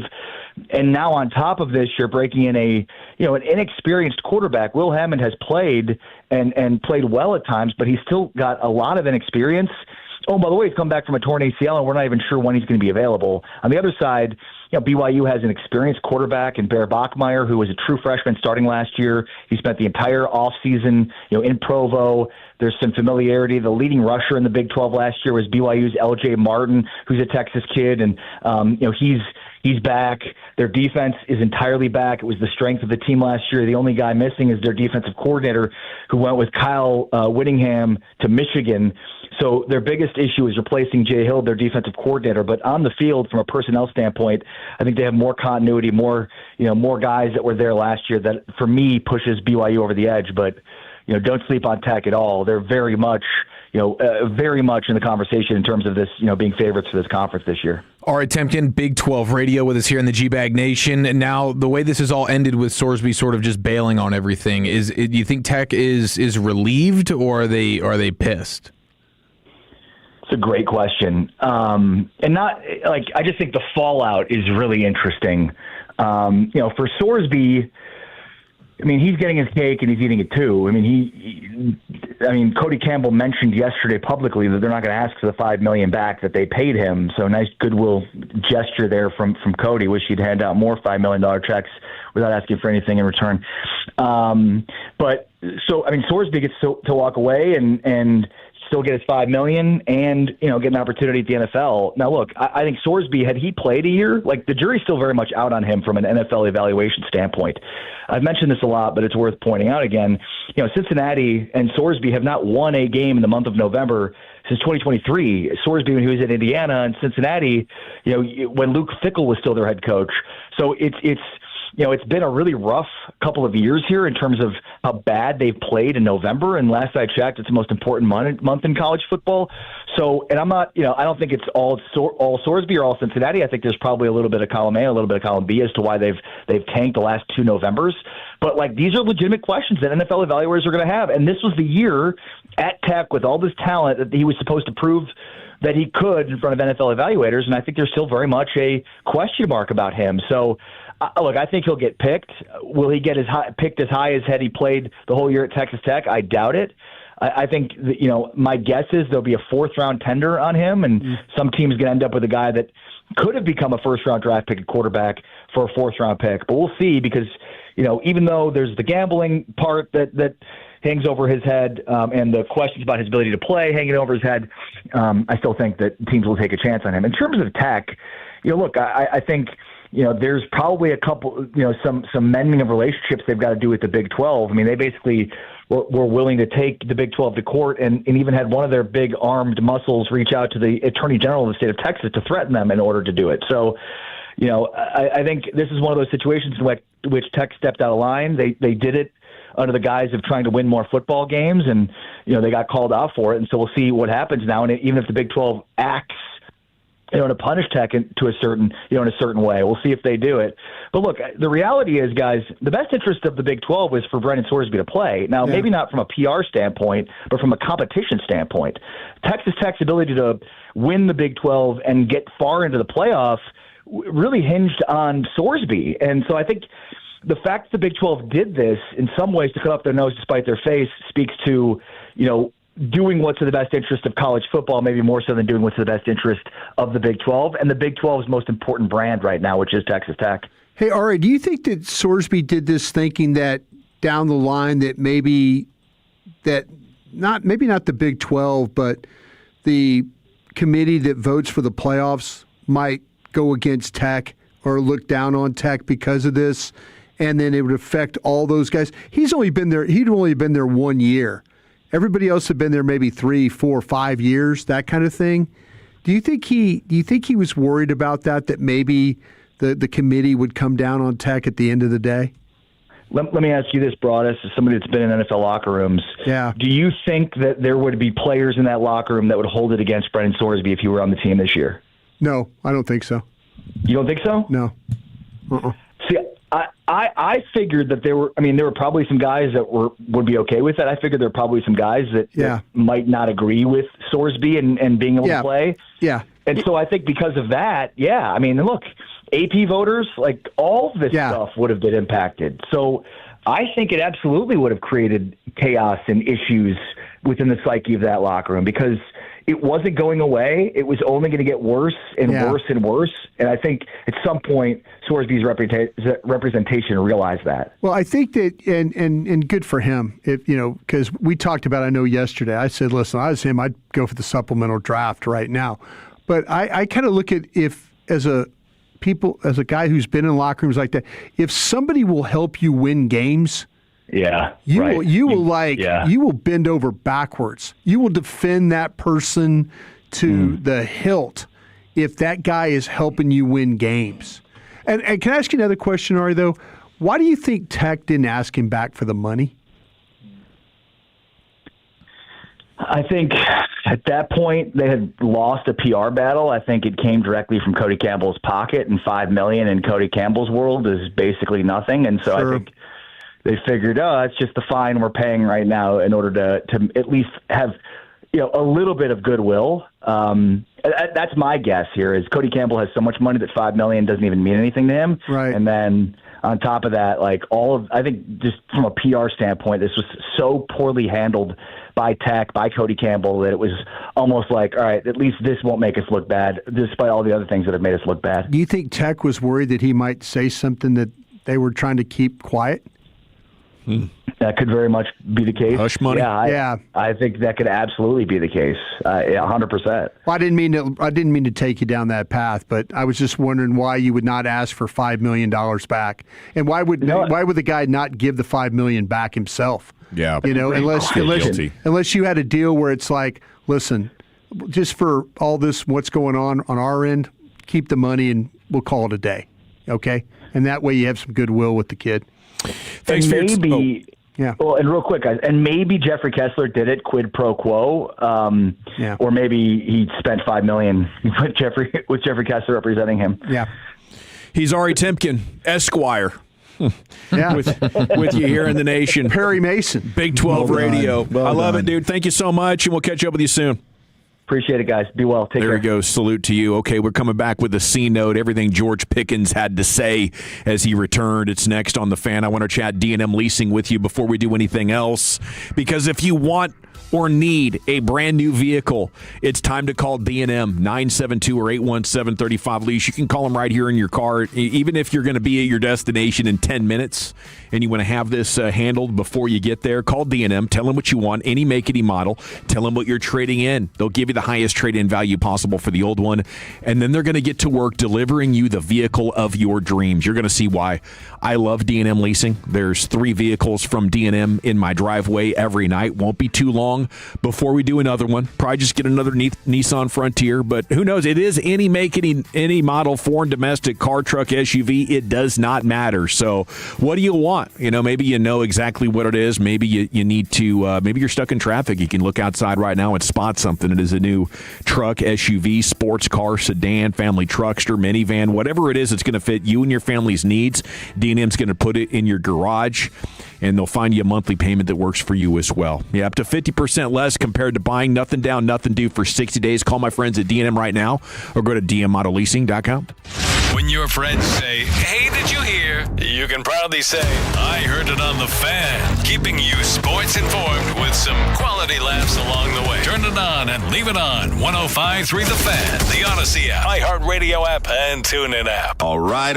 Turn it up. This next track by Crown Royal, it's got a way of getting everybody together. So grab your people, grab a glass, and play this one loud.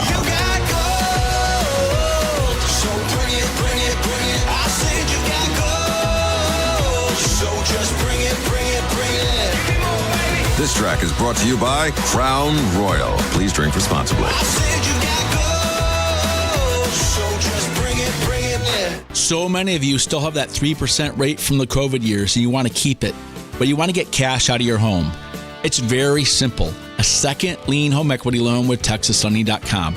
We have an automated appraisal. It goes fast. We have great rates and we have loan officers who care. Call us today. Get that financing done now with TexasLending.com. 972-387-4600, TexasLending.com. 4201 Spring Valley Road, Suite 1150, Dallas, Texas, 75244. NMLS number 2297. Equal housing lender. Hi, it's Eric Giafalo. Looking for a great deal to stay connected? Now for a limited time, new Verizon Mobile and Frontier Fiber customers can get Fiber 500 internet and a line of mobile for just $59.99 a month with autopay for 1 year. Get Fiber 500 internet for $19.99 a month and unlimited welcome for $40 a month plus taxes and fees with a new smartphone line. Visit a Verizon store today to learn more and switch. For new Frontier Fiber internet and Verizon Mobile customers in select areas, mobile and home discount enrollment required. Additional terms apply. In times of congestion, unlimited 5G and 4G LTE may be temporarily slower than other traffic. Domestic data roaming at 2G speeds. If you've had storm damage to your home or business, it's important to assess the damage promptly. Call Blue Nail Roofing for a free assessment and work with the team that's been serving North Texas for decades. BlueNailRoofing.com. BlueNailRoofing.com. Wind or hail, call Blue Nail. If you're still using a sports book to bet on the soccer tournament, you're getting robbed. Delete that app and join the millions using Polymarket. Polymarket is a prediction market, not a sports book. Trade against other fans, not the house. Polymarket, your go-to prediction market for soccer's biggest stage. Available in all 50 states. Download the Polymarket app. Use promo code BLAZE to unlock $50 free for your first trade. That's promo code BLAZE. Trading not available in all jurisdictions. Check local regulations before trading. Restrictions and eligibility apply. This is the story of the one who keeps multiple buildings running smoothly day after day. Plumbing that flows, HVAC that hums, cleaning supplies that keep surfaces sparkling. That's why she counts on Grainger. With easy reordering online and 24/7 support, Grainger helps her keep the products she needs on hand. So shelves stay stocked and buildings stay ready. Call 1-800-GRAINGER, click Grainger.com, or just stop by. Grainger, for the ones who get it done. Finding great candidates to hire can be like, well, trying to find a needle in a haystack, but not with ZipRecruiter. Its powerful technology actively finds and invites qualified candidates to apply to your job. So while other companies might deliver a lot of hay, ZipRecruiter finds you the needle in the haystack. See why 4 out of 5 employers who post a job on ZipRecruiter get a quality candidate within the first day. Try ZipRecruiter for free at ZipRecruiter.com/team. That's ZipRecruiter.com/team. ZipRecruiter. Golden Chick. Golden Chick's 2 new $6 golden deals are here. $6 Cluck. $6 Cluck. Everybody's clucking about these 2 new deals for just $6 each. $6 Cluck. $6 Cluck. Choose Golden Chick's 3-piece golden tenders or 2-piece dark with mashed potatoes and a fresh baked roll. Just $6 each. $6 Cluck. $6 Cluck. Golden Chick is an official partner of your Texas Rangers. Golden Chick. Texas Rangers Hall of Famer Elvis Andrus.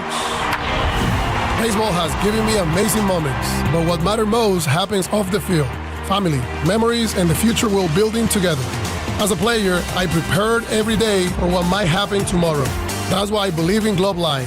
Globe Life helps families feel secure and ready for whatever tomorrow brings. Globe Life is the official life insurance of the Texas Rangers. Globe Life, make tomorrow better. Is reviewing life insurance on your to-do list? Now's the perfect time to add it. A friend recently told me that securing life insurance sooner rather than later can help you lock in lower rates for years to come. So I bumped this up on my list and got it done. I called SelectQuote and couldn't believe how easy and affordable life insurance is. I'm 40 and got a $500,000 policy for $16 a month. My husband's also 40 and his $500,000 policy was only $18 a month. Plus, with SelectQuote's same-day coverage, there was no medical exam required, and we were covered by the time we hung up. Knowing I have this checked off my list feels amazing, but the peace of mind knowing my family is protected feels even better. Call SelectQuote at 1-800-329-1010. That's 1-800-329-1010. Or go to SelectQuote.com to get your free quote today. That's 1-800-329-1010. Details on example rate at SelectQuote.com. Most Texans don't know what they pay for electricity. And if you don't know your rate, you're probably overpaying. Base Power found 7 in 10 Texans are on the wrong plan. Switch to Base Energy, one low fixed rate. And you could save more than 15% on your monthly bill. We'll even cover up to $150 in cancellation fees. See how much you could save at basepowercompany.com/thefan. That's basepowercompany.com/thefan. This segment of The Fan is brought to you by ntccog.org/gameplan. The big event is finally coming to North Texas this summer, and that means increased travel activity. Consider using transit, carpooling, shifting travel times, or working from home if possible during busier travel periods. Travel tips, schedules, and maps at ntccog.org/gameplan. Welcome back, Nation. Time to hit the C note. Cowboys news of the evening.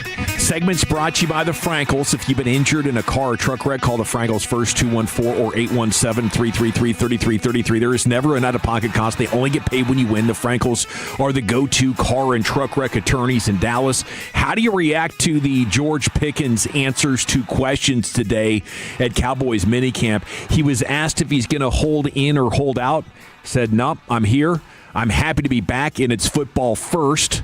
Jane Slater reporting that he stressed that word first pretty strongly in the locker room session. He said the reason he did not report to voluntary workouts is on the advice of his agent, David Mulligetta. Says just because he's in control. So he's like your boss. So there's no trust or anything there. He controls what you do. So really, you trust him.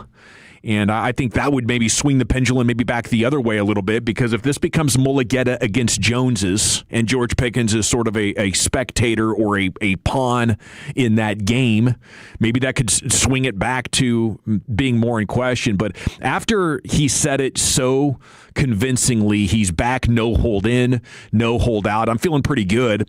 He said, what's important to me is winning. Like I said, I always want to bring a Super Bowl to a group of guys that never had that feeling. That's really the most important part to me. Says the game is going to be the game. I'll play football first and let my agent worry about it. And we're implementing a lot of plays to have me, CD, Javonte, and Dak on the field to open up a lot of stuff. So it seems that he's excited, and if it was up to George, I think he'd be a Cowboy for life. And that would probably already be done. But the Cowboys are going to negotiate this thing pretty hard. And I don't even know if they're doing it in good faith, if they want him around long term or not. Brian, what do you think? Well, I'll tell you what. I know the other day I was talking about this because I visited with some people that are close to George, and they were saying that George is the boss. That George is the guy. I mean, he's represented by a couple different guys. David Mulligetta and Trey Smith were the two guys that he does. The Chiefs guard? No, I wish it was Chiefs guard. But no, Trey Quite Smith. a talent. Yeah.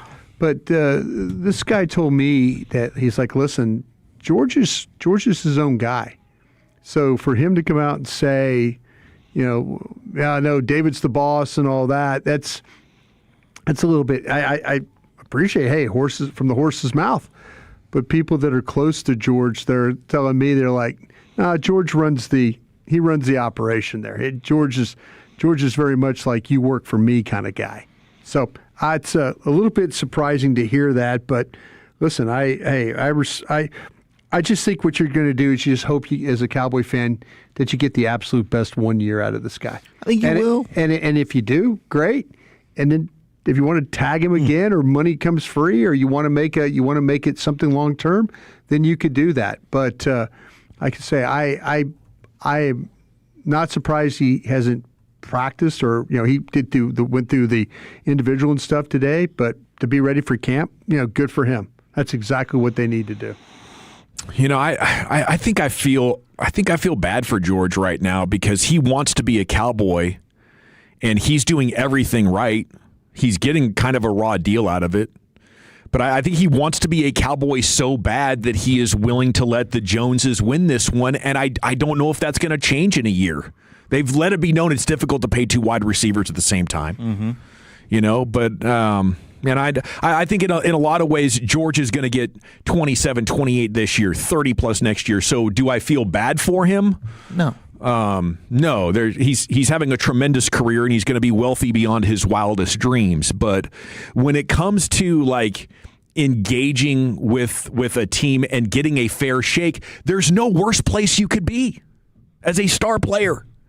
You're not. The team hasn't won anything for 3 decades, and if you're amazing, they get off on threatening you with the tag. And here's this guy. He was amazing for you. He was your best offensive player last year, and it's like you want to string that out when no other team in the NFL would. I find this to be a tough situation if I'm in George Pickens' shoes. And I think at this time, I'm kind of willing to bite the bullet, and we'll wait till next year. But I want to go back to last month. Micah Parsons talking on the Jay Moore podcast about his negotiation with the Cowboys and where it went wrong. And I think it describes how the Cowboys players really feel about this and how agents look at Jerry negotiating. And if I was George Pickens, I would have a hard time not being in this mindset. Here was Micah. People was like, yeah, Jerry offered you to be the highest paid player. You're greedy. But I was like, at the same time, he also said, F me with the structure of the deal. I want the power. I want to control you. And if you notice, majority of his deals that he's done with players, he has full control and leverage. Yeah, and for a player who's accomplished as much as George Pickens has or Micah Parsons has, knowing the other 31 teams are going to be like, wow, we really want to make you happy. We're going to do a long-term deal with you. But you happen to be inside the franchise where Jerry and Stephen Jones, they don't get up for competing in the game at the highest level and trying to win the Super Bowl. What really turns their crank is negotiating and trying to see if they can save a couple of mil with a 24-year-old who just, risked life and limb in CTE and had a great football season for you. There's no other team that does this. I think it speaks to the power of the star and their history that star players aren't jumping ship out of here and demanding trades. Because I got to put up with that. I got to risk $125 million. In future salary to be a Cowboy, forget that. I will go play for any other team. As much as I personally love the Cowboys and want to see them succeed, if I was putting myself in a star player's shoes right now, looking at this situation, how Micah played out and then George Pickens, am I crazy for this? Yeah, I think so a little. I don't want to hear from you, Wolchuk. I want to hear from these other two who are objective.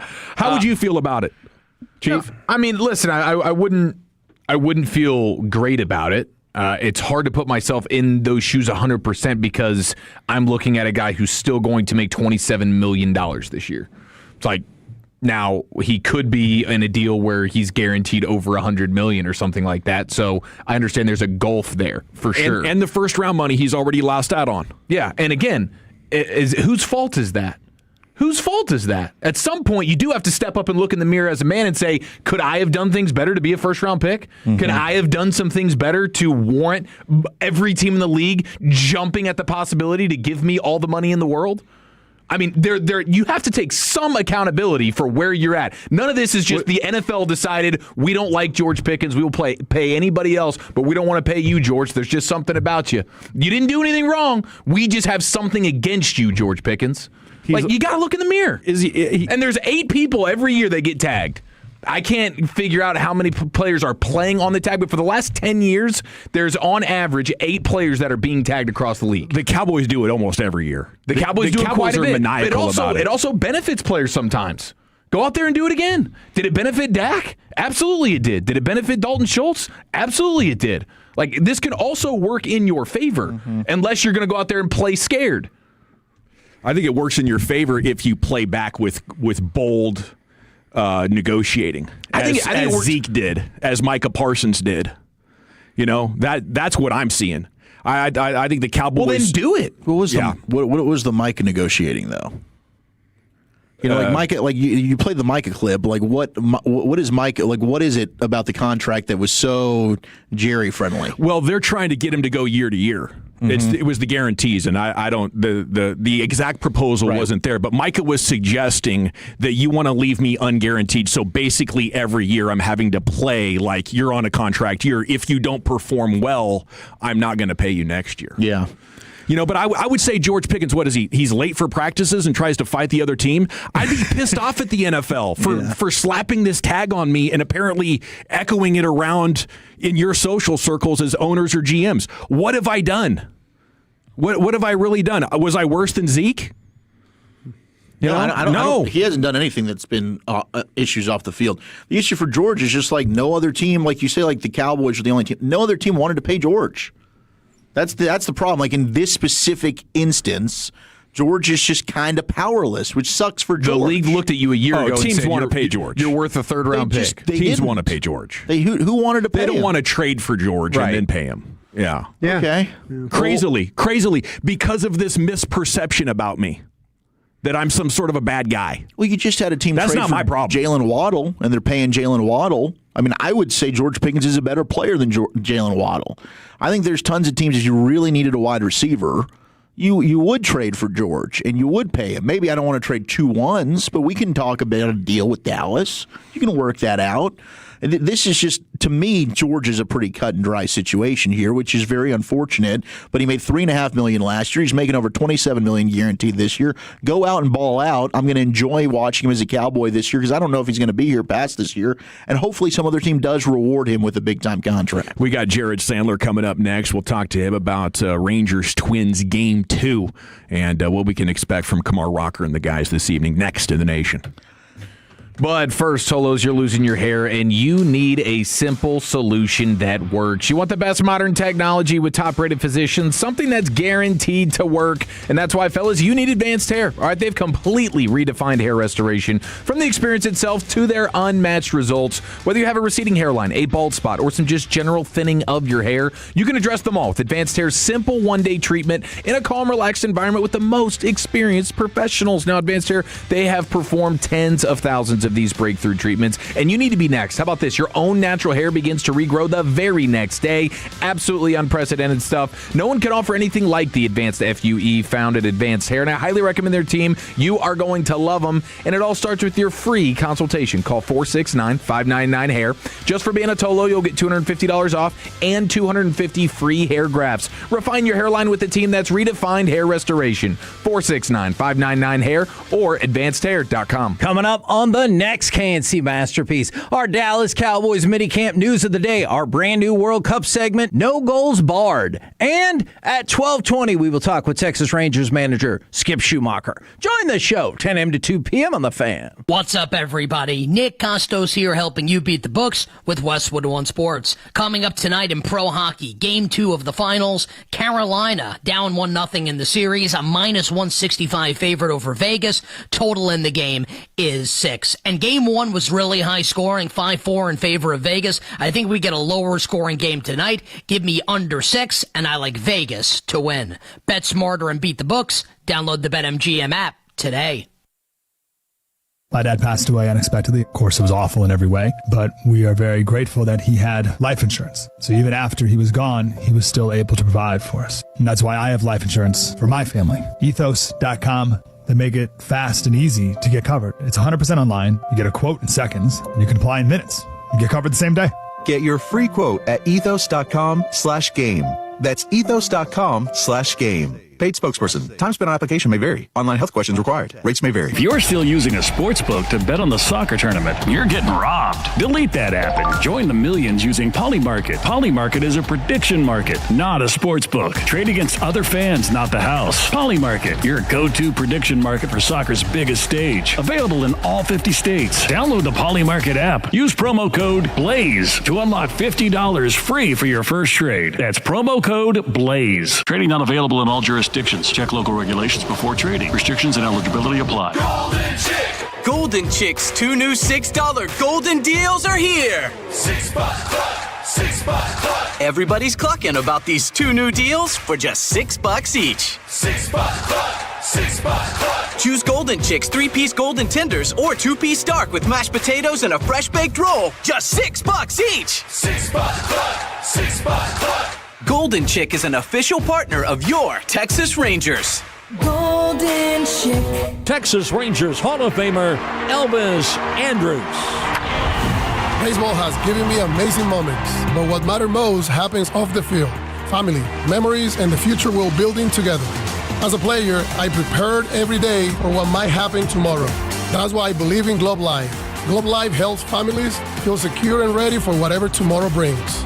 Globe Life is the official life insurance of the Texas Rangers. Globe Life, make tomorrow better. Hey, this is Jason with Rhino Shield. Let's be real. Paint fails, it chips, fades, cracks, peels, and you're back to repainting your home in just a few years. Rhino Shield is different. It's a ceramic coating that won't chip, crack, peel, or fade, and it's backed by our 25-year transferable warranty. And here's the game changer, financing. Unlike paint, Rhino Shield can be financed. So instead of a big upfront cost, your monthly payment could be less than your daily coffee habit, and it'll help reduce your energy bills. Right now, get 20% off. Call or visit rhinoshielddfw.com. Never paint your house again. Rhino Shield. The grand opening of Hidden Oaks, a brand new lakefront community just north of Dallas, is this Saturday, June 20th. 18 new lakefronts will be priced from only $99.9 this weekend. RSVP at hiddenoakstexas.com or hiddenoaksgrandopening.com. Attention. Have you racked up $10,000 or more in credit card debt? Are you barely getting by making minimum payments? With credit card debt reaching all-time highs, National Debt Relief is notifying consumers about significant debt relief options currently being made available to help those with overwhelming credit card debt. These options may reduce a large portion of credit card debt for those who qualify. You don't need to declare bankruptcy or take out a consolidation loan, and you may only have to pay back a fraction of what you owe, even if you have bad credit. National Debt Relief has already reduced the credit card debt for more than 550,000 consumers, so don't wait. If you owe $10,000, $20,000, or even $100,000 in credit card debt, you can now take advantage of this financial debt relief as the cost of living continues to skyrocket. To check what debt reduction you may qualify for, call 800-358-6868. That's 800-358-6868. Again, 800-358-6868. At Siemens, we take pride in what we build. We're growing our carbon-neutral manufacturing hub in Fort Worth alongside our teams in Grand Prairie and Carrollton. Right now, we're hiring talent at every experience level to build the advanced infrastructure powering EV networks and industrial AI. Enjoy competitive pay, great benefits, and career growth. Plus, you'll do work you can truly be proud of. Transform the everyday with us. Apply at siemens.com/jobs. Tolo celebrate America's 250th anniversary with CertaPro painters and get $250 off projects of $2,500 or more. Schedule by July 10th and let freedom and fresh paint ring. You can schedule your free estimate online at CertaPro.com. That's Certa with a C. In my home, it's become my happy place, but I started noticing scuffs, faded colors, and peeling paint that needed attention. And CertaPro painters took care of me at the highest level. Their estimates are free, detailed, easy to understand, and you get a quote right away. So schedule that free estimate online at CertaPro.com. That's Certa with a C, CertaPro.com. Each CertaPro painter's business is independently owned and operated. This segment of the Fan is brought to you by Wild Fork Foods. Give Dad the Father's Day feast he actually wants with Wild Fork. Score buttery picanha, red Argentine shrimp, Wagyu briskets, and prime New York strip steaks. Visit any of our 9 DFW locations or wildforkfoods.com. Stop settling for average. Own the backyard. Wild Fork. You've made The Fan DFW's highest-rated sports station every month in 2026. Thank you for turning it on and leaving it on. 105.3 The Fan. If you are in the market to upgrade your vehicle, get to Classic Chevrolet in Grapevine. Back-to-back #1 Chevy dealership 3 years straight, and they've got more new Chevys than anyone, and they're all priced to sale. Silverados, Tahoes, Blazers, Malibus, Equinox, and more. Visit ClassicChevrolet.com. This is Texas. This is Classic Chevrolet. Together, let's drive, relax, and enjoy the difference. Based on new Chevrolet registrations 2023 through 2025. Thank you, Lucius. It's the G-Bag Nation here on 105.3 The Fan. We have football's finest coming up at 5 o'clock. Sorsby's agent's going to be on with Sean and RJ tomorrow morning at 8:20. Is this Ron Slavin? Yeah. Looking forward to that conversation. As Jared Sandler joins you now here with the Rangers pregame coming up at 6:30. Sands, how we doing? Hey, what's going on? Well, I'm hoping we don't have to go back to talking about how this offense is struggling. Just 2 runs last night in defeat. How you feeling right now about this offense with Corey Seager on the shelf? Well, they need to. First of all, let's just backtrack. Last night was not a good night offensively. There have been games this year where the Rangers have scored 2-3 runs, but you look and they have 11 hits, and they're just not getting the big hit. Last night there just weren't really opportunities, right? No walks, 1-hit batter. That was not a good night offensively at all. But hopefully that it's just more blip on the radar here. What they've done recently at home, especially, they've been good at home the last couple weeks, and hopefully they can get it going in the right direction without Corey Seager. White Langford was great in Boston. It just puts a little more onus on that top of the order, the guys who can really help drive the ship. And yesterday, Jock Peterson had a nice night, but largely the lineup had a tough time, and hopefully they can get it going. You look at the bottom of the order tonight.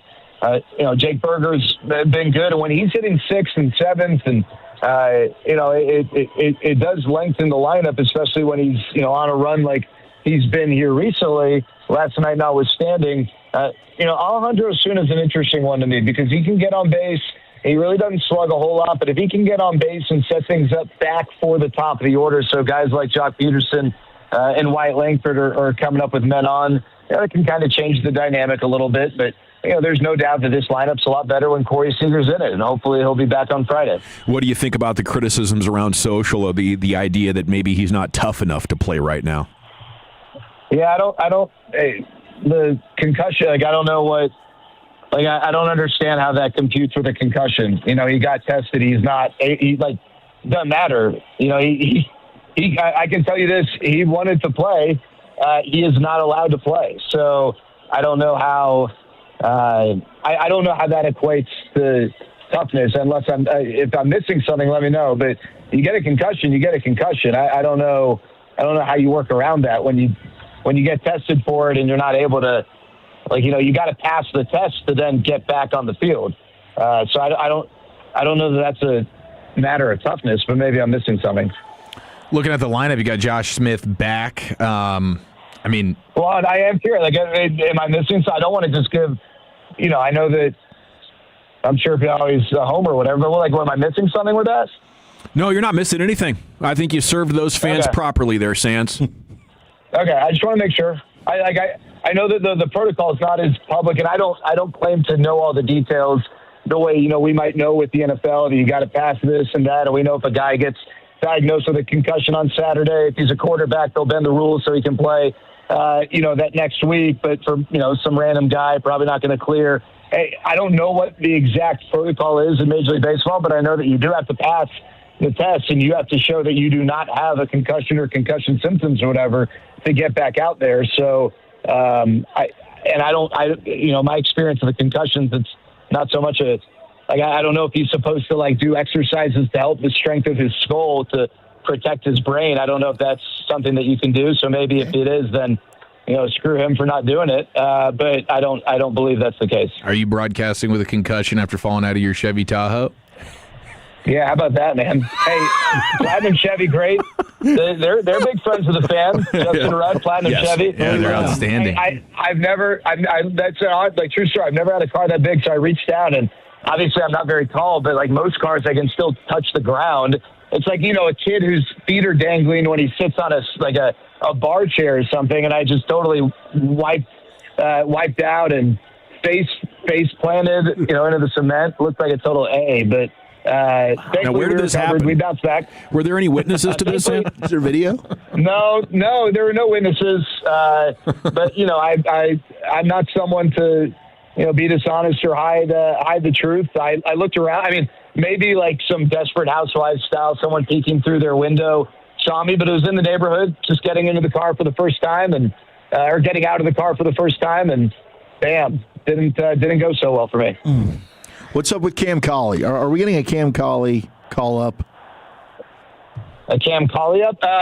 Maybe there's he's here. I don't know if the technical term is taxi squad, but you are allowed to have someone with the ball club if there is a potential injury-related roster move, and I think the Rangers are weighing their options. That player has not been disclosed. You can maybe do some math that someone who's on the roster hasn't played, maybe off the bench in a certain specific situation. But so I think Cam Colley is here as a precaution. There's a chance a roster move is made, but this is not like a Sebastian Walcott situation where he's here just to be around the ball club as he continues his rehab. Cam Colley's here because there's a decent chance that he's activated. But if health tests turn in a different direction, then Cam Colley will likely have to wait to make his major league debut.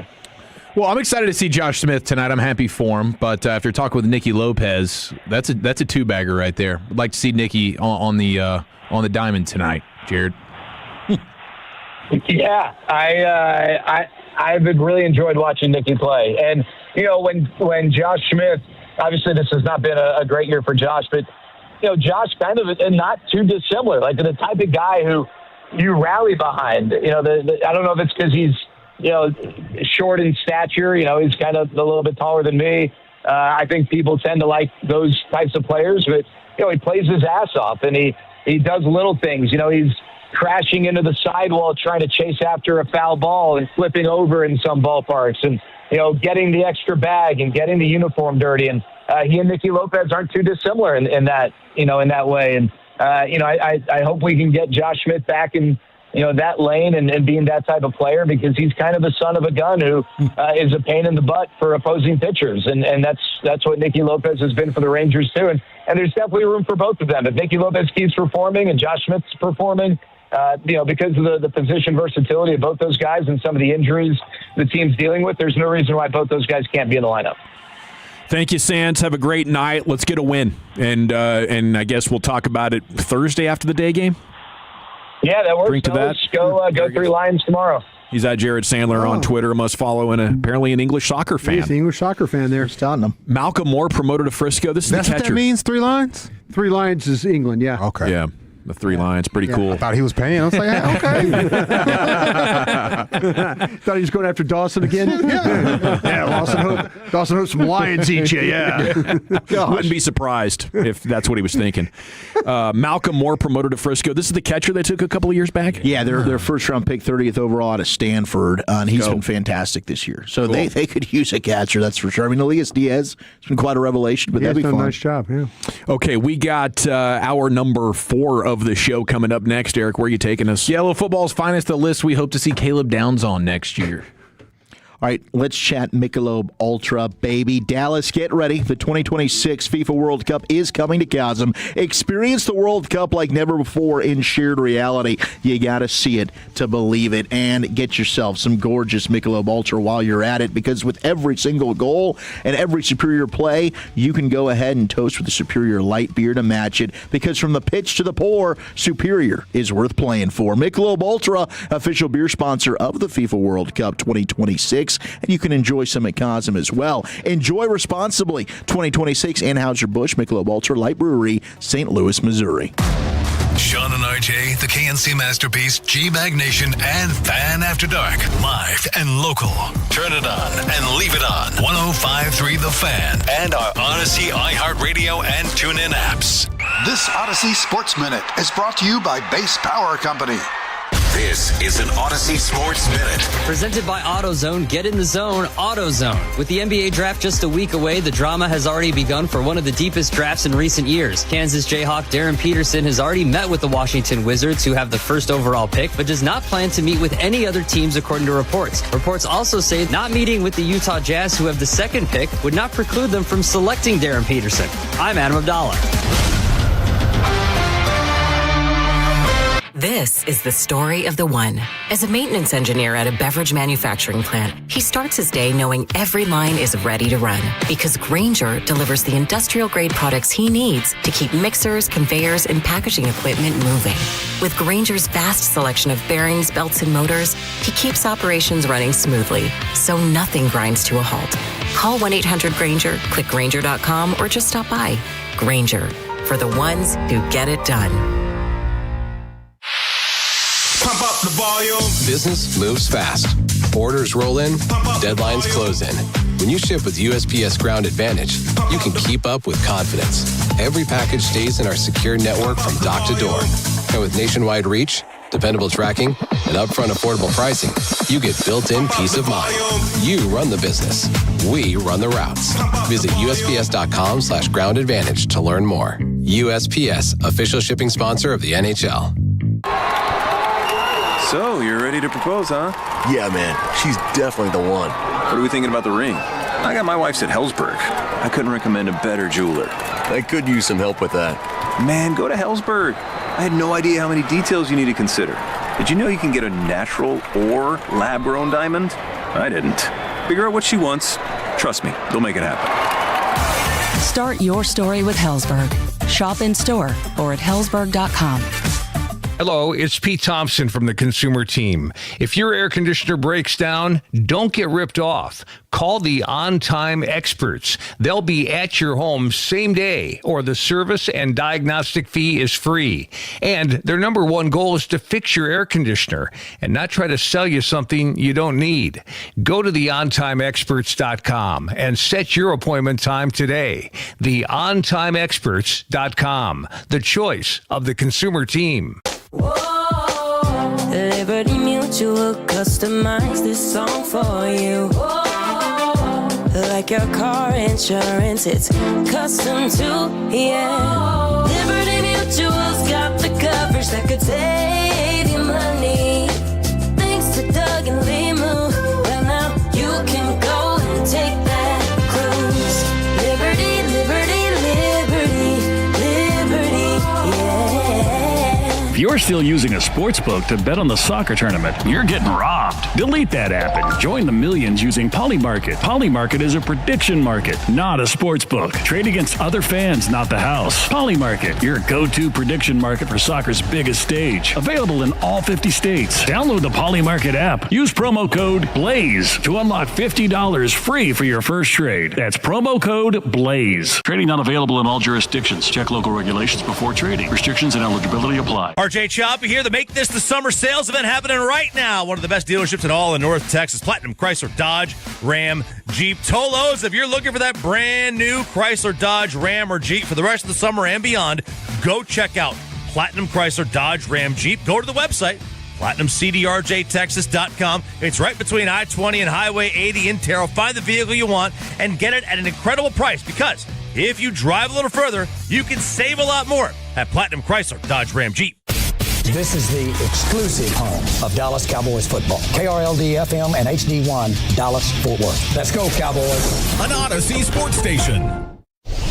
Driven by our D&M Leasing Studios. You're rolling with the G-Bag Nation on 105.3 The Fan. Here we go. It's hour 4 G-Bag Nation on 105.3 The Fan. Thanks for making us part of your day.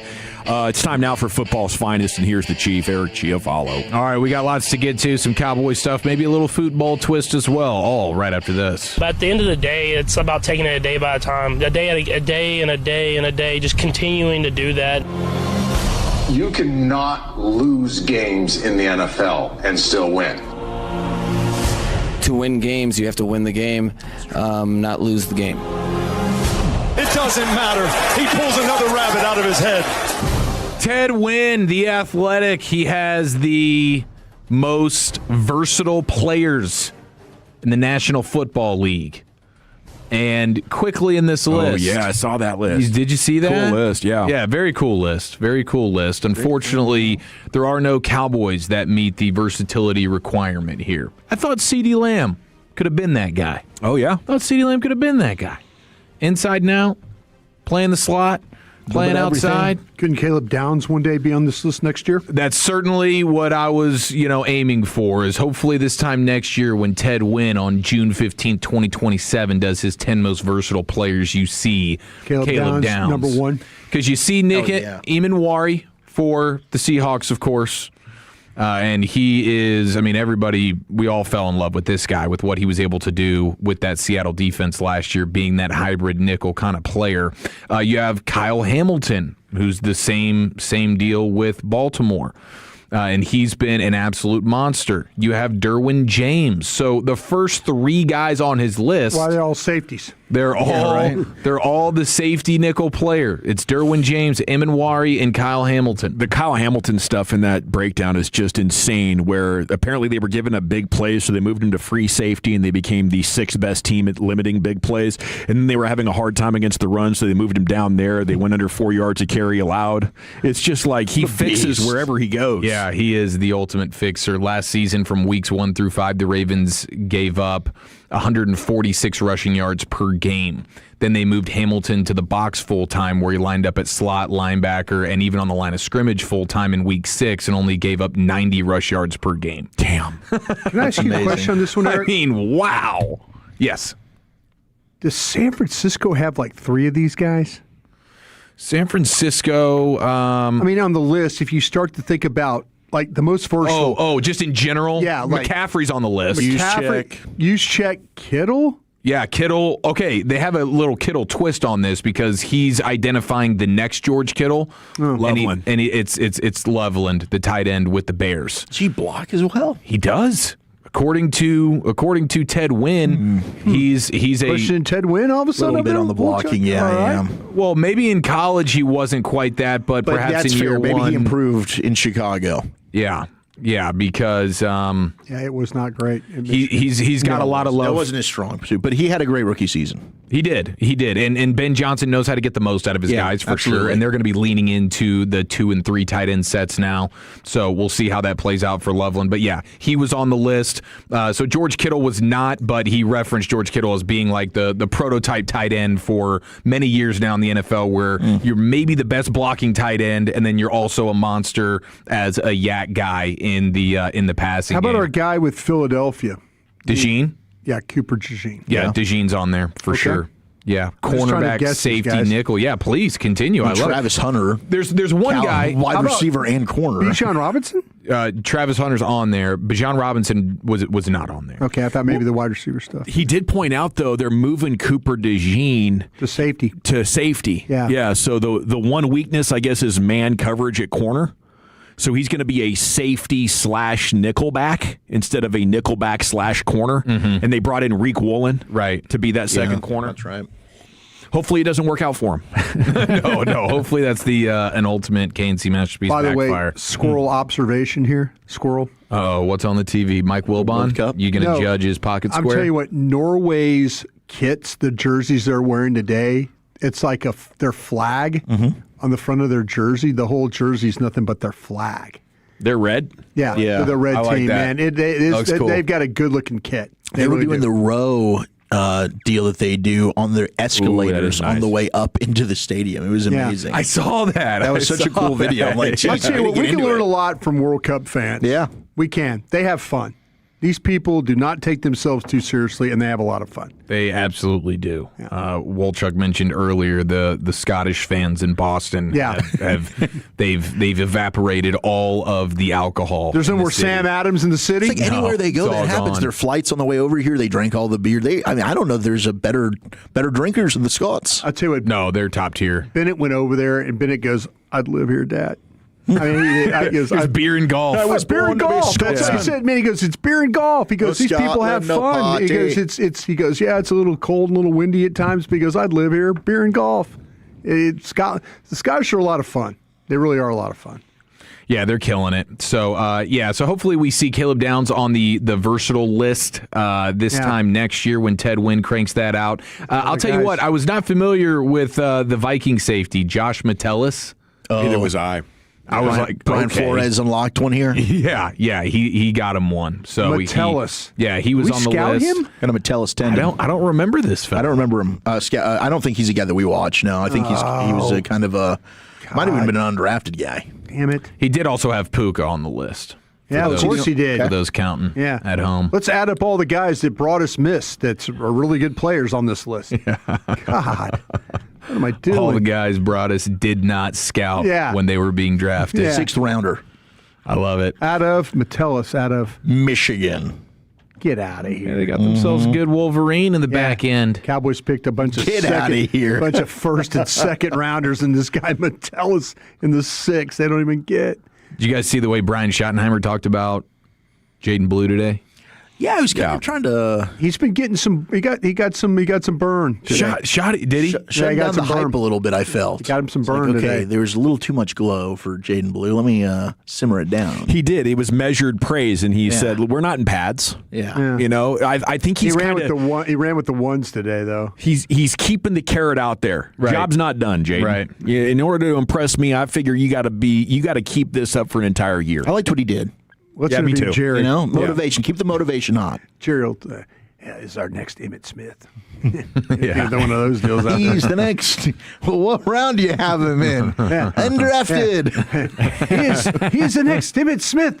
What'd you give him, Jim? I give him a 190. Jim, that's a priority free agent. Great. I know. He's the next Emmitt Smith, though. I tell you what, man. God bless Jason Garrett's died. He's going to be a great Mr. Irrelevant. He would say stuff.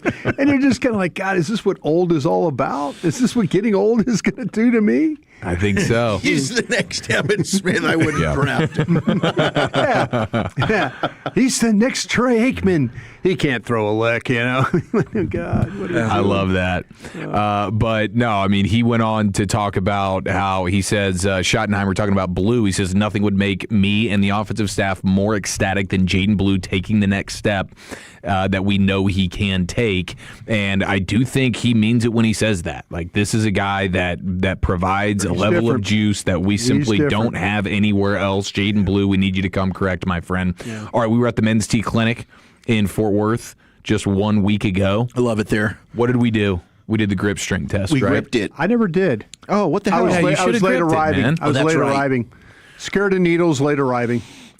Well, the Dolphins social team put out a grip strength thing with like a bunch of their players doing it's the exact same tool. And these guys are all just murdering whatever our numbers were. How bad? How high are we talking? Well, the highest that I saw was one of their offensive linemen. Of course. Big guy, of course. The new center that got paid? But he hit 200. Okay, well, we're screwed. So they were vice grips. Yeah, they were telling us like 120, I think, right? Was like the baseline of like, that's good. If you get over 120, you can feel good about that. That was my body max. Whatever. What's that called? Your fat BMI? index? Yeah, that's your body fat percentage. 120% fat. 20%. Oh, you're up to 120. Okay. Is that good? But no, the Dolphins players did it, and everybody's basically like, here's 160, here's 170. Here's 185. The lineman would have the most strength. The lineman for sure. How do the receivers do? Yeah, even the receivers. You're looking at all these guys. There was one dude that hit like a pretty low number that I was like, okay, that's not very good. I'm not sure. No, it was like a no-name wide receiver, I think that they have, or maybe a corner. He was a small guy. But these guys, like the NFL grip strength is completely different than your run-of-the-mill. Did you beat any of them? Did you beat any of these players? I did beat the guy who had the worst one because he got like a 119 or something like kicker? that. Oh, yeah, you do. Pure slot corner or something like that? Yeah, probably a kicker. Jobber who's not making the team. Let's see what Caden Proctor, a 185. Okay, Alabama's big man, the rookie. So, but most of these guys, the NFL grip strength is on a completely different level than your run-of-the-mill human being. You think? Yeah. No, well, it was just fun to actually see it in real time. Like, my gosh, these guys, even the smaller guys, like Devon Achane, here's a 150. Like, these guys are legit. The long snapper brought us 140. There's no way. Yeah. What about Malik Willis? Malik Willis, I don't think he was a part of this particular video. I bet This he's got was a good, strong a one. bunch of guys for the most part that are not household names, but they got the grip thing working for them in a big way. Okay, now elsewhere, now you have the Sorsby stuff that's going on, getting a lot of different takes on how people view him, and I saw Nate Tice was talking to him about him. He's right, whatever he said. Well, he was looking at a fourth or maybe a third for Sorsby. In the supplemental That's draft. a smart guy. He says he has juice in his arm and has athleticism, but he is way too inconsistent with his timing and also has real misfires when he has to drive the ball, especially when pushing the ball on the outside. I think you guys talked about that. Like the downfield accuracy is a little bit, he's kind of spraying that thing all over the place. It's as if we exchange notes. Yeah, I mean, 100%. You guys are the foremost authority on scouting out players. Gosh, I love Nate Tice. And you do have Sorsby, who's going to have his pro day scheduled for July 10th. You think we could Lake. get a live show out there at the Sorsby Pro Day? Yes, sponsored by DraftKings. Yeah. Lock it up. I think they would foot the bill on that. Let's make it happen. Okay, now to the football. Did you see what the USA coach Mauricio Pochettino? Pochettino. Did you see what he said? No, what did he say? He's talking about the difference His between ill-fitting shirt. the He wore during the match. He didn't address the shirt, but I make $6 million to dress like this. He was asked. He was asked, like, we know how England, France, Spain, how they play. Players from countries with a strong tradition have a recognizable style. What is the style of the U.S. team? What kind of football do the Americans want to play? And his answer is, he says, the USA culture is playful. They want to play. We told them, guys, playing soccer is one thing. Competing is another. They're two completely different sports. They grow up in a culture of playing. Why? If you start in MLS and you haven't won a game in 3 months and you're at the bottom, what's the consequence if there's no promotion or relegation, no international competition? American sports reward losers, he says. But soccer is different. If you reward those who don't win, if you don't have goals, you don't fight. He says, if I lose, what happens? Nothing. They just fire the coach. Also, the American player is disciplined, but with a sense of complacency that isn't good in soccer. It took us 1.5 years to change that mentality. Let's go. So this dude is injecting. Like if you suck, you're rewarded with the number 1 overall pick. I figured that would fire you up, Dawson. Like, this guy's coming in here. He's trying to change the way this whole thing is being approached. After the game Friday, I tweeted, just send this man a blank check and let him know, go ahead and write your number down because we're going to need you for another cycle. I think for all the great players that have elevated this program, I think he's probably the most important individual. For some jobs, Dawson? I think AC Milan wants him. Milan, that's what I thought. Yeah. Can't let that happen. Would they come correct financially like that? I mean, I think you're going to need some additional money, guys, to enter the picture. We're at 6.8 with this guy right now. Yeah. So I don't think we have a great history of making decisions like that. I think traditionally the U.S. Soccer Federation has chosen people that they know. It's a nepotism type of federation. So, but heck, they've made splash signings before. Jurgen Klinsmann, they've gone out and like found a guy, but I don't think any USA soccer fan fully trusts them to do the smart thing or the right thing here and recognize the greatness that they have, because there might be somebody that the boss has had marked for a number of years and has promised him you're going to get the next cycle, and that might win the decision, and that would be a tragedy because this guy, I think he's rewiring us psychologically, but also tactically. Yeah, that's what it feels like, the psychological aspect for sure, but then you can see the way it's played on the field as well. You think like the schematics or whatever with the way they're going about it is different as well. Oh, absolutely. You can see that. Yeah, and the quality that it takes to be able to connect that style is significant, and none of the coaches that we've had thus far have been able to identify the right combination of players or insist on the right emphasis with a formation. So we've always just sort of defaulted to, holy crap, we're not that good. Can we win by counterattacking?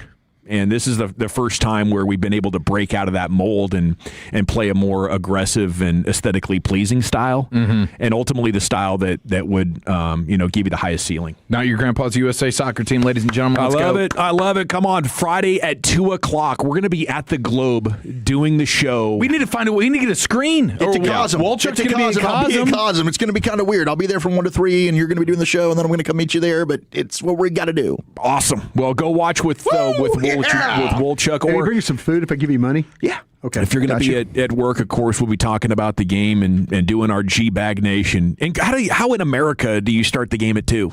I'm with you. That should be a primetime game. That's wild. That should have been flip-flopping. Maybe they're trying to spread it out to give everybody an opportunity to catch World Cup fever. You just don't want to go up against the Rangers, play at the same time the Rangers are playing Australia, right? Yes. Oh, yeah, we are. Might be time difference thing. Could that be it?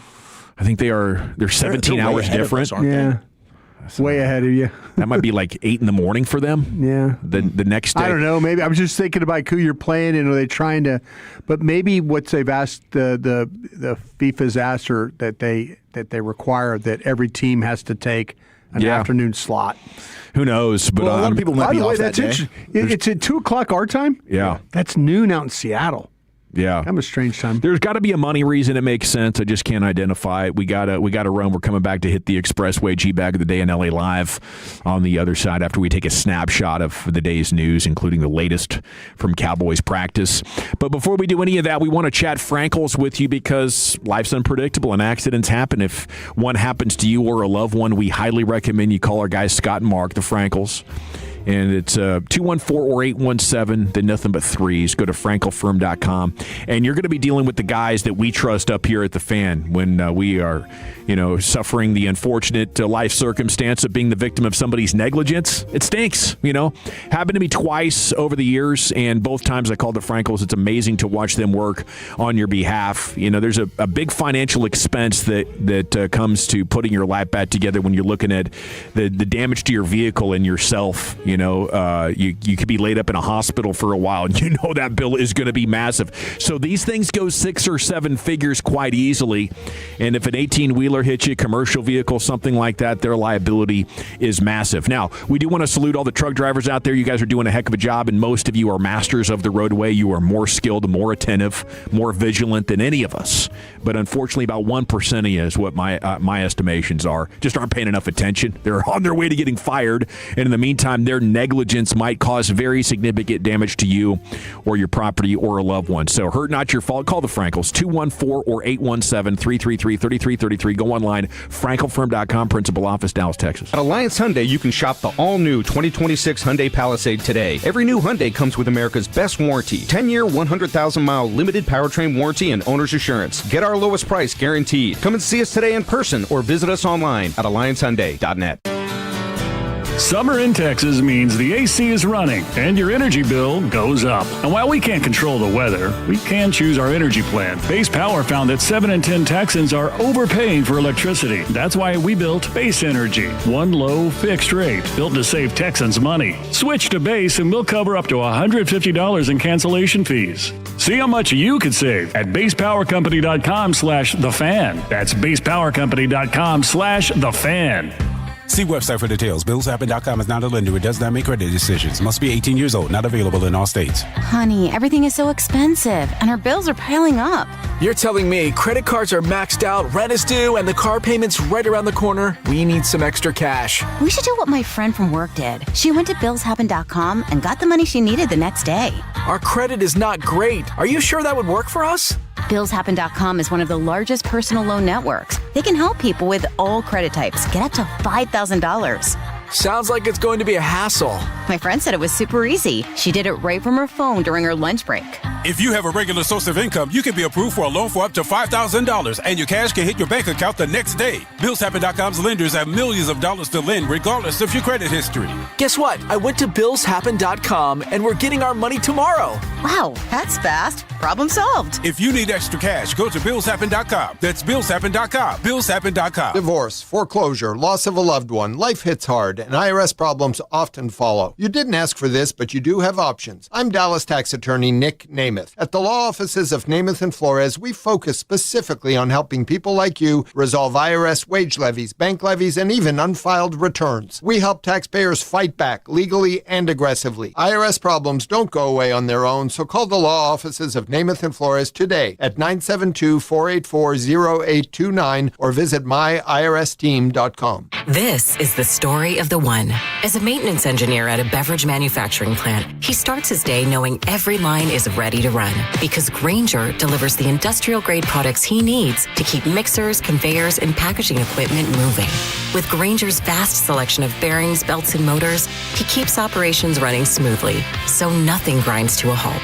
Call 1-800-GRAINGER, click Grainger.com, or just stop by. Grainger, for the ones who get it done. I'm Piera Palazzolo, VP of Digital Marketing for the American Management Association, a company focused on the management training skills needed to enhance the careers of business professionals. We did our research when it came to the best companies for website development and chose AmericanEagle.com. And we couldn't be happier. AmericanEagle.com worked closely with us to understand the front and back end requirements needed to launch an e-commerce website that could handle the complexities of running thousands of seminars nationwide. Our robust new website and improved SEO saw immediate increases in site traffic and web revenue. If you're in need of managerial effectiveness and success, visit our website at amanet.org. If you're in need of a website that provides an unparalleled consumer experience, I highly recommend AmericanEagle.com. Transform your business today. Dial 877-WebNow1 for a free digital consultation with AmericanEagle.com. If you're still using a sportsbook to bet on the soccer tournament, you're getting robbed. Delete that app and join the millions using Polymarket. Polymarket is a prediction market, not a sportsbook. Trade against other fans, not the house. Polymarket, your go-to prediction market for soccer's biggest stage. Available in all 50 states. Download the Polymarket app. Use promo code BLAZE to unlock $50 free for your first trade. That's promo code BLAZE.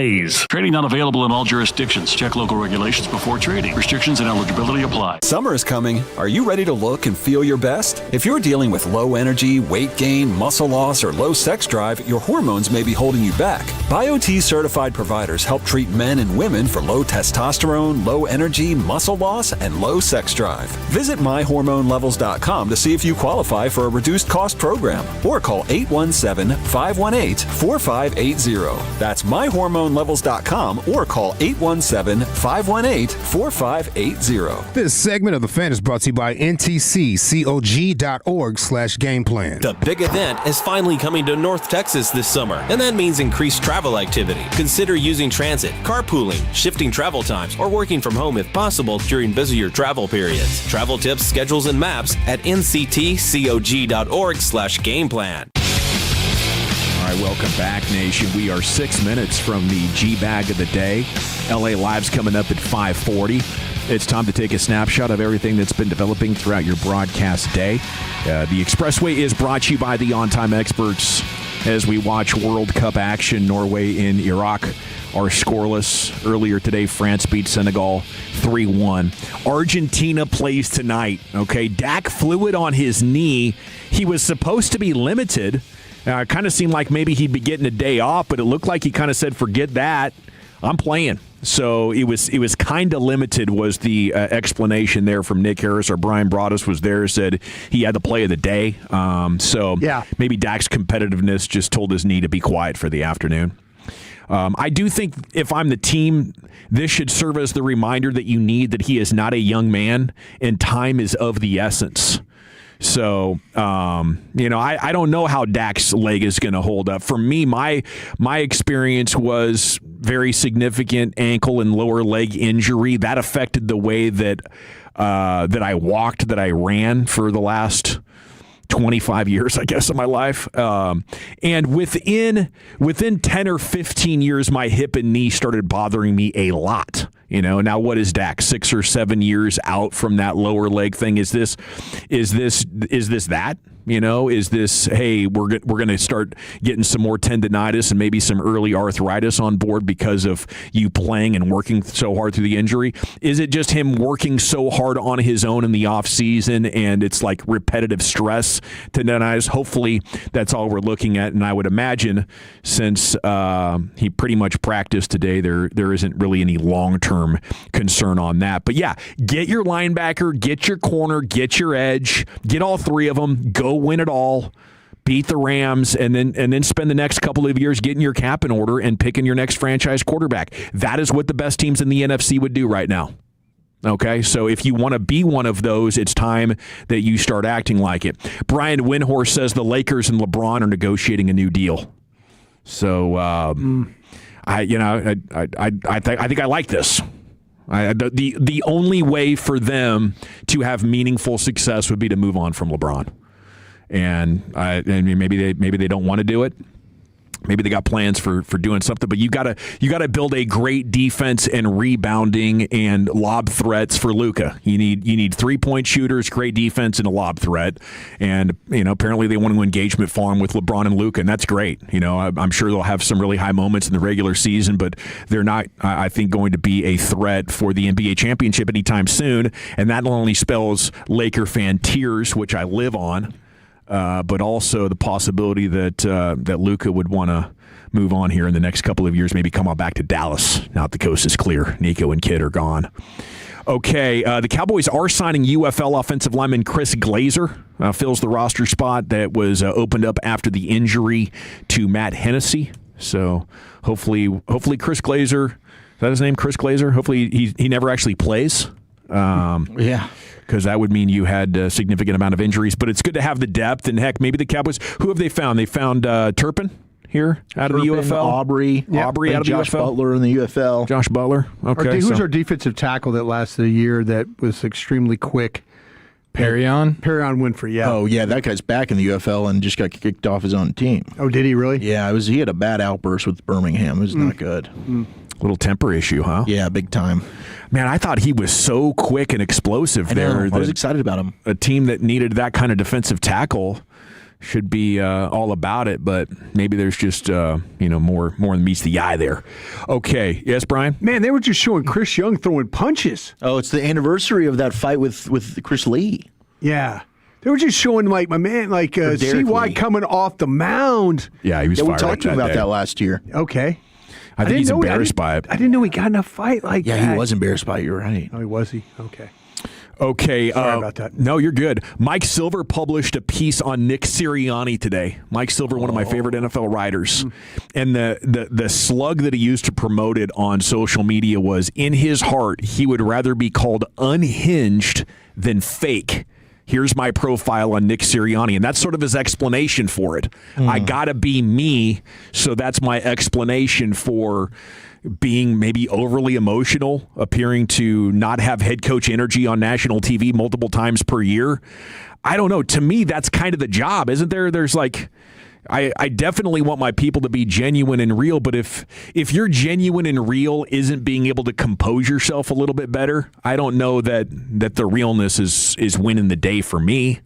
I guess I would rather people think of me as mentally tough, that I can tell my emotions to hush when I'm about to crash out. That's what he's doing, isn't it? Yeah. I mean, and he's just he's filing it under "that's just who I am." And there was a time years ago where I could have matured out of this. I didn't, so I just wrapped my arms around it. I think that goes under the category of when keeping it real goes wrong. From the great Chris Tucker. Okay, Norway has tallied here in the 29th minute with Erling Haaland, maybe the most Viking Neanderthal man in the history of soccer. Yeah, he's amazing. He's got raw liver on the bench that he just eats during the game. The easiest goal he'll ever score. He just what a burst to get to the ball. My gosh, what an athlete. Alrighty. That was good scouting right there, right? Mm-hmm. Don't know what to say about a soccer player. Great burst, great athlete. Literally the ball comes across it was he a just beautiful slides. feed. All he had to do was just tip it in. Yeah. But he did. He made it look exciting. Alrighty. Speaking of exciting, let's go into the Pimp Cup. Where Lucius Alexander has your G-Bag. Yes. Oh, yeah, that was nice. Yeah. Yeah, okay. All right, G, back in the day. We do it every weekday on the Fan 530. My name is L.A. Lucius Alexander. This is brought to you by EastDallasDiesel.com on a Tolo Truck Tuesday. Huh? This piece of audio is going for 4. There's a little rapper from Baton Rouge, Louisiana named Lil Boosie Badass. He called out the Bears quarterback because he's on the cover of the Madden with his fingernails painted. Caleb Williams, that's his thing, to paint his fingernails. Boosie wasn't a fan of that, so he jumped on Instagram Live to tell you about it. I come up under Tecmo Bowl. I never thought in a million years that I would see a Madden cover with one of the best players with his fingernails painted. A game that sold to billions of little boys. What kind of message are they sending to these little boys? I never thought in a million years I would see this. Next is gonna be lipstick on the covers, thongs. Thong. Man hiking the ball with a thong in his ass. With a thong in his hand. Thong. He couldn't have just said with a thong on. Yeah. That'd be the women's game. Meals. How long they give you, brother? Meals. I got a meal.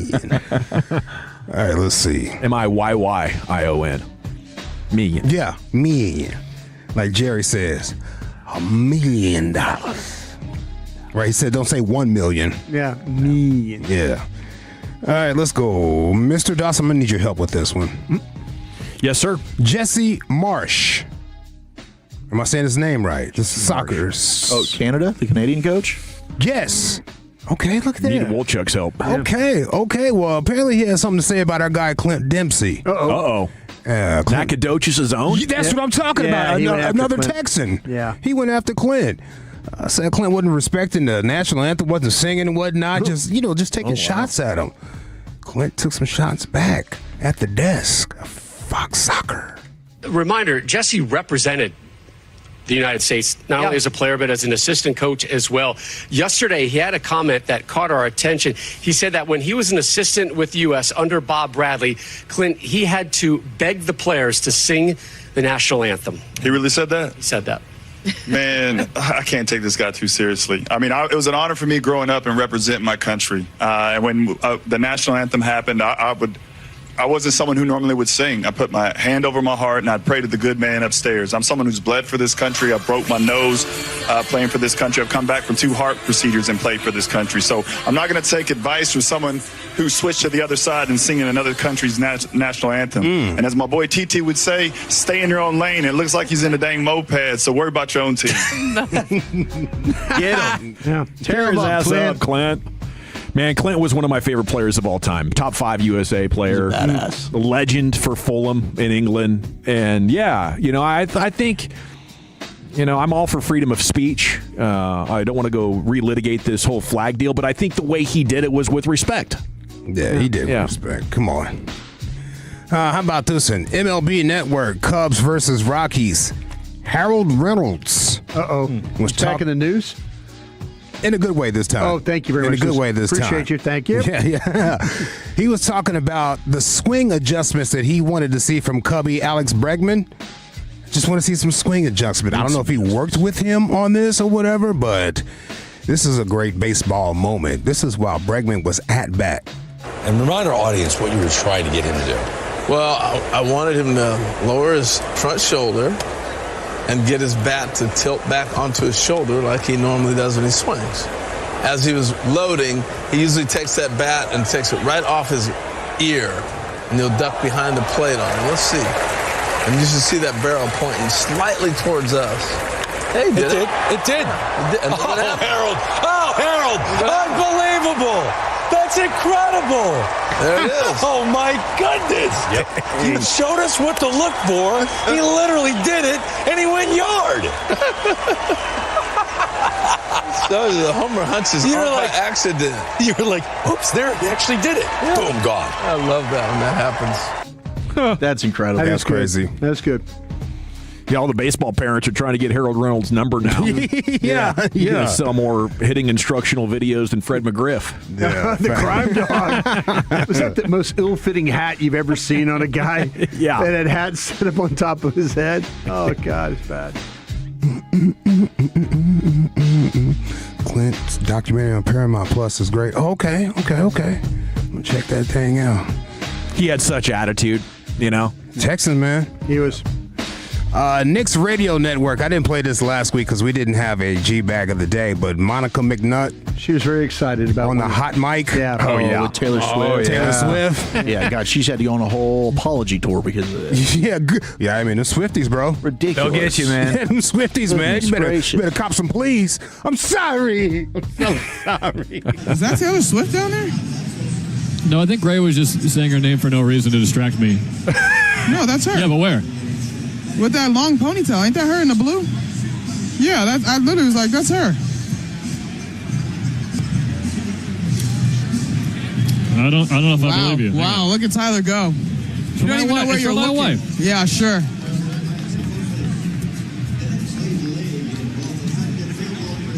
She's not a Knicks fan. Right Get now. out of here, girl. Get out of here, girl. She's had to apologize for that? Yeah. Yep. Yeah. That's wild. Yep. Wasn't she just at a Cavs game? Yes, she was at a Cavs game, not wearing Cavs stuff, but she was with Travis, who is a Cleveland guy. And then I guess Monica just did a whole Celebrity Row piece because she works for the Knicks and on their broadcast. And like Taylor wasn't part of that. Taylor hadn't been there in the 5 years she's been working there, and I guess she just showed up. But Amari Stoudemire came out and shot her some bail. Like, oh yeah, she's been a fan of me for a very long time. I thought that was pretty wild. Yeah, you know, I have no problem with Taylor Swift showing up and cheering, and I have no problem with what Monica McNutt said. Yeah, for her to have to like apologize via TMZ and all this crap is just ridiculous. It's too much. I think when they come around to apologize, there needs to be more of, you can tell them to kiss my ass. Yeah. I get Taylor Swift wanting to be there. It's a Super Bowl of sports, you know, of basketball, the finals. I get it. You want to hang out. Yeah. Be seen. It's New York. You want to be seen. I get it. They going to sell that chair? Yeah. We'll sniff around on that one a little bit. Let you know. Sniff around and find out. Okay, now I don't know whether to laugh or cry at this one. A few Tolos have sent me this video, and I've been sitting on it like, I don't know, man. I don't know if I should. I feel like we're making fun of the guy, but anyway. Some trolling going on. I feel like these people know each other. My man wanted to make change for a $5. He had $5. He was talking to his friend who was sitting in the car. The guy in the car took the $5 and then started like leaving. He put the gas on the car, but not fast enough where he's gone. It's just fast enough where you can't get to him. You can't get to your $5 anymore. And it was just this grown man chasing his car, crying about $5.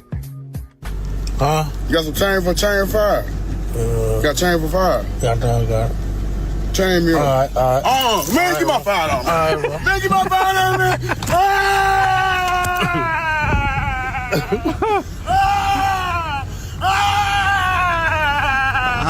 Give my $5. Give my $5.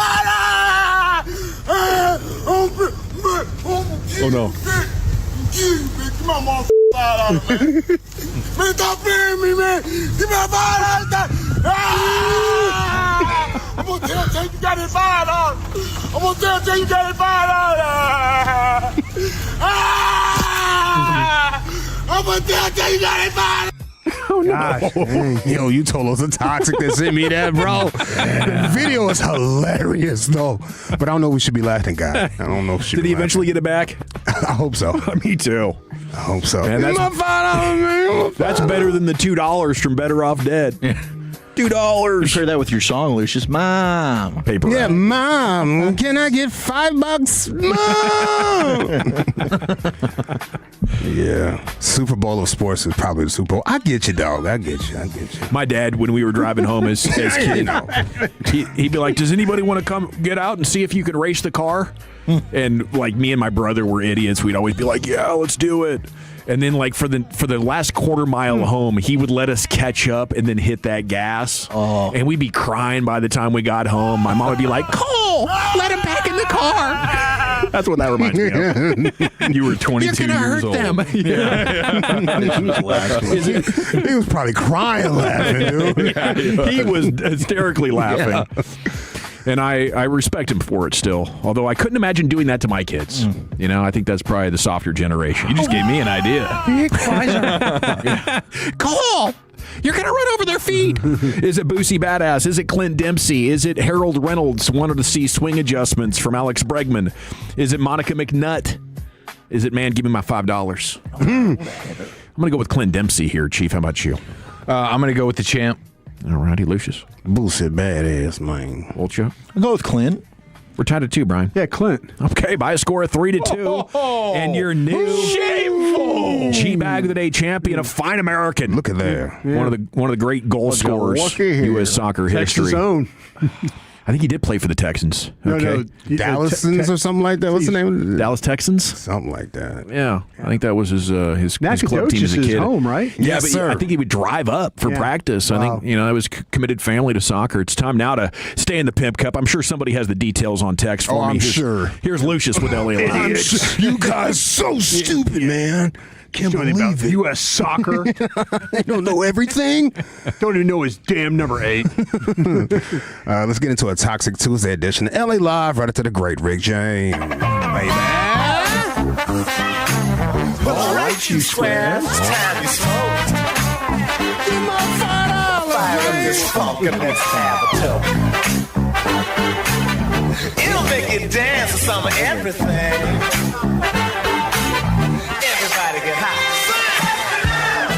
New York City, you listen to me. If you're near a convenience store right now, any type of 24-hour store, go into the store right now and put your hand in the cash register for no reason.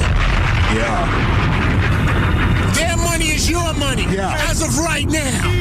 Yeah, I'm pretty sure it's like that right now in New York City. I am pretty sure it's still just like that in New York City until the parade.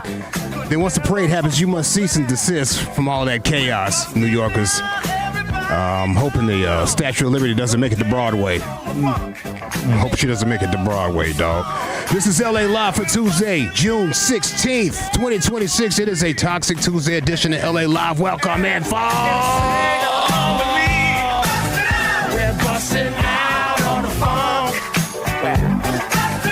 We're busting out on some serious funk. Serious funk. We're busting out of some serious funk right now. Shout out to the first time, last time, and long time listeners of this here station. Let me tell you something. I want to let all of the sensitive people know you picked the wrong show. Saying. All I got is raw, hurtful That's about it. Speaking of toxic, I figured out why I had a 4-day hangover, fellas. I figured out it wasn't excessive drinking like I thought it was, because I was like, man, I didn't drink as much as I usually do. It was in excessive eating. I thought that was that too. You were sick? No, man. COVID. It's the biohacking I've been doing. Oh, the peptides? The peptides. Backfired on you, huh? Well, maybe not. Maybe not. Not drinking a lot of alcohol is probably a good thing. Sure. I didn't want it to be like that. I like it to be my own decision, not with the body saying, nah, you just can't handle it, bro. Yes, the biohacking, the peptides. I've been taking a peptide stack called the Wolverine stack for healing. Yeah. Ever since I broke my ankle, and it's been doing fantastic. I feel great. That's awesome. Yeah, I really do. I've also been taking another peptide called KPV for like inflammation and whatnot. And I think that's the one that got me, because it says like gut health. And I don't think that alcohol sits well with the gut. So that's why I had a 4-day hangover.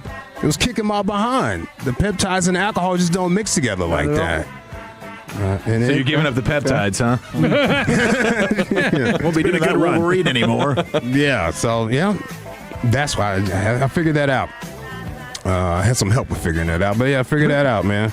So that's, a warning to anybody out there trying to get into the peptides, and you like liquor, you like tequila or whatnot, it might catch up on you on that second month. First month I was fine. That second month, I was, every time I drank, I felt it the next day. Well, at least you know you're not totally washed up. Yeah. No, you're right. That's what I was thinking. Yeah, you're right about that. I was too. I was like, damn, for real? This is how it ends? Because my dad is still going hard. How am I clocked out? Yeah. But it doesn't work on everybody. Some people are still drinking with the peptides. I see it. What you want to say? I got 4 things I want to say right now. No. My mayor's still Muslim. Yeah. My bagel's still Jewish. Yeah. The Pope's on our side. Yeah.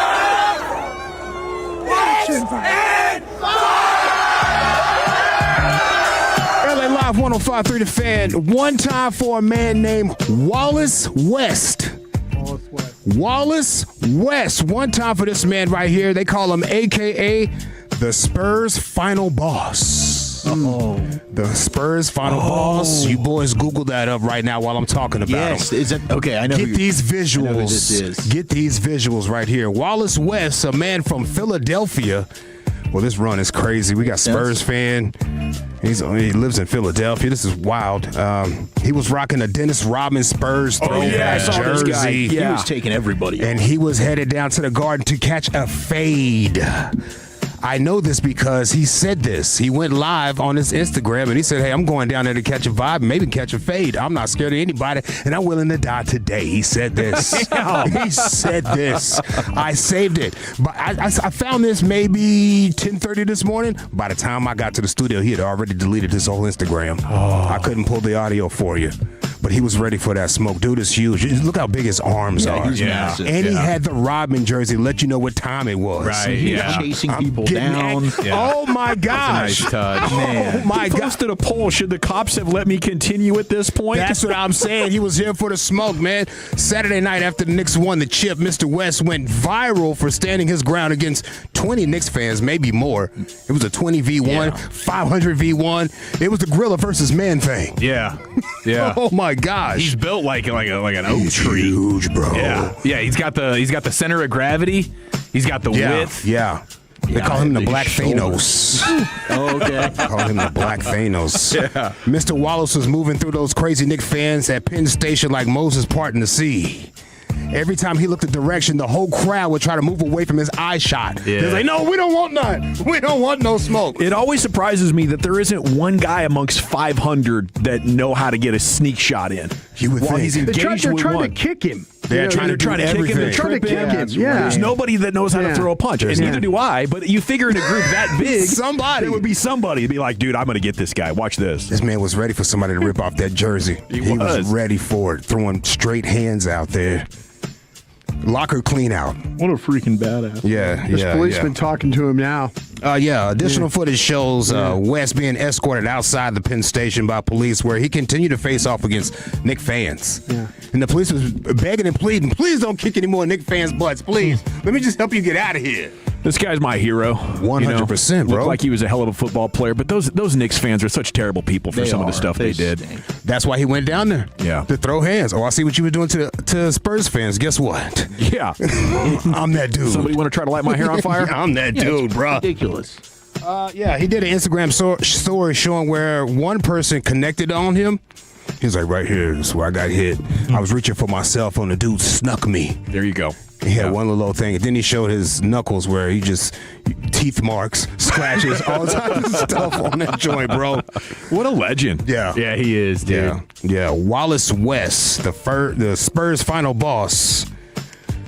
Looks to be a giant nerd, too, by the way, as I was checking out his Instagram. I'm talking about super big giant nerd. Harry Potter, anime, Dragon Ball Z. You got beat up by a strong nerd, fam. Sounds like a badass. Yeah, and he had like photos of his nerdy misfit friends on his Instagram, dude. This is a real life. He was trying to live a real life comic book. Come on, bro. So was he a boxer or a football player? I mean, he looks I'm waiting for incredibly somebody athletic. to interview this guy. Okay. I'm waiting for somebody to interview this guy, man. Now he's deleted his Instagram. Oh, no. So how are we going to get in touch with him?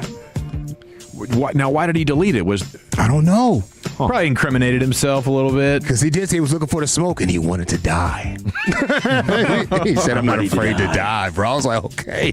And so he lives in New York. He lives in Philly. Okay, he lives in Philly. He went to New York to do He went to New York to get active. Okay. He got active. He got active, bro. Mr. Wallace West. Yeah, the backstory's got to be incredible on this guy. Spurs legend. I can't wait for that interview to drop. We're looking for you, sir. We're looking for you. 105.3 The Fan on the Toxic Tuesday. I had a sports cry, too, Saturday night. Did you? When the Knicks won, I was thinking yeah. about my mom and whatnot. I wish she was there because we would have had great conversations just all the way up to the final game. Yeah. And seeing the cast from Do the Right Thing, Spike Lee, John Turturro, what's my man? John Carlos Esposito, one of the greatest actors of all time. I think you guys remember him from Breaking Bad. John Carlos. Oh, yeah, the Esposito. manager. Oh, yeah. The chicken spot, the main guy. Those guys haven't been together in like Gus. 36 years, and the Knicks brought them together, and they were just standing there all crying together, hugged up. It was good to see that.